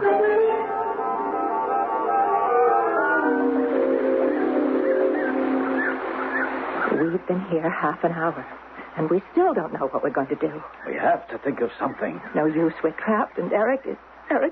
Honey, don't give up. We can't give up. I can't help thinking that maybe if we'd reported Eric and registered him, he would have been better off. No, now you're thinking the way they want you to. You know what Eric's life would have been. Monitored 24 hours a day. The only place he could ever talk is in the park with a fountain. They'd have made him a doctor, whether he wanted to be or not. He'd have practiced medicine the way they tell him to. They'd pick an unaccommodated girl for him to marry, and he'd reproduce on order. And now he'll be turned into a vegetable. Well, maybe not. Yes.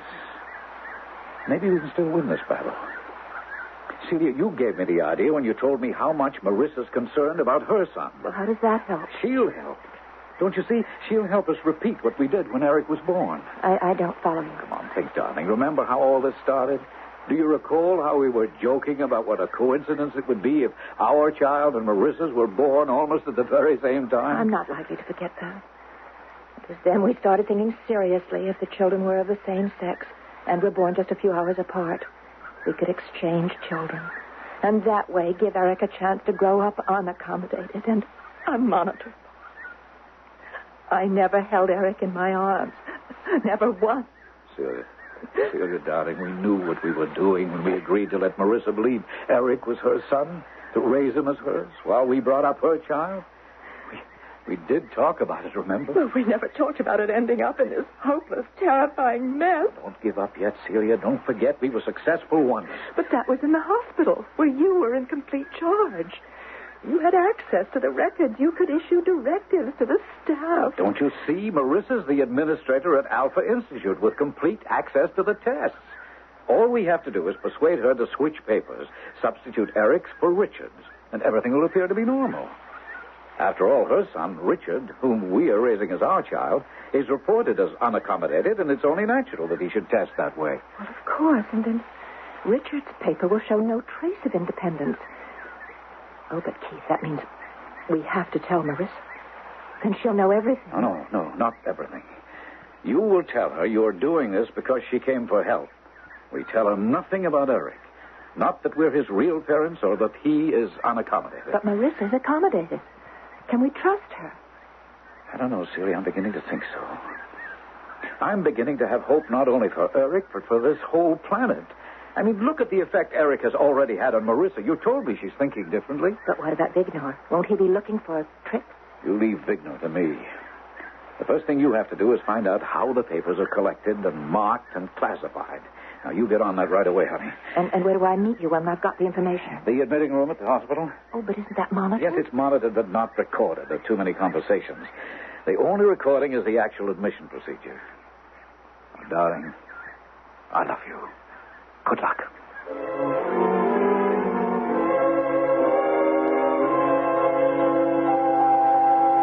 Well, how'd it go? She's on tranquilizers. But she agreed. And the language test papers? Special printed questions according to Vignor's orders. No names. Each child's registration number encoded at the top of the paper. Answers computerized and results printed out. That's great. We couldn't have hoped for anything better. Now, what are you going to do? I have hundreds of hospital forms with every child's registration number encoded on top. Yes, but those are hospital forms. But the numbers aren't. Now, I'll check Richard and Eric's registration numbers and pick up a couple of forms. Then you'll have Marissa extract the 2 test papers before they get to the computer. And what about Vignor? Just get me the time when he's giving the test, and I'll take care of him. Keith, I just thought of something terrible. If you succeed, Vignor fails. And if he fails, every child in the area will be given a lobotomal sift screen. There's no way we can save Eric. We only have Vignor's word for that. I'm sure it's an empty threat. No, you just get me those test papers. All right, Dr. Luton, now that I'm here, can you tell me what is so vitally important that I have to leave my classroom in the middle of testing and rush over? Well, Mr. Vigner, I think I found the child that you've been looking for. Well, congratulations. You really amaze me, Doctor. Can I have his name and address? Of course. His name is Robert Claster, and his address is right here. He was the victim of an accident, and he died on the operating table at 2 a.m. this morning.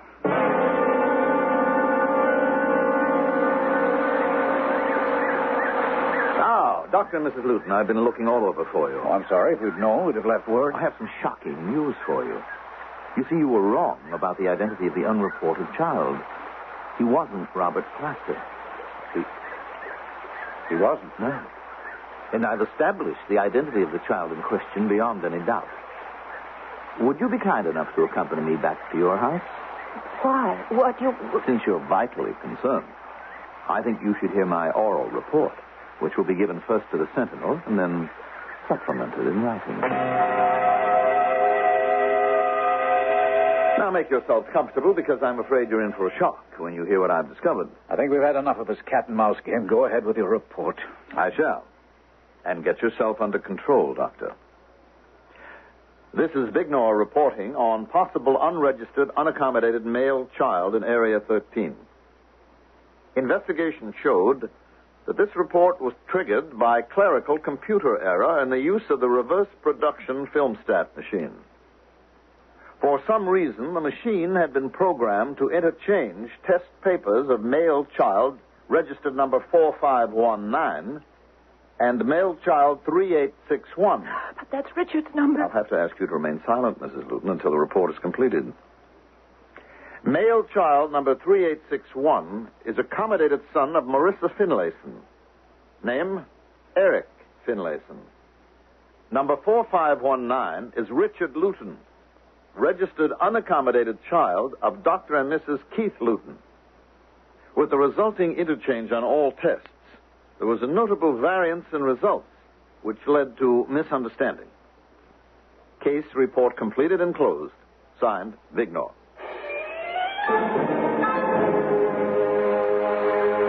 I can see why this is your favorite spot, Dr. Luton. All right, Vigner, you can stop playing around. It's quite obvious you know everything. But what Celia and I want to know is, why did you do it? Why did you lie in your report? If I tell you the truth, you won't believe me. Try me. Curiosity, Doctor. I have a tremendous amount of curiosity in my pattern. And I confess that I cannot resist trying to find out just what will happen to this controlled environment if one male, unreported, unaccommodated person grows into adulthood.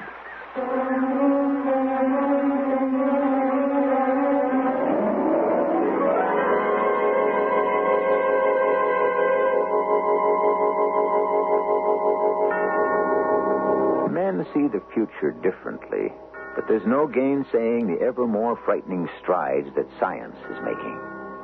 We long ago discovered the power to destroy ourselves, and now we're faced with the even more frightening power of being able to control reproduction and the making of man. But so long as there is one mind in the world capable of independent thought, then there's hope. Because man's mind is capable of anything.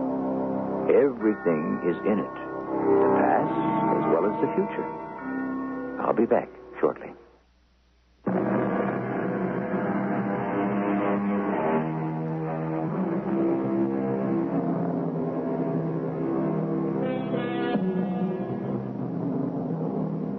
Each of us has our personal and different pictures of what the 22nd century may be like.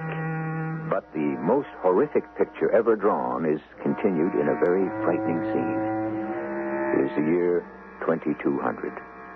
There's only one man left alive on the entire earth. He sits alone in his small room, and suddenly he hears a knock on the door. Our cast included Mandel Kramer, Ian Martin, Marion Seldes, and Joan Lovejoy. The entire production was under the direction of Hyman Brown. This is E.G. Marshall inviting you to return to our Mystery Theater for another adventure in the macabre. Until next time, pleasant dreams.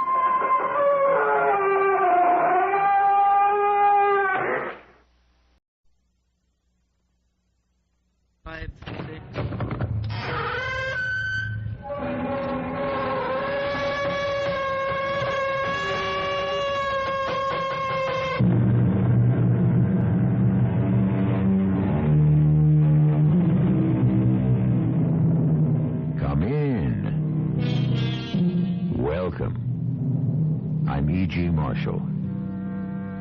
If a man looks sharply and attentively, he shall see his fortune.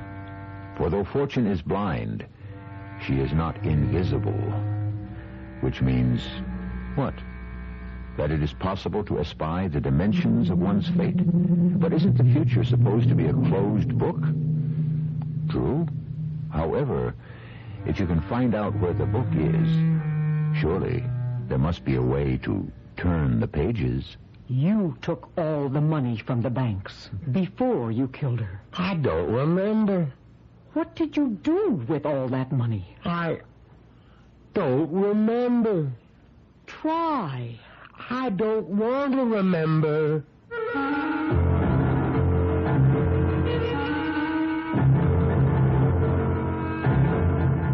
Our mystery drama, To Be a Rose, was written especially for the Mystery Theater by Sam Dan and stars Leon Janney. That's right.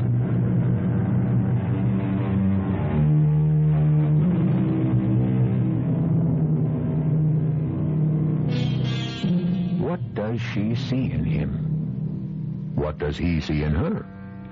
These are questions that have enlivened countless discussions since, I suppose, men and women first discovered each other. The whole problem has to do with love. The fact is, we really do not know what love is. Is it mystery? Is the whole business an illusion? There are those who have given their very lives for it. Would you like to meet Curly Quinton? If only we could meet Curly Quinton. I'm afraid Mr. Quinton will be unable to see you now. Visiting hours are from 2 to 4. We enforce this rule strictly. We make no exceptions for anybody.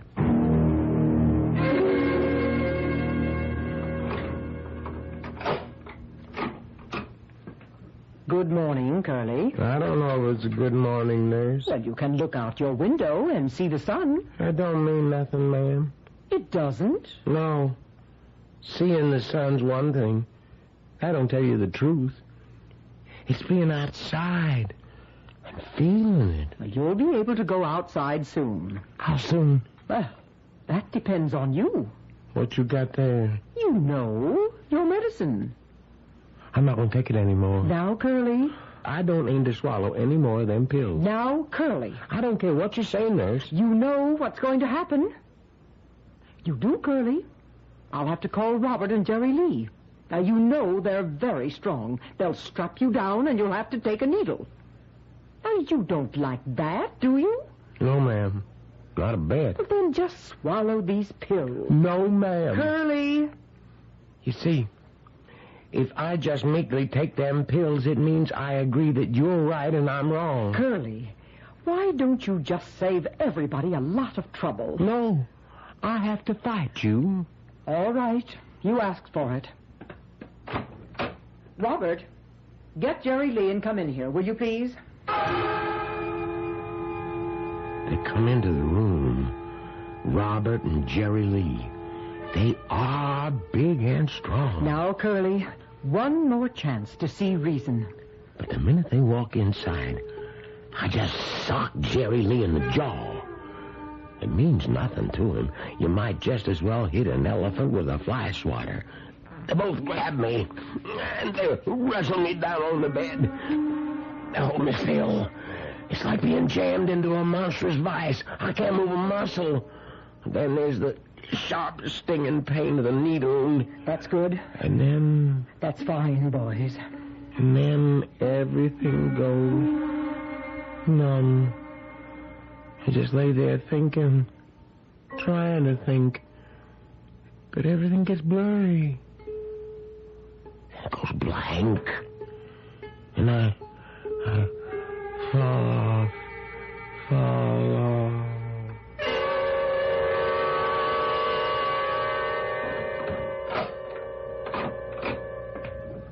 Curly, are you awake?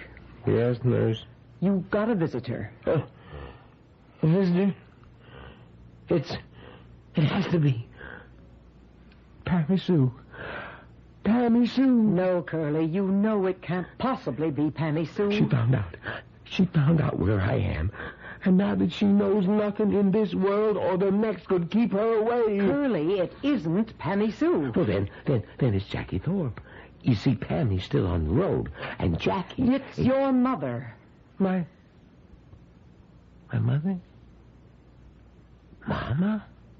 Do you want to see your mother? Mama, oh, Lord. It's Mama. Everything's going to be all right now. Mama's going to make everything all right. Oh, how I prayed for Mama to come.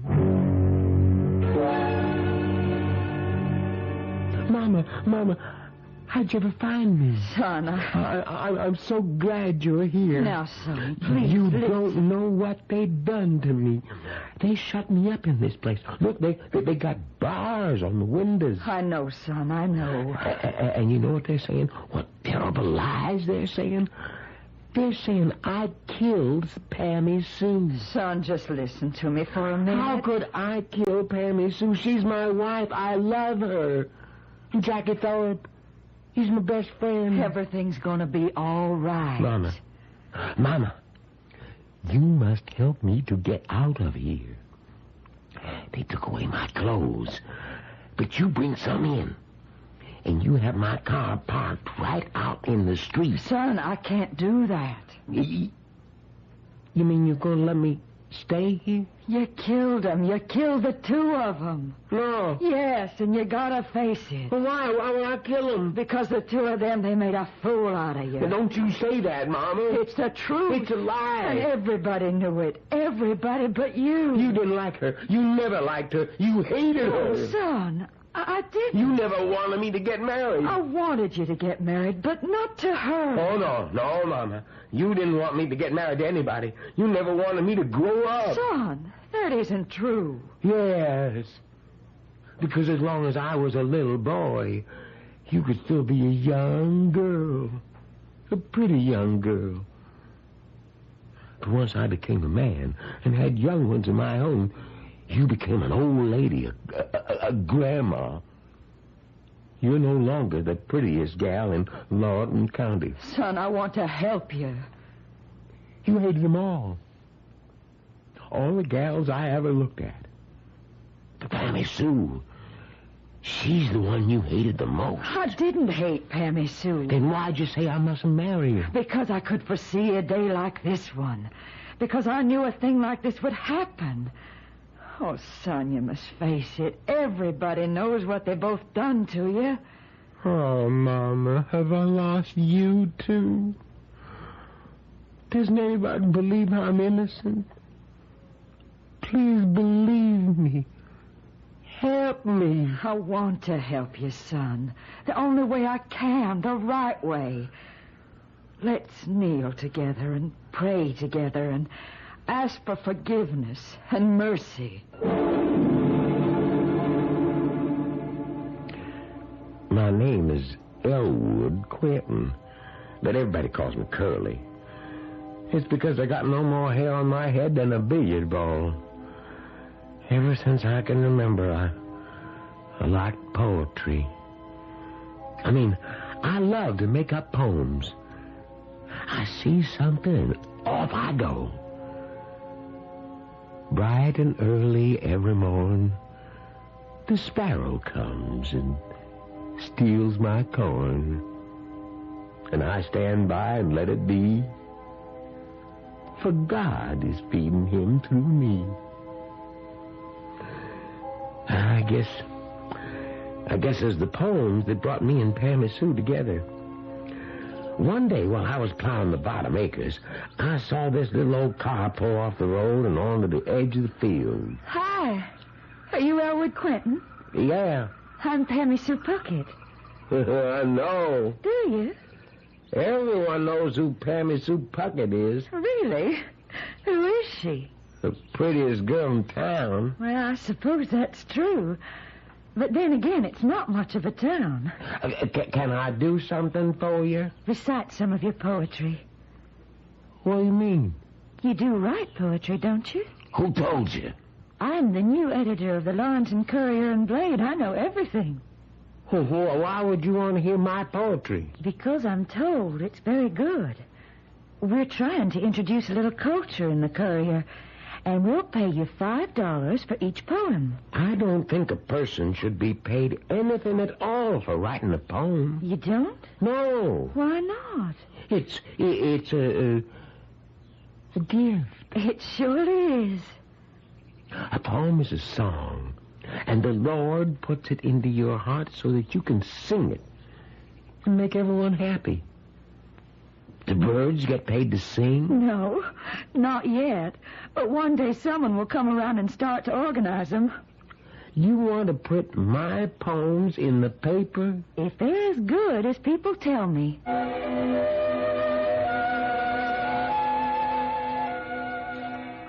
You'll have to fix some fences today, son. I already tended to it yesterday, Mama. You did? Yeah. Wanted to get out of the way. I ain't going to town this afternoon. Any special reason? I think I will have some more pancakes. Why are you going into town? Are there any more blueberry preserves? Is there something you have to do in town? This is the best buttermilk. When you see Miss Pammy Sue Puckett, don't give her my regards. Why do you think I'm going to see Pammy Sue Puckett? Are you saying you're not going to see her? I am going to see her. But that's only because I'm bringing her a poem for the paper. Miss Pammy Sue Puckett's out to become Ms. Pammy Sue Quentin. Mama, what would she want with me? She's wrong for you, son. She's a city girl. She's learned them free and easy ways. Mama, you should see the fellas who were after her. All of them good looking and with money. I don't care who's after her. You're the one she's after. Howdy, Miss Puckett. Hello there, Mr. Quentin. Here's a poem, Miss Puckett. Thank you, Mr. Quentin. I can't tell you how much I enjoy reading your poems. Oh, thank you. Mr. Hawk, our publisher, he enjoys them, too. Matter of fact, he says we should pay $10 apiece for them from now on. Well, that's really very nice of him. Do you know something, Mr. Quentin? What's that, Miss Puckett? I love you. Why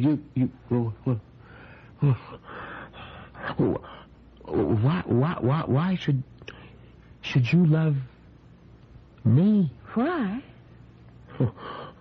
Look at me. I'm looking. I'm bald-headed. That's a fact. I'm a homely person. That's true. I ain't rich. I know it. Well, then, how could you be in love with me? You know something? I've been asking myself that very question. You have? Yes. Well, have you come up with the answer? Yes, I believe so. I love you, Elwood Quentin, because you have a beautiful soul. I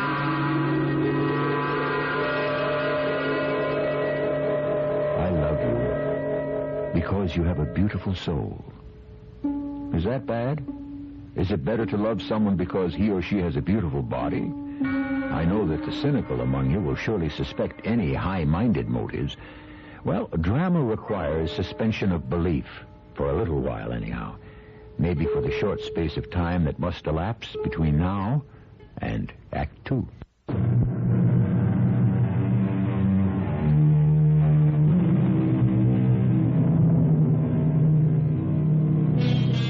If a girl says, "I love you" to a handsome athlete, her statement is accepted without question. However, eyebrows do get raised when she says, "I love you" to a homely poet. What does this tell us about the cultural level of our society?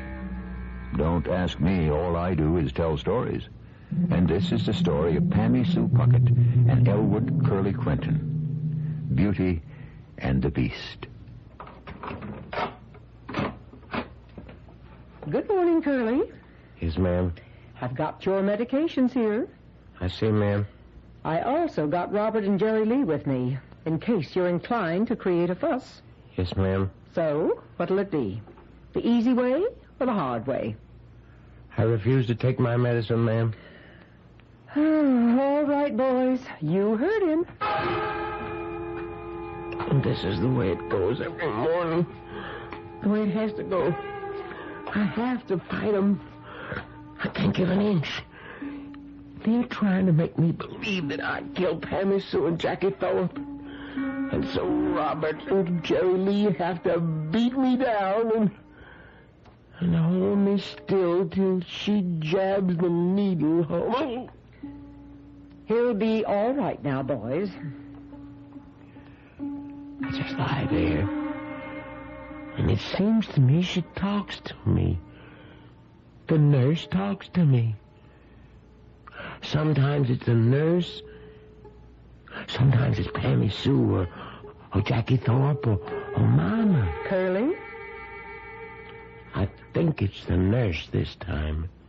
Curly? They ain't gonna answer. They can't make me answer. No power on earth can make me answer. Curly, I want to help you. You don't want to help me. You killed her and him. Now, why don't you confess it? It's best to say nothing. This woman simply won't understand. You'll stay here for the rest of your life. You'll never again breathe the sweet air of freedom. Remember that, Curly? The sweet air of freedom? It's from that poem you wrote. The sweet air of freedom that blows in the hills. No, I didn't kill him. Curly, you're talking to me. You can fool the police, you can fool the doctors, but I know it's an act. No. Why do you think she married you? For your looks. Please. For your money. You've been talking to Mama. Well, who knows better than Mama? The poems, Curly. The poems. Yes, she loved the poems. And the poems are part of me, a part of my soul. She loved the poems because she knew they would make money. Money? Oh, you're crazy. No, you're crazy. That's why you're in here. I want to help you get out. Money? I would only write one or two, never more than 3 a month. What'd I get? $10 apiece. Not again, it wasn't more than $7.50. That's money? What'd I own? 350 acres that I had to share with Mama and my 4 brothers. Money? Now, relax, Curly. You're fighting the medication. Relax. Don't tell lies about Pammy Sue. Don't you dare tell lies. It's all been in the papers. The papers lie. Is Jenny Thorpe lying? Jackie's wife? Jenny? It ain't true. It's the story she told the reporters. I don't care. Here. It's in the paper. I'll read it to you. I don't want to hear it. Listen. One afternoon, my husband came home. It's a lie.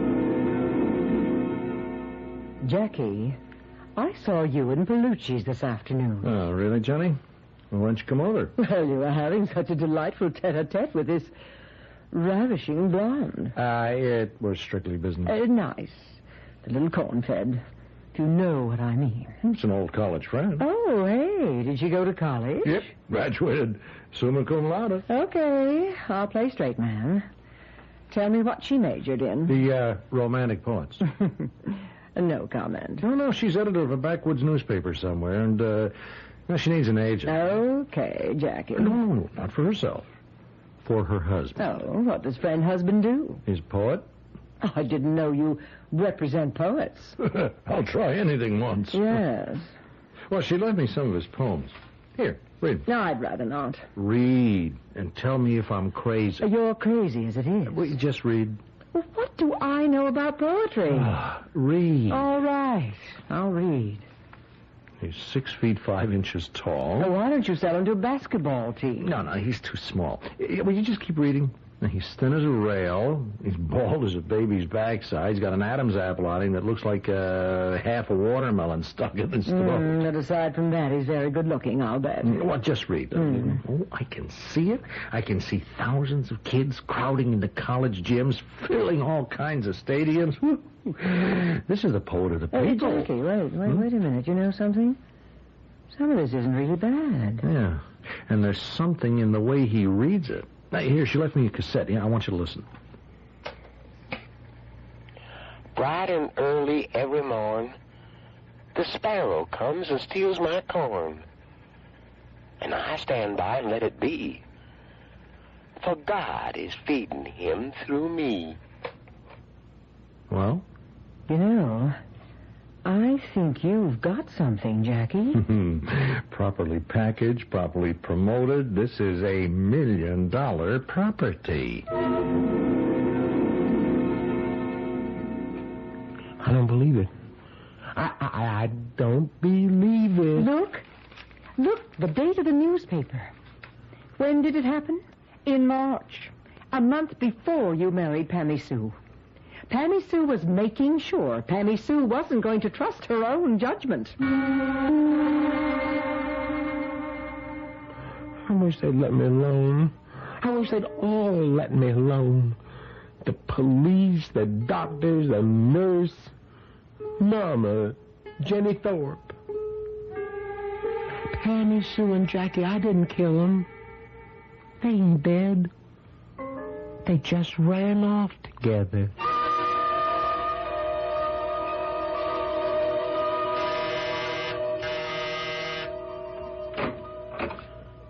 Mama. Surprised to see me. Come in. You're too busy to visit your mama, so I figured I'd better come up to New York myself. Fella downstairs dressed like a general wasn't going to let me come in. He's a doorman. Where's Pammy Sue? Oh, she's on the road. Meaning what? Well, I give these readings, you know. Yeah? Well, somebody's got to go out ahead. You know, make the arrangements for the hall and the tickets and the publicity and so forth. Why ain't this Jackie Thorpe taking care of that? Oh, he needs all the help he can get. I see. So, instead of staying home and having a baby and keeping house and cooking meals for her husband like a decent, God-fearing wife, she's flitting all around the countryside with Mr. Jackie Thorpe. Mama, that's a kind of extreme attitude. It's all we got in this world, son. Good on the one extreme and evil on the other. And there really ain't nothing worth talking about in between. How does Mrs. Jackie Thorpe take to all this? Oh, she's one of them liberated women. And how do you look upon it? Pammy Sue's my wife and Jackie Thorpe's my friend. Been writing any poems lately? Lately? Well, no. Ain't you feeling good? Back home, the only time you wouldn't be writing is if you were sick. Well, Mama, Pammy Sue and Jackie, they say that the objective is to maximize the existing product. I don't know what that means, but I sure don't agree with it. Oh, excuse me, Mama. Hello? Hello, Curly. Oh, yeah. Hello, Jenny. Remember you have this date at 4. Oh, I clean forgot. Yes, I figured you would. I'll be by to pick you up. Yeah, but I don't know what all to say on the TV. I'll tell you what to say. But listen. Now, wear a checkered shirt and denim pants. Why? Because it looks, well, you know, farmery. But I'm not going out on a tractor. You should always look as if you just got off a tractor. And have that big red bandana kerchief. Now, I'll be by in 15 minutes. I see. What do you see? Pammy Sue goes on the road to take care of Jackie Thorpe, and Jenny Thorpe stays home to take care of you. It isn't that way at all. Why don't you come home? Oh, now, Mama, you got to excuse me. I have got to get ready for this TV show. You don't know what this appearance is going to do for my career. Why don't you come home? I can. Why not, Elwood? Why not? I wouldn't care if you was happy, but you're not. Admit it. You're not. All right, I'm not. Then come home. Come home. I ain't written a new poem in a year. Then come home. I can't. I've been corrupted, Mama. My heart used to beat faster after I'd write a poem. But now I'll be on that TV program, and the host will say, our special guest is the poet of the people. He has come down from the mountains to give us a breath of the sweet air of freedom. Rejoice with Curly Quentin and feel at one with nature and the harmony of the universe. And just what does all that mean? It don't matter. But I can feel the people reaching out to me, and a chill goes down my spine. And the applause, oh, Mama, there can't be sweeter music even in heaven. Come home, son, before it's too late. I can't, Mama. I can't. Uh,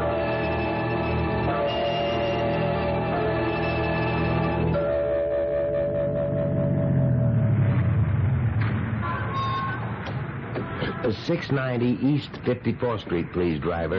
And then I'll go on to You come up 72nd with Street. me. Jackie isn't home. Oh, but Jenny... Darling, you were marvelous. Your career has taken on an entire new dimension. Curly. Yes? Put your arm around me. Huh? Oh, well... What's the matter? Don't you want to? Why? Because it's the first step. Well, Jenny, You know something, Curly. You and I, we're overdue. Overdue? For what? Oh, darling, don't carry it too far. After all, no one can be that much of an apple knocker. Don't like nature. Human nature. I'm a married man. Well, I'm a married woman. Your husband, Jackie Thorpe, is my friend. Pammy Sue Quentin is my friend. So what? So what? So what do you think Pammy Sue and Jackie are doing right now? It's, 5:30. Well, they're having cocktails. And they'll go out to dinner. They'll take in a show, and then... Pammy Sue? Jackie? Why, they wouldn't... They wouldn't? Why wouldn't they? Why, I don't believe it. And do you know what else? Pammy Sue and Jackie are totally convinced that we are spending the evening the same way. It's a lie. It's a lie. Oh, well, I'll tell you what. Have the driver take us to LaGuardia Airport, and we'll get on the next plane to Chicago. We'll go to the hotel, and we'll see for ourselves at first hand what the arrangements are. Well, I can't believe that. Obviously, you have to learn things the hard way. Tap on the glass and tell the driver to take us to the airport.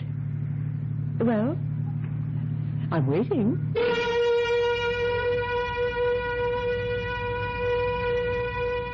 I guess we're all waiting, but we'll have to keep waiting for Act 3. Then when people talk about meaningful relationships and alternate lifestyles, some of it sounds pretty good. But the fact is that in the end, somebody has to get left. If it's all a game, folks, then everybody can't be a winner. The score will be posted when I return shortly with Act 3.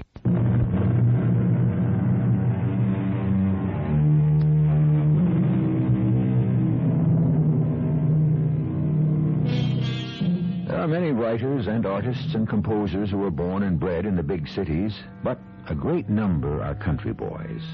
Had they stayed at home, they would have remained field hands, store clerks. It would have been early to bed and early to rise, and Ben Franklin to the contrary notwithstanding. They may have become healthy and wise, but wealthy? Never. Most of the country boys who come to the big town soon become city boys. But Curly Quentin? Oh, no. Confess, my son, confess. It'll clear your mind. And your mama will take care of you. Curly, darling, listen to me. Your career hasn't even started. You've already made thousands of dollars, but this is just the appetizer. The first course. The real banquet hasn't even begun. You and I will be married, and I'll take such wonderful care of you. You can tell me the truth, Curly. You can tell me, because I know it. I know you, Curly. I know you better than anybody else does. Let me take care of you. Not just for now, but later, when they let you out of here. You'll be a free man, and I'll take great care of you. And you'll also take care of the money. All of you. It's the money that's done it, the money. That's what every one of you is after. That's all any of you ever wanted from me.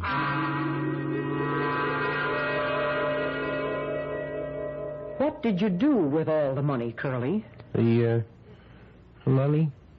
Now, Curly, the day before you did it, you went to all the banks and withdrew all the money. What did you do with it? I don't remember. Well, try to remember. I don't want to remember. I don't want to. Now, relax, Curly. You're fighting it. You're fighting the medication. Now, just breathe deeply. Relax. Now, Curly, you want to breathe the sweet air of freedom. Listen, the sweet air of freedom that blows in the hills. The sweet air of freedom. Now, confess. Say, yes, I did it. I had to do it. I'm a man of flesh and blood. She betrayed me. No. Not Pammy Sue. You don't know how much she loved me. You don't know. That girl was so filled with love. Oh, that she was. But it was love for the almighty dollar. Don't listen to Mama. That's all Mama can say. You should have listened to Mama. Listen to me, son. No, I won't hear a word against her. You don't know Pammy Sue like I do. She has a heart of gold. She surely does. It's all gold. Hard, cold gold.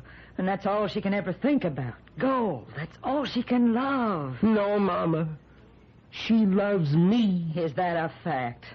Look in the mirror. Go ahead and look. Answer me. How could she love you? Your mama's right, Curly. That's why Pammy Sue married you. For fame and fortune. You don't know. How can you know, any of you? How could you know what it was like when Pammy Sue and me were alone? Only I know. Only I know.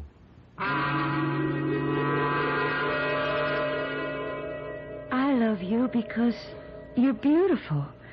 You have a beautiful soul. You can't see a person's soul. Oh, yes. It shines out of him. But you are really beautiful. I know, but I'm beautiful where it can't last. Don't say that. You'll be beautiful till the day you die. So will you, Pammy Sue. So will you. No, long before that time it'll all have gone. All the beauty. Remember what you wrote? It was the poem that upped your rate from $7.50 to $10. Mr. Hawk liked it that much. The rose, so lovely at the dawning, keeps its beauty for the morning. It fades beneath the midday sun. At evening time, its life is done. Remember that poem? How can I forget it? It's my poem. Remember what it means. I know what it means. Tell me. The life of a rose is very short. Beauty dies quickly. Yes. Yes, I guess so.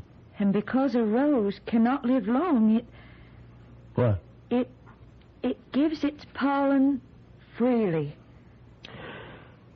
I'm not sure I understand. What are you saying? Nothing. I just want you to know I love you.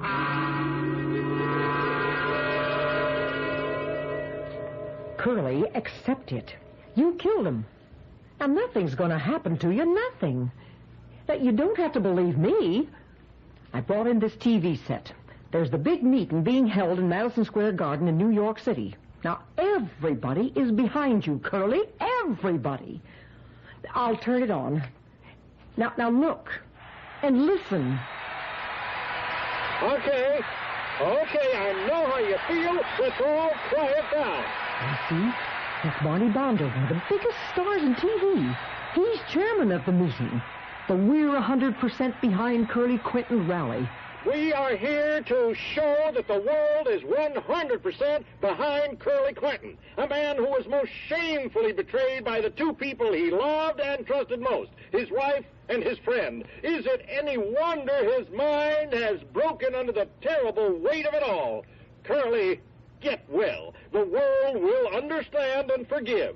No jury in America would ever condemn you. Oh, get well, Curly, and come back to us.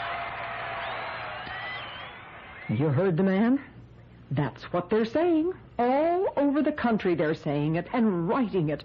Curly, come back to the world. You're not fooling me, Curly. I've been in this business too long. Now, I know you killed him. It's a lie. I didn't. They're still alive. Why do you want to pretend? Do you want to stay here for the rest of your life? Oh, come back into the real world. I'll help you. And you can tell me where the money is hidden. No. I have to wait here for Pammy Sue. Pammy Sue is dead. You killed her. Your doorman remembers calling the cab. The cab driver remembers taking you to the hotel. The elevator man remembers taking you to the floor. And the man in the store remembers selling you the gun. Curly? Yes, Curly. Pammy and me, we couldn't help ourselves. What are you going to do with that gun? Please, Curly? You first, Jackie. No, Curly. My name is Elwood. Oh! You killed him? Yes. Are you going to kill me, too? Yes. Why? Because you broke my heart. No, Curly, don't. Let me live. I can't. You lied to me. You said you loved me. I do. Why couldn't you have left me alone? You were so beautiful. I was happy just to look at you, just to dream of you. I could have stayed where I was. Why did you take me away from the sweet air of freedom that blows in the hills? Don't kill me, please. I want to live. You kill me, Pammy Sue. I'll never breathe that air again. No, don't. Pammy Sue. Why did you shoot me? Well, I had to. Why? I'd have died soon enough. Anyhow. I'm sorry. I'd have died soon enough. You wrote that poem. It was about me. The poem? The rose, so lovely at the dawning, keeps its beauty for the morning. It fades beneath the midday sun. At evening time, its life is done. You wrote that for me.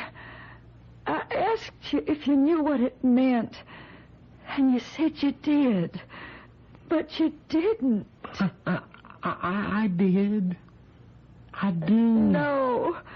You can write about a rose, but you don't know what it is to be a rose. Only I know. You be all right. I'll get a doctor. No. I want you to listen, please. While I still have the strength to say it.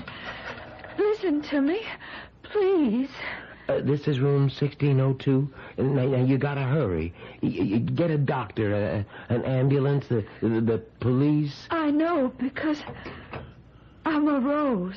Now don't you try to talk. Did you ever notice how so many bees buzz around the prettiest rose? Don't talk, no. She refuses none of them because she knows she must live for the moment.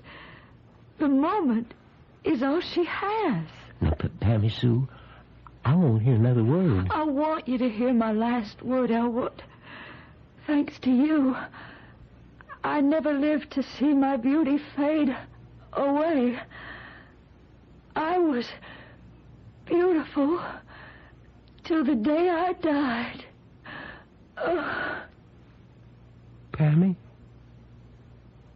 Pammy Sue? Open up in there. Pammy Sue? Hey, come on, open up in there. What's going on there? Open the door. Pammy Sue, you're not dead.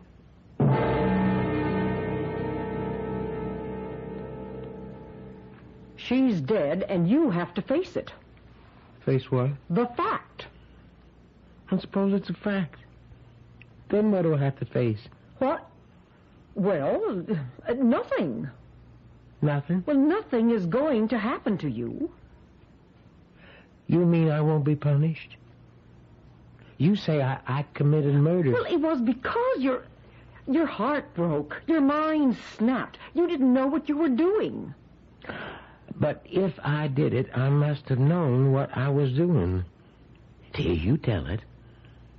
I knew enough to buy a gun, to get a cab, to go to the right hotel, to take the elevator to the right floor, to go to the right room. But you don't remember all that. That's right. I don't. Because it never happened. Oh. I didn't kill Pammy Sue or Jackie Thorpe. And they're alive still. You keep talking that way, Curly, and you'll be kept here forever. Do you want me to say I killed them? Yes. Killing is a crime. Against the laws of God and man, isn't it? Yes. Then I should be punished. For a long time. I should not be allowed to breathe the air of freedom. Well... But you say I will not be punished. I will even be a kind of hero. On my hand will be the double bloody mark of Cain, but no one will want to punish me. Curly, you do want to get out of here. No. No? Well, you'll rot in this place. If there is no one out there who has the wisdom or the courage to punish me for my crime, then I must punish myself. Oh, you are crazy. Of course. That's why I must stay here. And I will stay here until Pammy Sue comes to set me free.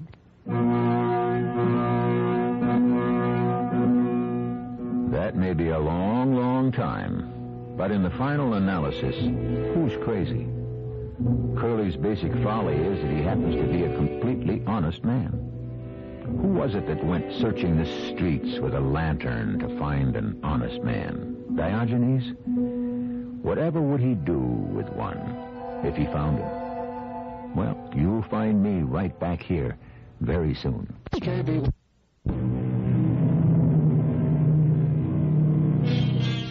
Thou shalt not kill, the commandment says. And it's clear and concise.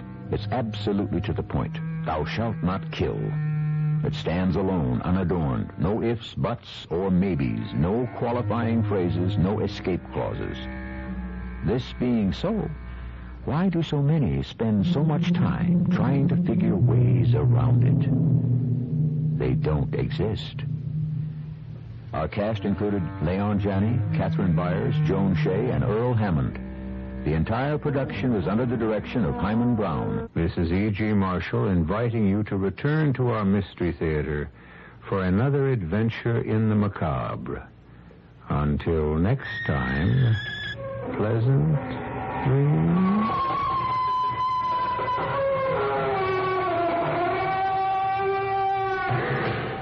CBS Radio Mystery Theater presents...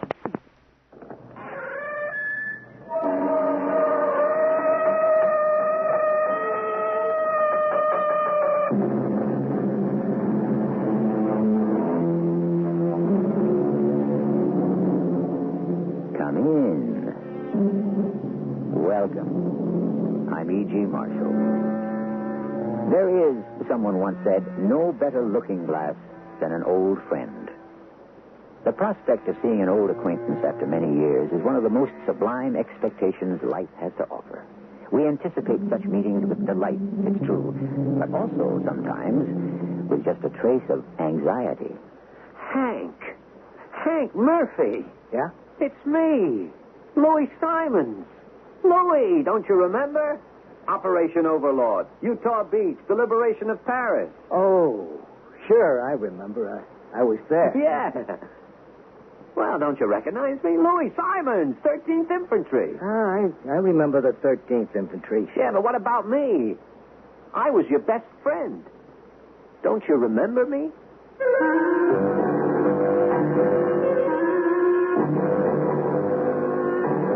Our mystery drama, The Reunion, was written especially for the Mystery Theater by Percy Granger and stars Paul Hecht.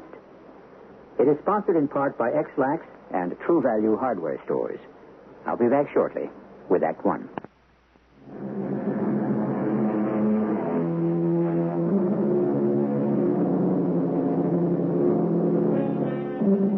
I do not wish to treat friendships daintily, but with the roughest courage, wrote Ralph Waldo Emerson. A friend is a person with whom I may be sincere.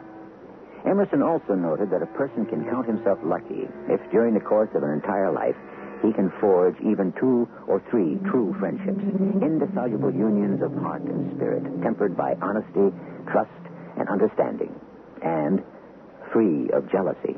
Louis, I don't believe you. I honestly don't. Janie, honey, I've explained it to you 100 times. But you're actually going to go through with it? I told you, Hank Murphy and I made a pact. We promised each other that 10 years to the day after we liberated Paris, we'd have a reunion to celebrate.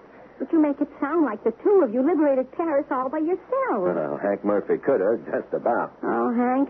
Oh, really, I'm so tired of hearing about the glorious Hank Murphy. We were in the 13th Infantry together. We fought side by side, all the way from Utah Beach to Paris. And because of that, now you're going to Paris without me. Well, we'll go there sometime, honey, I promise. Hank was the best friend I ever had. The only friend, you mean? Hey, Janie, don't say that. Well, anyway, why do you have to go all the way to Paris? Why can't you just meet here? That wouldn't be the same. Well, I'll tell you why. Because you don't even know where Hank Murphy is. Now, look, Louis, if you're such good friends, why haven't you kept in touch since the war? I told you. Hank was serving some time in the brig when I was mustered out. They wouldn't even let me see him. Some big war hero. A convict. He wasn't a convict. Got a little wild sometimes, that's all. He saved my life once. When I was wounded, he crawled through enemy fire. He risked his own neck to save my life. And got a medal for it, too, I bet. No, he did it because I was his friend. If only I could ever do the same for him. So using this noble act for an excuse, you're going to leave me and the children and go off to Paris for a week-long binge like a couple of adolescents? Ah, you don't understand friendship. I gotta go, Janie. I mean, what would Hank think? I mean, how do you know he'll even show up? He'll be there. We made a pact. But where's a convict going to get enough money to fly to Paris? Steal it? He's not a criminal. Well, he's probably forgotten all about you, and you're going to be standing in the middle of Paris somewhere with egg all over your face. You don't understand, Janie. I have to go. Why? Because I gotta know whether or not Hank remembered. Oh, boy. They didn't give you that nickname, Screwy Louie, for nothing. Maybe he has forgotten. But he saved my life once.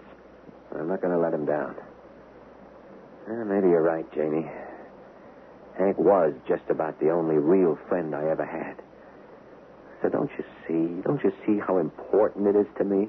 Oh, all right. Don't go if you're so determined. But I hope he doesn't show up. I hope the legendary Hank Murphy turns into a first-class bum, and maybe then you'll stop always talking about him.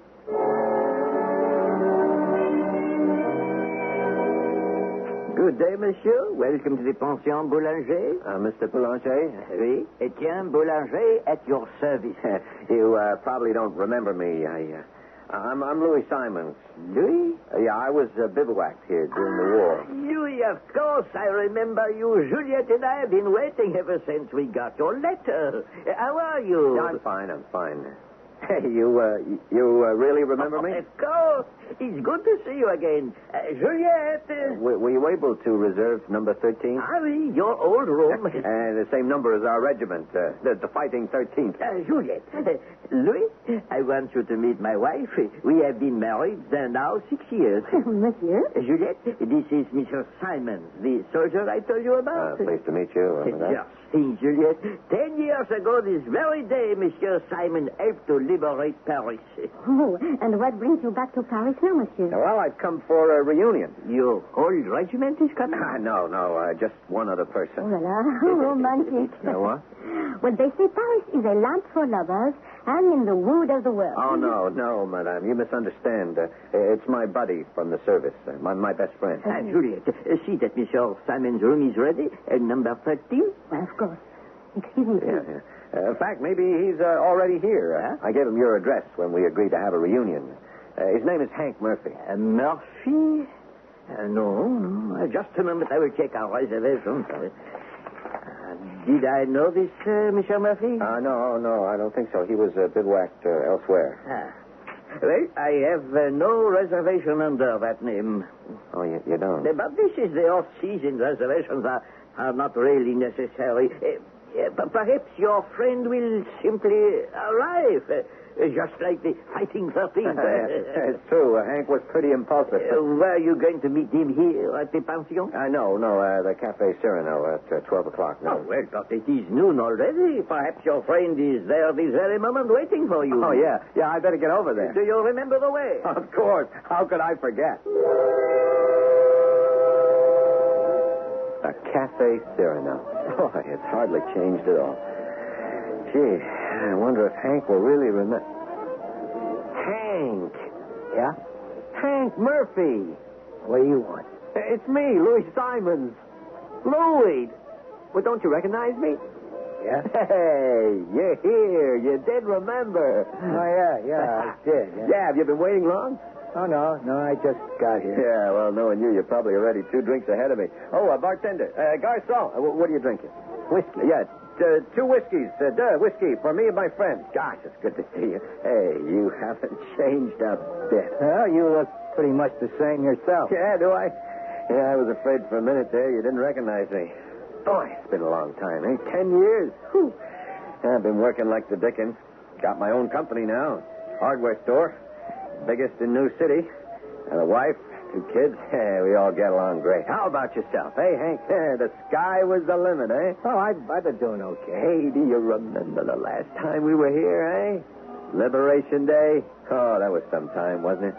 Dancing in the streets, getting kissed by every girl in sight. For one day, we were all heroes. Hank, you know, I wouldn't be here today if it hadn't been for you. Hey, what do you mean? Don't be so modest. You saved my life. Don't you remember? Oh, yeah, sure. Yeah, I was wounded, pinned down by German fire, and you risked your own life to save me. Yeah, right. That's right, yeah. Liberation Day. Hey, do you know something, Hank? That was the last time we saw each other. Planning this reunion was the last thing we ever did. And then you got into that fight, eh? And the MPs came. Hey, listen, Louis, where you staying? Huh? Oh, at the Pension Boulanger. You remember I gave you the address. They said you hadn't checked in yet, and knowing you, I figured you probably lost it. What do you mean by that? Nothing. Hey, we'll wear your bags. We'll take them over, get you squared away, and then really cut loose. Thanks for the drink. Where you going? I said thanks for the drink. I know who you are, but you stop bothering me. Hey, Hank, what are you kidding around for? I'm warning you to lay off. Hey, it's me, Screwy Louie. You leave me alone. Hey, what do you hit me for, Hank? I'm your best friend. I don't know what you're talking about. I never saw you before in my life.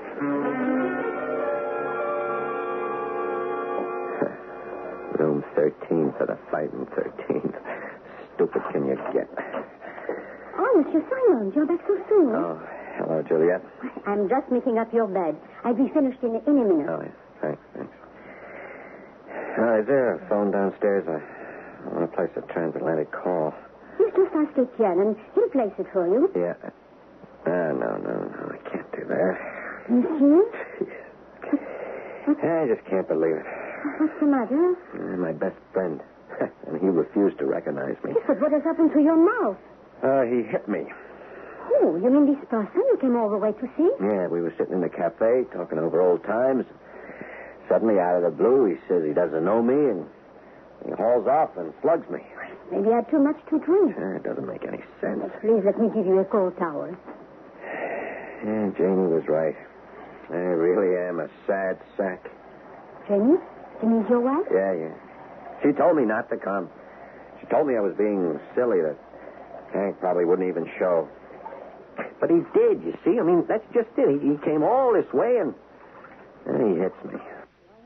10 years is a long time, and people can change. Yeah, but Hank, maybe it was just a wartime friendship. I mean, how would I know the difference? Now you just relax, and this is going to sting. There. You know, it's funny.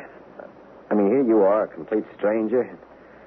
And you're being nicer to me than the guy I thought was my best friend. Well, you know what I suggest? That you send a telegram to your wife and ask her to join you. After all, why let your vacation be spoiled? I don't know. I was going to call her, but... No, I can't. But why not? She'll laugh at me. She said, I told you so. You know what? I should have punched Hank right back. Well, but perhaps there was some reason. A reason? For pretending he didn't know me? For hitting me? Well, maybe he's in some kind of trouble. After all, if he's really your friend, is it right for you to give up on him so quickly like that? Yeah, you're right. Hank did save my life. I should give him the benefit of the doubt. Yeah, I got to try to find him. No, see, that's better. But you should change your shirt first. Look, your blood stains on it. Oh, yeah. Well, now your room is ready. Please, I will excuse myself. Yeah, thanks, Julia. Oh, de rien. And after all, you are a friend of my husband. The kindness of strangers. Well, if I hurry, maybe Hank will still be at the cafe. Oh, that must be Juliet again. Louis Simons. Hey. Louis, how the devil are you, your buddy? What? You remembered our 10-year reunion. Oh, come on. Don't just stand there with your mouth open. Put on your drinking shoes and let's go liberate this old town all over again.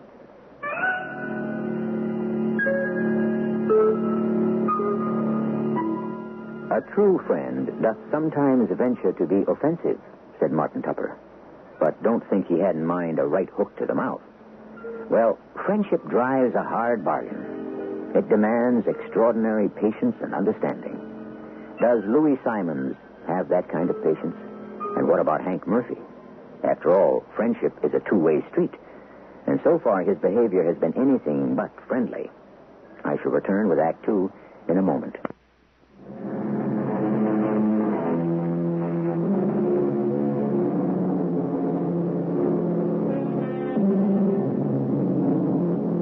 It has been 10 years since Louis Simons and Hank Murphy have seen each other.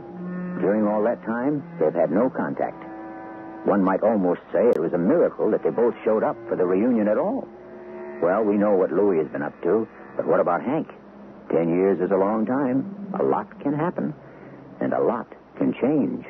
Louis, you haven't changed a bit. Well, maybe a little less hair, a little more weight. But that's the signature of success, huh? Hey, Hank, what's going on? What's the matter? You thought I wouldn't show? Hey, what happened to your mouth? What do you think happened to it? Well, you son of a gun. You've already been out racing cane without me. Hey, Hank, I think this joke has gone far enough. Joke? What joke? Are you trying to tell me you just got here? Well, I just stepped off the plane all the way from Terre Haute, Indiana. Air travel's the only way to go these days. First class all the way. Hank. Hey, I see you grabbed number 13, you sentimental old fool. Hey, I'm not Louis the Fool anymore. Well, I'm right next door, room 14, numero 14. Hey, what'd you hit me for? That's for the Cafe Cyrano. Cafe Cyrano, I didn't remember that a sock in the jaw was part of the bargain. Now, come on, Hank. Whatever game this is, stop it. What are you talking about? You know what I'm talking about. In the Cafe Serenona 15 minutes ago, you pretended not to recognize me. When I called your bluff, you slugged me. Hey, are you crazy? 15 minutes ago, I was still on my way in from the airport. Prove it. Prove it! Hey, Louie, this is your old buddy you're talking to. No, you've changed, Hank. Now, you never could have made fun of me 10 years ago. Look, I'm serious. This guy in the bar, it must have been someone who just looked like me. Someone who looked like you, who'd also been in the Fighting 13th, who'd also saved my life. What? Hank, I'm not Screwy Louie anymore. I'm not a chump. Hey, Louie, whatever's going on here, this is obviously no way to begin a reunion. Now, look, this other Hank, was he still at the cafe when you left? Yeah. All right, come on, then. Let's get down there quick and straighten this out.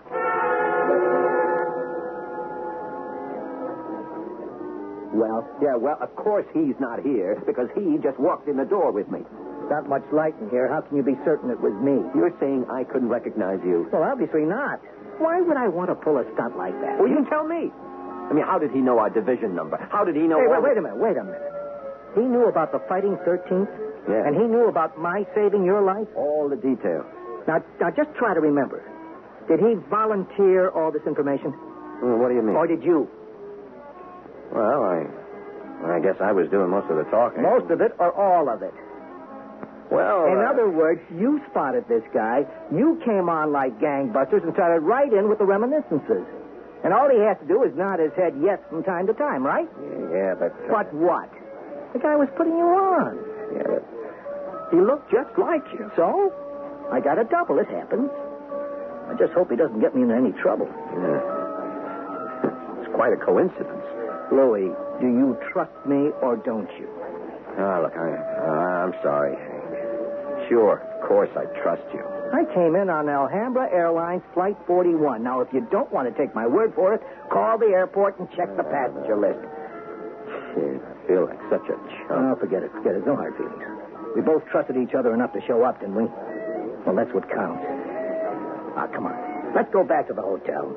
I want to get out of these clothes and change into my tourist duds. Prison walls couldn't keep me away. Mr. Simon. Yeah, what? Hi, madame. Mr. Simons, my husband tells me your friend has just checked into the pension. Yeah. He's upstairs now. He's changing. And is everything okay now? Yeah, okay. It was a case of mistaken identity. Now, you see? Everything works out for the best. And that fellow sure was a dead ringer for Hank, though. A dead ringer? Oh, it's nothing. It means the one guy in my whole life who accepts me just as I am, at face value, and I can't do the same for him. Well, you'll be all right once you have the time to, get acquainted again. Yeah, you're right. We got a great week ahead of us. Now, can I bring you something while you're waiting to take your mind away from Have it? you got the afternoon paper? Oh, yes, it just came. Here. Oh, yes, thanks. Of course. It's in French. Screwy Louie. Well, at least I can look at the picture. Hey, what's this? It's a photograph of Hank. Hey, Madame Juliette. Oh, oui, monsieur. Here, come here. Hmm? Look, this picture here. Yes? What does that caption say? Caption? Yeah, the writing underneath. Oh. Oh, monsieur, this is not good. Well, what's the matter? What is it? This man is this man is a homicidal murderer. What? Well, I don't know how you would pronounce this word, monsieur. That's a schizophrenic. Well, that means he has two personalities, no? Two personalities. The man in the bar, but he spoke perfect English. What was that? Yeah, what else does it say there? Well, let me see now. Now, there is a whole story, you must wait.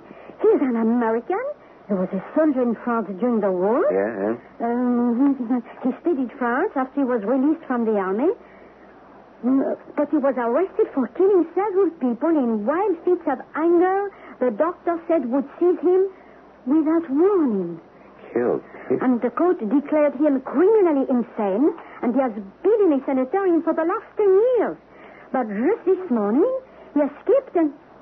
Oh, no. Monsieur is believed to be here in Paris. Prison walls couldn't keep me away. What did you say? Nothing, Madame Juliette, nothing. Oh. His name, did I mention his name? Henri Jones. Henri. But Henry. Oh, but they're not sure that it is his real name. When he was arrested, he had forged papers, and they never found the real one. Henry. And the nickname for Henry is Hank. Oh, Monsieur Simons, are you all right? Yeah, I'm fine. Louis. What? Well, let's go. Oh, Monsieur, your friend is upset. A glass of water, and I'll be right back. Hey, buddy, are you all right? Yeah. Hey, Hank, why are you wearing those... my dark glasses, my shades. Well, they're all the rage back in the States now, aren't they? Yeah. But... Well, I know it's silly. Hey, look, you want to know the real reason? Yeah. It's my wife. Your wife? Yeah, Linda. She won't let me wear them back home. She claims they're bad for my eyes. But now that I'm free for a few days, the heck with it. I'm going to do exactly what I feel like doing. Free? Monsieur Simons. What? Now, see, here is some water. Oh, yeah. Now, thanks. Is this your friend? Yeah, I'm Hank Murphy, ma'am, from the Fighting 13th. And I am Juliette Boulanger. Oh, pleased to meet you, Juliette. Well, what do you say, Louis? You ready to go over the top? I'm not sure. You know where we're going to go first. I know. The Eiffel Tower. The Eiffel Tower? That's right. I've always wanted to see Paris at sunset from the Eiffel Tower. Oh, Monsieur, it is beautiful. Well, don't cross me, buddy. My mind's made up. Look, would you excuse me? Just a minute. I have to make a phone call. Some friends, Janie's. It's my wife's. I told her I'd give them a ring, say hello. Oh, can't that wait? No, just take a minute. Oh, there is this one in the back, right through the door, and Etienne will show you. Thanks. Etienne. Oui? Your phone. Juliet said I could use it. Over there in the corner. Thanks.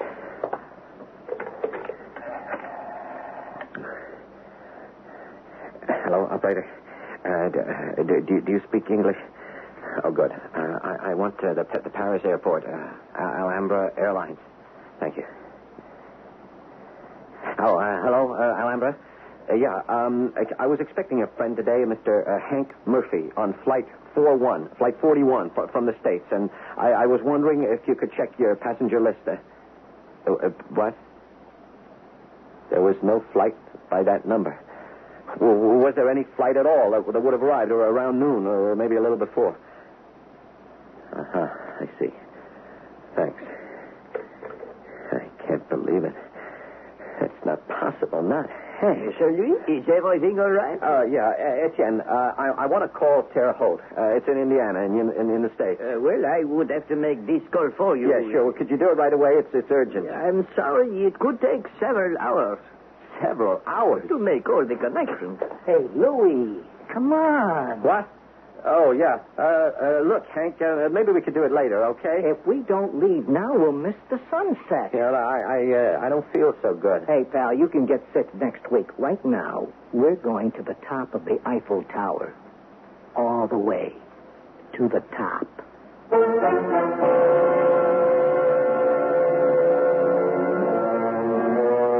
You may be deceived if you trust too much, said Frank Crane. But you will live in torment if you do not trust enough. Either way, Louis Simons is in torment. Trust is the cornerstone of friendship. But is Hank Murphy a homicidal maniac or the victim of an incredible coincidence? I shall return shortly with our final act.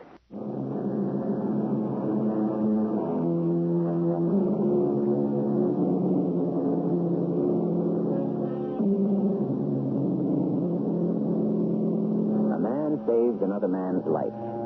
Was that man then bound to his Savior?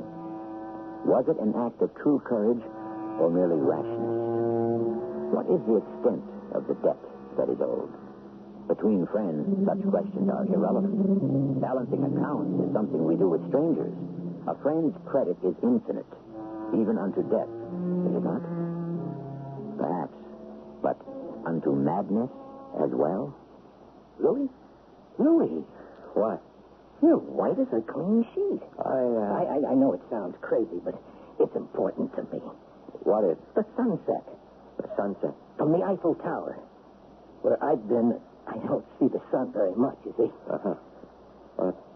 Just where have you been, Hank? Look, it's getting late now. Either we're going or we're not. Well, couldn't you go by yourself?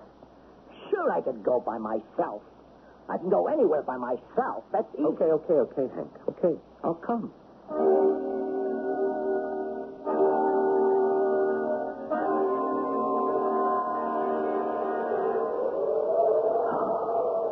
There it is, Louis. Paris. The whole city at our feet once again. Yeah. And nothing but this little railing between us and... I feel like I'm a mile into space. 984 feet to be exact. You always were the exact type, weren't you? No one up here but us. Hey, so what are you standing back there for? Come on over here, to the edge. Look. There's the route we took when we marched into the city, remember? Hank, it's almost closing time. Let's go back down. Oh, don't be a killjoy. I'm trying to remember. But that's the past, Hank. It's a long time ago. I know that. I've counted every day. I've had to go to a lot of trouble to get here. I've been looking forward to this minute for a long time, Louis. Well, what do you mean? To feel free. To be free again. One last time. Hank, you're talking crazy. What? Nothing. I didn't mean that. Is that how I seem to you, Louis? Crazy? No. Really, you're the same old Hank. No, I'm not. Sure you are. Nah. The guy in the cafe. I mean, he isn't you. Didn't have that old Hank Murphy smile. Old Hank Murphy confidence. And I do? Sure, the old war hero. You remember. You remember the saying we had. If you can't make it in the Army, you'll never make it on the outside. And who made it in the Army if not Hank Murphy? The sky was the limit for you, Hank. Was. And still is. Well, why not? How old are we, 32, 33. Louis, I've got to tell you something. Oh, hey, it's all right. Look, I didn't fly over here this morning. You don't have to tell me anything. I have to, Louis. I don't want to know. Because it's going to change what you think about me. Look, Hank, friends don't need explanation. Friends? Who says we're friends? We haven't seen each other for 10 years. You saved my life. So what does that mean? Am I going to bank on that for the rest of my life? We are friends, Hank. We do anything for each other. Do you really mean that? Yeah, sure. You hesitated. No. I mean it. But you had to think about it. Only for a split second, maybe. But you had to think about it. You know what you and I are, Louis. Strangers. Oh, no, that's not true. I'm your buddy, remember? I'm sorry, Louis. Come on, let's go down, okay? This place gives me the creeps. Me too.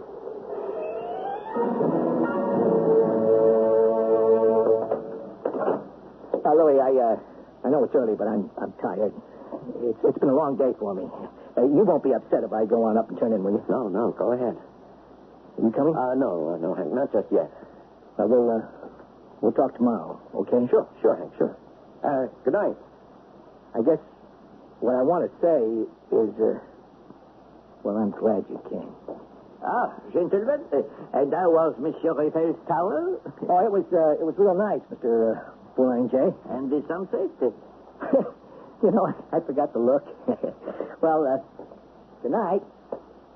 Your friend is tired already. Jen, could you place that call now? Huh? The one to the United States. To Carol. Oui. I got to call my friend's wife. Oh, nothing is the matter, I hope? No. Just want to speak to her. Do you have the number? No. Oh, well, I'm sure it will be in there, Director. Yeah, hope so. But it could take some time. I don't care. I got to settle this tonight. I'll be upstairs in my room, waiting.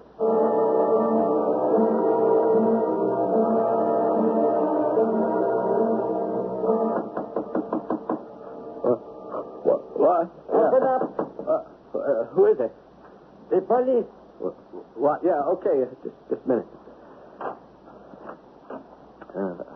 Police? Inspector Malraux. My credentials. What time is it? It is after midnight. I must have fallen asleep. Would you step out into the hall, please? Yeah. What happened? Please, I would like to ask you some questions. Oh, okay. Your name? Simon. Louis Simon. Hey, look, what's all this about? The person who was occupying the room next to yours, number 14. Did you know him? Yeah. He was, in fact, a friend of yours. Hey, why are you speaking in the past tense? Because, Mr. Simons, the man is dead. What? Look. You must see for yourself. Oh, good Lord. Monsieur Boulanger heard noises from downstairs. He came up to investigate, saw nothing and was about to go back down when he noticed this blood from the head wound by which this man died had seeped under the floor and into the hallway. How did this happen? I thought perhaps you might be able to help us answer that. Of course. I'll do anything I can. You knew the victim as Mr. Hank Murphy. Is that correct? Yeah? But you were aware of his other identity? I knew Hank Murphy, Inspector. He was a war hero. One of the finest soldiers we ever... Perhaps, but his more recent occupation, which he practiced under the name Henri Jones, was not so heroic.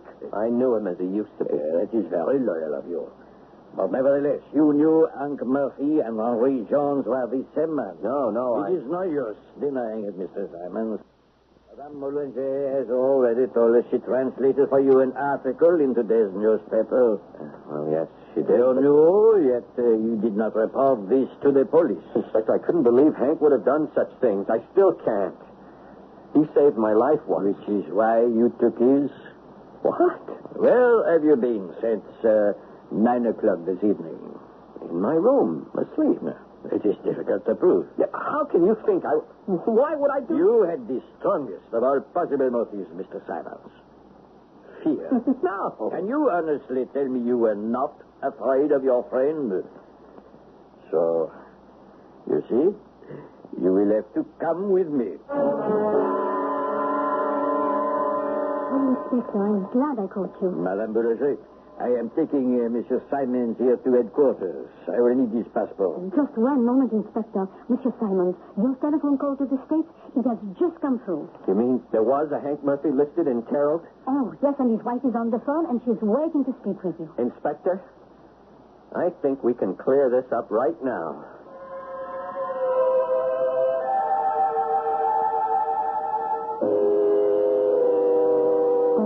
So there were two Mr. Murphys all the time. There was only one Hank Murphy, Madame Juliet. That I could even have suspected him. You mustn't blame yourself, Louis. His wife told me everything. He was dishonorably discharged from the Army. No one would give him a job, so he took to crime. One jail sentence after another. He lied to me about flying over because he was too ashamed to admit he had to come by tramp steamer. But what could you have done? Well, don't you see? Hank needed my help. He was begging me. Well, now it's too late. Oh, Inspector. Thank you for the use of your telephone. I have contacted headquarters to continue the search for Monsieur Henri Jones. So then you will not take Monsieur Simons to jail, No. My apologies, Monsieur Simons. I think we can now reconstruct what actually happened.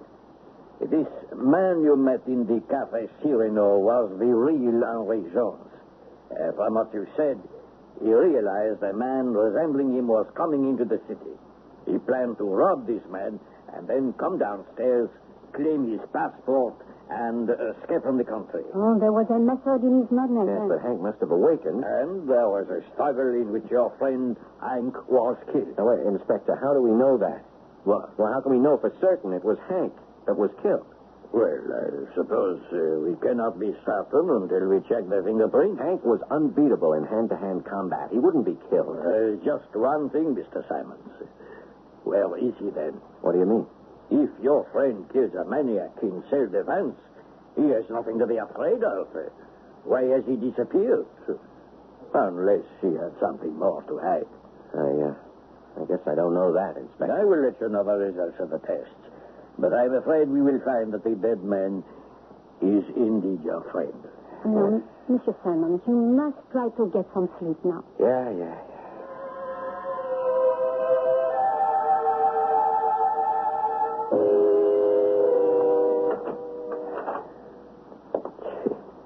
Hank dead. I just can't believe it. Hey, Louis, what? Who's there? It's me. Hank, I knew it. How did you get into my room? I came along the ledge. Hey, Louis, you gotta help me. Yeah, I'm going to, Hank. Believe me. I just killed a man. Yeah, I know. That guy was a homicidal maniac. His name was Henri Jones. He's the one I saw in the cafe. I gotta get out of Paris. No, you don't. The police have already told me you don't have anything to worry about. They won't arrest you. Louis, I've had too many scrapes with the law to trust the cops. Yeah, but what about the reunion? Oh, the heck with that. What? Look, you go downstairs and you get my passport and you bring it to me. Oh, now, wait a minute, Hank. Well, hurry up, you fool. There's much time. You never called me a fool before. Listen, did I save your life or not? Yeah? Okay, so I'm calling in the debt. Hank. What? You still don't trust me, do you? I'm sorry about that. You still think I'm that Henry Jones character. You've been suspicious of me ever since I arrived. Hank, I want to make it up to you. I do. Now, your wife told me everything. All you need is someone to give you a break, help you get back on your feet. And when we get back to the States, I'm going to give you a job. Yeah? Yeah? That's a promise, buddy. Look, you just get my passport, will you? Okay. And look, why don't you spend the night here in my room, huh? Why? You aren't going to find a plane leaving Paris at this time of night for Des Moines, Iowa, are you? Okay, pal. Us members of the Fighting 13th have to stick together, right? Right. I'll be right back. Yeah. I knew it wasn't you, Hank. You would never have called me, you fool. Hank didn't live in Des Moines. Mr. Jones, he lived in Terre Haute.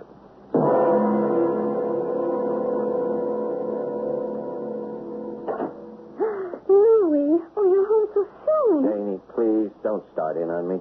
Oh, honey, I won't. I know what happened. You do?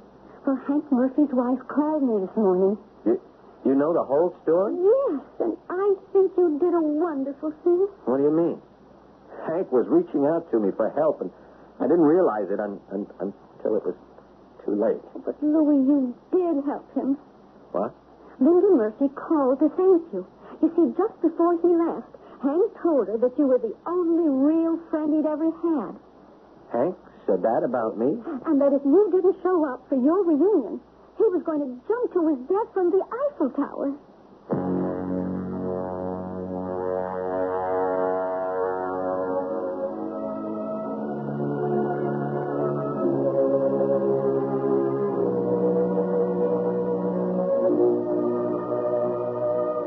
Reunions rarely come off as they are planned. We burden them with too many expectations. In the case of Louis Simons and Hank Murphy, however, despite all the misunderstandings and tragic coincidences, somehow what was essential was communicated before the end.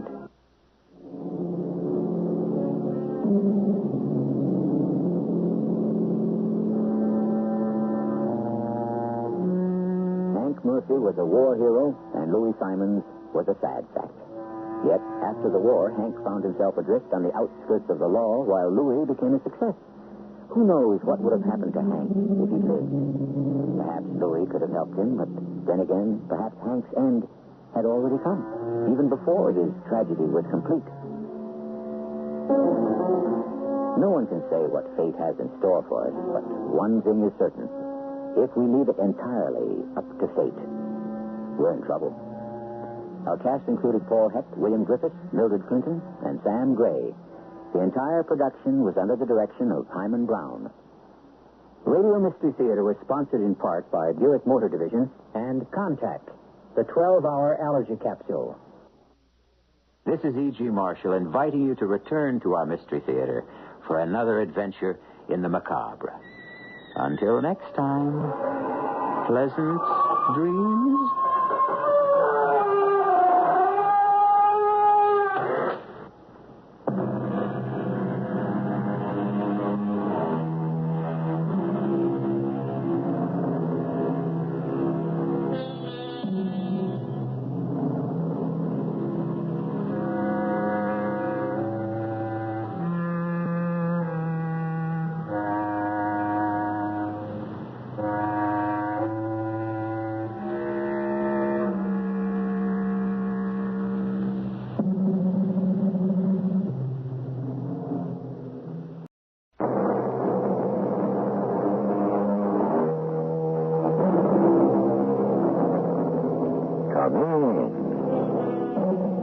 Welcome.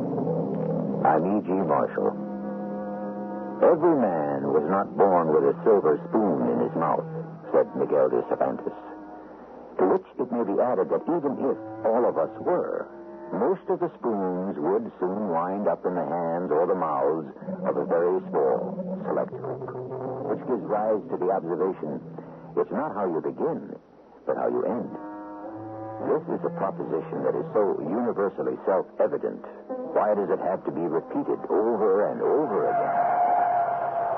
Hold it right there. What's the trouble, Sheriff? Right out behind that wheel. Very slow and careful. But what did I do? You know what you did. You stole a $100,000 payroll. Me? Oh, no. There must be some mistake. Yeah, that's what they all say. But I'm innocent. Tell it to the judge.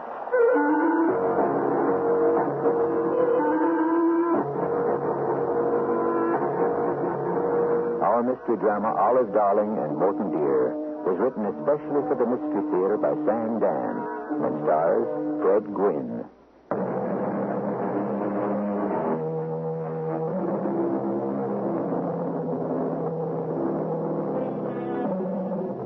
There are those people you never see. Oh, they take up space. They have shape and form, but somehow they simply don't register. They serve you in restaurants. They wait on you behind counters. They perform the 1,001 tasks required by our society. But an hour or even 5 minutes after you've spoken to them, you'd be hard put to describe them. I suppose they're just part of the background of life. And one of these people is Morton Miller. Of course, his wife notices him. Morton, dear, I'm home. Oh, yes. Hello, Olive, darling. I have dinner all ready for us. Oh, Morton, dear, you shouldn't have. Well, I didn't want you to have to fuss after a long, hard day at the office. Aren't you going to tell me? Tell you what? What the doctor said. Oh, what the doctor said. He said I would have to leave my job. Oh, well, we were half expecting that. Yes, but to hear it as a verdict. That's what he said. I could no longer spend my days cooped up in an office, hunched over a desk. Oh. And so I said, if you have to audit books and accounts and so forth, you have to sit hunched up over a desk. I asked him what I was supposed to do. Starve to death? Oh, Morton, dear. No, he said. I would just have to change my lifestyle. And so you shall, Morton, dear, and so you shall. Do you know what else he said, Olive Darling? He said I would have to spend more time outdoors. Well, I'm not equipped for any outdoor work that I know of. But there will have to be a change in your lifestyle. And perhaps it'll be one that's very much in keeping with the times. What do you mean? Well, these days, it's not unusual any longer for the wife to work while the husband takes care of the home. Well, then, is there any reason why I shouldn't work while you run the house? Oh, yes. Well, what is it? You don't make enough money. Oh, we'll get by. Well, now, what else did the doctor say? He said I have to get away. Oh? To the mountains. I simply have to start breathing pure air to get my lungs clean. Oh, well, when did he say you had to go? The sooner the better. And to stay for at least a month. A month? Oh, I can't take that much time off. Oh, I certainly have no intention of going anywhere alone. Well, if Dr. Marcus said you have to go, that's all there is to it. But, Olive, darling... Please listen, Morton, dear. Your health is more important than anything else. To leave you for a month? If it has to be. Do you realize we've been married 20 years, Olive, darling? And we've never spent a day apart from each other? Yes, Morton, dear. But there will have to be some changes. I can get plenty of fresh air in the park. No. No, if the doctor says you need a month of the mountains, then that's where you're going. Oh, where did Dr. Marcus suggest that you go? The further away you get from civilization, the cleaner the air, and also the cheaper the accommodations. Oh, Morton, dear, you're not to worry about money. But, Olive, darling, I know how money works. It's my business. I know we have very little. I was hoping to go up to some town or or better, some small village, and get a job. A job? Well, maybe I could do somebody's books, or something. But you'll be working in an office again. Oh, no. I sit under a tree on a mountaintop. You're not going away to work, but to rest. Now, promise me you won't worry about money. Promise. All right. I won't worry about money. Who are you? I'm fine. Where are you? I'm either in Colorado or Wyoming. I'm not sure. Well, have you found a place to stay? No. I better go on a bit further. Where? Well, a fellow was telling me about a little village called Council Forks, about 50 miles further up in the mountains. Sounds first rate. I'll try to get there before dark. Well, please, be careful. Oh, I will. Is everything all right? Of course. Well, I'd better start driving. We may be in for some rain. I'll call you later. Goodbye, Olive, darling. Goodbye, Morton, dear.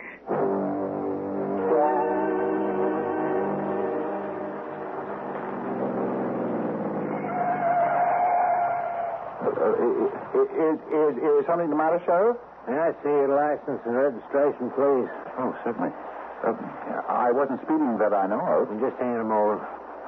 But what's wrong? Let's see. This one's name is Morton Miller. He's from Terre Haute, Indiana. Bobby, see if his license plates read 67892, like it says here. Joe, check it against the stolen sheet. Well, now, Mr. Miller, what you doing out here in the middle of no place in this absolutely hellacious rainstorm? I'm bound for a town called, somebody said it was called, Council Forks. Is that a fact? Why would anybody want to go to Council Forks? I was told the air up there is very good. Is that true? Well, Mr. Miller, be advised you're very well covered from four sides. Covered? Now, you please step out of the car. But it's raining. Well, you've got mighty good powers of observation, Mr. Miller. I'd say that for you. Now, face the car. Lay your hands against it. All right, he's clean. Check out the inside and the back seat, Bobby. But what are you looking for? Any other key to your trunk, sir? I wish you would tell me what you got in the trunk there? Just some clothes and some camping equipment. What for? I told you I'm coming up here for the air. It's doctor's orders. Oh, yeah, Bobby. That does look like a bunch of camping stuff. Never mind messing it up. Okay, sir, you can get back in your car. Oh, thank you, Sheriff. Do you mind telling me what this is all about? A fellow robbed a payroll. Oh? Got away with over 100,000. You got reason to believe he's headed this way. Now be careful. He's armed with a big .45 caliber pistol. And he looks like he knows how to use it. Oh, my goodness. I hope no one was killed. There's going to be a pretty big reward out for this fella. Reward? Yeah. But unless you can handle a gun, don't get any big ideas. Oh, me? No. I would never. Now, if you want to get to Council Forks, remember to take the second left. If you miss it, you might just wander around lost in these mountains for the next 40 years. Yes, sir. The next left. No. The second left. Oh, yes, sir. Thank you, sir.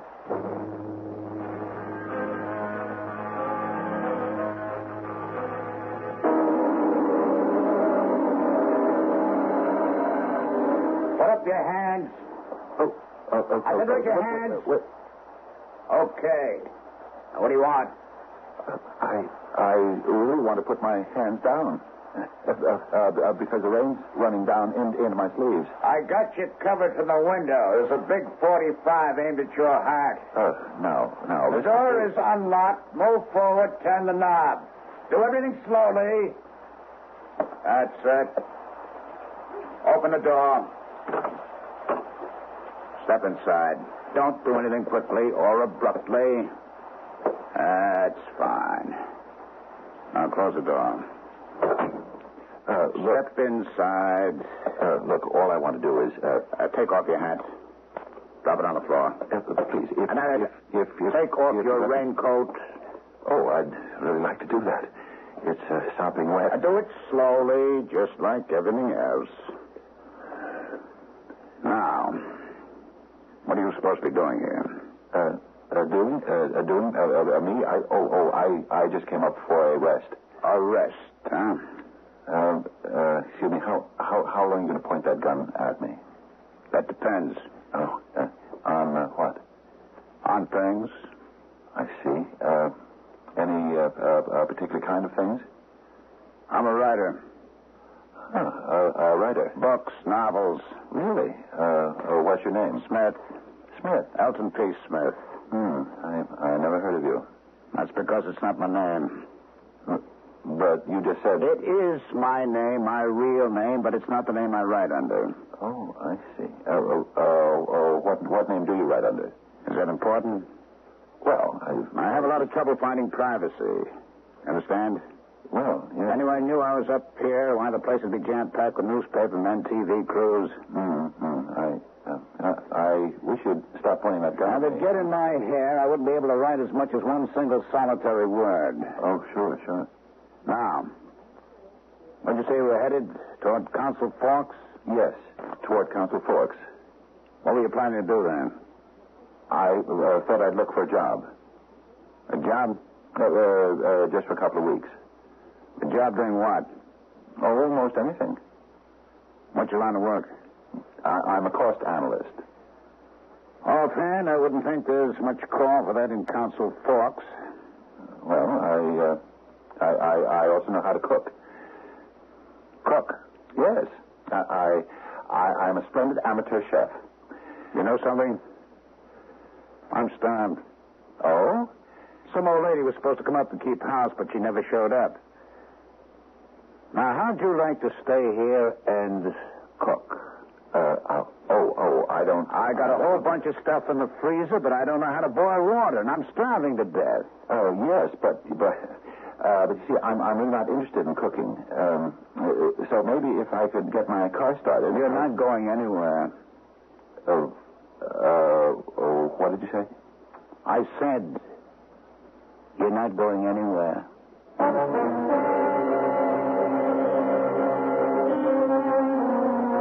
Put yourself in poor Morton Miller's position. He's looking into the barrel of a .45 caliber pistol. You can look at the muzzle of that gun and see your whole life dance by in review. But when the man who is holding that pistol calmly announces that you're not going anywhere, you know something? He's right.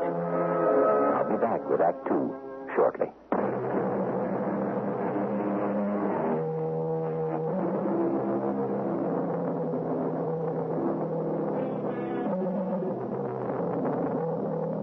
The hand that rocks the cradle is the hand that rules the world.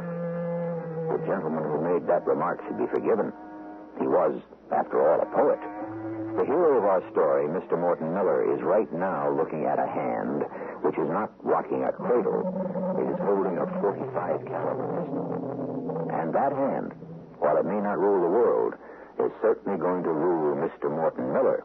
What do you mean I'm not going anywhere? You're not? You mean you're going to use that gun to keep me here? The rain's going to keep you here. The storm.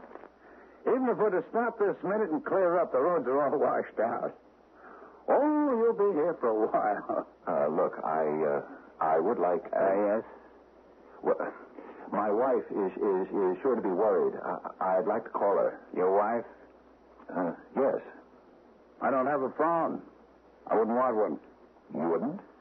I'd never get any of my work done. You know how people are, always pestering writers, talking about work. How about making us some dinner?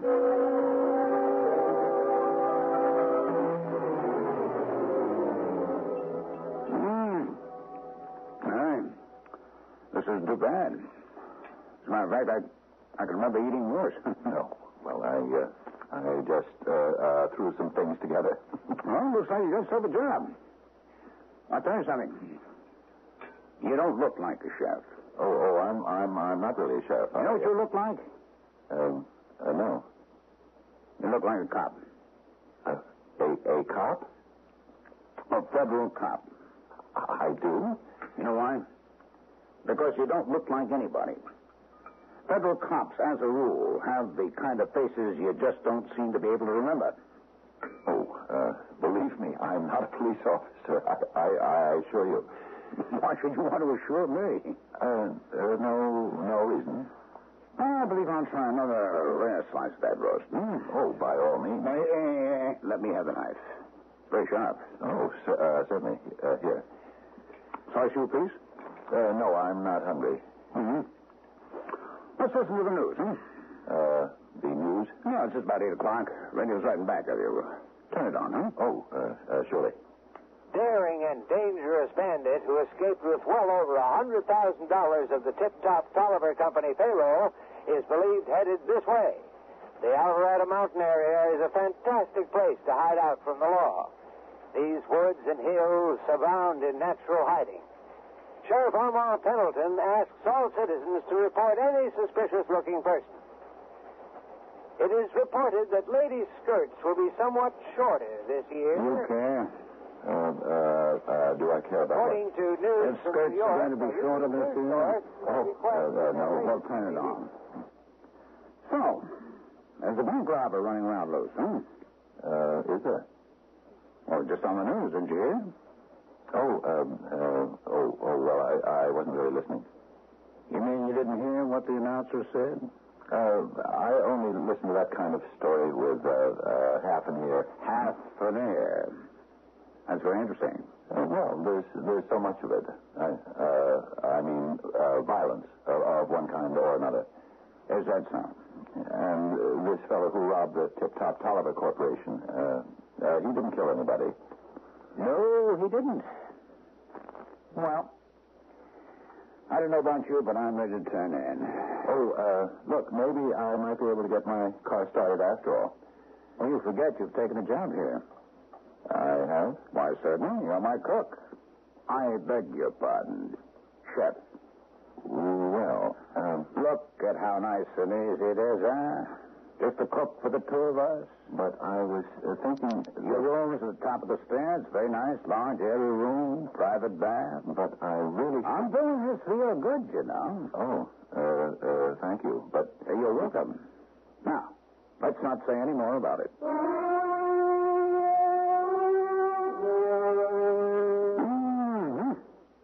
That smells delicious. Oh, it's just bacon and eggs. Just bacon and eggs. Well, when they're prepared by a master chef. Oh, but I'm not a... Look at you. Look at you. Your clothes are wet. Well, they're still wet from last night. That's more recently. How'd that happen? You were thinking of leaving. I guess the rain was too much for you, huh? No, I just went to my car to get some dry clothes. Is that what you did? Yes. Then why didn't you put them on? I thought I'd make breakfast first. Here's a man who's not only an expert at his job, he's also devoted to his duty. Why don't you switch on the radio? We can hear the news. There's still no word on the man who robbed the Tip-Top Tolliver Corporation, except that police are positive he is headed for the Alvarado Mountains. As a matter of fact, he may very well be there now. The bandit is polite and well-spoken. And that's really all we know about him, except that he stole $109,000. Timothy Tolliver, Jr., president of the corporation, has announced a $10,000 reward for the apprehension of the criminal, dead or alive. On a less gruesome note... Lieutenant, now, what do you think of that? A $10,000 reward. For whom? For the fellow who robbed the Tip-Top Tolliver Corporation. Oh. A man could be tempted. Tempted to do what? Turn this fella in. Oh. Well, first he would have to find the robber, wouldn't he? Yes, I suppose he would. I wouldn't want that kind of money. You mean you don't need $10,000? Well, maybe I do need it, but I certainly don't want it. I don't approve of that kind of thing. What kind of thing? Being, I suppose you'd call it, being an informer. I see. Now, you take that robber. They say he's headed for the Alvarado Mountains, and that makes sense. Yeah? He could have found himself somebody's old summer house. Nobody comes here till after the spring rains. So he has at least 6 weeks or a month to lie low. Go on. And even if someone happens along, he can say that he's a writer who needs privacy. Except what? Except I don't see any typewriter. You don't? No. Well, not all writers use them, you know. Oh. Me, I like to write with a pen, a long yellow pad. Oh, I didn't know that. But about that robber. Yes? Well, I want to say he wouldn't have anything to fear from me. He wouldn't? No, sir. All I know is that I was lost in these mountains. I was sopping wet. I was tired and cold and hungry. And I'm not supposed to let things get that way because my health isn't too good. Oh, I'm sorry to hear about that. And this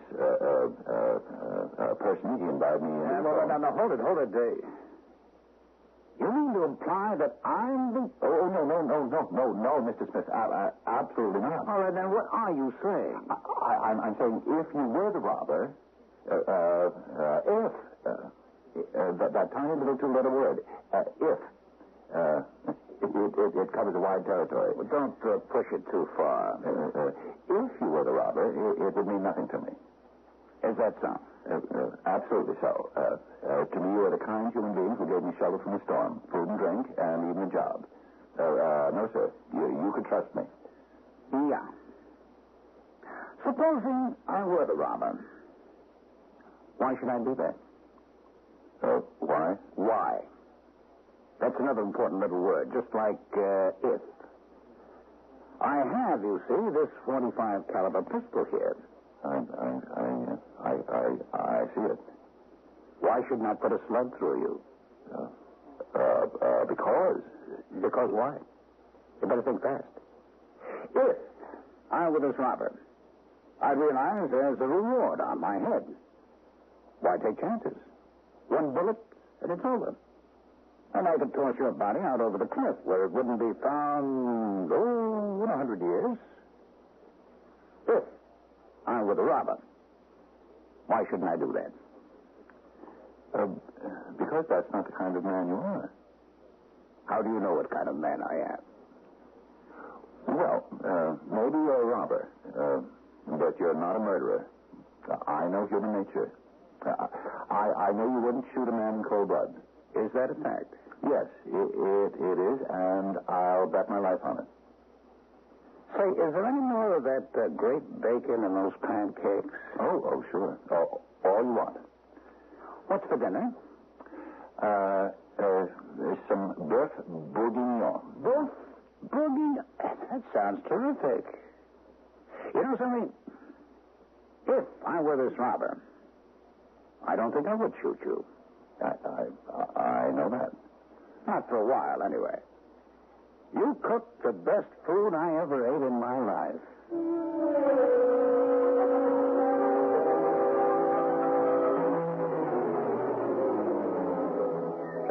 Good morning, Mr. Smith. Good morning. You're up early? I don't sleep much. Hardly at all. I see. What do you see? Oh, it's just a figure of speech. Actually, I don't see it all. It's just that we say things to pass the time. Uh-huh. I was thinking of taking a drive in town. Oh, were you? Is there any reason why I shouldn't? Oh, no, not at all. I want to call my wife. And there's a special herb that grows around this part of the country, and I thought I'd pick it up in one of the stores. Really? Oh, you should see what it does to the taste of meat. Well, then, by all means, we should have some. Would you want to drive in town with me? No. I've got a deadline on a book, and I must spend the day writing. Is there anything you want me to pick up for you? No, thanks. I can't think of a thing. Okay, then I'd better get in the car. Have a nice trip. Well, thank you. Is something wrong? I don't know. I can't seem to make anything happen. What do you mean? Well, I turn the key and the starter doesn't... It's dead. Try again. Oh, that's just what I'm doing. Oh, that's odd. Let me open the hood and take a look. I have a brand new battery, and I just had a tune-up. I found the problem. Oh, what is it? Here, take a look. At what? You see the top of your distributor cap? It looks like a hairline fracture. What does that mean? It means you can't get in the current. Well, it was perfectly all right when I got here. Of course. Had to be. I see. That crack. How did that happen? Sometimes it just breaks under the shock of very high voltage. You know the force that's required to start that engine? Could it have been broken? Been broken? How? Well, someone could have given it a sharp blow with a hammer, or something. That's possible, isn't it? Now, why would anyone want to do a thing like that? Why? You tell us. A very subtle gentleman, this Mr. Elton P. Smith, or whatever his name is. So far, everything has been... Hey, bro, I enjoy your stream. I had a suggestion I want to share with you, but I don't want to spam your chat. Let's chat on Discord. Can crack. Larry_220. On the other hand, somewhere on those premises, there just might be over $100,000, plus a $10,000 reward. I'll return shortly with the third act.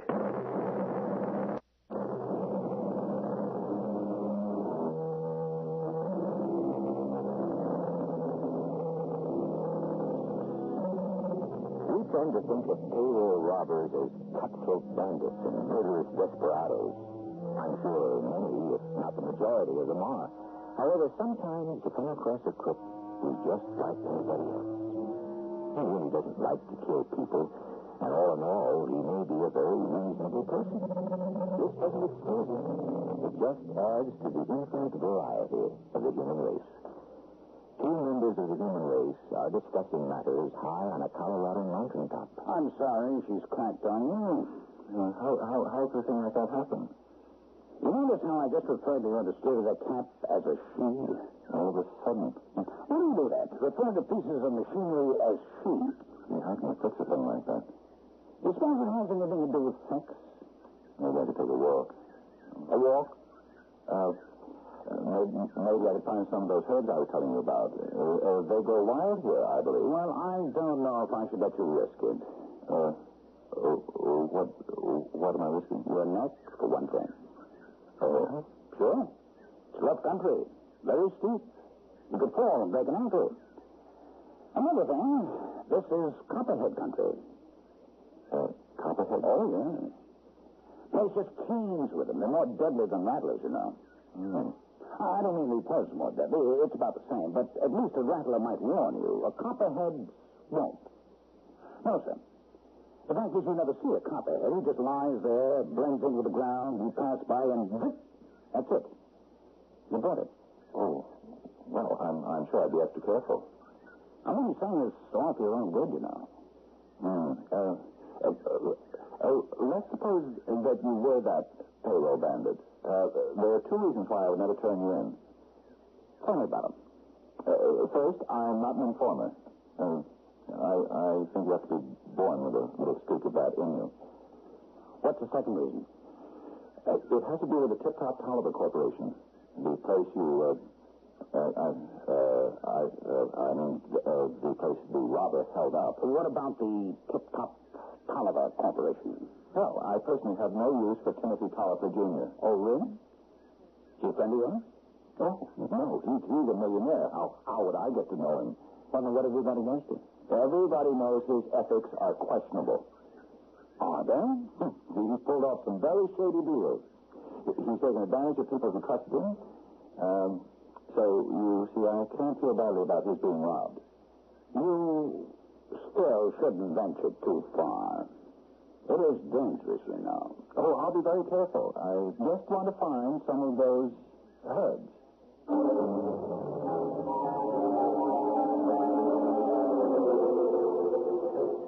Let's see. The main road should be...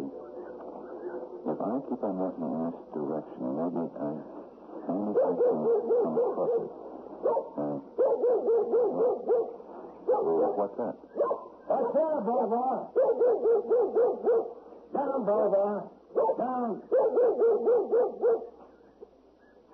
are you? What you doing here? Oh, hi. I already told you what I was doing here. You did? When was this? Last week. You stopped my car, Sheriff. Don't you remember? It was a rainstorm. And you asked me where I was headed, and I said Council Forks. Oh, yeah. I don't remember your face, but I do recall a conversation. Right. You were looking for a payroll bandit. We still are. What makes you think he's around here? Part of that money, not much. Maybe about $1,000 worth was in $50 bills. Oh. And they were marked. We've been following the trail of them $50 bills. They lead us right smack into the Alvarado Hills. Why are you so nervous? I understand there are a great many copperheads around here. They're probably standing on one right now. Now, a week ago, you told me you was headed for Council Forks? Yes, sir, I did. Just matter of routine form, I checked around Council Forks. Nobody reported seeing you or an out-of-state car either. Well, I never did get there. Yeah, I can see that. I took the wrong turn. You know me? No, I don't know you. Could you be the bandit? No. Don't you know what a bandit looks like? They come in all shapes, sizes, and colors. Let me give you my driver's license. It has my picture on it, so you know it's mine. Okay? Check it. You'll find I've been a cost analyst for London and Spears till just about a month ago. Call my doctor, Dr. Benjamin Marcus. He'll tell you he sent me up here for my health. Never mind all that. Just tell me why you're so nervous. But I'm not. I've been a sheriff 40 years. I know signs. A week ago, you said you was headed for Council Forks. Never got there. I told you I got lost. Well, where you been spending your time? Where? You look well fed, well rested. You shaved this morning. Oh, I always shave every morning. Where did you shave? I was camping. Camping? You saw that equipment in the back of my car. Where's your camp? I'd like to take a look at it. You know something? I have no sense of direction. I think I'm lost. Where's the fellow that robbed the payroll? Hmm? Now, let's get down to facts. You ran into this guy. I don't know what you're talking about. Yeah, but I know. Tenderfoot like you trying to let on that you could camp by yourself in this wilderness. You had to stay with somebody. Admit it. Now, look. There ain't nobody supposed to be living in a 20-mile radius of this place at this time. So you ran into this fella and you're staying with him. He don't let on who he is, and it never occurs to you because you ain't trained to spot these outlaw types. Admit it. I admit it. Now, where is he? Where's who? The fella you're staying with. You have to tell us, because if you don't, you become an accessory. You're asking me to become an informer? I'm asking you to do your duty as a law-abiding citizen. No. No? This man shared his home with me, his food and his trust. And I promised him. You promised him? I don't want to forget you said that. That gets you right into jail. I gave him my word. It was illegal. As a reward. Blood money. I won't take it. You don't have to. But there's one thing you have to do. Lead us to where this man is hiding. I don't know if... I I don't know if I can. Now, just remember, it's your law. It's your country. It's your job to protect it. Yes, but I still can't. How'd you like to sit in jail for a while? I can arrest you on suspicion. You're right. Reason, justice, everything's on your side. Where does it stand? The name on the door says, Maltby. Maltby? The old Maltby house. Now, I don't want a reward. When you go after him, just make sure you bring a new distributor cap for my car. That's all you want? That's all I want. I don't want to have to face him. You'll have to. If he puts up a fight, somebody might get killed. You go back and kind of distract his attention. But of course, we could all be mistaken. He might not be the man. Now, you don't really believe that, do you? Make sure you keep him busy. Get him into an argument, or a game of chess, or a game of cards. Can I depend on you? Yes. You can depend on me.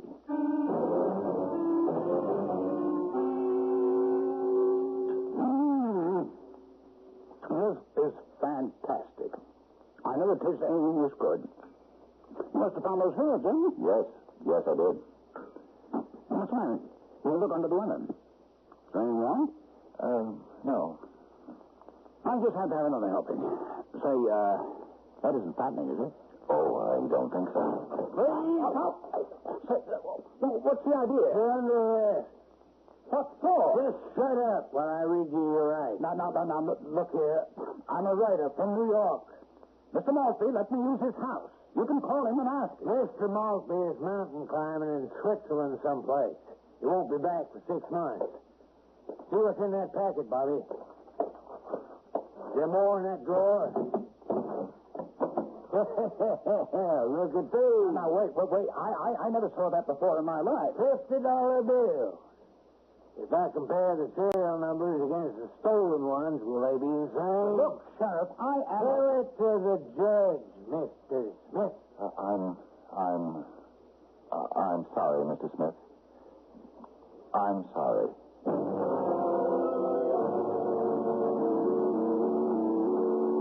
Olive, darling. Oh, Morton, dear. I was so lonesome without you. Oh, I thought the month would never go by. It seemed like a year. You know, something very amusing took place up near where you were. Did you hear about it? Hear about what? Well, there was this payroll holdup at some company with a funny-sounding name. Tip Top Tolliver. I may have read about it. Yes. Well, what happened? Well, see, they thought the bandit was hiding out around the Alvarado Mountains. They tracked him down. And they arrested him because they found some of the stolen money on him. But he was the wrong man. He was? Yes. It seems he was able to prove that he was a writer from New York. A writer? That sounds fantastic. Yes. You know, the real bandit had come to the house and stayed there hiding out until he saw the sheriff approach. Then he just framed this poor Mr. Smith. Oh, my goodness.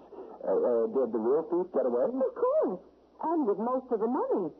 Don't they know what he looks like? Well, they can't seem to agree on a description. It seems the fellow was one of those, nondescript-looking people. Nothing about him you could remember. People tell me I look like that. Oh, no, Morton, dear.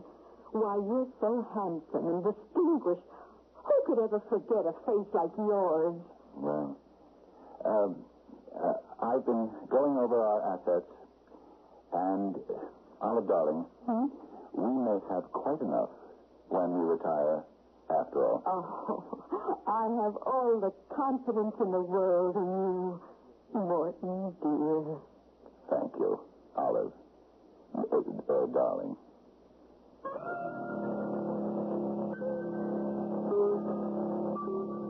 Chalk one up for the plain people of this world. Not that we necessarily approve of Morton Deer's methods. I'm sure there are those of you who feel that he did not receive his just deserts.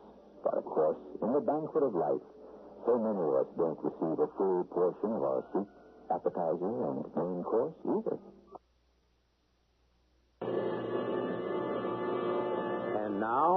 a preview of our next tale. Grief, it's that crow. Oh, get it away! Oh.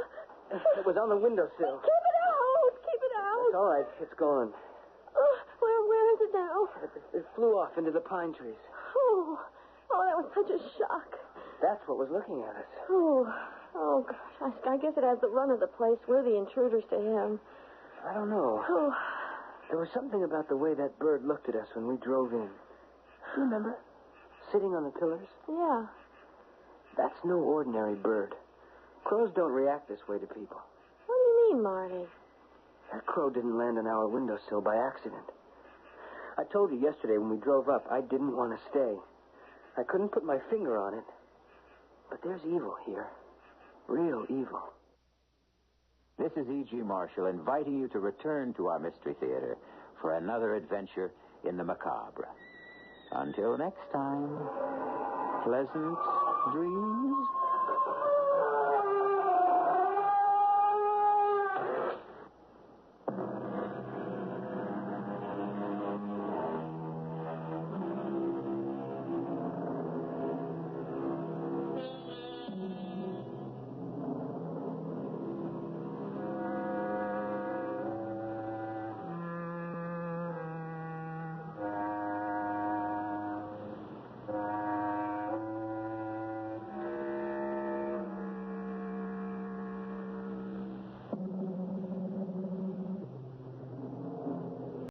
CBS Radio Mystery Theater presents...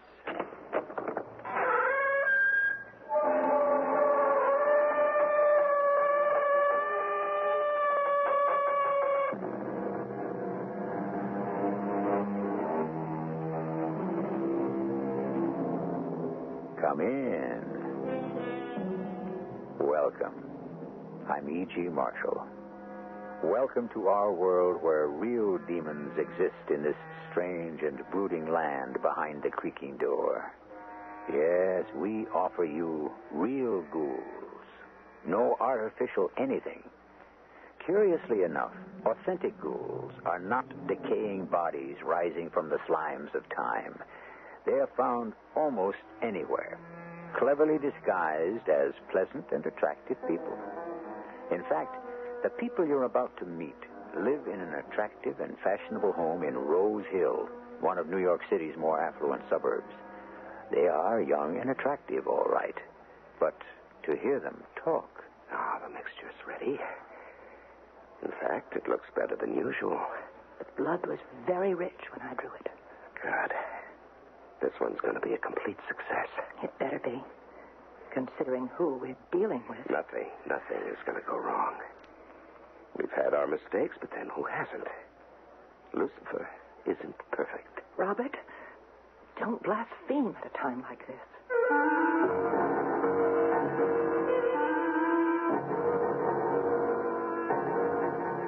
Our mystery drama, The Waiting Room, was written especially for the Radio Mystery Theater by Bob Duran and stars Larry Haynes and Marion Seldes. It is sponsored in part by Contact, the 12-hour allergy capsule, and Buick Motor Division. I'll be back shortly with Act One.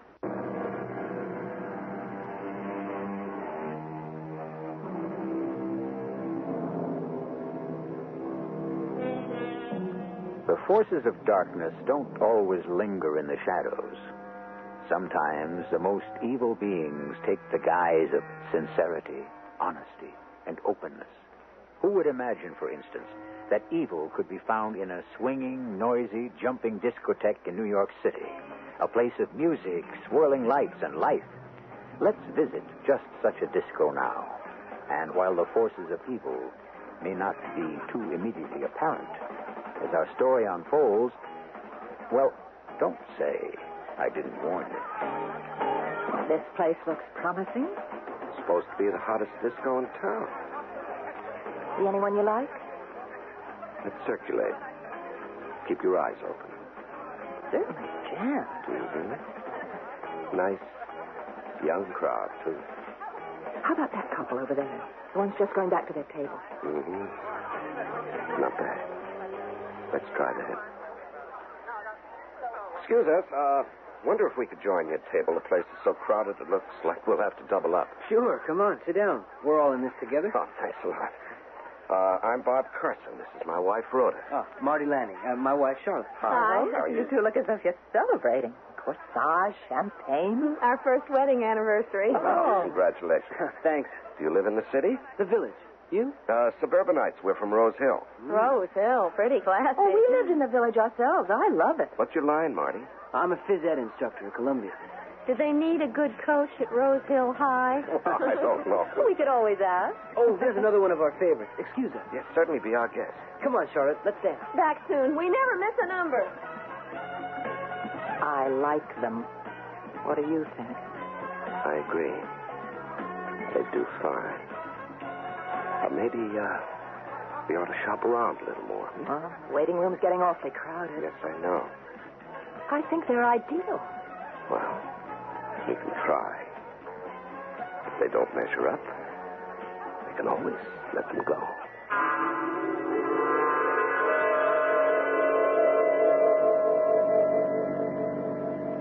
Here it is, Lundy Lane. Wow. These homes. They're okay. Imagine being invited to Rose Hill for the weekend. Okay, what do we look for now? Oh, 2 white pillars and a sign that says Carson. We sure hit it off with Bob and Rhoda Carson. I like them right away. I mean, they're rich and all that, but they make you feel comfortable. Oh, I see 2 pillars up ahead. That must be it. Yes, there's a sign. Some driveway. You can't even see the house. Marty, look at that bird on the left pillar. What? It looks like a crow. It is a crow. It's huge. I didn't think crows got that big. There it goes. Oh, we startled it when we turned in. This really is country. Wow, there's the house. It's just what you'd expect at the end of a drive like this. Sure is quiet. It's so peaceful in the country, so they say. Yeah. Marty, what's the matter? You sound so down all of a sudden. All of a sudden, I don't think I want to go through with this weekend. Why? I don't know. I'm here, and suddenly I want to go back to New York. Oh, for heaven's sakes, we can't do that. Well, I know we can't, but... Charlotte, look. Up there. Where? That window on the left wing of the house. It's the crow. Sitting on a perch on the windowsill. It belongs here? I don't know. I've heard of people training falcons. Maybe the Carsons train crows. Hello, you two. Well, here we go. Oh, cheer up, Marty. We'll have a good time. I saw you drive up. We're delighted you could make it. Hi, Rhoda. It's quite a bungalow you've got here. Now, just leave your things in the car. Robert will get them later. Come on around to the pool. Oh, we have another guest for the weekend. I'd like you to meet him. Say, Rhoda, is that your crow we saw? It was on one of your windowsills. Mm-hmm, that's Caligula. You'll see him from time to time. He won't bother you. He's a friend of ours. This place is just heaven. Oh, Bert. Meet Charlotte and Marty Lanning. Hi. This is Bert Thompson. Oh, nice to know you. Hi, Bert. Oh, sit down, everyone. I'll get the martinis going. Oh, and there are fresh bathing suits in the bathhouse if you want to take a swim. Quite a layout, isn't it? Fabulous. Rhoda says you're from the village. Yeah, Christopher Street. I'm on West 44th. And I sure appreciate a weekend away from the city. Say, Bert, what does Bob do for a living? There must be stocks or something to keep a place like this. You mean you don't know? No, they never mentioned it. Well, I thought you and the Carsons were friends. No, we only met last Saturday night at the Pearl Fishers on 3rd Avenue. Oh, I thought I was the newcomer. I met them last Sunday at Jones Beach. They had their blanket next to mine. We got to talking, and they invited me here. Oh, for heaven's sakes, we thought you knew them. Not till last Sunday. Well, it seems to be a hobby of theirs, inviting strangers home for the weekend. What do you think of our candidates? So far, so good. We'll know better by dinner time. Yes. You know, that Thomas chap has the physique if his history is right. We'll start tomorrow night. And take the couple on Sunday. We've got to ease the tensions in the waiting room. I'm getting worried. Relax, my dear. It's nothing new. We've been at this for centuries. Come on in, you cowards. Water's fine. But I've had enough for one day. I should think a former Olympic swimmer would live in the water. I'm out of training. swimming strictly for pleasure now. I wish some of my students were in good a shape as you. Well, you never really lose it. You must have been healthy all your life. Never a sick day in all my 24 years. Oh, that's good. Mm-hmm. That's, very good. No allergies in your family? No history of cancer? Heart trouble? My great-grandparents are still living. How wonderful. And you're relaxed, too. You're not the nervous type. Robert, I think you ought to get the barbecue fire going. Yes, that's a good idea. Give me a hand, Bert. Oh, glad to. We'll be ready to eat in an hour. So you and Charlotte are practically newlyweds. Yeah, we met in college, but we waited till I got my master's. You both seem to be in good health, too. Oh, fitness is my business. Well, good. Stay that way. You and Bob seem unusually interested in fitness. Oh, we are. It's very important. I mean, our fitness. Why did Bob want to know about Bert's family history? Hey, Marty, give me a towel, will you? Oh, Robert didn't mean anything by that. It's just, polite interest. Oh, water's wonderful. Oh, I don't see why you don't go in. Oh, maybe later. I'm going to start laying out the salads. Now, you two just relax. I'll have some chores for you later. I'm going to go get dressed. Charlotte. What? There's something... I don't know how to put my finger on it. Marty, what's the matter? There's something here that's... Oh, well, nothing. Forget it. Good night, Charlotte. See you in the morning. That's the last of them. They've all gone to bed. Good. I'll lock up, and then we'd better make some preparations. Good. I'll meet you in the waiting room.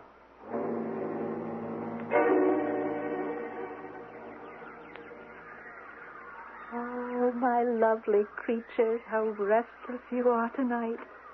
There you are. Fresh water. Feed should hold until the morning. I'll freshen it all up tomorrow. All secure. Not a sound from any of our guests. The suburban air must be too much for them. I'll be glad when we're finished. The birds are terribly restless. We're never finished, Rhoda. You know what I mean. Suppose they get suspicious.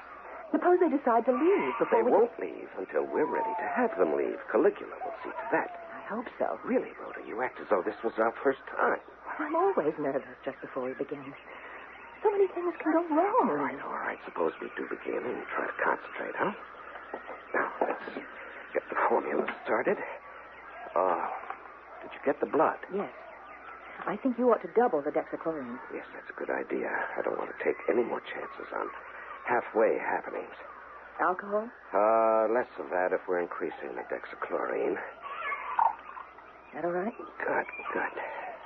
Now, 3 drops of the blood. Perfect. Yes, it's working. All right, seal it up and give it 24 hours. And tomorrow night at this time, we'll start the first one on his way. Now, Caligula is going on patrol.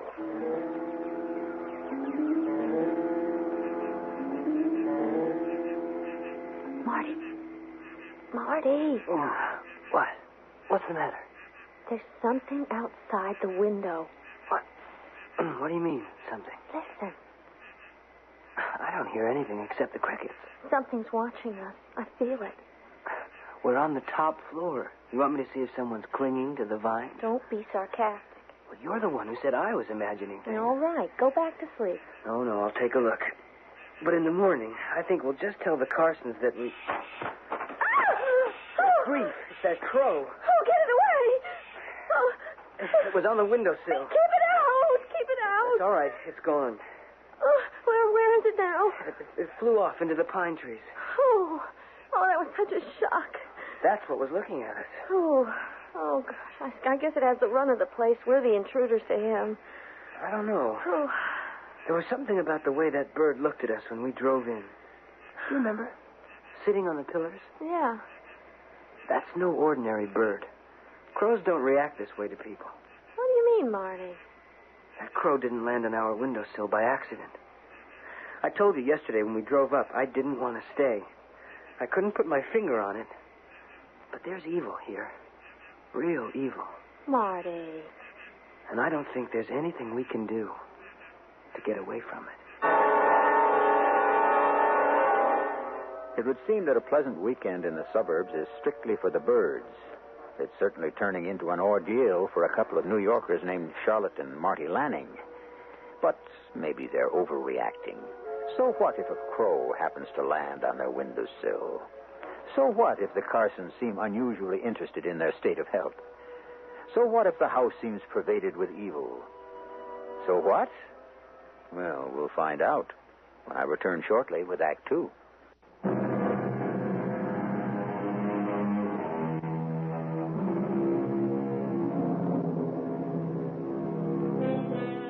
It's time now to return to our weekend in the country.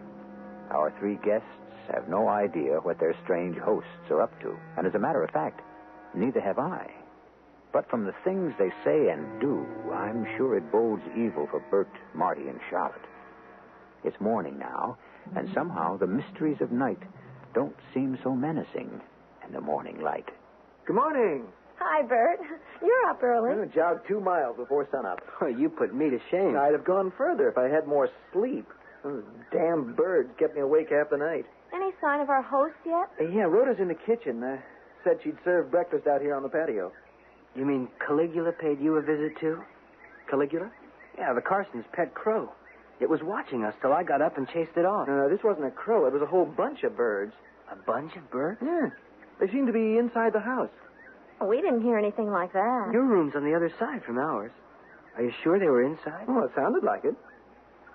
I wouldn't be surprised at anything strange around here. What's with the crow you mentioned? You haven't seen it? It has a perch outside one of the upstairs windows. It was waiting for us when we drove in yesterday. It wasn't waiting, really. It just happened to be sitting on the pillars by the drive. And it just happened to be looking in on us last night? Marty thinks it's spying on us. That's just what it's doing. That bird is trained. Well, why would it be watching us? This is just a fun weekend, isn't it? I'm not so sure. Oh, Caligula's just curious, Marty. I'm so sorry he disturbed you last night.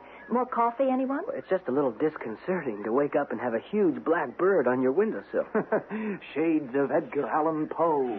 Speak of the devil, there it is. Oh, it's flying right toward us. I think it's joining us. He's landed right on your chair. Well, good morning, Caligula, you naughty bird. You kept our guests awake. Oh, that's Caligula. He's big, all right. You have him trained, don't you? Well, in a way, I suppose. But he has an independent spirit, don't you, Caligula? Now that I see it up close, it what? The eyes are so strange. They're just crow's eyes to me. Oh, they have an intelligence. Well, of course birds are intelligent. But only bird lovers seem to acknowledge it. That's weird. Those eyes almost look familiar.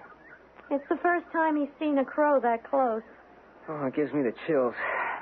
I'm afraid I'm not really a bird lover, Rhoda. Oh, for heaven's sakes, Marty, you've insulted him. No, not really. Caligula never stays long. Look at him fly. I was telling Marty and Charlotte I heard birds all night. From my room, it sounded as though they were in the house. Of course. We have a small aviary upstairs. Of course, sometimes the birds are restless at night. Would you like to see them? I'd love to. Well, come along then. I'm afraid our country living can be distracting at times. Good morning, everyone. Sorry I'm late. Morning, Robert. Oh, I was just going to show our guests the aviary, Robert. All right, you go along. I'll get some coffee. We won't be long. I thought we'd spend the day on the yacht. I called Rusty, told him to get it ready. Lovely idea.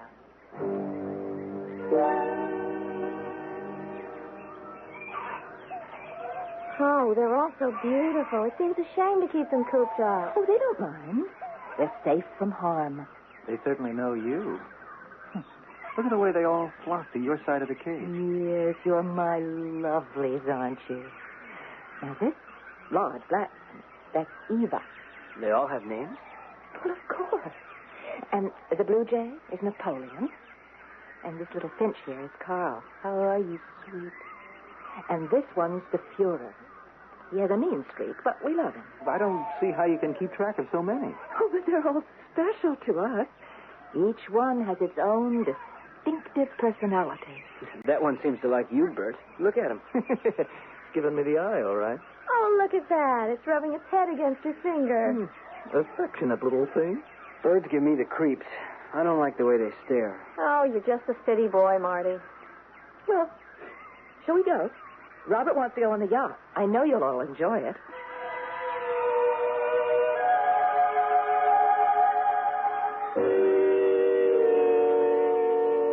Bert's been accepted. Good. I didn't think there'd be a problem. And the others? There seemed to be a favorable response. Nothing individual, but favorable. Well, now we can relax. Until tonight. Oh, pardon me. All that sun and salt air today. I can't keep my eyes open. It was heavenly, though. And all that food. Yeah, I think we'll both turn in, if you don't mind. We want to get an early start for the city tomorrow. Oh, please do as you wish. It is getting late. Today was tiring. Good night, everybody. I think I'll go up, too. You want to ride into the city tomorrow, Bert? Oh, sure, if you don't mind. Good night. Night. How long do you think? We'll give him an hour. I have some things to attend to down here. I'll meet you in the waiting room.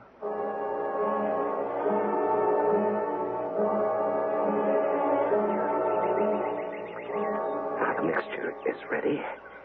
In fact, it looks better than usual. The blood was very rich when I drew it. Ah, this one's going to be a complete success. It better be, considering who we're dealing with this time. Nothing is going to go wrong. We've had our mistakes, but then who hasn't? Lucifer himself isn't perfect. Robert, don't blaspheme at a time like this. Relax, my dear. This will be one of our biggest successes. I dread facing him if it isn't. I should think after all these centuries you'd realize that we are in control. We may have our orders, but the fact remains that we are in control of the waiting room. Are you going to wait the full hour? No, I don't think so. Caligula is going to check on the landings now, and then we'll get started. Oh, open the window for me, will you, dear? So I can let him out? Of course. Make it quick.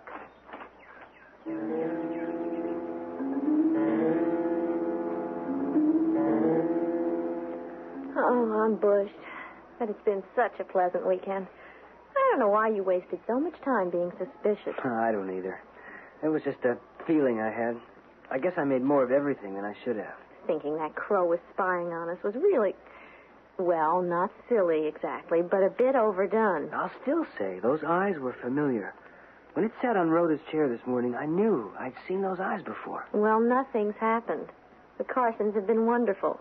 They just like birds, that's all. You're right, I guess. I'll be glad to head back for good old Manhattan tomorrow. Good night, honey. Wait a minute. What is it? Shh. Outside the window. Shh. What? Shh. I thought I heard that crow again. Can you see anything? No. Come back to bed. Oh, it doesn't matter. The heck with it. See you in the morning. Night.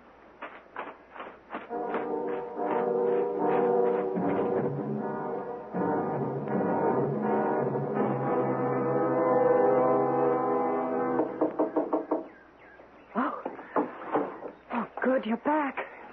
Thanks. Well? The Lannings are in bed. Marty heard me outside the window, but he didn't seem to care. He's completely unsuspecting. They're planning to leave in the morning. But we both know they won't be. Can't we take them tonight, too? We don't have to. But don't worry about them. We'll get to them tomorrow afternoon. Let's get down to the business at hand. Now, you get things ready, and I'll go for Bert.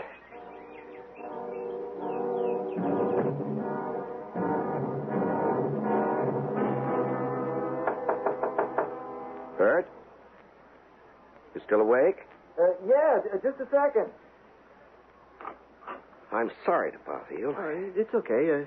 What's up? I need a hand for a minute. Do you mind? Oh, not at all. Follow me.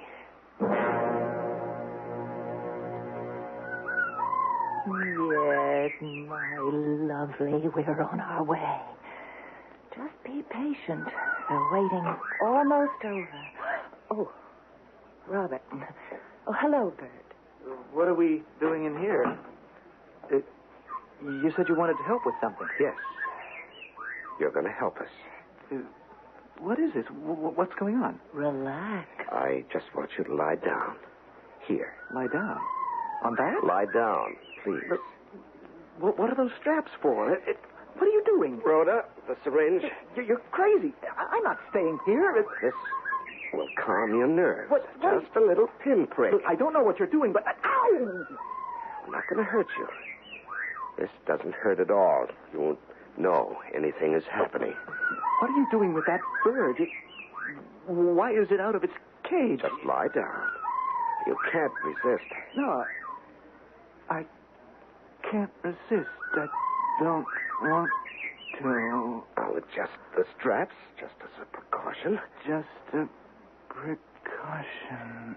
He's going under fast. Yes, so much the better. Robert. What is it? In the south wing. The light just went on in the landings room. Oh, damn. All right, finish the straps. I'll be right back. I knew I heard it in the house. So what? It's none of our business. Will you go and see? Oh, all right. I feel like a fool. It's a bird, all right. You happy now? Well, it sounds as though it's in trouble or something. Look, the Carsons have hundreds of birds. They'll take care of it. That's the point, Marty. They're not doing anything for it, or it wouldn't be so frantic. I think we should tell them. Come on. Darn it, Charlotte. You think they can't hear it, too? Well, I'm going to find out what the matter is. Something's wrong. What is this all of a sudden? You wanted to leave well enough alone. It's none of our business. It's their home. It's their bird. Are you coming with me or not? All right, I'm coming. Marty, Charlotte, is something wrong? You're not ill. Oh, no. We were just coming to find you. There's something the matter with one of your birds. Don't you hear it? Oh, yes. Rhoda's with it now. Well, it sounds so frantic. What's the matter with it? Just a minor upset. Some species are very susceptible. There. It's quiet now.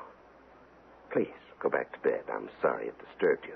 Come on, Charlotte. I assure you there's nothing to worry about. All right. I'm sorry I made such a fuss. Good night again. Good night. What did they want? They heard the bird. They were coming to investigate. It's good we caught them in time. The bird and the vessel are both under. Good. We're ready then. The wait is over, my Führer. The wait for you is over at last.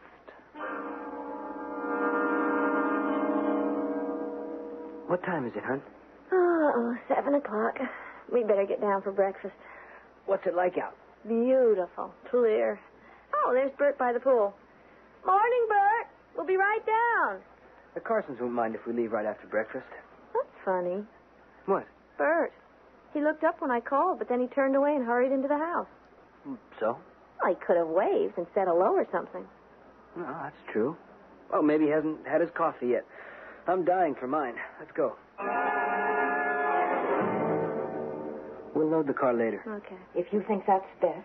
I do. Oh, I guess some Carsons must be in the kitchen. I hear voices. It is impossible for me to remain any longer.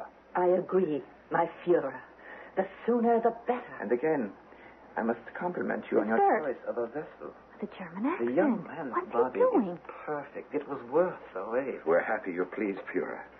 We thought we made a good choice. What a relief to be free at last. I'm most anxious to get back to Germany. And I shall use the cover identification of, what's his name? Bert Thomas. Bert Thomas. Splendid American name, too. Makes it much easier. I suggest you take a cab to the station. Arrangements have been made in New York for everything. Good. And you're sending the others? Today, Führer. Splendid. And I'll be on my way. You both do an excellent job. It will take us a while to regain control, but this time we'll certainly line up a more dependable group of allies. Marty, is he kidding? Am I dreaming? Maybe we both are. Hitler?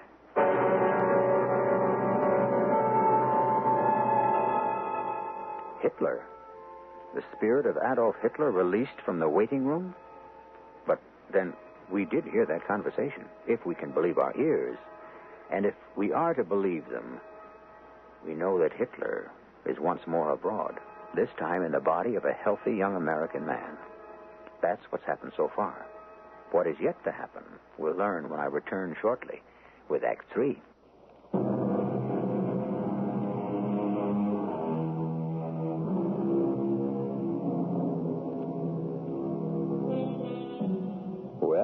returned as I promised with Act 3. But I'm not sure I want to return to that creepy house and that weird Carson couple. I'm afraid we have no choice, though. We simply can't leave Marty and Charlotte alone with such people. And I'm rather curious to learn if that really was Adolf Hitler who walked out in the body of the fellow we knew as Bert Thomas. It was a neat trick. And perhaps we'll learn how it's done. They've gone out the front door. What'll we do? Come on, out to the patio. We've got to act as though we didn't hear anything. And we've got to leave here fast. I don't know what's going on, but we're getting out of it. That was Bert we heard and saw. But they called him Fuhrer. He talked about going back to Germany. It doesn't make sense. It isn't true. It couldn't be. It's a crazy charade they're all playing, and somehow I think we're the ducks. We don't know anything about the Carsons or Bert Thomas. I don't know what they want from us, but they're not going to get it. What do you think they meant by the others? I mean, Bert, whoever he is, said, you're sending the others? I have a hunch it has something to do with us, but we're not waiting around to find out. Oh, I can't help thinking about that bird last night. And Robert showing up in the hall just as we went out. Yes, I know what you're thinking. But none of it adds up. It doesn't explain what happened to Bert. Charlotte, look at this. What? A spot of fresh earth by the house. What are you doing? I'm just poking around with a stick. Fresh dug earth usually means something buried. Artie. A dead bird. I'm sure that's the bird Rhoda said they called the Fuhrer because he had a mean streak. The bird is dead, and Bert's... Oh, Marty, it can't be. Come on, back to our room. We're getting our things and we're... Uh-oh. Where did it come from? I don't know, but Caligula has his eye on us. I didn't even hear him land. There wasn't a sound. Neither did I, but he's there all right. And I don't think he wants us to get by. We can get past him, can't we? I don't know. With that beak and those claws, if he's as trained as I think he is... You mean he has us trapped? I don't think we'll go anywhere he doesn't want us to. How can a bird like that? Look at it closely. Look at the eyes. You talked about the eyes yesterday. What do you mean? Look at them. Don't you see? What? Those are Robert's eyes. Marty. Come on, Charlotte, we'll try it. Around the front of the house. Oh, get it away. Get off. Oh, get it away. Get off, you. What's happening? What's happening? This way, quick. Back this way. Oh, he won't let us get away. It's there everywhere we turn. Yes. Everywhere we turn. Oh, why? There's no use fooling ourselves. The Carsons have us right where they want us. Not quite. You'll both come with me, please. Rhoda, what is this? Oh, please, Rhoda, what are you doing to us? We came up for a pleasant weekend. And now you'll serve our purpose. Come inside. No, we won't. You listen to me, Rhoda. I don't know what's going on here, but I want to know what happened to Bert. What's all this Fuhrer stuff? What are you trying to do? How do you know about that? We heard and saw him this morning. That was a mistake we should not have made. Come inside. No, we're leaving now. Caligula's already shown you how futile that idea is. Why, Rhoda? Why us? It has to be. You've been chosen and accepted. Now come with me.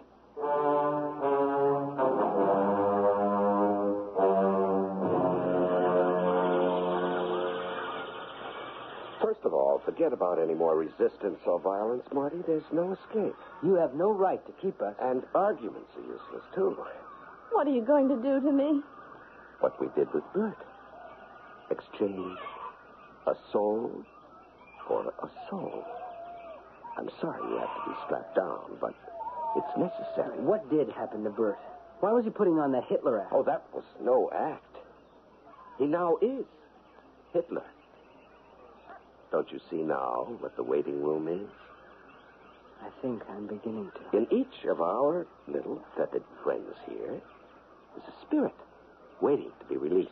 A spirit waiting for a new body and another chance to finish what they started in another life. Last night we gave Adolf Hitler his new chance. Adolf Hitler now inhabits Bert Thomas's former body. Only Rhoda and I know the process of transformation. Then there are others? Oh, hundreds, as you can see. But the spirits we care for here tend to be what you and the world would call unsavory. Criminals, murderers, political tyrants. Have you ever thought what might happen in the world if Adolf Hitler and Napoleon Bonaparte were allies? You are crazy. Oh, think what you like. The fact is that soon, very soon, these two giants will combine their genius for destruction. Oh, you're going to turn me into Napoleon? Well, I see you take it lightly, eh? No, it doesn't matter. There are many preparations before the final tyranny envelops the world. But we know what we're doing. We've been practicing for centuries. Robert, stop talking and let's get on with it. Please. This is the start of the grand finale. All the evils of history released on Earth at once. Shut up. You're giving away too much. Now stop it. All right. Give me the syringe. Marty, you are the first person other than Rhoda and me to ever witness a transformation. It's quite miraculous. Stop. Please. Whatever madness you're doing, don't do it to Charlotte. Her appearance won't change at all. Just a short sleep, and then you'll see. Oh, here's Eva. She's ready, but she's very upset. I don't know what's the matter with her. Well, she's excited because she knows she's on her way back to Argentina to prepare the way for Juan. And in such an innocent and beautiful body. You see, Marty, the Perones, of course, are most important. Oh, more restless than usual. I don't like it. Well, put her in the electro-look, Kaiser. She's all right. There's nothing wrong. No, something is definitely wrong. I don't think we should go through with it now. Releasing Hitler first may have been a mistake. What's done cannot be undone. We will continue. Right now. Stop. Stop that. I can't control her. Get it off me. I can't. They're all going wild. Off. They've gone crazy. Robert, it's out of control. Close the cage. It's out of control. I can't. Satan, They're close all the cage. over me. Get back. Get back, Robert, you devils. Get back. Help me, Robert. Help me. I can't. Charlotte, I'll get the straps off. We've got to get out if we can. Marty, what's happening? The birds are attacking. We haven't a second to lose. There. That's one loose. Now your feet. Get away. That's it. Get up, Charlotte, quick. They're not after us. They only seem to be after the car. Rhoda, I can't see. My eyes, I can't see anymore, Rhoda. Let's go. Run. I can't anymore. I can't change. Down the stairs and outside, fast.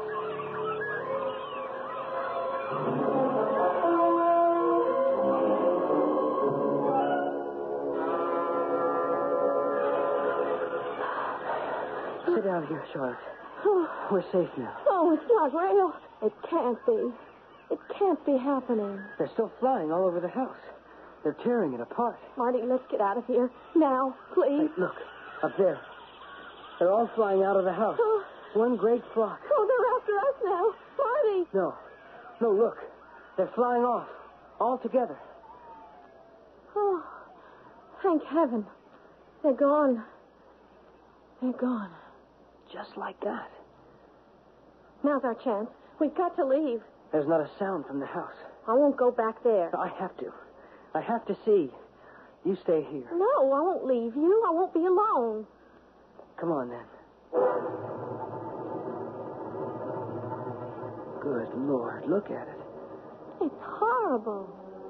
It's a shambles. The drapes, the upholstery. It's like a cyclone hit it. Let's not go upstairs. I have to, Charlotte. Oh, those beautiful paintings. Slashed to ribbons. It's unbelievable. You can't believe they could cause destruction like this. I can't go in that room, Marty. I can't. Wait here. Don't come any closer, Charlotte. You shouldn't see this. Them? Yes. What's left of them. Oh, Marty. Let's go. I'm going to faint. Come on downstairs and sit down. I'm going to call the police.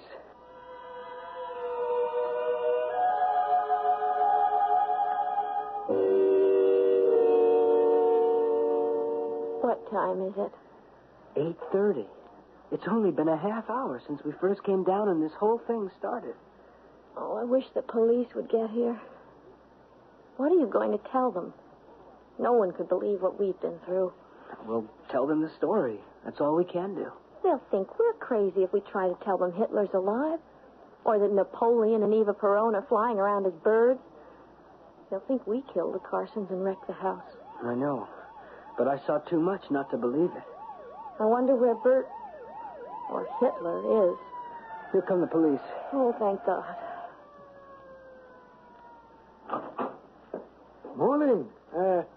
who called? Yes, I'm Marty Lanning, and this is my wife, Charlotte. Yeah, sorry I took so much time getting here. I had another call to answer. What's the trouble here? Come inside. You'll have to see for yourself. I'll give you the details. Wow. Never seen anything like this in Rose Hill. The birds did it. It all began... Wait a minute. You said birds did this? I know, it sounds impossible. The whole thing's been impossible, but what I'm going to tell you is true. Where did these birds come from? The Carsons kept them as pets in a room upstairs. The birds went crazy. They did this to the house, and then they flew off. The bodies of the Carsons are upstairs. It's the truth, officer. It was hideous. The Carsons are dead. It's not a pretty sight. I gotta get to my radio. Gotta get help out here and get out an alert fast. What, an alert? Yeah, we got real trouble. That call I was on before I came here was at the railroad station. A flock of crazy birds attacked a guy waiting for a train. What?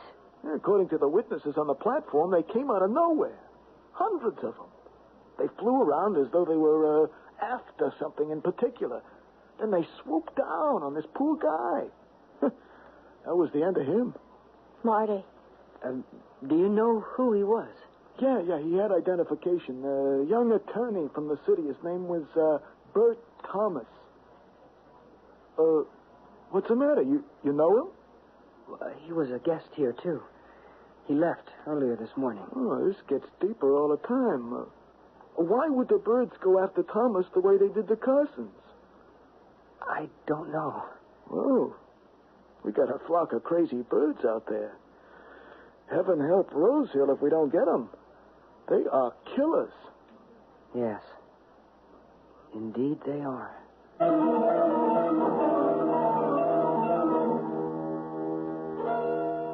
They'll never catch the birds. But don't worry about a flock of killer birds being on the loose. They've already done in their intended victims. The resurrection of Hitler, if you believe it, proved to be too much even for history's most hardened criminals. So the waiting room is empty. And until someone comes along to take the Carsons' place, those birds will just be birds.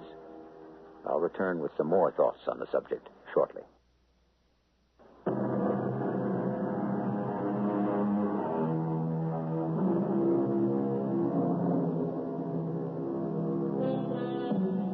We hear so much about the evildoers, those of yesterday and today, and so little of the good. Much of the good in the world seems to go unnoticed. I suspect, though, that evil is the tip of the iceberg, because somehow we like to dwell on it and give it more visibility. But underneath the surface lies that vast concentration of good, so overwhelming in its power that throughout history, evil, in the end, has always been defeated. Our cast included Larry Haynes, Marion Seldes, and Russell Horton. The entire production was under the direction of Hyman Brown. This is E.G. Marshall inviting you to return to our Mystery Theater for another adventure in the macabre.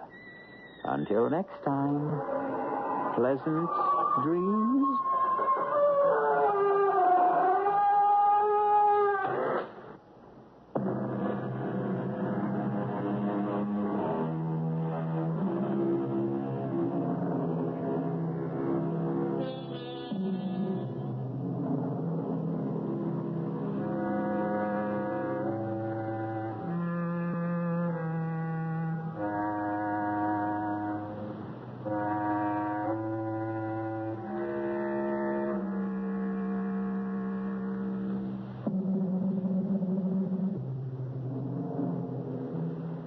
CBS Radio Mystery Theater presents...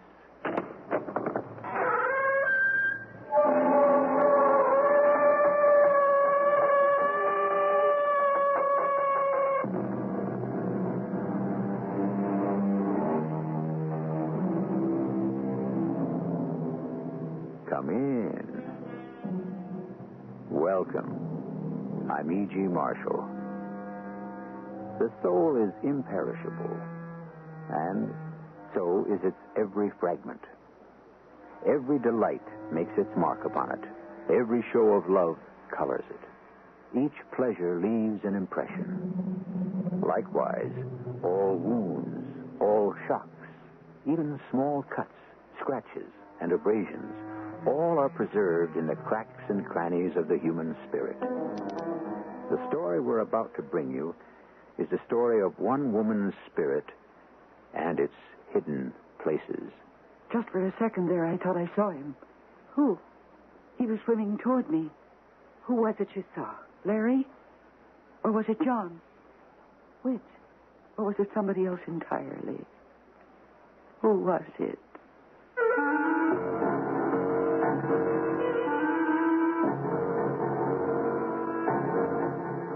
Our mystery drama, Silent Shock, was written especially for the Mystery Theater by Elspeth Eric and stars Mercedes McCambridge. It is sponsored in part by Contact, the 12-hour allergy capsule, and True Value hardware stores. I'll be back shortly with Act One.